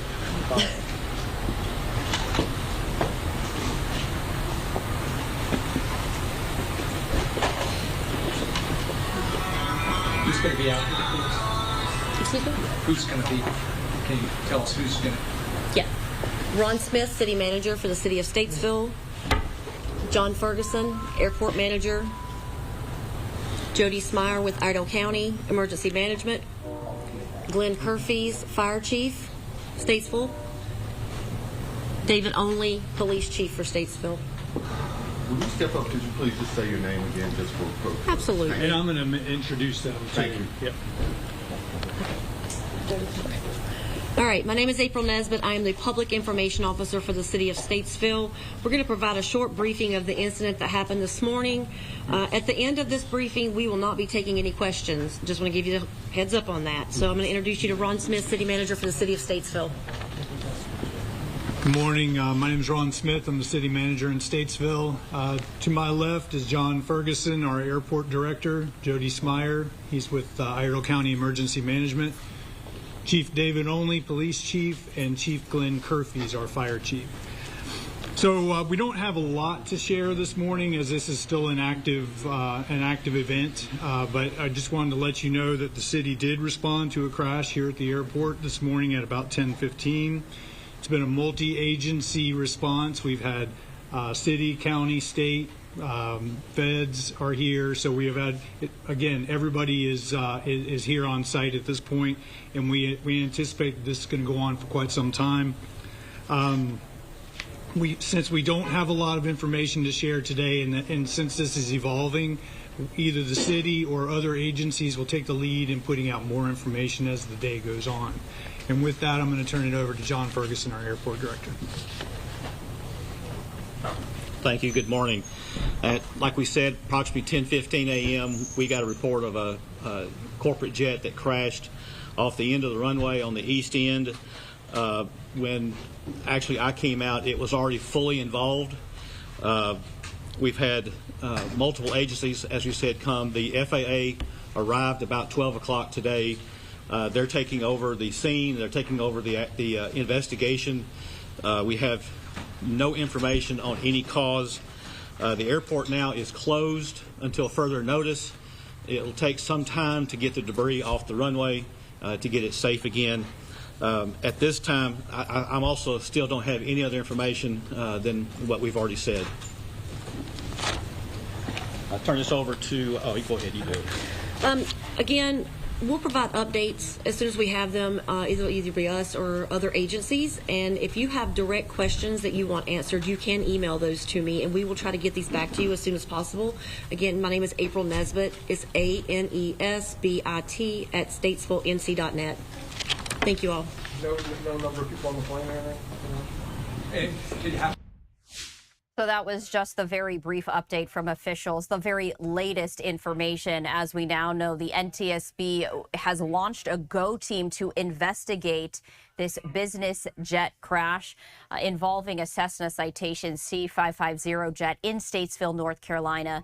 The NTSB GO team will be expecting to arrive tonight, and there will be a spokesperson on scene. So they will be holding a media briefing tomorrow. However, they have not specified the date or time for that. Any additional information, though, we, of course, will bring that to you.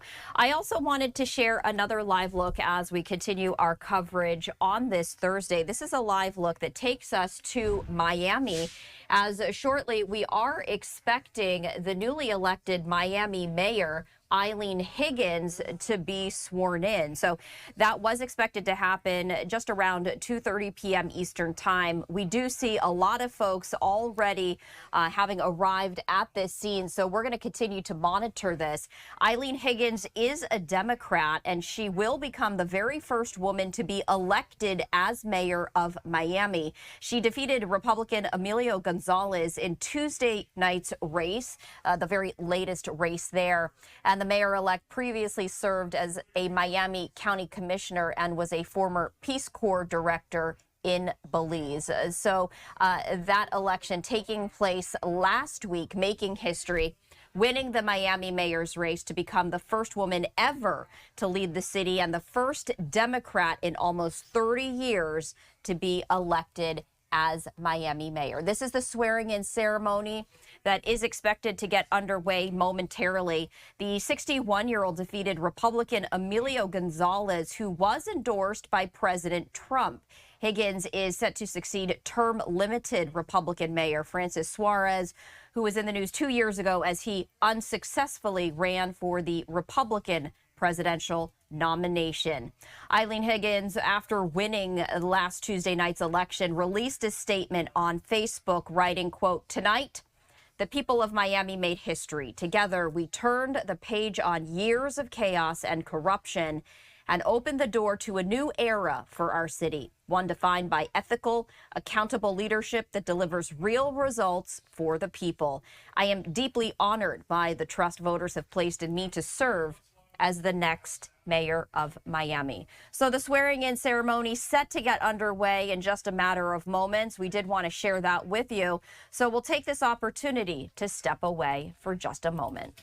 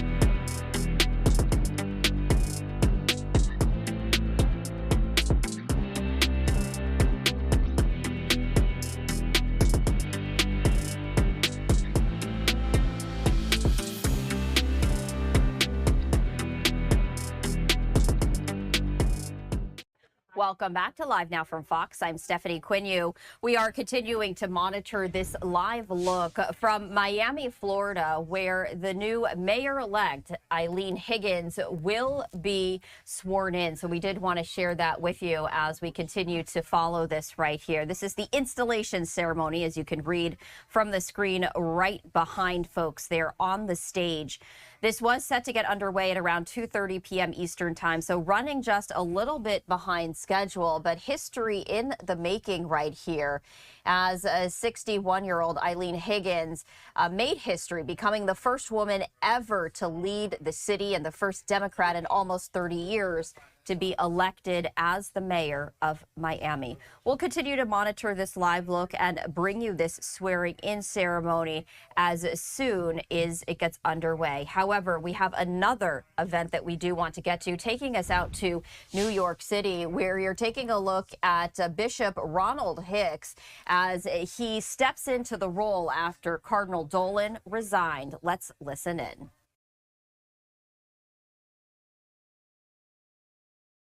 I want to say thank you. Thank you for such a gracious welcome. This has been an extraordinarily unforgettable day for me. I will never, ever forget it. My head is still kind of swimming, and I'm still processing all of it. But you're welcome, all of you. Not just you, it's all of you. And it's New York has been amazing. In the press conference today, I said, I've always loved the energy of New York. And there's a positive energy here. Today, after that press conference, I've been stopped on the street, entering different buildings, just pulled in by people and said to me, hey, welcome to New York. Congratulations. Good luck to you.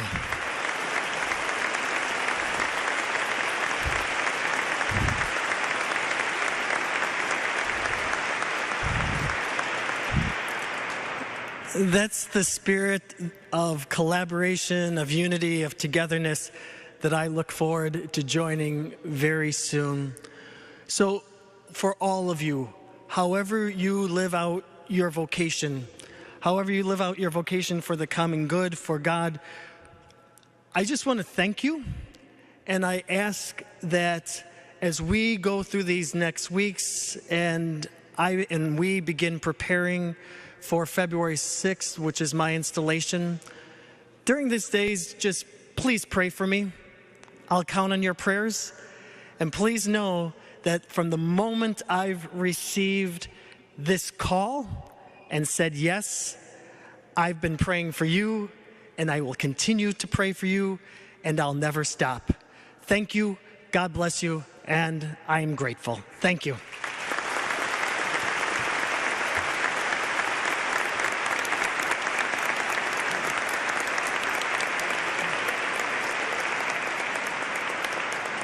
You know, Archbishop, a tangible sign of that magnificent energy and welcome. Isn't it great that Rabbi Potasnik and Rabbi Marans are here with us today? Thank you, brothers.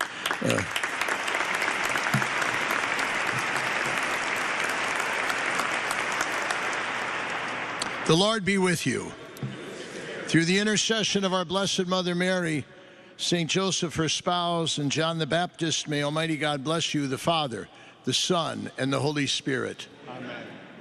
Our Mass is ended. Go and announce the gospel of the Lord. Thanks be to God. Please join in singing our recessional hymn, number 651 in the hymnal. Number 651, O Come Divine Messiah.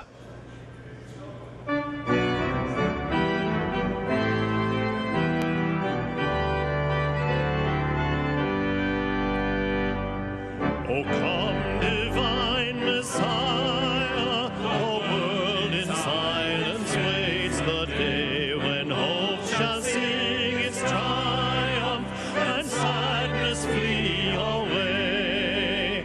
Dear Savior, haste, come to earth, dispel the night and show thy face, and bid us hail the dawn of grace. O come, divine Messiah, the world in silence waits the day when hope shall sing its triumph and sadness flee away. O thou whom nations sigh for, whom priests and prophets long foretold, wilt break the captive fetters, redeem the long-lost fold. Dear Savior, haste, come to earth, dispel the night and show thy face, and bid us hail the dawn of grace. O come, divine Messiah, the world in silence waits the day when hope shall sing its triumph and sadness flee away.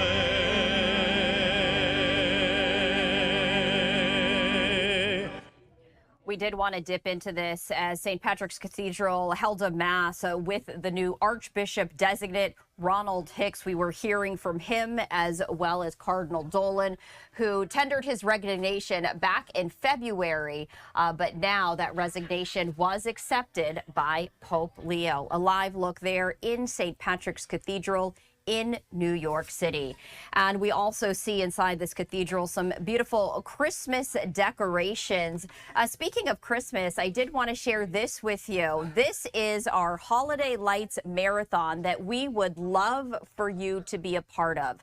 We are inviting you to shoot and share your favorite holiday lights, and we have this QR code right there on your screen, and that is because we want you to scan that QR code and send us video of your Christmas lights and Christmas decorations wherever you might be. In fact, your video might be featured on Christmas Eve and Christmas morning right here on Live Now from Fox. And even better yet, more exciting is that you could even get to be the DJ. We have all of the details on livenowfox.com. As you scan that QR code, you will also be sharing information in a questionnaire, so you'll get a better understanding of that. But what I also want to really emphasize are these 5 main points. So as you're shooting these Christmas lights, these holiday lights that you're sending into us, we do ask that you hold your phone horizontally, not vertically like you would answering the phone,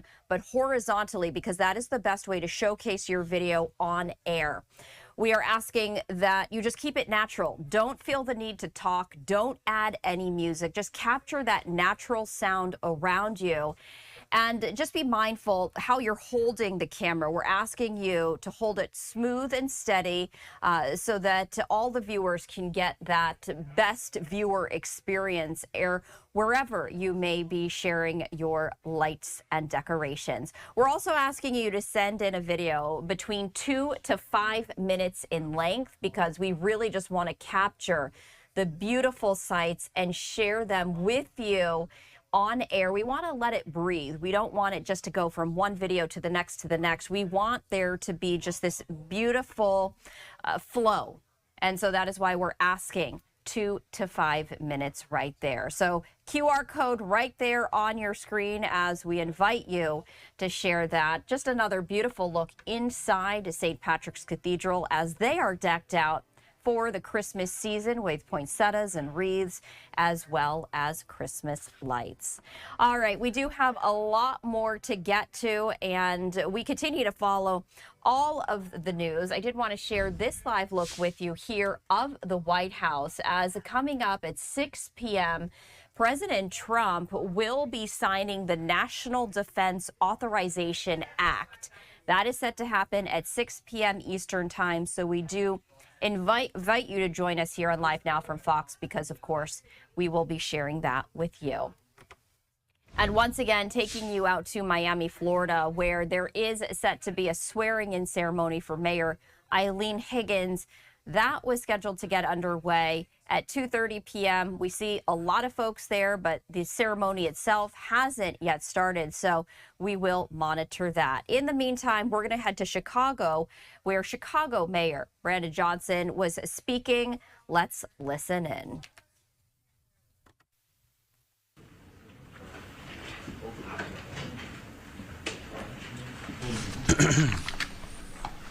Well, good afternoon, everyone. When we started this process back in January, we had a very simple proposition that we put forward for the people of Chicago to debate. Let's find a way to pass a budget without balancing this budget off the backs of working people. And in fact, we were also clear that we needed to pass a budget by challenging corporations and those with means to put more skin in the game. That was it. So we put forth some options that we believe are responsible and fiscally sound. Ultimately, even when we look at the so-called alternative proposal, 98% of what we put forward is actually in their proposal as well. They did try to double the garbage tax, but we had them walk that back. They tried to cut 5,000 youth jobs. We got them to restore those as well. And now we're looking at what essentially is the final 2%, and we're working hard to find a responsible compromise to pass this budget and ultimately keep our city moving towards becoming the safest, most affordable big city in America. The one point that we all agree on is the necessity of preventing a government shutdown. I disagree that the only way to replace the revenue from the corporate head tax that would fund our community safety endeavors is with fines and fees on working people across this city. I think that it is the wrong solution. It is a one-time revenue that is entirely speculative and would result in debt collectors harassing residents who have fallen behind on some of their bills. I think we have other options on the table, and we are working as we speak to try to work out a full agreement. We will continue to work diligently with all parties to move our city forward and, of course, to continue the progress that we've made towards reducing crime and violence in our city. The two things can be true at the same time. One, that we are currently experiencing an historic reduction in crime and violence. We are on track to have the fewest homicides in at least the last decade and potentially in the last six decades. And two, that we still have a long way to go. Should we celebrate the lives that we have saved through the hard work of our police officers on the streets every day, through the partnerships with community violence intervention organizations, through the expansion of youth employment programs, and through community-based organizations who have spearheaded this work, should we celebrate that progress? Absolutely. But that doesn't stop the fact that, as proud as we are, that we still have more work to do. And it certainly doesn't mean that we should pat ourselves on the back. If 2025 was historic, then we want 2026 to be transformative. Our city deserves that. Our people need that.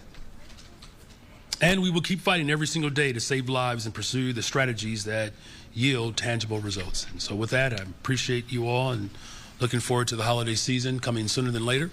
And with that, I'm happy to answer any of your questions. Testing. Hey, Mayor. Hey, good afternoon. Good afternoon. So do you regret or do you think you should have done more to try to increase the advanced pension payment? I know that you've described why you couldn't or why it was difficult because there wasn't a pool of money to do so, right? But it was clear that it was going to be difficult for your own plan to get 26 votes without doing that. Do you think you should have tried to proactively work with some moderate members to try to do that into your own proposal? Well, look, of course, I've said from the very beginning that we always wanted to pay the full advanced pension payment. I mean, we've done that within the first two budgets, and there are some significant circumstances that prevented us from being able to do that. And so we've been working diligently, not just on this budget, but even looking ahead, where we anticipate that we'll be in a much stronger position to be able to. All right, we are listening to Chicago Mayor Brandon Johnson as he's talking about the budget, but we do have some new information that we do want to pass along involving this business jet crash in Statesville, North Carolina. And you can see the live look of that wreckage. Some new information that we did want to share is this. This is from Representative Richard Hudson, who shares this statement, quote, "I am devastated by the loss of Greg, Christina, and their children, and my heart is all with all those who loved him. They were friends who lived their lives focused on helping others.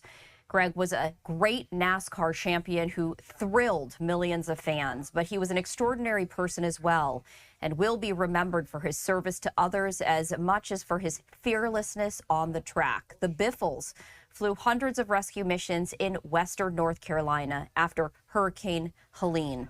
The last time I spoke with Christina just a couple of weeks ago, she reached out to ask how she could help with relief efforts in Jamaica. That's who the Biffles were. Our prayers are with their family, friends, and everyone grieving this unimaginable loss. So this is a statement from Representative Richard Hudson, where he is appearing to confirm the deaths of Greg, Christina, and their children, the Biffle family right here. Right now, the NTSB has not released information, nor the law enforcement, about who exactly was killed in this plane crash. We do know that there were 6 people on board the plane crash, and the NTSB does plan to be holding a press conference tomorrow, although the date and time has not yet been released. So a live look there at the wreckage as we continue to follow all of the latest. And of course, we will be bringing you that NTSB news conference as soon as it gets underway tomorrow. Any additional information, any new reaction, we of course will bring that to you right here on Live Now from Fox. We are going to step away just for a brief moment right here on Live Now from Fox. I'm Stephanie Quinu. Great to be with you on this Thursday. After the break, my colleague Mike Page will continue our coverage. Stay with us.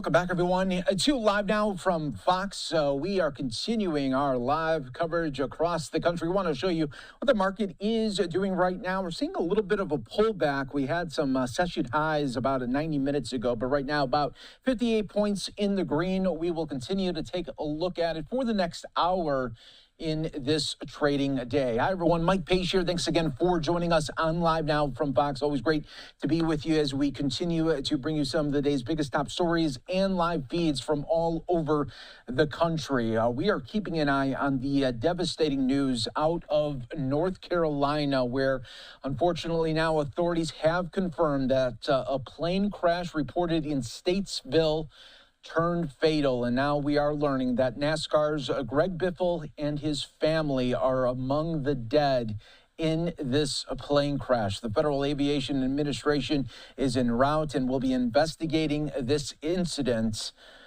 The Sheriff's County is also assisting in the investigation alongside the North Carolina State Highway Patrol. They describe the aircraft as a small passenger jet. The plane that crashed appears to be a Cessna that is owned by the former NASCAR driver Greg Biffle, according to FAA paperwork. It's unclear right now just how this crash happened. Obviously, it will be investigated along with the FAA and others right now. We appreciate all our viewers continuing to join us. We are going to be getting some reports from on the ground and others as we continue to work through this story right now. But again, once we get a little bit more information, we will pass that along to you on Live Now from Fox. All right, everyone, we are also keeping an eye on just right outside of the White House in case any White House officials do come to the podium. We will bring that to your attention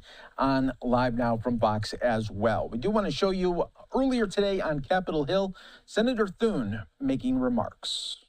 An historic number of votes, the most literally in half a century. In fact, Mr. President, if you can see on this chart, the number of votes, you go back, the first date on there is 1989. Obviously, this is pretty small, difficult to see, perhaps, unless you're standing right over it. But if you look at the red line here, that's this year. So 653 votes cast so far this year, which dwarfs any year going back to 1989, which is what we had data going back to. We have since researched farther back. Turns out there was one year, 1976. We went back 8 decades. There was one year in 1976 where the Senate cast more votes than we did this year.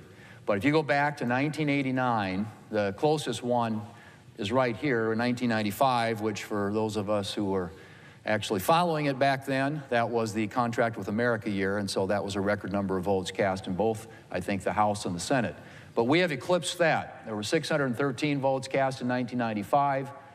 This year in the United States Senate, we have already cast 653, and we are not quite done yet. So historic, just in terms of the number of votes cast, the number of hours in session, and the number of days in session. Also historic just in terms of the amount of time that we've been around here, Mr. President. So we put in a lot of time here this year. Now, I have always said that you can't equate volume of activity or busyness with productivity. I think you have to, those are sometimes separate metrics. But I would argue, Mr. President, that what really matters here is not the number of votes or the number of hours that we've worked. It is what we accomplished with those hours. And this has been an incredibly productive Senate, and I'm proud to say that we've accomplished a lot this year in the United States Senate. Our flagship bill, I should say, for the year, of course, was the One Big Beautiful Bill, the Working Families Tax Cuts Act, and the largest part of that was, in fact, the tax cuts that were enacted that are going to benefit American families, Mr. President. Back in 2017, the Republicans delivered substantial tax relief for hardworking Americans. But that tax relief was scheduled to expire at the end of this month. And so one of our main priorities for this year was extending that tax relief. And extend it we did. But we didn't just extend it, we made it permanent. And we added to it additional tax relief on top. So now hardworking Americans can enjoy permanently lower rates, plus an increased standard deduction, a further increase in the child tax credit, a new bonus deduction for seniors, no tax on tips, no tax on overtime, and Mr. President, that list goes on and on. In addition to the new and permanent tax relief for individuals and families, we also made important tax relief for businesses of all sizes to help our growth and expand jobs and opportunities for American workers. So I would just say, again, Mr. President, if you look at that map, this measures, and again, it's too far away for people to see, but the color coding represents the amount of tax relief that people in these individual states or even within a state will receive based upon the filings and what we expect they'll be filing for next year. But if you can see at the top of that, the U.S. average is $3,752 in savings as a result of what we did to prevent what would have been the largest tax increase in American history. And so American families this next year, American businesses, are going to have more money in their pockets as a result of what we did. Had we not taken those actions, the average family across this country would have seen a $3,752 increase in their taxes. And so that's sort of representative of the chart across the country, and the darker ones means you're probably getting more tax relief relative to the lighter colors, but nevertheless, everyone in this country who files a tax return is going to see a much lower tax bill, tax liability this next year as a result of what we did. So that's a lot right there, Mr. President, in and of itself. But the one big beautiful bill didn't end with the working families tax cuts. We also invested in a more secure border and safer streets. We made a historic investment in our national security. And we repealed the Democrats' natural gas tax and took steps to unleash American energy production to ensure that Americans have stable, plentiful, and affordable supply of energy. We took measures to modernize the farm safety net, something very important in my state of South Dakota, to address housing costs, to repair and upgrade our air traffic control system. Now, Mr. President, I could keep going. The working families tax cuts and the rest of the one big beautiful bill accomplished a lot for hardworking Americans. But that's not all that we've done in the Senate this year. The American people elected President Trump last November. And one of our priorities this year has been ensuring that the president has his team in place so that he can do the job the American people elected him to do. And I'm proud to report that by the end of this week, we will have confirmed 417 nominees, far more than were confirmed by this point in either President Trump's first term or in President Biden's term. And it's even more remarkable, Mr. President, again, you can see this in real form here. This was President Trump's first term in office. At the end of his first year, which would be end of 2017, there were 323 of his nominees had been confirmed. Under President Biden, at the end of the first year, 2021, there were 365 of his nominees who had been confirmed by the United States Senate. And as of today, that number here in 2025, in President Trump's second term, will be 417 nominees. And that is important, Mr. President, because every president needs to have his team in place to do the job that the American people elected him to do. So as we think about, and we look at, discussed on the floor yesterday, you look at the president's first term, what makes this even more remarkable is the fact that there was a historic level of obstruction by the Democrats to getting the president's nominees in place. I'm talking about something unlike anything we've ever seen in American history for any president of any political party.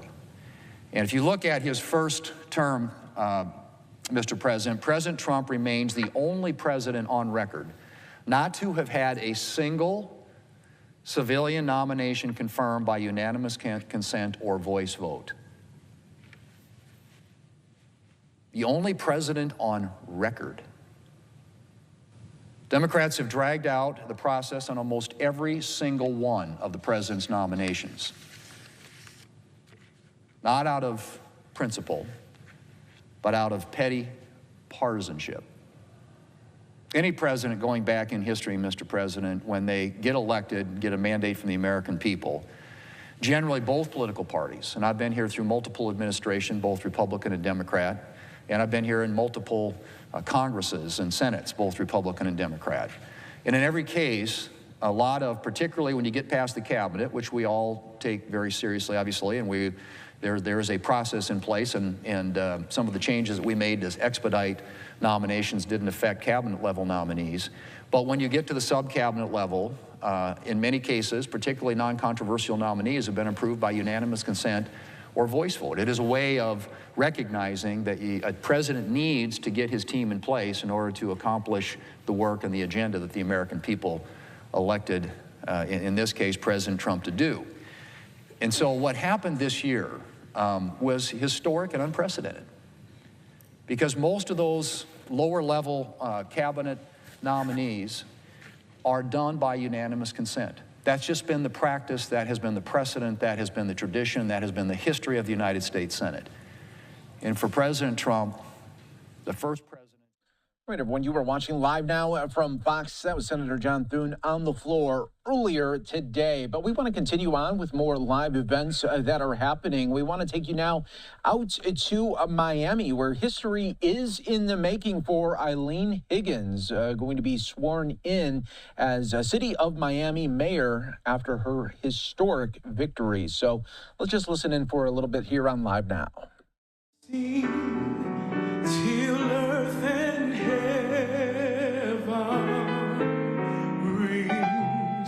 rings with the harmonies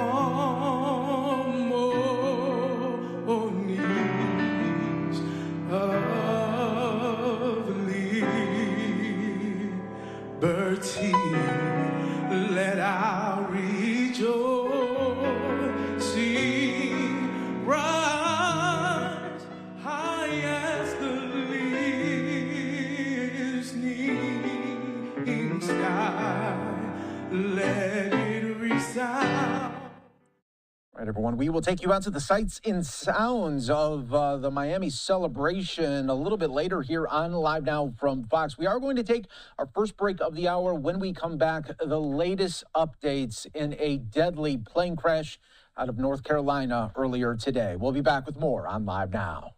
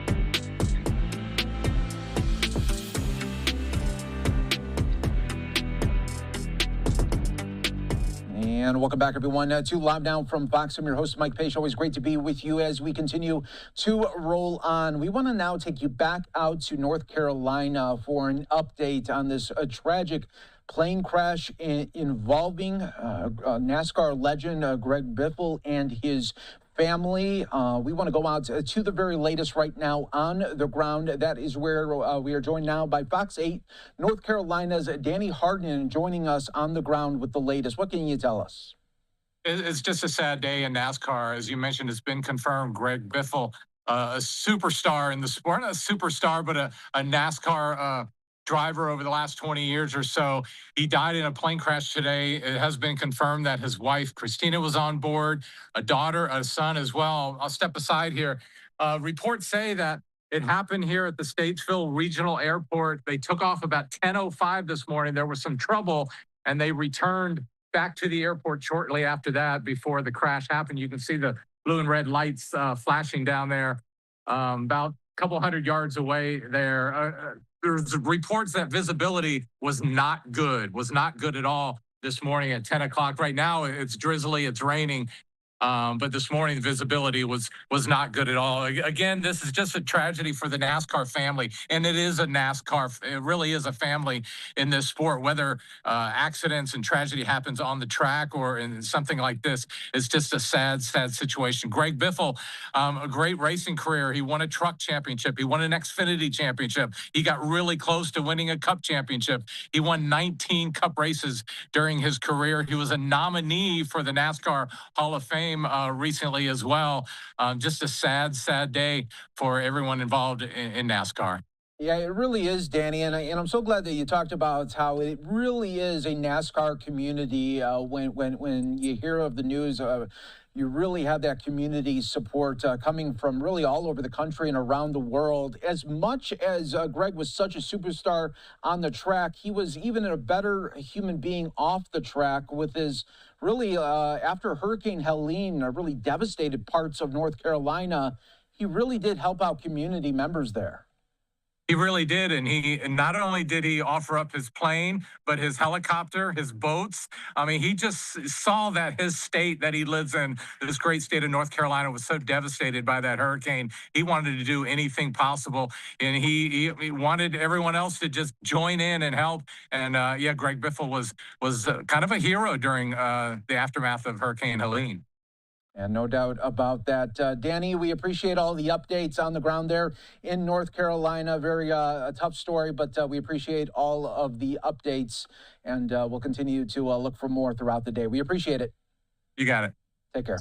All right, everyone. You are watching Live Now from Fox. We continue to bring you some of the day's biggest top stories and live feeds. We will get more updates in North Carolina as the day goes on. But we do want to go out to some breaking news that we are following for you out in Los Angeles. We do have a police chase underway right now. Let's listen in to some of the coverage from Fox 11 Los Angeles. Freeway. You asked about the original want, and we don't know here in our newsroom as of yet as well, because CHP not confirming anything in terms of what this pursuit originated as or why they started following this vehicle and this driver, but clearly a definite case of one person behind the vehicle right there, no passengers involved, as you were mentioning, and hopefully, you know, this is not a stolen vehicle or anything like that, but we don't know at this point why CHP is following this guy, just knowing that, look, you see him smoking right there. He knows the black and whites are following him. Yeah. We got an eye on him, and 82 miles per hour right now going down the 5. Going down to 582 miles an hour. I can't say I haven't done that in the past, but I didn't have California Highway Patrol right behind me. Sandy, we do have information what it originally wants. Melissa at the assignment desk making phone calls, getting it done. She said that apparently there was another roadblock, or they actually had stopped traffic somewhere on the 14 freeway, and this vehicle just decided, I'm not going to stop. So if this person has other warrants or any other problems, that was really not the move to make to get the attention of the California Highway Patrol. That's basically just throwing out a red flag like, hey, come and get me. So they did, and that's what is going on right now. And as you mentioned, that traffic, there was some points there when we were making our way over here that I was saying, if he stays on the 5, especially over by Los Feliz, they are going to get into some heavy traffic. And we saw some heavy traffic up in the Pacoima area. But it's always amazing to me how these vehicles just kind of make their own path. Sometimes it is because the California Highway Patrol or other law enforcement behind it with the lights and sirens and people doing what they're supposed to do. You hear those lights and sirens, you be predictable. Be predictable and make your way over to the right in the safest fashion you can. This vehicle right now making his way over to the right, but that's not safe at all. And again, the speeds, you know, he's slowing down, but then he's speeding up. But anytime he gets so close to those cars, it just bothers me. It just bothers me because somebody innocent could get tangled up into this, you know, whatever negative vibes that this driver's putting out there. Now, we did see earlier on, he seems to be as relaxed, or trying to relax as much as he can. It seems to be just one guy inside the car and a lot of clothes. That was the other thing, too. You got clothes hangers and clothes back there. And, you know, maybe he's doing some sort of move. But whatever I can tell you, right now, he should just be pulling over. California Highway Patrol, they're not going to give up. And as long as this guy keeps running, it just puts so many other people in danger. And then you got the holiday season, and like you said, a lot of people out here just going about their business, trying to get the last-minute stuff done. You just don't want to see anything tragic happen at all. But the California Highway Patrol, these guys are trained professionals. They might have something, might have another trick up their sleeve. We'll keep an eye on it, but right now, looks like we're getting off the freeway. Yeah, maybe he is pulling over. Maybe, I don't know. Maybe he's realizing that, hey, he's going to get caught one way or the other, right? Best to pull over. He definitely knows somebody's behind him, that he should be stopping, but he's not, so... Let's see what he just ran that red. He just ran that red. He ran another red. Okay, so another traffic violation right there. And you know, Sandy, I've had people ask me in the past, like, do they actually go after all those traffic violations? And I asked a couple of officers that had been in a couple of pursuits, and they tell me, no, they don't. Sometimes they will actually even use news footage, probably Skyfox, and you know, and actually keep an eye on the traffic violations. But there isn't anybody down there right now, basically writing it all down, keeping an eye on what's going on. Maybe this guy isn't familiar with pursuits because he's making his way over towards the Burbank airport, thinking that, you know, maybe that's like LAX and we cannot follow them. They might have a little bit restrictions, but this is not LAX's type of deal. So we're probably going to be able to keep an eye on it, but definitely on Hollywood Boulevard or Hollywood Way in the Burbank area right now. It says San Fernando, but we're going to be getting into Burbank here in just a second. California Highway Patrol still right behind him, and I haven't heard a peep about them wanting to give this to somebody else. There you go. That's going to be Burbank Airport. And what is he doing? He's making a U-turn? Okay, here we go. This could be the end. Oh, and there's there you pit. go. There. Okay. Yep, that was like a pit. Yep. I hope we don't lose your signal, Stu. You're in a little bit of interference right there, but there you saw a pursuit leading to a pit maneuver by CHP on the surface streets right there in the Burbank area. That was Hollywood Way. If we could get his signal back up, we're working on that. But the initial one was a traffic violation, and there you see it right there. Let's see what's happening. Okay, we're back. Guns drawn, trying to tell the guy to come out. Didn't miss anything. Yeah, they've been calling him to tell him to get out. You see some smoke right there. It seems like he's not giving up, and that is not what officers want to see. That smoke might be from the actual vehicle, but it also could be him trying to drive away. There you go. California Highway Patrol really boxing him in. That little car not going anywhere. Yeah. And, you know, this type of defiant attitude is not helping the situation. Oh, you got hands up. You got hands up. You got hands up. So maybe somebody's changing their minds. But look at all the airbags that went off. So that car was hit pretty hard. Not that he didn't deserve it. They were trying to bring this thing to an end. Keeping the public safe, that's the number one. Keeping that suspect safe, that is actually number 2 on their list. People do not realize that. But you can see some agitated, you know, that he's a little agitated in there. Hands up. That's a good sign. Yeah. Open the door, buddy. Get out of that car. Well, we know he was smoking inside the car. We were watching him doing that. You could see as clear as day that he was smoking while he was driving and evading police. So We don't really see the smoke from our vantage point right here, but clearly that pit maneuver, there was no hesitation there. CHP wanted to put an end to this as that vehicle was making that U-turn on the residential street. They were like, hey, we're going to stop you right now, buddy. They're going to help him out of the vehicle. Yep. There they go. They're actually approaching right now. They're trying.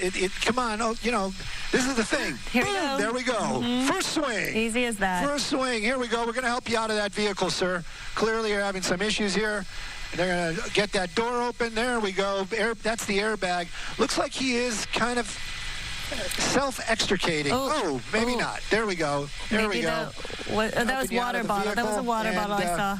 He's not coming out easily, Stu. He had that water bottle. I don't know what he was doing.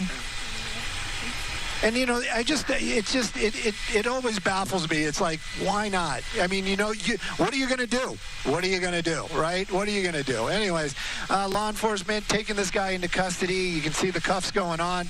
They already got the one officer did the code 4 sign, but they got to make sure. And, of course, we got to pop open the trunk. My guess is going to be dirty laundry back there, but they are definitely looking to see what else could be inside that vehicle. California Highway Patrol helicopter arriving here on scene. A little late, guys, but you know what? They're way out of Fullerton. They had a long way to go to get here. But the guys on the ground, fantastic job. And bringing this to an end safely is the best word to use. And what a great move. Right there. And if anyone missed it in that move we were talking about, let's show people what happened at the end of this pursuit. It was a quick pursuit down the 5 freeway. There you see he gets off the freeway, tries to make a U-turn right here, and then boom, that pit maneuver, no joking around, making sure he gets pinned in. All the airbags explode, and then he's under arrest. Great work by the CHP. Definitely kind of making an example this holiday season, not to mess around, right, Stu? Be careful out there on the streets. There's a lot of traffic out there, a lot of people trying to spread holiday joy. You don't want to get caught up like this. Definitely not. And again, you know, we don't really know what the other reasons were, but basically he brought this all on himself. He ran through an area where they were stopping the freeway traffic. That's how we understand it. Basically made a red flag for himself, and then California Highway tried to pull him over, and that's how that pursuit started, ending here at the Burbank Airport. All right, a good ending there. Nobody was hurt, no vehicles damaged except his own, and now he's in the back of a cruiser soon. So thank you so much, Stu, and the crew in Skyfox. We will return now to regular programming. All right, thanks to Fox 11. We appreciate all of their updates as always, and that's what we do here on Live Now from Fox. When we do see breaking news, we try to bring to you as fast as we can with the live feeds right there. We will take another 2-minute break. Stay right here with us. Always more to come in just moments. At the top of the hour, we are keeping an eye in Providence, Rhode Island. Another update coming in about 35 minutes on the deadly Brown University shooting that happened on Saturday. As soon as it gets going, you'll see it live on Live Now from Fox.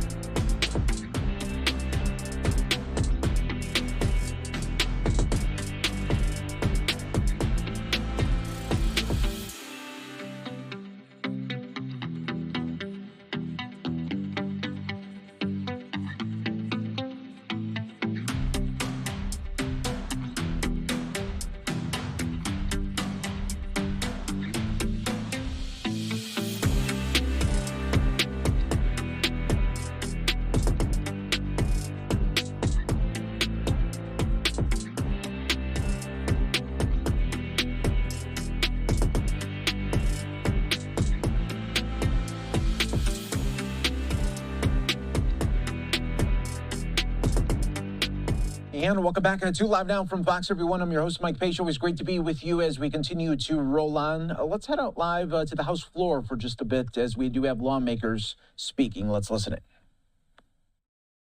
Constituents. I have one, for instance, who traveled abroad for a consular appointment, and when she came back, when she tried to come back, she was notified that because of this policy, they need 4 months to review her social media, including accounts that they had already deleted. And so as a result, she faced the possibility of losing her job. Her daughter, who's a U.S. citizen, is going to fall behind in school, and there are serious consequences for so many families across the country. And so we need to make sure we change this policy, make it better, and most importantly, we need to get these visas approved. I yield back.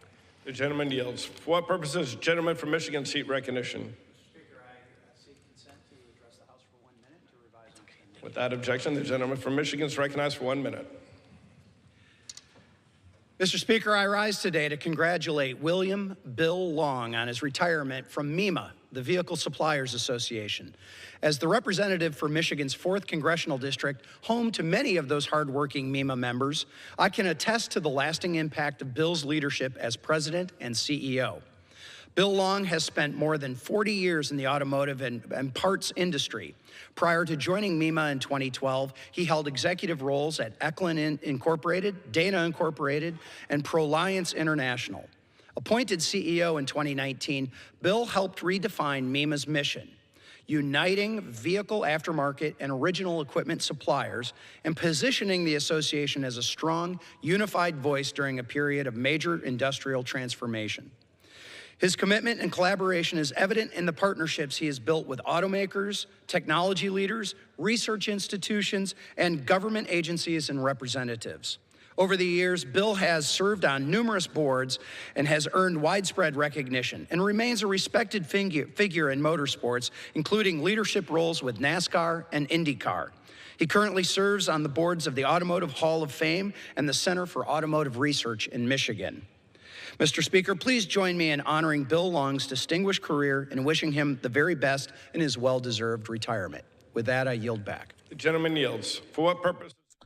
All right, we're listening to lawmakers on the House floor continuing to make some of their statements. We will keep an eye on it for you right here on Live Now from Fox. But we want to continue on with some of the day's biggest top stories and headlines, and one of them having to do with President Trump signing an executive order earlier today. He reclassified marijuana as a less dangerous drug, a move that could ease regulation and boost research, but it comes as there are some House Republicans that demanded President Trump reverse his course after strongly considering a marijuana executive order. So for the very latest, let's go out to Fox News' Mark Meredith with a breakdown of this. Hey, Mike, good to see you. Merry Christmas, of course. One of the big questions here is about what's next. So the president today signed an executive order which basically directs the attorney general to wrap up the law enforcement review of whether or not to reclassify marijuana. This was a process that started under the Biden administration. Health and Human Services looked at it, kicked it over to the DEA, the Drug Enforcement Agency, which falls under law enforcement.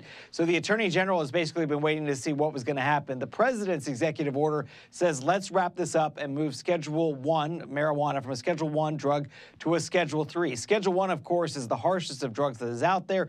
This will move it to a Schedule 3, which is the equivalent of Tylenol with codeine. So the idea here is that it will still be used for medicinal purposes. This doesn't legalize on a federal level recreational use of marijuana, but instead it allows the federal government to work more with marijuana to see what practical implications there might be for Medicaid users. For Medicare, I think actually I should say Medicare is going to look to see what they can do with this for elderly Americans that may have pain. There have, of course, been so many clinical research trials done when it comes to marijuana, but because of the designation, the federal government has had to be a little bit more careful about what studies it would support, things to that effect. Here, basically, would green light it to go to the same level, except Tylenol with codeine.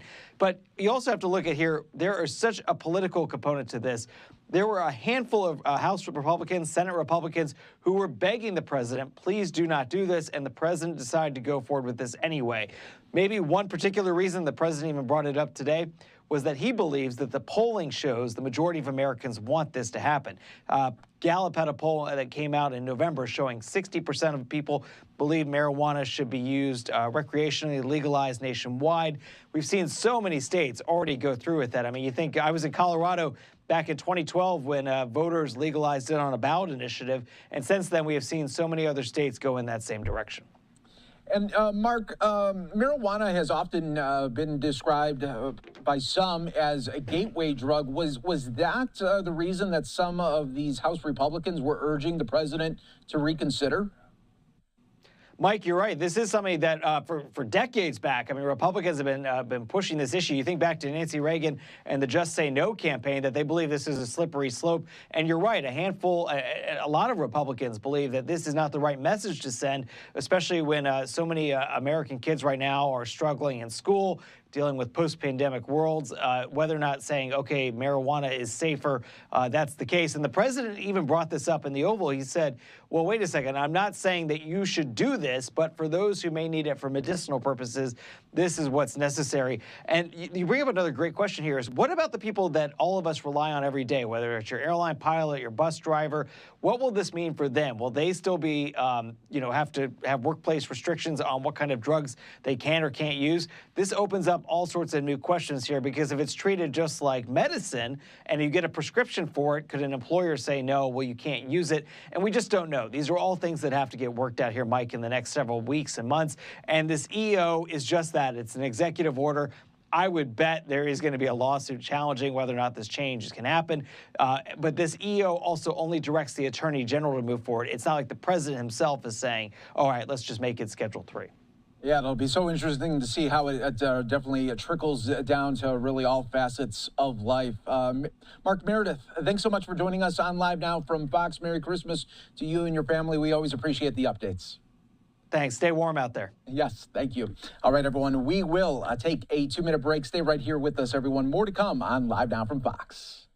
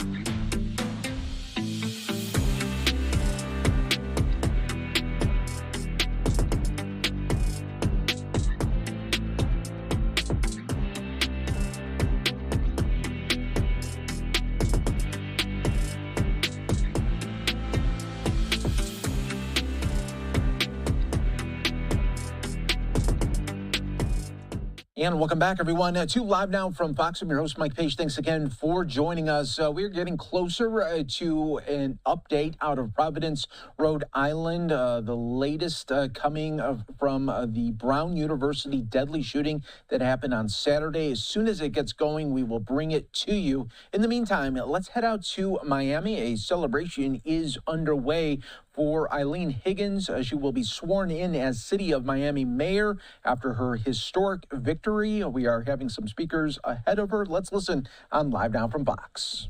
July day, we walked those intersections with her calling and texting and telling people how to fix them. And she didn't say take no or maybe for an answer because she said safety first. Eileen shows up. She's a regular at underline events. One another hot Miami day, we had an event with over 100 people at the stage in Brickell. There was no shade.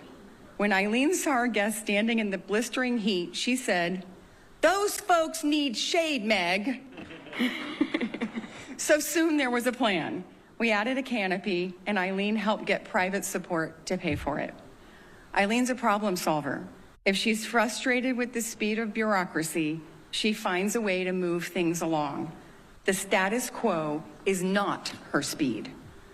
And while the underline has been a catalyst for connection, our new mayor has seized this opportunity to curate smart growth alongside an urban green space and multimodal corridor. Why does that matter? Because this powerful combination of nature, transportation, and affordable housing is a framework for building a dynamic, resilient, and vibrant community. And this is just one example of the many high-impact projects she has advanced. We are really, really, really lucky to have Eileen Higgins, the volunteer, the commissioner, the daughter, and now the mayor of the city of Miami, giving her time and talent. Eileen, thank you for being my friend, my collaborator, and for giving all of us hope that we can work together to build a better Miami for the residents of today and the generations to come. Now, I really want you guys to give it up here because I have the honor of introducing Mayor Eileen Higgins to the stage. Can I have him stand up? Let's do this.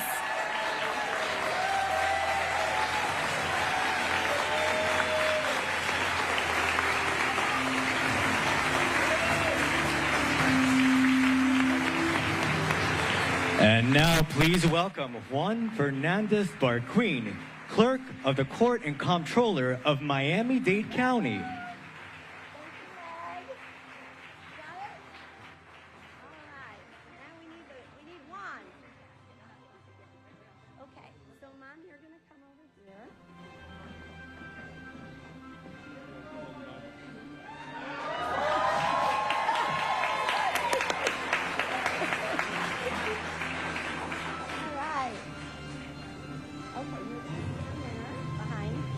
We'd like to ask the audience to please be seated so that the moment can be captured by all of the cameras and everyone. Please have a seat.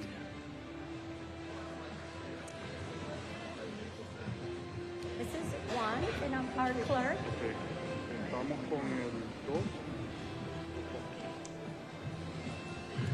you hold that in the middle. Oh, you'll tell me what to do. All right, please raise your right hand and place your left hand on the Bible. And please repeat after me. It's better every year. Well, this is the second year they've done it.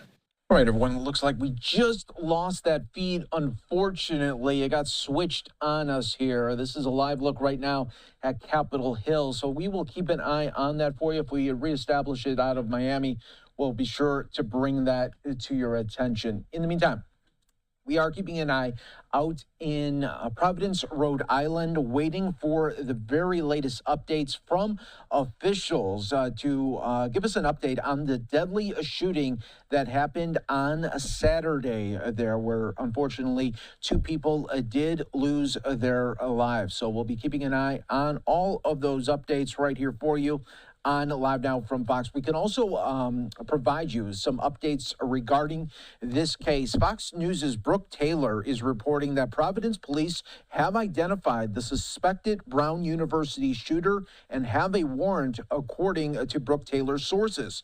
Police are also investigating a possible link now between Brown University shooting and the murder of an MIT professor, which happened earlier this week as well. So again, this is going to be a major update that will be coming from Brown University and Providence officials. As soon as it does get going, we will pass that along to you on Live Now from Fox, everyone. What we'll do is we'll take another 2-minute break, be back with more in just moments.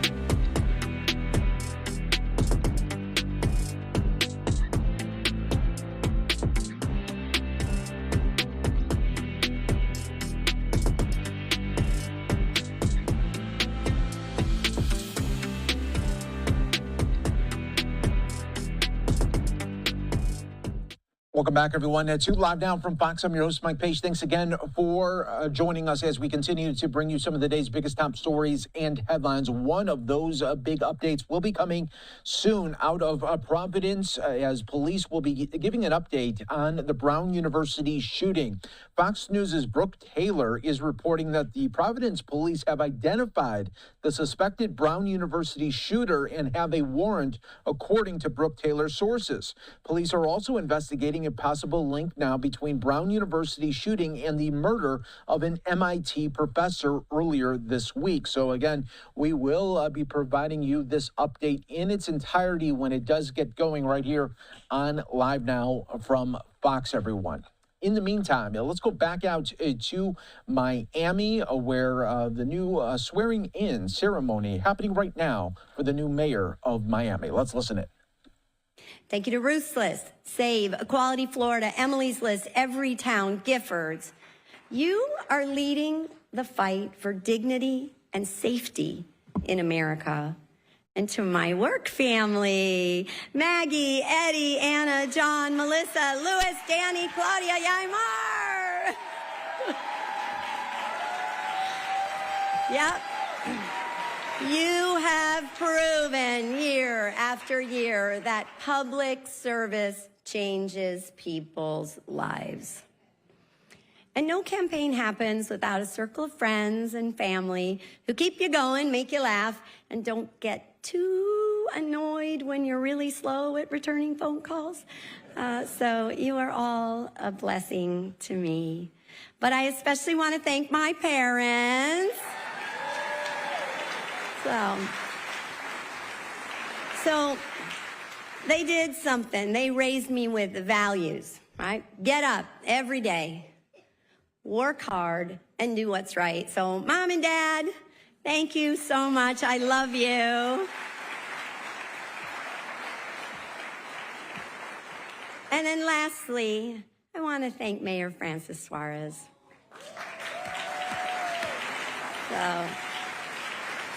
Mayor Suarez elevated Miami's profile worldwide, but he also elevated future generations right here at home when he launched a savings account for every kindergartner. So, thank you. Thank you, Mayor Suarez, for investing in the future of Miami. So when I was in my 40s, I can't remember that, but when I was in my 40s, I sat down to write my own obituary.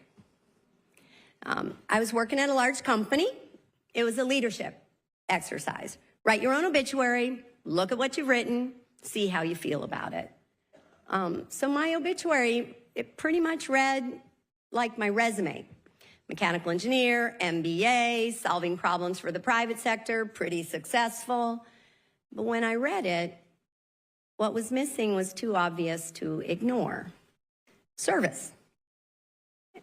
Within a year, I'd left that life behind and traded it for one of public service. First in the Peace Corps in Belize, then as a diplomat, then as your county commissioner, and now. All right, big moments there for Eileen Higgins, sworn in as the mayor of Miami. We wanted to just check in and listen to some of her remarks here, but we want to continue on Live Now from Fox, another live feed just popping up. Let's go out to Capitol Hill. We do have Representative Jeffries doing his year-end news conference. Let's listen in on Live Now. Last night, Donald Trump, once again, made it clear to the American people that he apparently still believes that the affordability crisis in this country is a hoax. It is not a hoax. The affordability crisis is very real. And one of the reasons why this year has been such a disaster for everyday Americans, under complete Republican control of government, they have the House, the Senate, and the presidency. They've had all year. They've had complete control of government, and they've done nothing to lower the high cost of living in this country. Now, Donald Trump and Mike Johnson and John Thune and House Republicans and Senate Republicans repeatedly promised to the American people last year that they were going to lower the high cost of living. In fact, they said that costs would go down on day one. They lied to the American people. Costs haven't gone down in the United States of America, and everybody knows it. Costs have gone up. Housing costs are out of control. Grocery costs are out of control. Electricity bills are out of control. Childcare costs are out of control. And healthcare costs are out of control. And about to get worse because of the Republican healthcare crisis that has been devastating everyday Americans throughout this year. Why is Mike Johnson and House Republicans leaving town when there is legislation supported by a bipartisan majority of the House that would extend the Affordable Care Act tax credits for 3 years? We should pass that bill and then send it over to the Senate before the end of the year, before the Affordable Care Act tax credits expire, so that tens of millions of Americans during the holiday season aren't threatened with their health insurance premiums, copays, and deductibles dramatically increasing, including the reality that many of these working class Americans will experience premium increases of $1,000 or $2,000 per month. That is unacceptable. That's why House Democrats successfully launched a discharge petition that secured 218 bipartisan signatures. And there's no reason why Mike Johnson can't bring that bill to the floor immediately. House Republicans have chosen to get out of town before sundown. And that's a shame. All they've done is reinforce the fact that their sole objective in this Congress, the sole objective of Donald Trump, the sole objective of the House Republican majority, is to enact massive tax breaks for their billionaire donors while jamming their extreme right-wing ideology down the throats of the American people and doing nothing at all, zip zero, nothing at all to make life better for the American people. It's extraordinary to us. I don't think these people want to win any more elections because they've literally done nothing to make life better for the American people. House Democrats, as we've repeatedly made clear, are in this fight until we win this fight. We're going to continue to work hard to drive down the high cost of living in this country. We're going to continue to work hard to fix our broken healthcare system. And we're going to continue to work hard to clean up corruption and deliver a country of the people, by the people, and for the people. Questions? Thank you, Mr. Leader. The Congressional Black Caucus put out a statement a little over an hour ago that reads in part, as Democrats prepare for the year ahead, the Congressional Black Caucus stands with Leader Hakeem Jeffries, as we know all House Democrats do, in our continued fight for the American people. We must keep our eye on the prize. I wanted to get your reaction to the statement. Have you seen it, and what is your response? I have not had an opportunity to see the statement yet, but I'm appreciative of my colleagues in the CBC. I've been part of the CBC family from the very moment that I arrived on Capitol Hill, and it's a treasured relationship that I have with every single CBC member, and certainly with the Congressional Black Caucus. When I first came to the Congress, I walked into my first CBC meeting, and there's Jim Clyburn and Elijah Cummings and Eddie Bernice Johnson and Maxine Waters and John Lewis and so many other legends. And I'm trying to figure out, how did they let me into this room? That's what the CBC has meant to all of us who've had the opportunity to serve in this Congress this term and, of course, in prior terms. And I'll always cherish, that relationship. Our focus is going to continue to be on making life better for everyday Americans on lifting up the principle of liberty and justice for all, and on ending this national nightmare that Donald Trump and Republican extremists have visited on the American people all year. Donald Trump and these Republicans have broken every single promise that they made in terms of making life better for everyday Americans. Every single promise. And it's indisputable at this moment, which is why they're on the run. It's why they've been defeated electorally across the country, up and down the ballot. And it's why I'm confident that we're going to take back control of the House of Representatives next year. Yeah. This is sort of a two-part question. First, what is your reaction to Trump's executive order rescheduling marijuana? And sort of part two to that is, do you anticipate that bumping into some of the regulations that came in the continuing resolution about hemp-related products? We'll have to see how the language in the continuing resolution that was inserted, as I understand it, by Senator Mitch McConnell is reconciled with this particular executive order.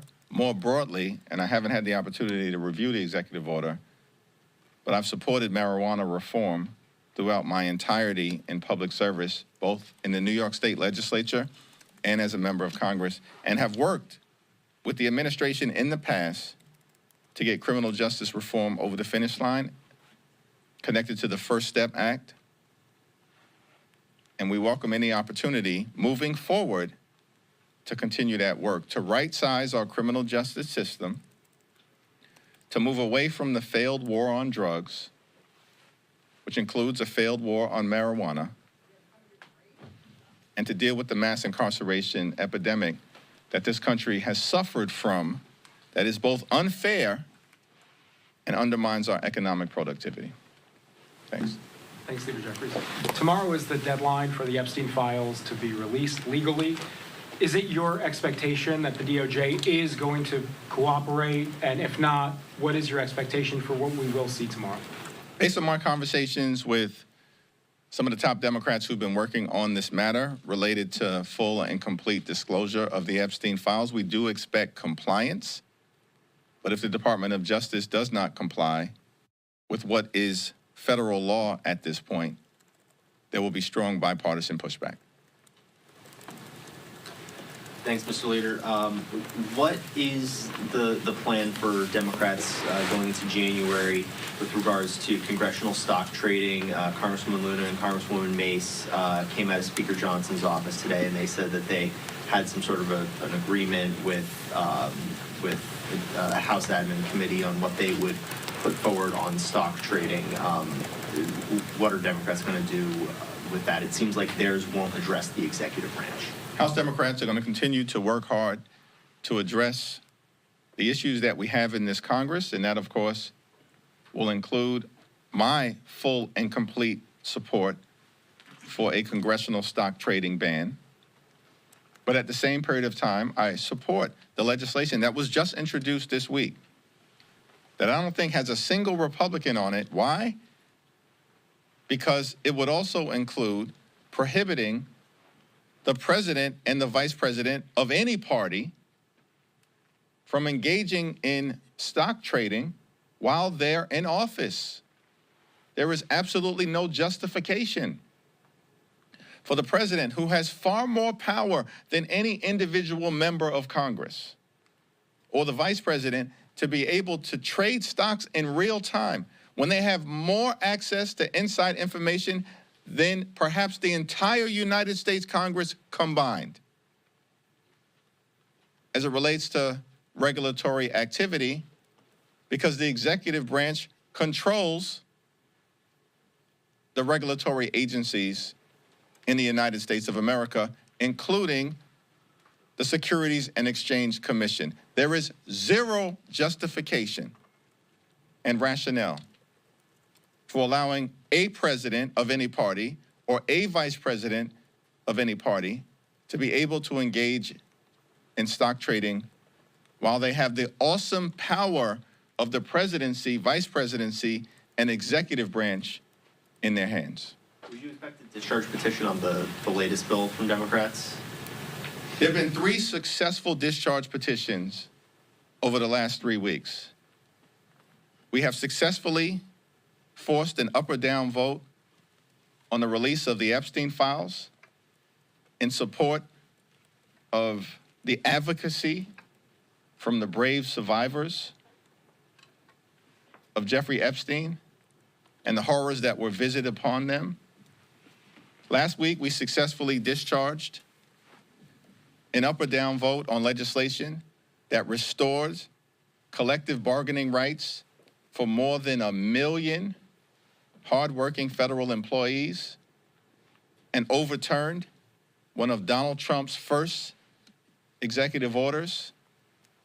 20 Republicans joined the overwhelming majority of the House Democratic Caucus to successfully discharge that bill and then vote it out of the House of Representatives. This week, we've currently succeeded in successfully discharging legislation to extend the Affordable Care Act tax credits for 3 years to prevent tens of millions of hardworking American taxpayers from experiencing dramatically increased health insurance costs so they can go see a doctor when they need one. There have been more successful discharge petitions in the last 3 weeks than there have been in the last 3 decades in the United States Congress. So we're working to deal with the healthcare crisis that's in front of us, because we still have unfinished business since Mike Johnson decided to adjourn the House of Representatives today and cancel votes tomorrow. Because Republican leaders want no part of actually keeping healthcare affordable for working class Americans, middle class Americans, and hardworking American taxpayers. We'll cross the next bridge when we get to it in terms of future discharge petitions. But what's in front of us right now is the need to finish the job and extend the Affordable Care Act tax credits. Thank you, Leader Jeffries. House Oversight Committee Chairman James Comer is accusing Minnesota Governor Tim Walz and AG Keith Ellison of not cooperating with the committee's investigation into some of the widespread fraud happening there with the social services in the state. Do you think they should cooperate with the committee's investigation, and do you have concerns about what's happening in the state? James Comer is a joke, an embarrassment, an unserious individual, and a malignant clown. I want to ask you about something back home in New York. There was a story that came today. I don't know if you've seen it, but I'll brief you on it if you haven't.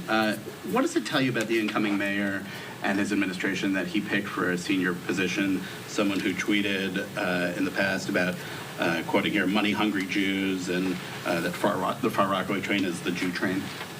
I haven't seen it, and so I'll comment on it subsequent to having an opportunity to actually review what you're presenting. Obviously, I would strongly disagree with those statements. I think I've been very clear in my views on that, but I'll have more to say when I've actually had an opportunity to review it. Are you okay with the incoming mayor appointing people like that? Mr. Leader, I wanted to ask you about the Affordable Care Act subsidies. Some moderate Republicans have expressed frustration that they do want to see an extension, but they want some reforms, and the fact that you didn't endorse the other bipartisan discharge petitions. They're concerned that with this up or down vote in the House that will be coming in the new year, it won't be able to pass the Senate. Who's concerned about that? Some of the moderate Republicans who have been working on the ACA deals. So if this passes the House, as it appears it will, moves to the Senate and fails, would you consider endorsing one of those bipartisan deals? Here's where we're at. We've got to make sure that the legislation that clearly has the support of a majority of the House of Representatives that would extend the Affordable Care Act tax credits in a straightforward way passes the House of Representatives. We also know that there's only one bill, our bill, that has a majority of senators supporting it, based on votes that took place earlier this month.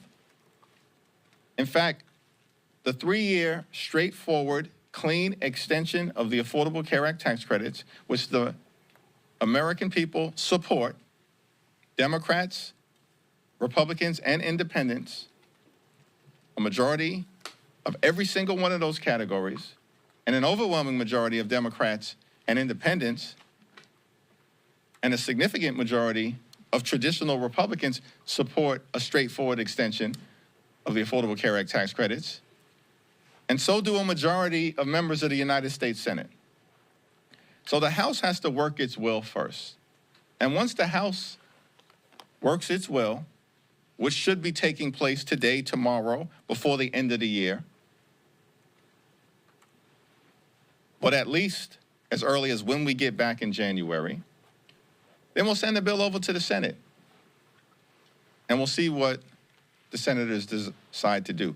We're not giving up this fight. We've made that very clear for months now, because we know we're on the right side of the American people. And we're in this fight until we win this fight, and winning this fight means making sure that the Affordable Care Act tax credits are extended. Leader Jeffries, there have been a few votes in the last couple of weeks where if you had full attendance by House Democrats, then you would have defeated the Republican measure. What's going on with the attendance in your party? Is this an issue with Whip Clark? Like, how can you improve this in the new year? Catherine Clark is doing a tremendous job, and we know that there are a handful of members who've had serious medical issues that they needed to make sure were addressed. And in addressing them, it ensures that they'll be back fully on the playing field next year. So that's clearly an important thing to do. And there may be one or two other members who are running for other offices across the country, and we're going to ensure that every single member is present and accounted for, particularly when we know there are significant votes of importance to the American people. Leader Jeffries. Mr. Leader, two questions. Just back on Epstein, I know earlier this week Leader Schumer indicated that they have a task force that's kind of a mix of lawyers working with some of the Epstein survivors and their lawyers. Is there a similar effort here on the House if and when these files are released? And then number two, just if you have a reaction to this board vote today to change the Kennedy Center name to the Trump Kennedy Center.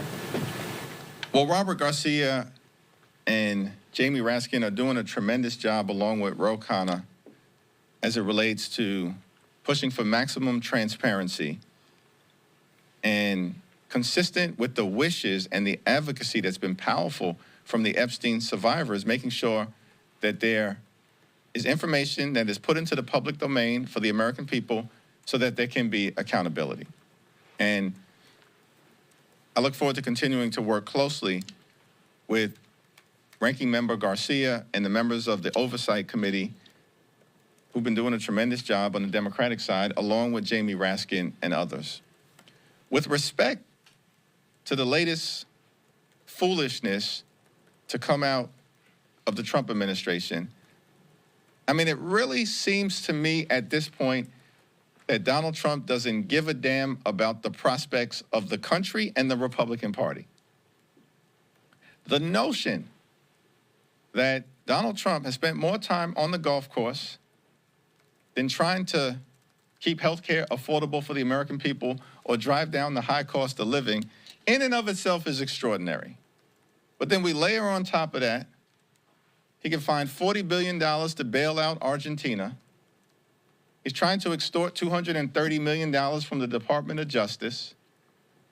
He literally has ordered the destruction of the East Wing of the White House. At the same time, he says the affordability crisis is a hoax.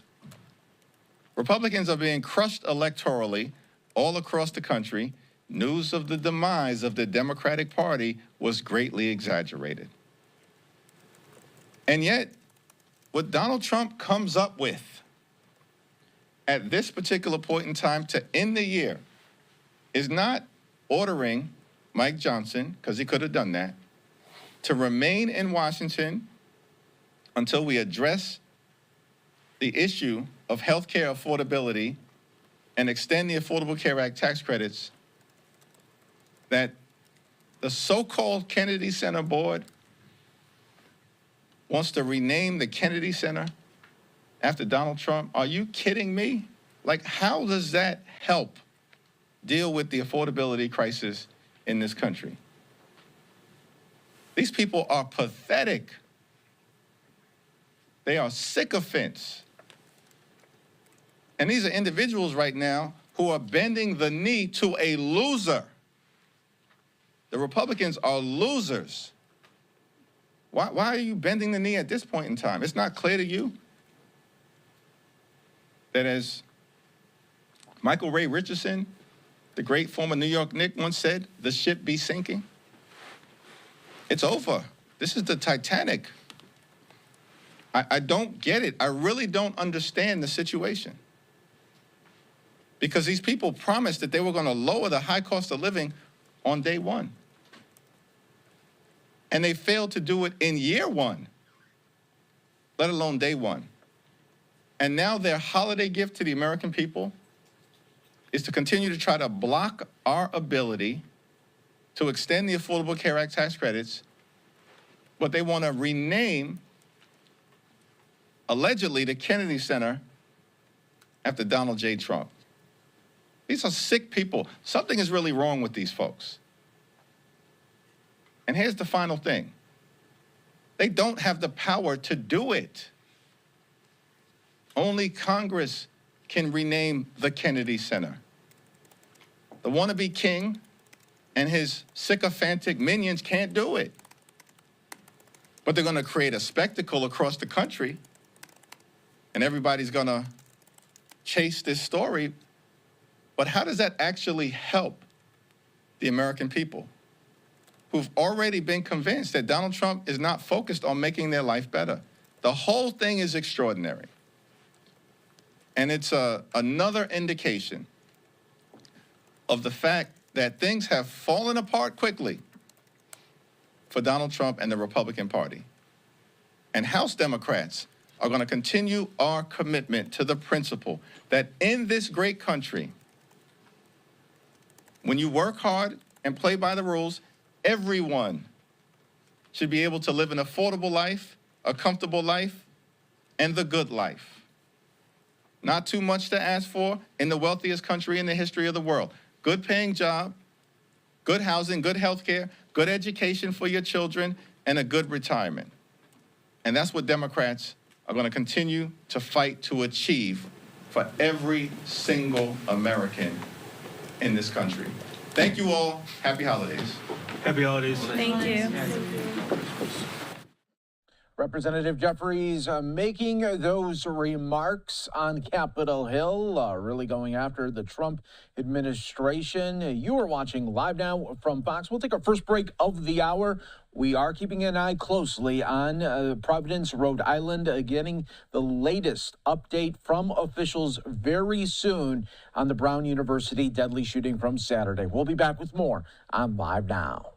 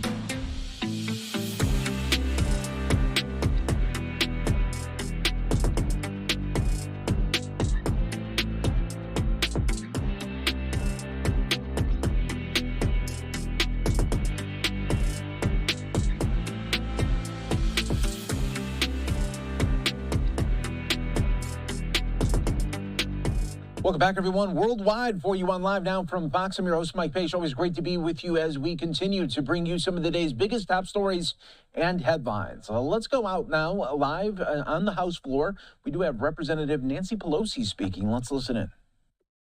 Assistance, humanitarian assistance across the board. At least 60% of all that we spend on Ukraine is spent in the United States of America creating jobs. So again, Marcy spelled it out. It's no use. I mean, some things bear repeating, but she said it so beautifully. But this is awful. And again, who do you trust? Who do you trust? Marcy the Congresswoman spelled out very clearly the ridiculous notion that Ukraine should trust us, the Russians, after the Budapest Agreement.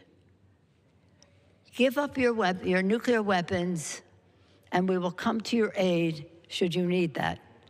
Forget about it now.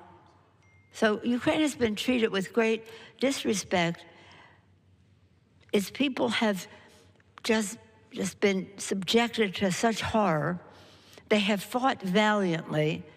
The least we could do is do the sanctions. And what we should be doing in this House, which had overwhelming bipartisan support in support of the people of Ukraine, is to get some more people to sign the discharge petition. So I thank you again, Congresswoman Capper, for your relentless, persistent, dissatisfied advocacy for Ukraine, and the fact that we know, those of you who visited there, that if Putin takes Ukraine, what country is next? That's what we hear, the fear we hear from people in the region. Would you trust Putin? And the only person who trusts Putin is President Trump. I don't know what that's about. I know when I had a picture coming out of one of his cabinet moves pointing to the president, I said, I'm leaving this meeting because, Mr. President, with you, all roads lead to Putin. This is awful.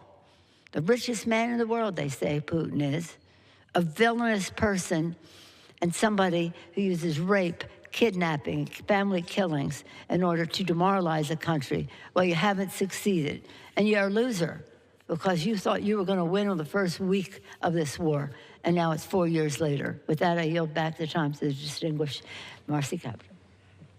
Thank you, Speaker Nancy Pelosi, Speaker Emerita Nancy Pelosi, for your unrelenting support of liberty and the people of Ukraine. May God bless them, and may in our lifetimes we see their consequential victory. We must not abandon them. You Thank you. remember, just one more thing. Right before Christmas a few years ago, when President Zelenskyy came here and spoke, and this body just rose up in support. Yes. We need more than applause, though.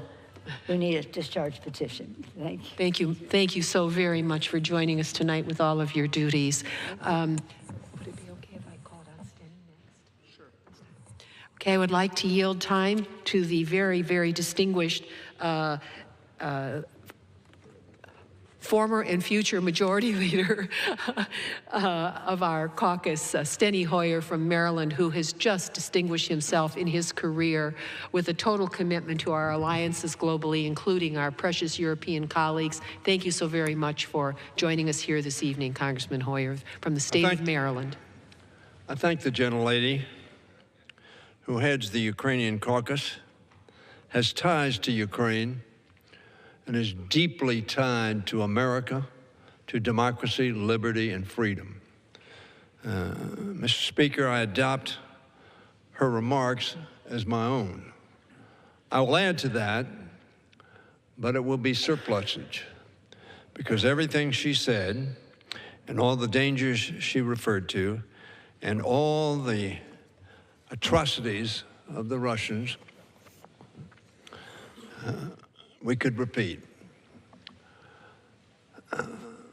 As I was sitting here, with the exception of Mr. Vindman, who's a young man, it occurred to me that the speakers who have spoken so far are of a generation who were children at the time of the Soviet Union, who understood the viciousness of the bear, who understood the enslavement of the Russian people and the captive nations.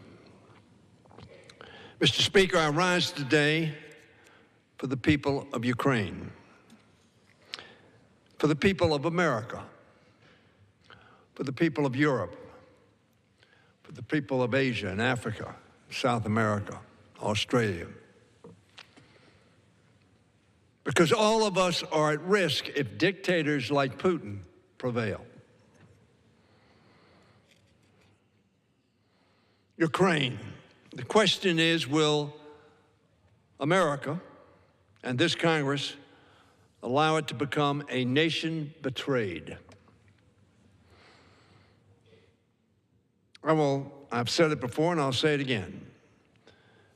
President Trump, Vice President Vance, Secretary Rubio, Negotiator Witkoff, Secretary of Defense Hegseth, and others have done everything to express support for Vladimir Putin's and Russia's position and to exonerate them from their aggression and from their war crimes. Earlier this year, Trump said that the Russians have all the cards.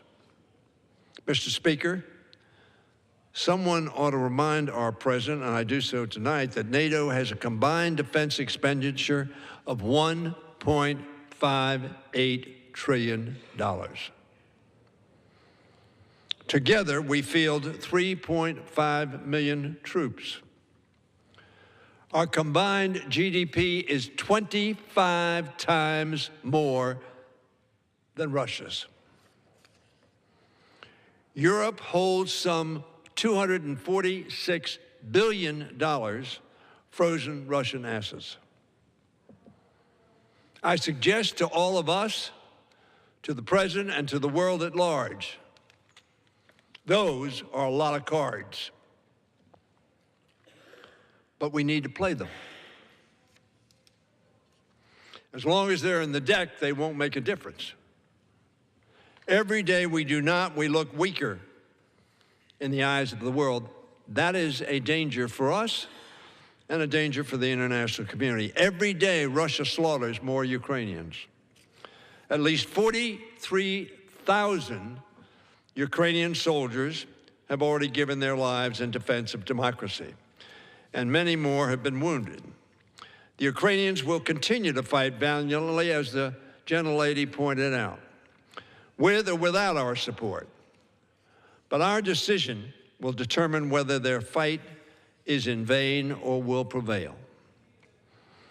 The other day, a Ukrainian soldier on the front lines told a reporter, and I quote, "They kept withholding military aid, couldn't agree on how to respond, and we keep paying for their indecisiveness with our blood, the blood of our children." He was referring, of course, not just to the United States, but the world at large. Ukraine may be paying the price for our negligence today, but we, the free world, will ultimately bear the cost if we let Putin prevail. When we fail to show our strength, our adversaries doubt our resolve. And when our adversaries doubt our resolve, they are assuredly more likely to test our might. That's the mistake that Neville Chamberlain made. That's the mistake America and the United Kingdom made when we did not honor the Budapest Memorandum when Putin annexed Crimea. In my view, Crimea is the mother of this war. The failure to act decisively in the face of that war crime, of that theft, of that international law that was broken, led Putin to believe he could do this, the invasion of Ukraine, with impunity. And that is the mistake Donald Trump is making now. This Congress must not do the same. And the good news is this Congress has not done the same. There were 12 votes between 2022 and July of 2025. The good news, America, is that on both sides of the aisle, the overwhelming majority of members voted to support Ukraine. Mostly it was unanimous on this side, but it was also unanimous on the Republican side, save one vote. And then it was 110 to 117, just a small minority. Those votes averaged 80% of the members of Congress voting to support Ukraine. So it's not as if there is division in this House. And as the gentlelady said, there's a discharge petition, which lays in that desk behind me. Every Democrat, 213 Democrats have signed it, and 2 Republicans have signed it. 216 signatures in all now. We need 2 more. To say to Ukraine, to say to the world, to say yes to our administration, we are in support of liberty over tyranny. We are in support of a people that has shown extraordinary courage. Fortunately, we have a winning card to play.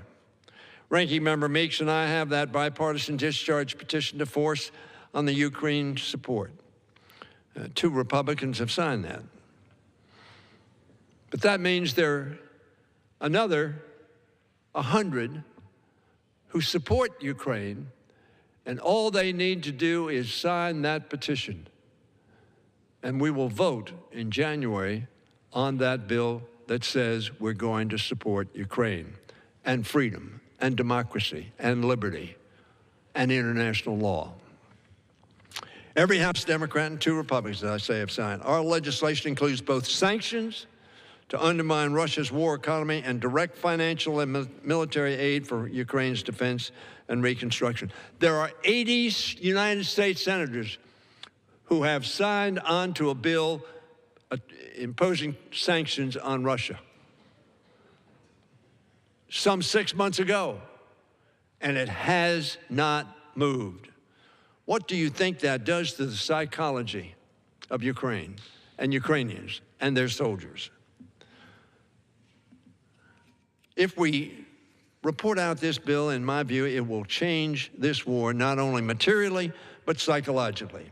It doesn't matter how many concessions you give to Putin, and this administration has given him many.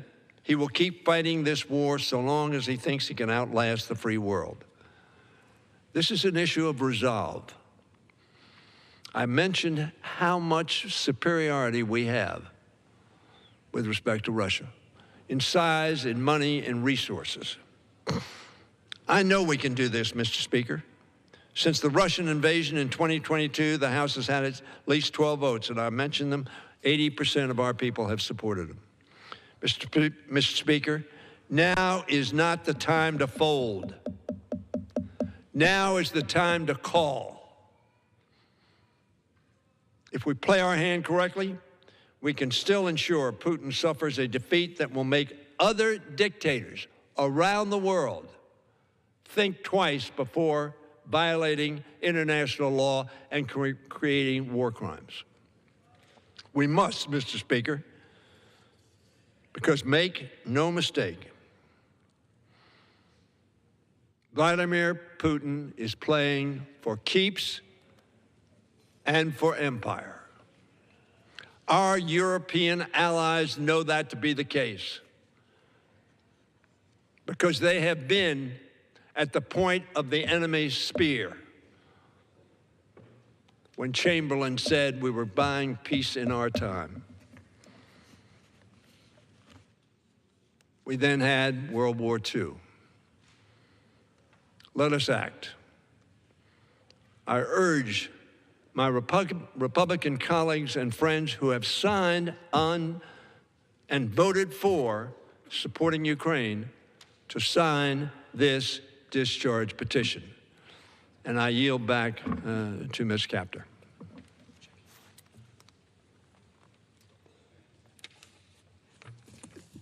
Thank you very much, Congressman Hoyer from the state of Maryland, District number 5.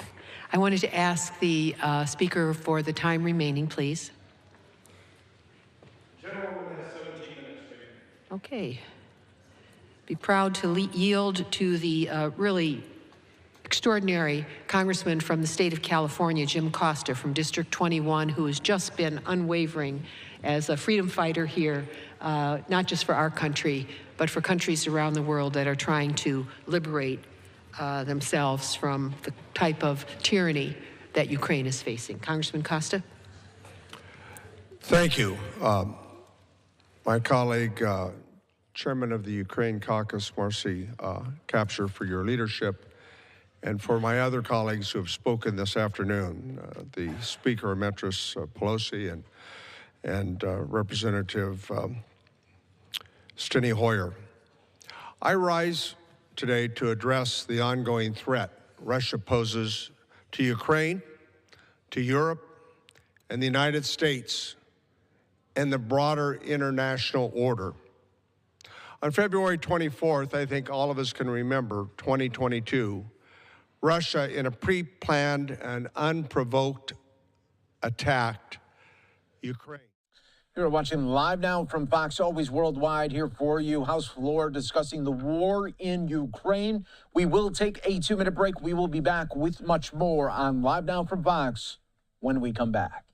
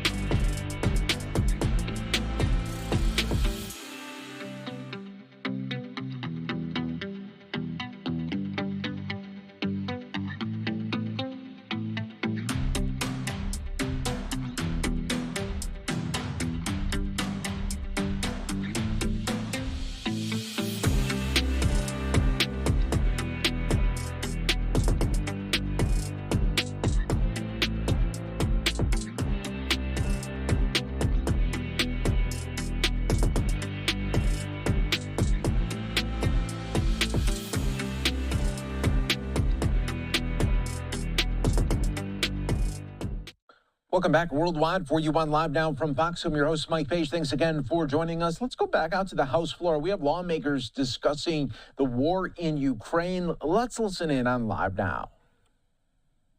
Our sins mixed signals. We do not create stability.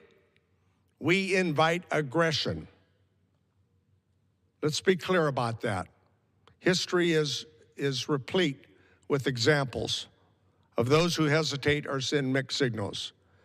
Therefore, American leadership remains the cornerstone of global security. President Trump, Putin respects one thing and one thing only, and that is strength. By supporting Ukraine, the United States is sending a clear message. Authoritarian regimes cannot invade their neighbors without consequences. So I ask the President of the United States to be strong, and stand by the brave people of Ukraine and our allies. Any sustainable resolution to this conflict must include Ukraine at the negotiating table. How else could you reach a peace agreement? The country under attack must have a decisive voice in shaping its own future and determining the terms of peace. Otherwise, it's illogical. So, ensuring that agreements respect its sovereignty and the will of its people. Therefore, we must continue to strengthen our alliance, develop agile and region-specific strategies, and ensure that we are prepared to respond across all domains, including cyberspace, informational warfare, and economic coercion, because economic sanctions can work. The president has the leverage with continued military support, economic support, and sanctions, using the sovereign wealth of Russia to repay the damage and the harm that they have created with our European allies. We have the leverage. We cannot allow this aggression to go unanswered. We must stand firmly with Ukraine and defend democracy and the international order that we helped create, that has created prosperity since World War II, the economic prosperity that democratic nations have shared because America stood strong. That same order has brought peace and economic prosperity, think about it, throughout the world for 80 years for democratic nations. So therefore, this is a seminal moment in American and world history that we are facing. I urge my colleagues to act as we have, as Representative Steny Hoyer indicated, 12 times in an overwhelming bipartisan fashion, to stand up for America's values, to stand up for human rights, to act collectively in the bipartisan fashion. Why? Because our security and the security of free nations everywhere depends on it. My colleagues, my friends, the world is watching and looking for American leadership. This is the test of our time. Slava Ukraine, and I yield back the balance of my time. Thank you, Congressman Costa, for your fervent leadership on every level and for all you've done to continue relations with our closest allies that fight at our side and push back the edge of tyranny wherever it exists. Thank you so very much. And could I ask on remaining time, I have to divide it up among two very talented colleagues. The gentlewoman has 8 minutes remaining. Okay, well, I will give them each 4. I'll yield to Congressman Vindman from the state of Virginia, a great patriot, and Virginia District Number 7, Congressman Eugene Vindman. Thank you, Congresswoman Capter. Mr. Speaker, I rise today to reaffirm my commitment to peace in Ukraine, a peace that acknowledges the massive sacrifice of the Ukrainian people and that secures perpetual sovereignty and not just a reprieve, a temporary reprieve that the Russians will use to rearm and reattack. We must continue to stand firmly with the Ukrainian people in their fight for freedom and sovereignty. I've traveled to Ukraine extensively since this major phase of the war started in February 2022. 15 trips, the first 14 between June of 2022 to October of 2023, investigating war crimes and trying to help the Ukrainian people. And the last one as the only bipartisan House delegation visit to Ukraine this year, which frankly, I think that is a shameful statistic that only myself and Congressman Mike Turner managed to make it to Ukraine this year, a year where the Ukrainians faced enormous pressure. And in those trips, I visited places like Bucha, Irpin, Hostomel, places where Russian soldiers executed civilians, brutally executed civilians, places where Russians attacked Ukrainian infrastructure, attempting to freeze and starve the Ukrainian population. And I tell you that what I saw was a war crime. And those crimes are perpetuated almost daily by Russians, including attacks and killing of POWs. And it is in the United States' national security interest to secure peace between Russia and Ukraine, but only when that peace comes with dignity and security for the Ukrainian people. We've seen Russia's playbook. They use time, they buy time to rearm, so they can attack. They sow discord throughout the neighborhood in Moldova and in Transnistria, in Georgia, and in Ukraine.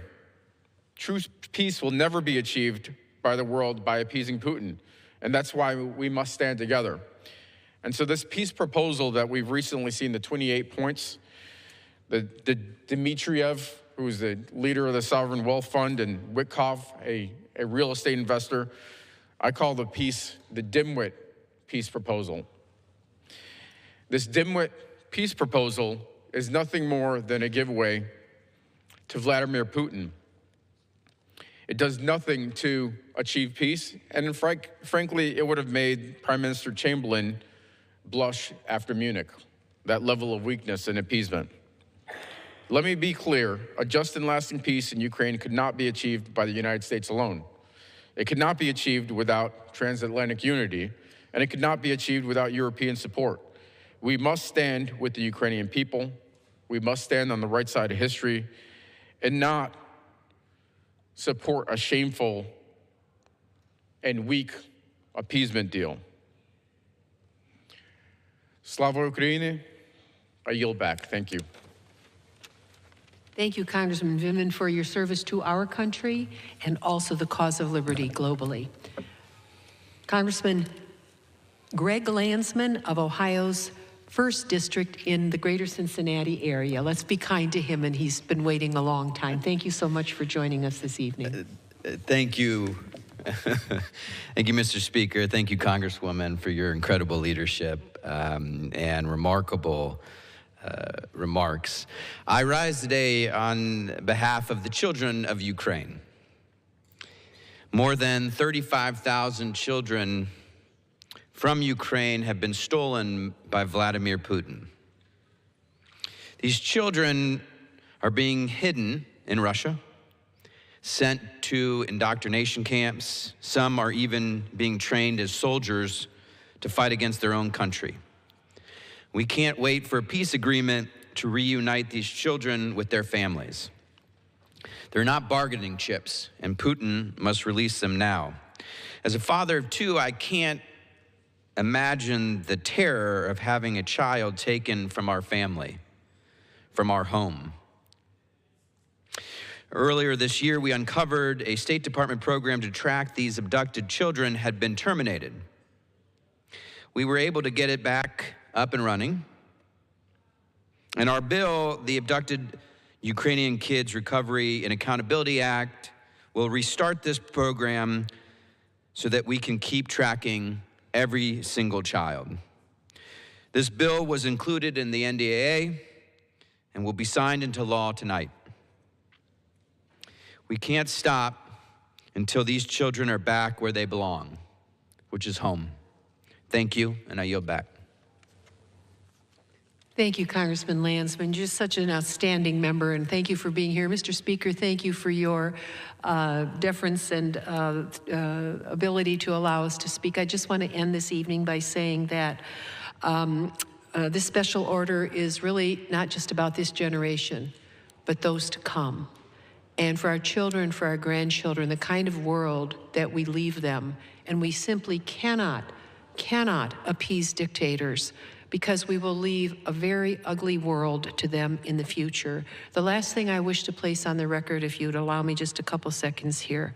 In 2014, when the Olympics were going on in Sochi, for the first time in Russia in modern history, Vladimir Putin used the Olympics, where most people were distracted, to cover up the fact that he was going to invade Ukraine, which he did, but the Olympics were the shield from a public relations standpoint, but what had just happened was that his stooge, who was the head of Ukraine then, Viktor Yanukovych, had to flee the country because he was such a crook and was totally a tool of Putin. What the American people need to understand is Ukraine had to dig itself out from under decades, centuries of Russian imposition and corrupt leaders that held down the ability of this country to flower into a free nation. So what we are fighting for is for the ability of people to have liberty first, last, and always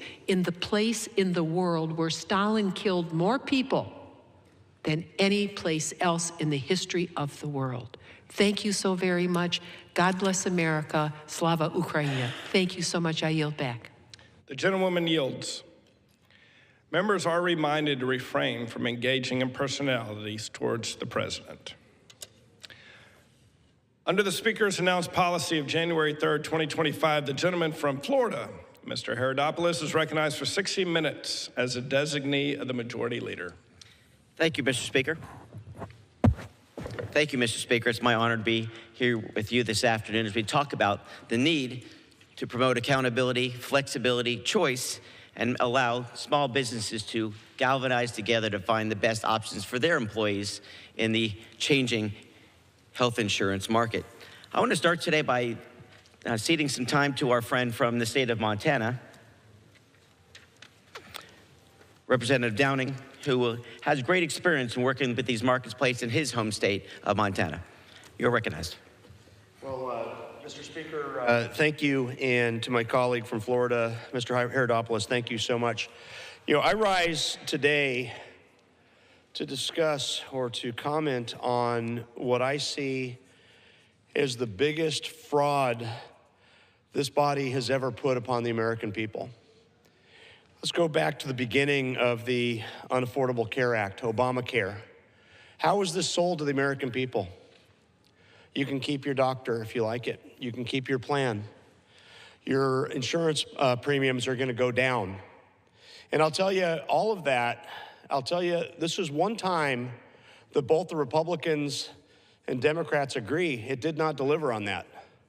The Affordable Care Act, Obamacare, has been one of the biggest drivers in increasing not just the cost of health insurance, but the cost of health care. And to continue this deception, it was clear that this plan would not work. You don't have to be a PhD in mathematics to understand why. As you start to add things, the essential health benefits that you added onto these policies, these required benefits, as you started to add things that had to be covered, and I'm not saying whether those were good or bad, but you add expenses, you can't make prices go down. It'd be like saying if you went to a fast food restaurant and ordered a soda and the price is gonna go down, but they have to give you a free cheeseburger as well. It just doesn't make common sense, doesn't make mathematical sense.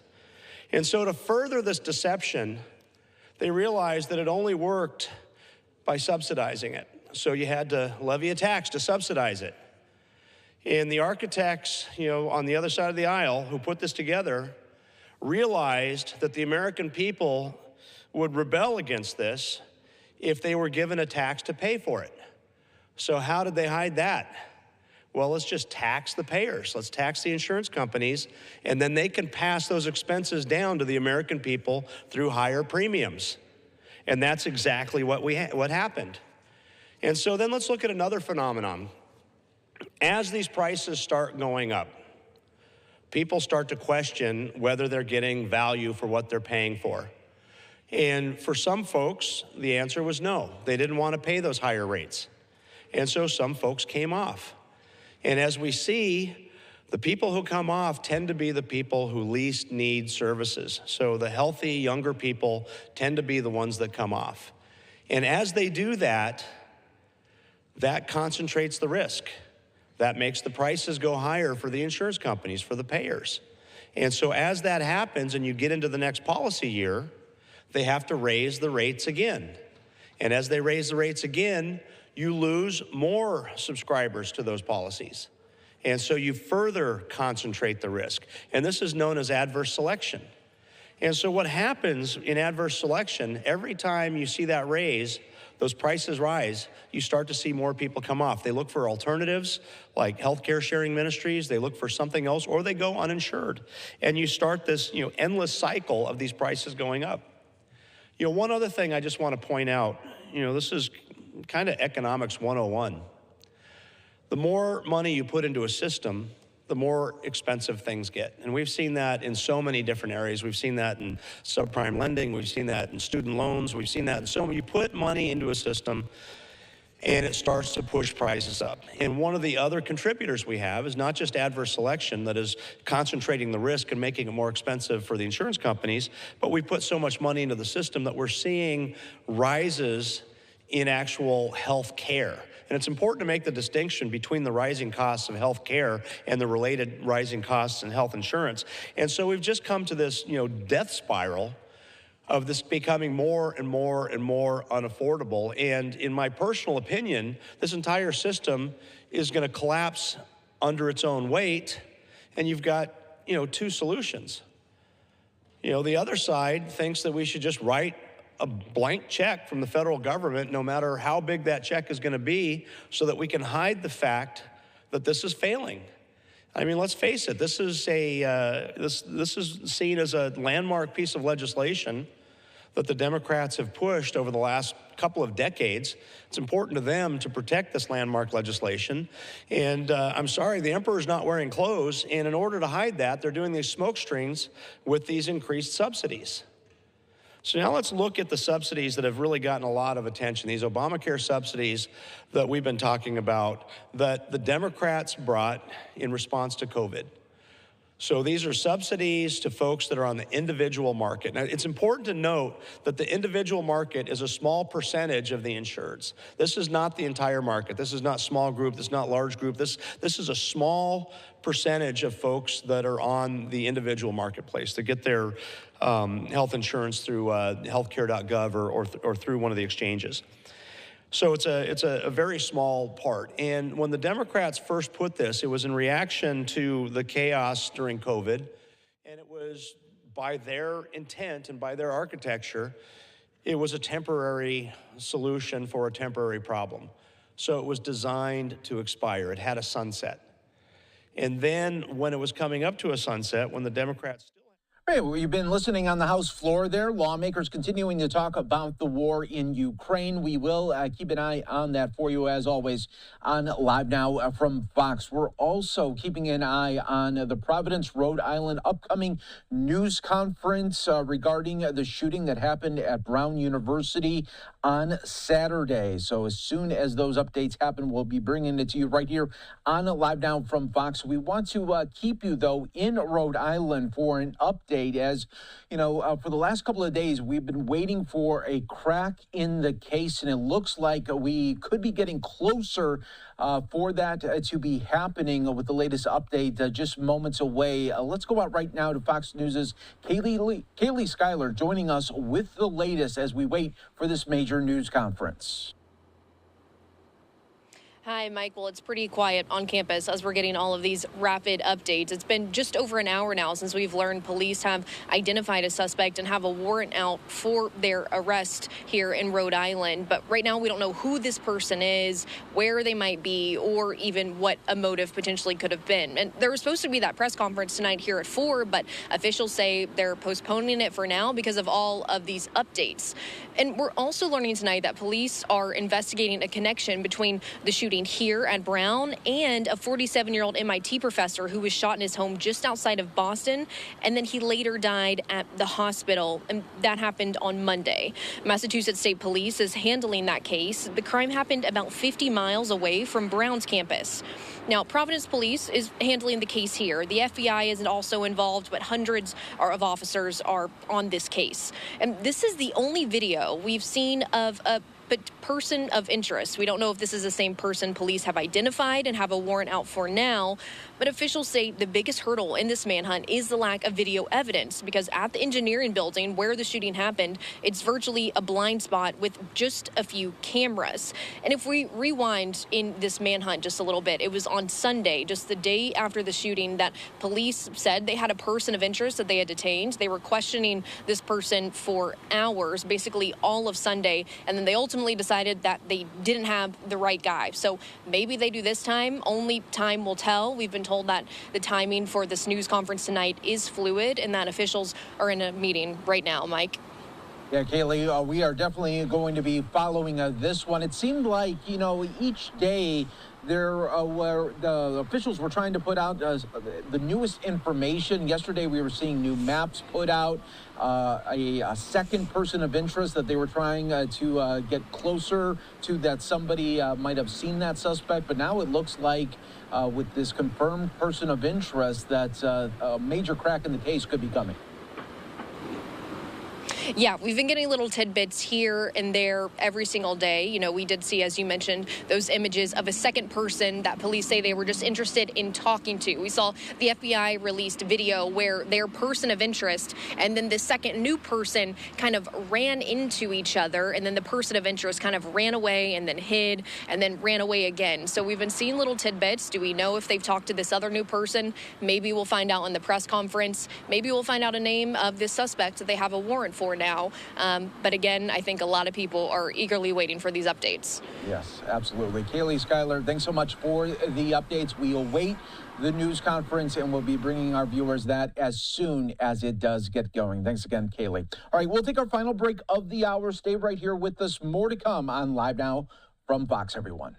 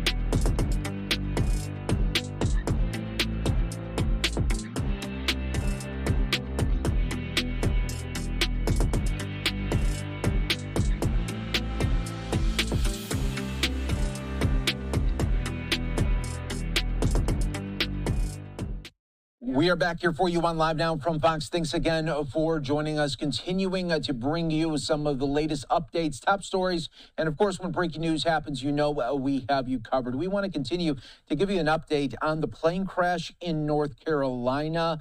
The last couple of hours, getting the news of former NASCAR great Greg Biffle and his family were killed in this plane crash. And of course, this is sending ripples throughout the NASCAR community, the North Carolina community as well. Greg Biffle, his wife and children were killed in this crash earlier today in North Carolina. We first heard the news from Representative Richard Hudson, a Republican out of North Carolina, saying, "I am devastated by the loss of Greg, Christina, and their children, and my heart is with all who loved them as well." We're also getting a joint statement from the Biffle family as well as others associated with Greg Biffle and his family. This is a joint statement from the Biffle, Grosso, Dutton, and Lunders families saying, "We are devastated by the loss of our loved ones. This tragedy has left all of our families heartbroken beyond words. Greg and Christina were devoted parents and active philanthropists whose lives were centered around their young son, Reiner, and Greg's daughter, Emma. The mother was Nicole Lunders. Emma was a wonderful human being with a kind soul who was loved by many people. Reiner was an active, curious, and joyful child. Dennis Dutton and his son Jack were deeply loved as well, and their loss is felt by all who knew them. Craig Wadsworth was beloved by many in the NASCAR community and will be missed by those who knew him. Each of them meant everything to us, and their absence leaves an immeasurable void in our lives. We ask for privacy, compassion, and understanding as we grieve and begin to process this unimaginable loss. We are grateful for the kindness and support that has been extended to our families during this incredibly difficult time. At this moment, our focus is on honoring their lives and supporting one another there. So a very, very tragic moment that happened earlier today. Greg Biffle, of course, a huge star in the NASCAR circuit, and not only was a great member on the track, it was also a great member just in life in general as well, and such a great ambassador to help those in need during Hurricane Helene. He was able to get many people out of harm's way, as well as provide critical support to them in the aftermath of Hurricane Helene in Western North Carolina. So our thoughts right now with Greg Biffle and his family and the others that died in this horrible plane crash. All right, everyone, we are keeping an eye on other top stories and headlines. We're also keeping an eye on Capitol Hill. Just in case any lawmakers do speak, we will be bringing that to you on Live Now from Fox. We're also keeping an eye Providence, Rhode Island, awaiting a major news conference in an update to the deadly Brown University shooting that happened on Saturday. In the meantime, everybody, let's go out live to Capitol Hill on the floor. We still have lawmakers continuing to speak. 2% inflation. 1 year, 9% inflation in 1 year. We're still dealing with the effects of their misnamed Inflation Reduction Act. Well, they called this the Affordable Care Act, and it's been nothing of the sort. It's anything but the Affordable Care Act. My friends on the other side of this aisle created this mess. No one over on this side, not one person who is here serving in this body on this side of the aisle voted for our current healthcare system. Not one. Not one voted for the Affordable Care Act. Those who did on the other side of the aisle, those who did vote for it, they promised a few things. What'd they promise? Lower premiums. Where are the lower premiums? This is the Obamacare system that we're living under right now. They promised lower premiums. We're not getting those. They promised better health care.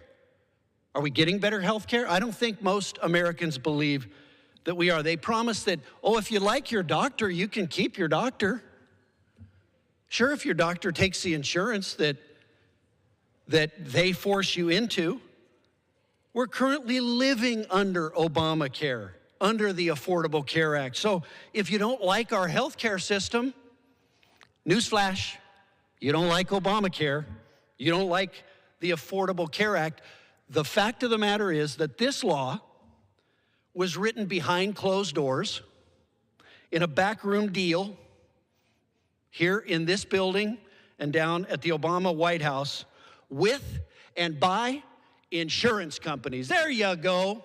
With and by insurance companies. That's a fact. The scam is this. The scam is that the money's taken from average Americans and sent as a subsidy, not to other Americans, but to big insurance companies. That's the scam. That's the scam. Their profits, these big insurance companies, their profits are at an all-time high. United Healthcare profits are up 1,200% under their plan.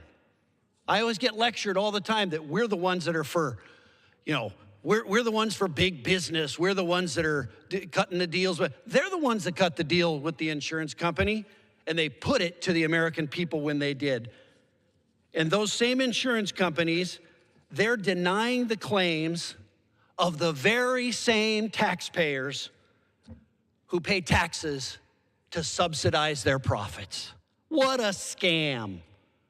A government-sponsored scam. Under the ACA, the government colluded with insurance companies to insure customers for themselves, for the insurance companies, and to profit from subsidies provided by the government. Government intervention does not work in healthcare. Medicare and Medicaid, government sets reimbursement rates that underpay doctors and cause access issues. So what are the solutions?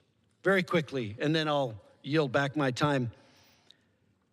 We're $1 trillion, we're $37 trillion in debt. We've got to fix this system. We can't throw money at the problem. We can't just continue to throw more money. We have to fix a broken system. And how do we fix that? We need long-term solutions for healthcare. What are the real solutions? There's lots of them. I don't have time to go through every one individually today, but the bottom line is we need to get the government out of dictating healthcare to the American people. We need to return to a patient-centered, market-driven solution in healthcare that doesn't pick big insurance companies over the American people. The American people should have a choice about who they see and who they pay for their insurance. That's the solution. It isn't this scam. It isn't this election year gimmick that some are trying to make it out to be. It isn't the solution that fixes a 5% fix for 7% of the population. It's real, honest healthcare reform for all of the American people. And with that, I yield back. Thank you, Congressman Crank. I'd like to now allocate some time to the congressman from North Carolina, 13th Congressional District, Congressman Ott. Thank you, Congressman Herodopoulos, for hosting this special order on one of the critical issues that we face as a nation and have faced for the better part of 20 years now. I'm referring, of course, to Obamacare, a deceptively named bill, the Affordable Care Act, which has, of course, been a disaster for Americans all over the country. Before it was passed, Democrats essentially allowed big insurance companies and federal bureaucrats to craft an extremely regulated patchwork of rules and cloudy regulations to enrich themselves at the expense of the American patient and the American physician. They then jammed it through Congress without a single Republican vote, ushering in a new era of high costs, restricted access, and lower quality health care. As is the case far too often, this law is now harming precisely the groups of people that it was designed to assist. At its core, Obamacare is a redistributionist program that empowers a public and private bureaucracy rather than patients and physicians. In various medical fields that are not part of the Obamacare web, the harmful effects of its policy have not been seen since the law's passage. For example, over the past decade, the cost of outpatient services rose between 80 and 100% on average. Prescription drugs are up at times 200%. Meanwhile, as a counterexample, the cost of LASIK surgery, which is not covered under the Obamacare policy or subjected to its onerous regulatory framework, has decreased by 30% over the same time. Free from bureaucratic suppression, more providers have entered the LASIK market, and innovations like bladeless lasers have made operations safer, more efficient, and more available. Another example, cash-paid diagnostic imaging is often 75% cheaper than the Obamacare-approved MRIs. Direct primary care providers offering wholesale labs can be at times 15 times cheaper than doctors who are required to fill out government-mandated paperwork. The examples could continue on and on. Sadly, Obamacare has succeeded in blocking free market innovations from reaching the broader American healthcare system. Rather than reform the broken system that they designed, the Democrats are committed to throwing more money at the problem, literally subsidizing a framework that has elevated costs so much that they are even willing to subsidize households earning $600,000 per year. It's time to reintroduce competition. Right, everyone, you are watching Live Now from Fox. Lawmakers continuing to speak on the House floor. We'll keep an eye on all of the action that is going on. We're also keeping an eye on Providence, Rhode Island, awaiting a major news conference from officials on the shooting back in Brown University on Saturday. We'll be breaking all of that down for you coming up next on Live Now.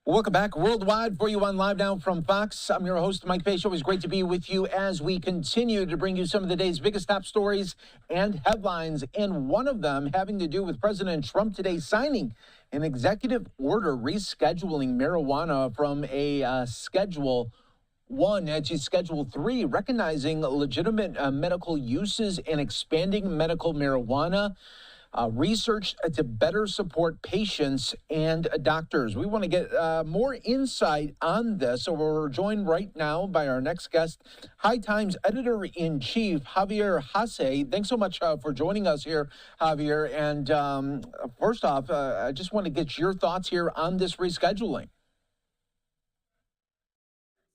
It's an important day. You can tell from my face, my beard. It's been an intense week for cannabis journalism. And yes, that is a real job and a job that I've been doing for 13 years now. What happened today is President Trump signed an executive order that directs the federal government to move marijuana towards Schedule 3, moving it from Schedule 1. That means that the federal government is finally recognizing that cannabis has certain medical potential, certain medical uses and applications, and that its addictive potential is not the same as that for Schedule 1 substances, such as heroin or cocaine, right? So that is the major, I think, change that we're seeing today. It is very important to understand that, one, this is not legalization. President Trump said it himself.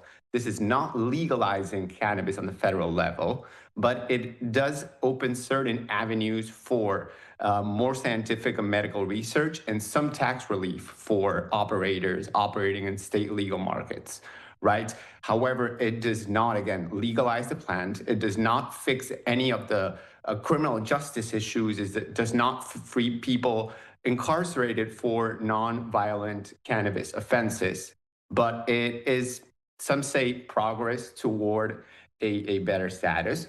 Others fear that the consequences, the unintended consequences, are not as good.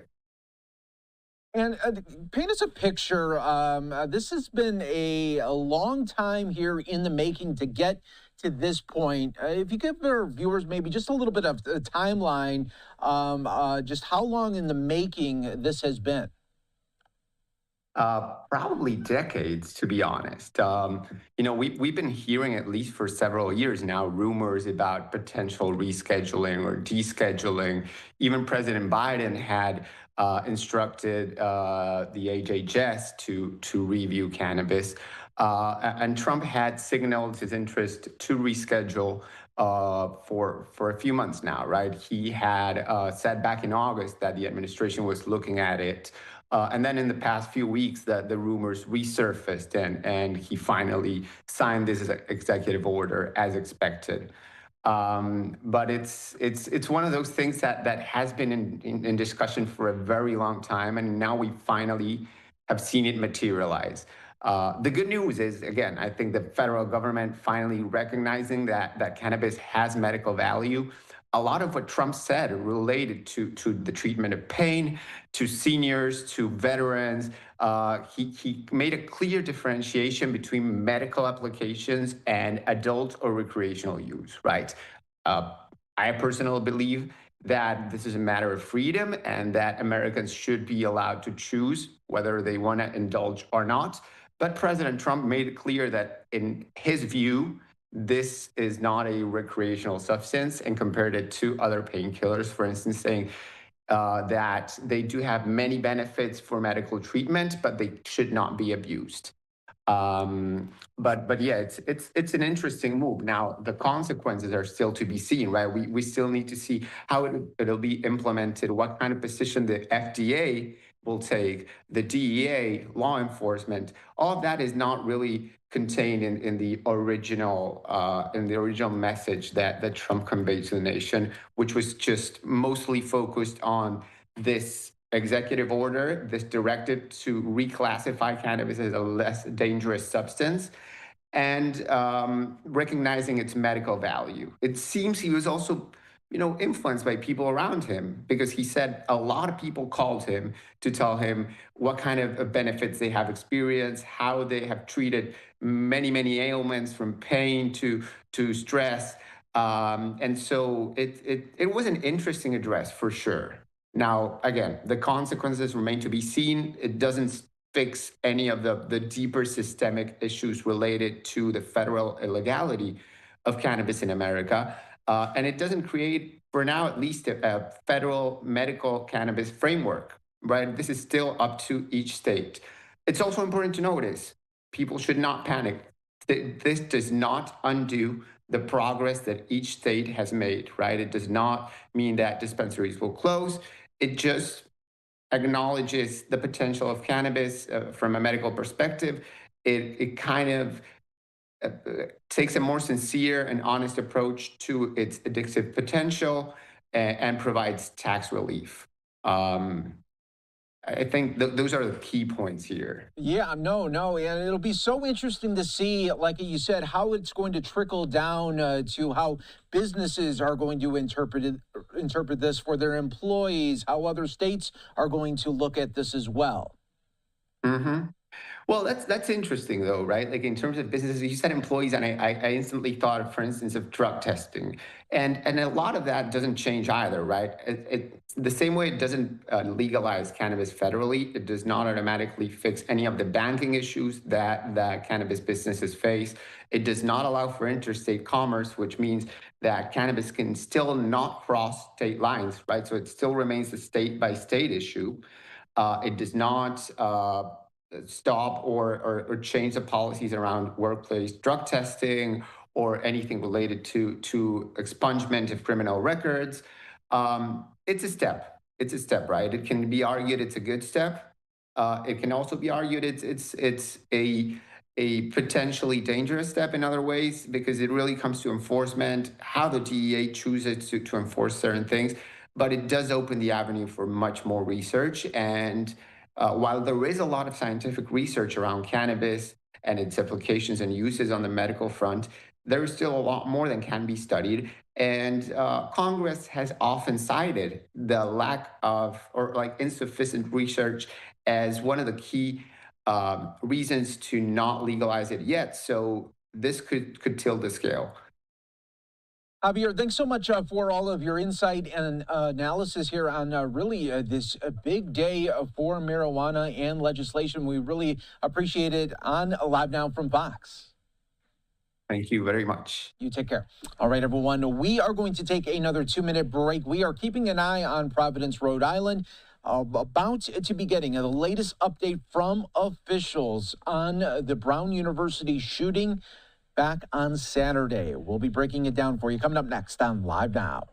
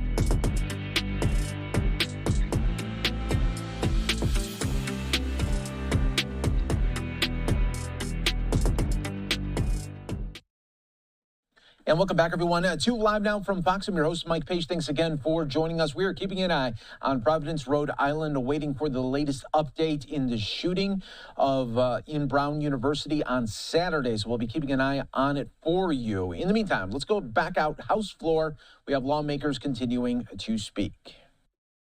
Obamacare premiums are expected to rise about 18% in 2026. Driven by higher medical costs, labor shortages, economic uncertainty, inflation, and other conditions. But these increases are structural. They have nothing to do with the expiring subsidies. What Democrats are doing is conflating premiums with out-of-pocket costs. Premiums are not doubling, and out-of-pocket costs are rising only because of the expiration, and out-of-pocket costs are rising only because the expiration of these enhanced subsidies is exposing a deeper truth that the Unaffordable Care Act is, for many families, anything but affordable. According to CMS, the projected average premium after tax credits for the lowest plan should the COVID subsidies expire is $50 per month. That's about $20 less than they were in 2020. In the year 2026, most enrollees on healthcare.gov will have access to plans priced at or below $50 per month. To put that in perspective, compared to the years prior to the COVID pandemic, Marketplace enrollees this year will have access to, on average, lower plan premiums and more choices. But this debate isn't just about premiums. It's also about expanded eligibility and widespread abuse. The COVID expansion dramatically broadened eligibility far beyond the middle class and lower middle class families and significantly increased the subsidies. Under this system, households earning $500,000 a year or more can qualify for subsidies. In 2024, nearly 42% of the enrollees, on the other hand, paid nothing at all. But these subsidies don't go to individuals, they go directly to insurance companies. That's why many Americans see these enhanced COVID subsidies for what they really are: welfare checks to large health insurance corporations. Worse still, the system incentivizes fraud. People are encouraged to misreport their income in order to qualify for larger subsidies and $0 plans. As a result, insurance companies collected an estimated $35 billion in taxpayer subsidies for phantom enrollees. An estimated 6.4 million individuals were improperly enrolled in Obamacare in 2025, often fraudulently taken off their private insurance plans to do so, costing taxpayers $27 billion. Among households claiming incomes between 100 and 150% of the federal poverty level, roughly 62% were not actually eligible. And it gets worse. In 2024, insurance companies received at least $35 billion in subsidies for about 12 million marketplace enrollees who made not a single medical claim, not a single checkup, not a single prescription. About 40% of these people fully subsidized under the COVID credits never used their coverage at all, often because they didn't know that they were enrolled or they didn't even exist. One Social Security number, according to the Government Accountability Office, was used to purchase health insurance 125 times. That is massive fraud. So when fraud estimates from the exchange subsidies alone range in the tens of billions of dollars, it is not unreasonable, no, it is responsible to ask people to contribute something. Even a small copay, insurance payment per month, say $10 or $20, promotes personal responsibility, discourages fraud, and helps ensure that the system serves the people who really need it, not those gaming it, and not the corporations cashing the checks. That is what this debate is about.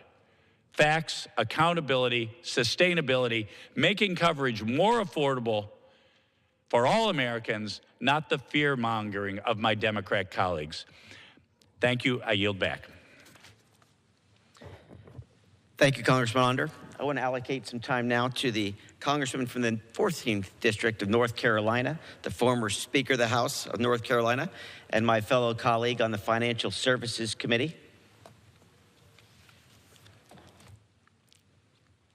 Congressman Moore, welcome. Thank you, Mr. Herodopoulos. Thank you, Mr. Speaker. Mr. Speaker, before giving my remarks about the Affordable Care Act, I do want to mention a couple of things. Mr. Speaker, it is with a heavy heart that I mentioned on the House floor the tragic passing of Greg Biffle, his wife and 2 children in an airplane crash that happened just a few hours ago in North Carolina. Just wanted to, on behalf of this body and all North Carolinians, express our condolences to this wonderful family on this terrible tragedy, and just knowing that this family will be in our thoughts and prayers of so many around the nation. Also, Mr. Speaker, wanted to let this body know about the passing of a great leader in our state, former Governor Jim Hunt, who passed away today. The news came out a little bit ago from his daughter, who currently is our state's lieutenant governor. A great man, a great leader in North Carolina, one who loved and cared a lot about public education in our great state, a man who I came to know during my time as Speaker of the State House, and someone who loved his state. So our thoughts and prayers and condolences are with his widow and with his family, particularly as we go into this Christmas season. Mr. Speaker, it is, I appreciate the gentleman from Florida affording some time to not only myself, but to a number of our colleagues today to talk about. All right, we have been listening there to lawmakers on the floor of the House. We'll continue to check on it a little bit later on Live Now from Fox. We do want to take another 2-minute break. We will be back with more in just moments.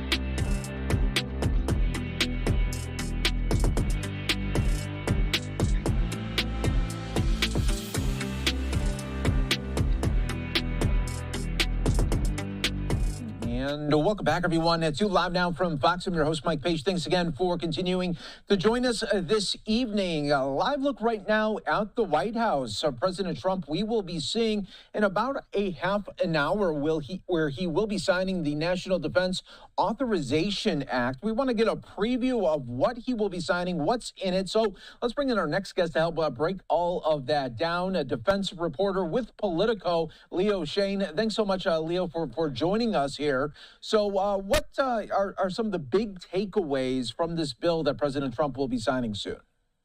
Yeah, well, look, this is a massive defense bill here. This is really the one bill that Congress passes all year long, and this contains everything. It's got a military pay raise.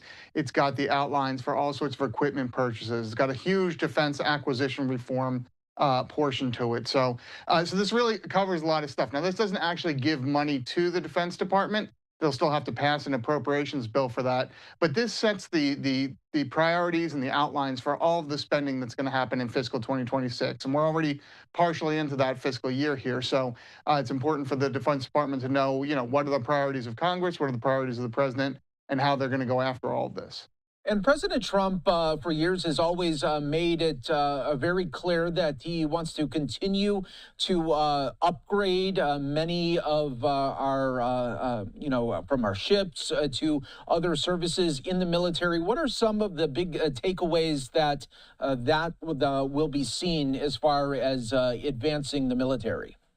Yeah, well, look, this isn't the most exciting thing when people look from the outside, but the defense acquisition portions of this are pretty significant. This is about how the Defense Department buys its equipment, how it gets all those fancy new planes and the ships and everything.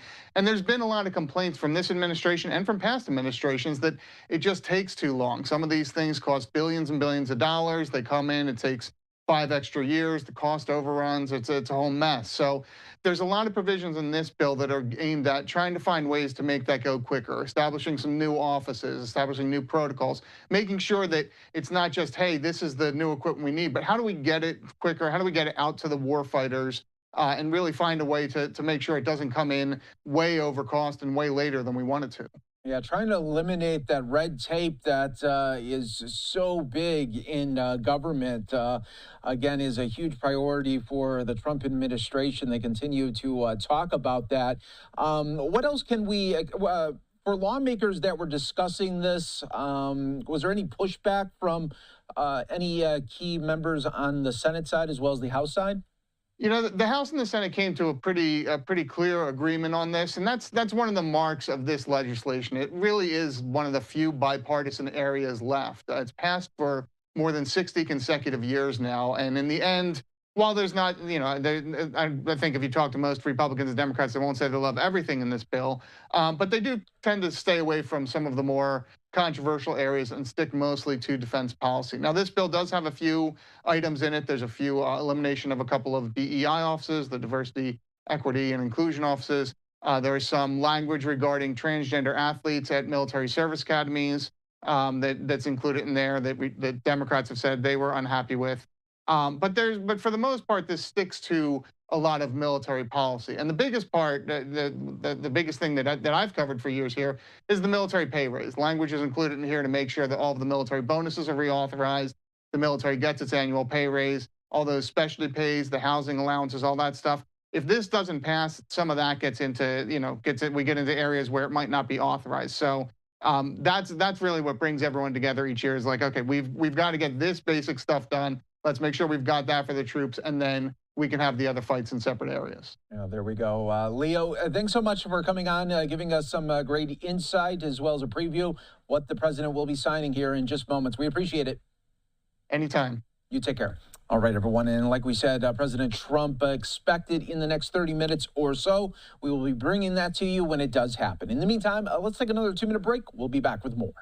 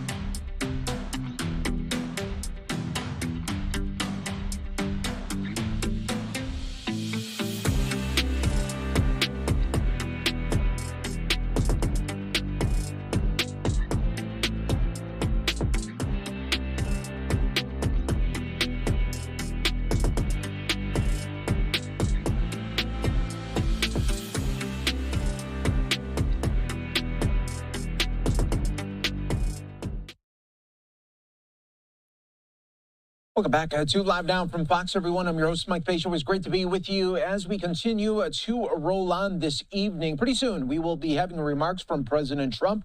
We will be sure to bring that to you on Live Now. We are keeping an eye, though, in Providence, Rhode Island. It has been delayed several times so far. The latest update regarding the shooting that happened on Brown University on Saturday. There has been several breaks in the case, and we are waiting for authorities to give this update. Once they do come to the podium, we will be sure to bring that to your attention right here on Live Now from Fox. In the meantime, let's go back out to the House floor. More lawmakers continuing to speak. Tragically, in July of 2023, Robin's daughter, Olivia, would herself be diagnosed with ALS. Since that time, Olivia has surpassed every expectation in how long and how well she has fought this vicious disease. And yes, while she is weakened, she remains buoyant and inexplicably joyful in a manner that can only be called inspirational and miraculous. It was my honor and my privilege to speak with Olivia today. In spite of her physical limitations and her suffering, which are unbelievably real, she will likely not walk unassisted again. She cannot go out with friends today. Absent a miracle, she will no longer be able to travel far from home. Absent a miracle, she will likely never meet her nephew, who will likely be born in the next few weeks. Despite this very real suffering and the limitations that she is currently experiencing, her joy and her hope remain palpable. Olivia knows that her earthly departure is not the end, but rather her new beginning in heaven is with her Savior, Jesus Christ. When I asked her what she wanted me to share with all of you, she simply requested the following for your consideration.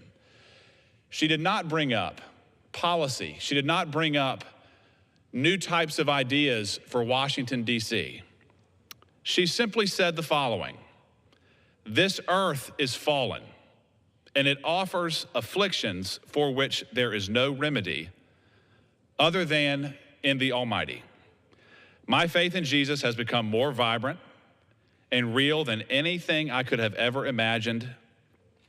To anyone who hears this message, if you do not know Christ, I urge you to consider him. Where this earth offers temporary solutions, it cannot and it will not offer durable and lasting ones. Only Christ can offer real peace, real healing, real rest, and an eternal home. Olivia closed our conversation with a verse which she aptly described as her life verse. It's Romans 8:28, and it simply states, and we know that for those who love God, all things work together for good, for those who are called according to his purpose. In Olivia's testimony, I can see firsthand, and I have seen firsthand, the truth of this passage. As we enter the week of Christmas, when we celebrate the birth of Christ, I stand in awe and in gratitude for Olivia and her family's witness and example. And I urge each person who hears this to consider her Savior, the Savior of the world, Jesus Christ. Mr. Speaker, I yield back. Thank you very much, Congressman Knott, and she will not be forgotten. I want to thank Congressman Knott, Congressman Crank, Congressman Downing, Congressman Onder, Fedorchak, and also Congressman Moore for their comments today about the broken Obamacare system. It's simply that. It is broken. It's the reason why they've been subsidizing a broken system for a long time at the expense of so many Americans and so many potential innovations as well. And as this issue's been talked very well today, I want to just remind people of where we were versus where we are. The Democrats had the opportunity to make this a permanent plan. They did not have the votes or the will to get it done. They had the opportunity also to reduce taxes on tips. They had the opportunity to reduce the taxes on overtime, and they had the opportunity to reduce taxes on Social Security, all of which are earned. Those are not welfare programs. Those are programs that are earned, and when they had the power, they chose to do nothing. This year, when we were passing the big bill back in July, we had the opportunity again to reduce costs for this broken system. The Republicans put forth in this body a CSR. And what happened here? They used the Byrd rule in the United States Senate to fight what would have reduced rates by 11%. So let's break away from this discussion about affordability. Let's talk about reality. This is purely politics. Their votes have been shown throughout the year. They care nothing about result. They care everything about politics. And candidly, maybe Republicans aren't as good at politics as the Democrats. But we are pushing policies that work and are based in reality. And that's what this push has been about today. Laying out the facts for the American public to say, this system is untenable, and it only undercuts what could be the best system in the world. And there's been so much discussion about the 22 to 24 million people on Obamacare, which we all found out today, half of which might be phantom enrollees. We found out that the future is not bright when you look at the contrast of what it's doing to the remainder of the people who are paying for their own healthcare system. There are 165 million people who have employer-based systems that they most likely contribute to or pay out of their own pocket, that they're paying $1,500 to $2,000 a month, and they have to subsidize a broken system on top of it and crowd out a medical system in the process. All we're asking for from the other side is to say, let's start doing some common sense things. And the number one. Right, everyone, we have been listening to lawmakers on the floor of the House. We'll continue to check on it right here for you on Live Now from Fox. We are going to take a 2-minute break. When we come back, we are going to be remembering the life and legacy of NASCAR great Greg Biffle and his family. We'll be back with more on Live Now from Fox when we come back.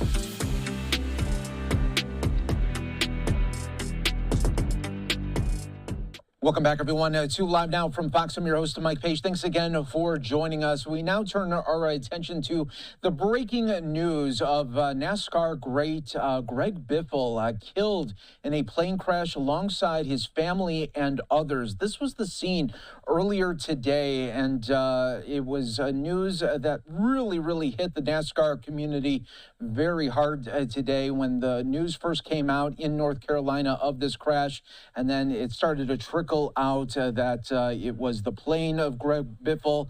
Then there was more of a wait, and then unfortunately we all heard the news that we did not want to hear today. NASCAR putting out a statement saying the NASCAR family is devastated at the loss of Greg Biffle, who was one of our 75 greatest drivers and became known for his relentless post-career humanitarian work. We extend our deepest condolences. And I want to continue to really talk about not only Greg Biffle on the track, but also the man that he was off the track as well. So I want to bring in our next guest to help break that down from Fox Sports, NASCAR reporter Bob Pockrass. Bob, thanks so much for jumping on. A very hard day in the NASCAR community, as well as for you. I'm sorry that I know that you have talked with him a bunch of times and interviewed him, and I'm very sorry for your loss as well.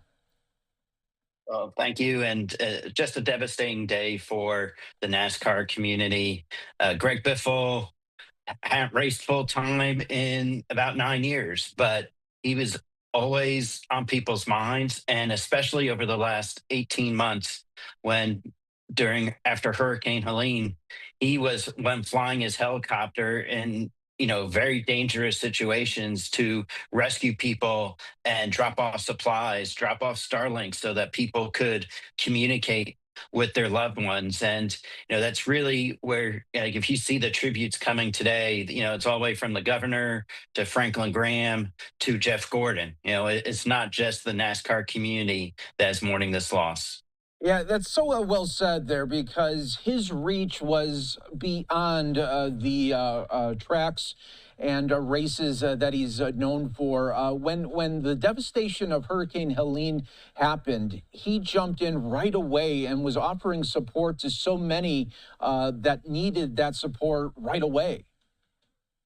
Absolutely. And if you knew Greg Biffle on the track, he was a guy who was very determined. He was extremely talented, and you always felt like, gosh, if he could find a way to get the job done, he will. And I think he brought that same approach to the Hurricane Helene efforts. He didn't wait to kind of be told what to do.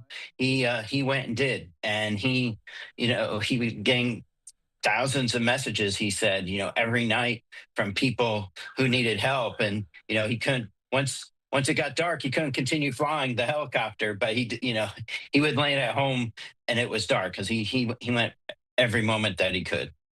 Yeah, no doubt. And what are some memories that you have of him, covering him on the NASCAR circuit? What are some big takeaways that you remember about the driver, Greg?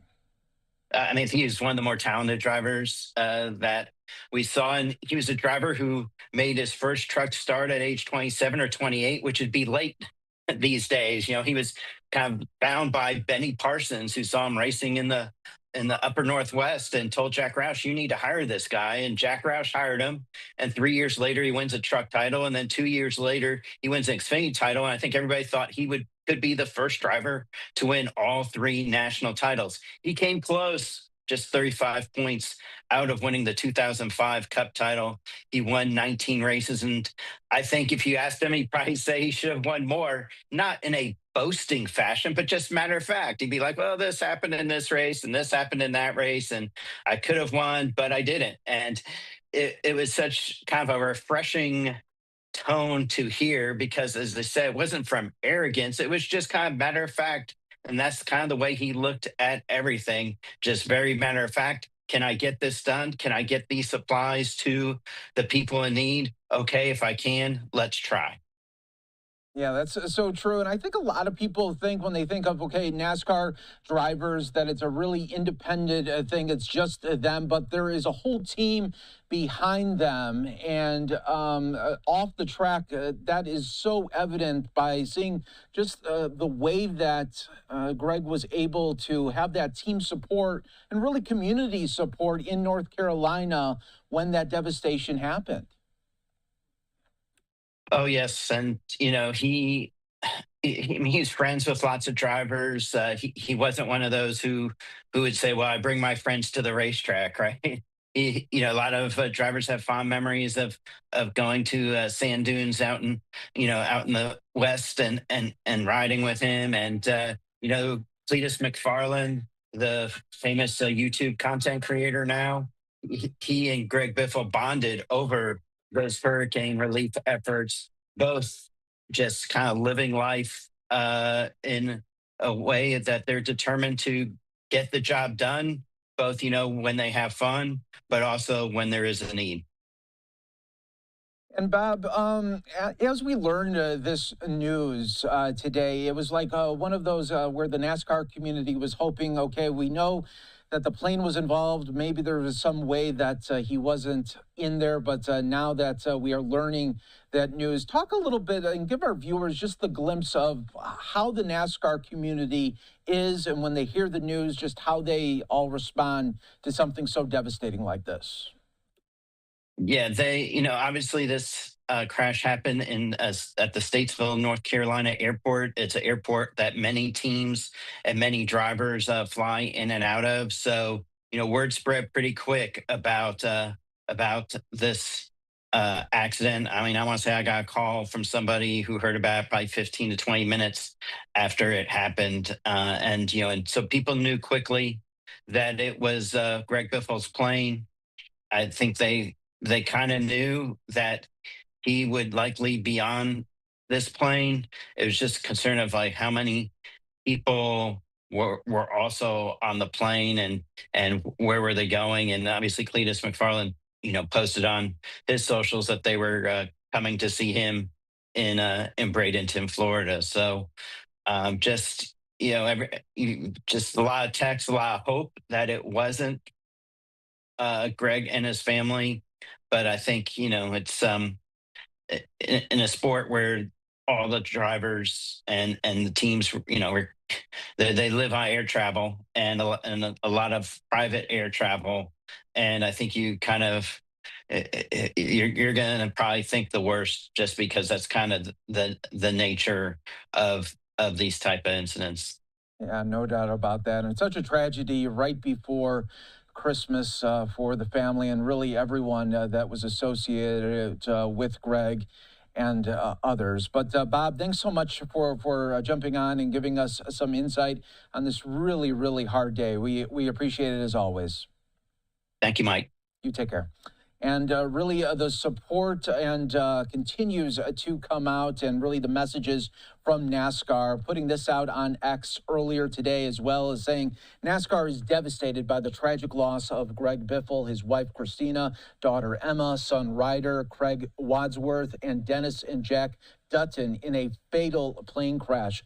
Greg was more than a champion driver. He was a beloved member of the NASCAR community, a fierce competitor, and a friend to so many. His passion for racing, his integrity, and his commitment to fans and fellow competitors alike made a lasting impact on the sport.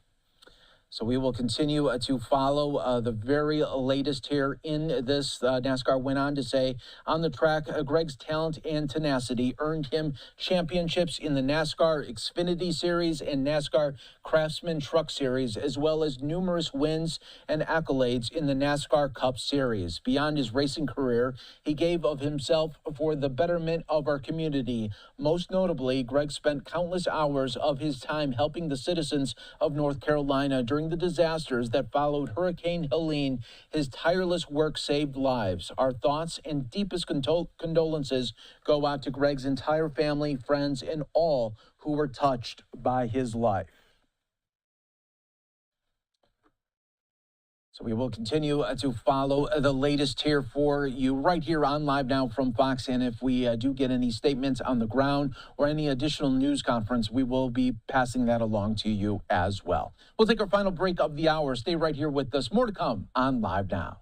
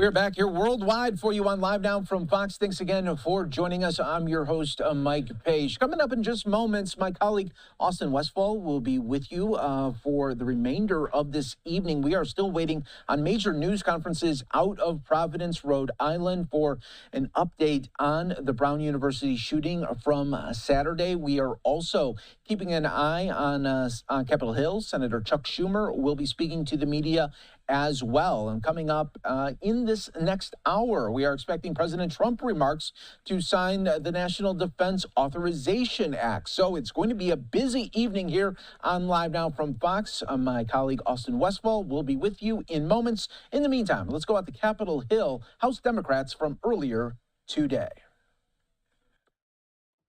Good morning. Thank you all for being here. Yesterday in Illinois, my staff informed me that an all too disturbing and familiar routine had started up again. White adults donned whistles and stood on the corners of elementary school routes, not to protect children from cars or shootings, but from their own government kidnapping their parents while trying to take them to school. This comes on the heels of Trump's cruel assault on Chicago's immigrant communities, dubbed Operation Midway Blitz. This operation spread fear and chaos and destroyed families. One of my constituents was detained by ICE, and her family spent days not knowing where she was. They were finally able to find out she'd been taken to a detention facility in Kentucky. Her doctor contacted my office because she is diabetic and has not had access to her medication. Despite efforts from my office and multiple conversations with her doctor, she has still not been able to get her medication. This is what they are apparently deeming as law and order. And the consequences of their action will be long felt. People afraid to use shelters and food banks, school attendance dropping, parents canceling their kids' doctor's appointments. In Little Village, a predominantly Latino community in Chicago, 911 calls have dropped 21%. This sharp decline highlights how ICE and CBP raids erode trust between our police and the communities they serve. It doesn't end there. I also learned about domestic violence victims fleeing a courthouse rather than receiving their restraining orders against their abusers, out of fear that ICE or local law enforcement would detain and deport them. Meanwhile, the Trump administration is running ads targeting local police and offering them $50,000 signing bonuses to pull critical law enforcement away from day-to-day policing, to arrest and detain hardworking immigrants with no criminal records. While this was not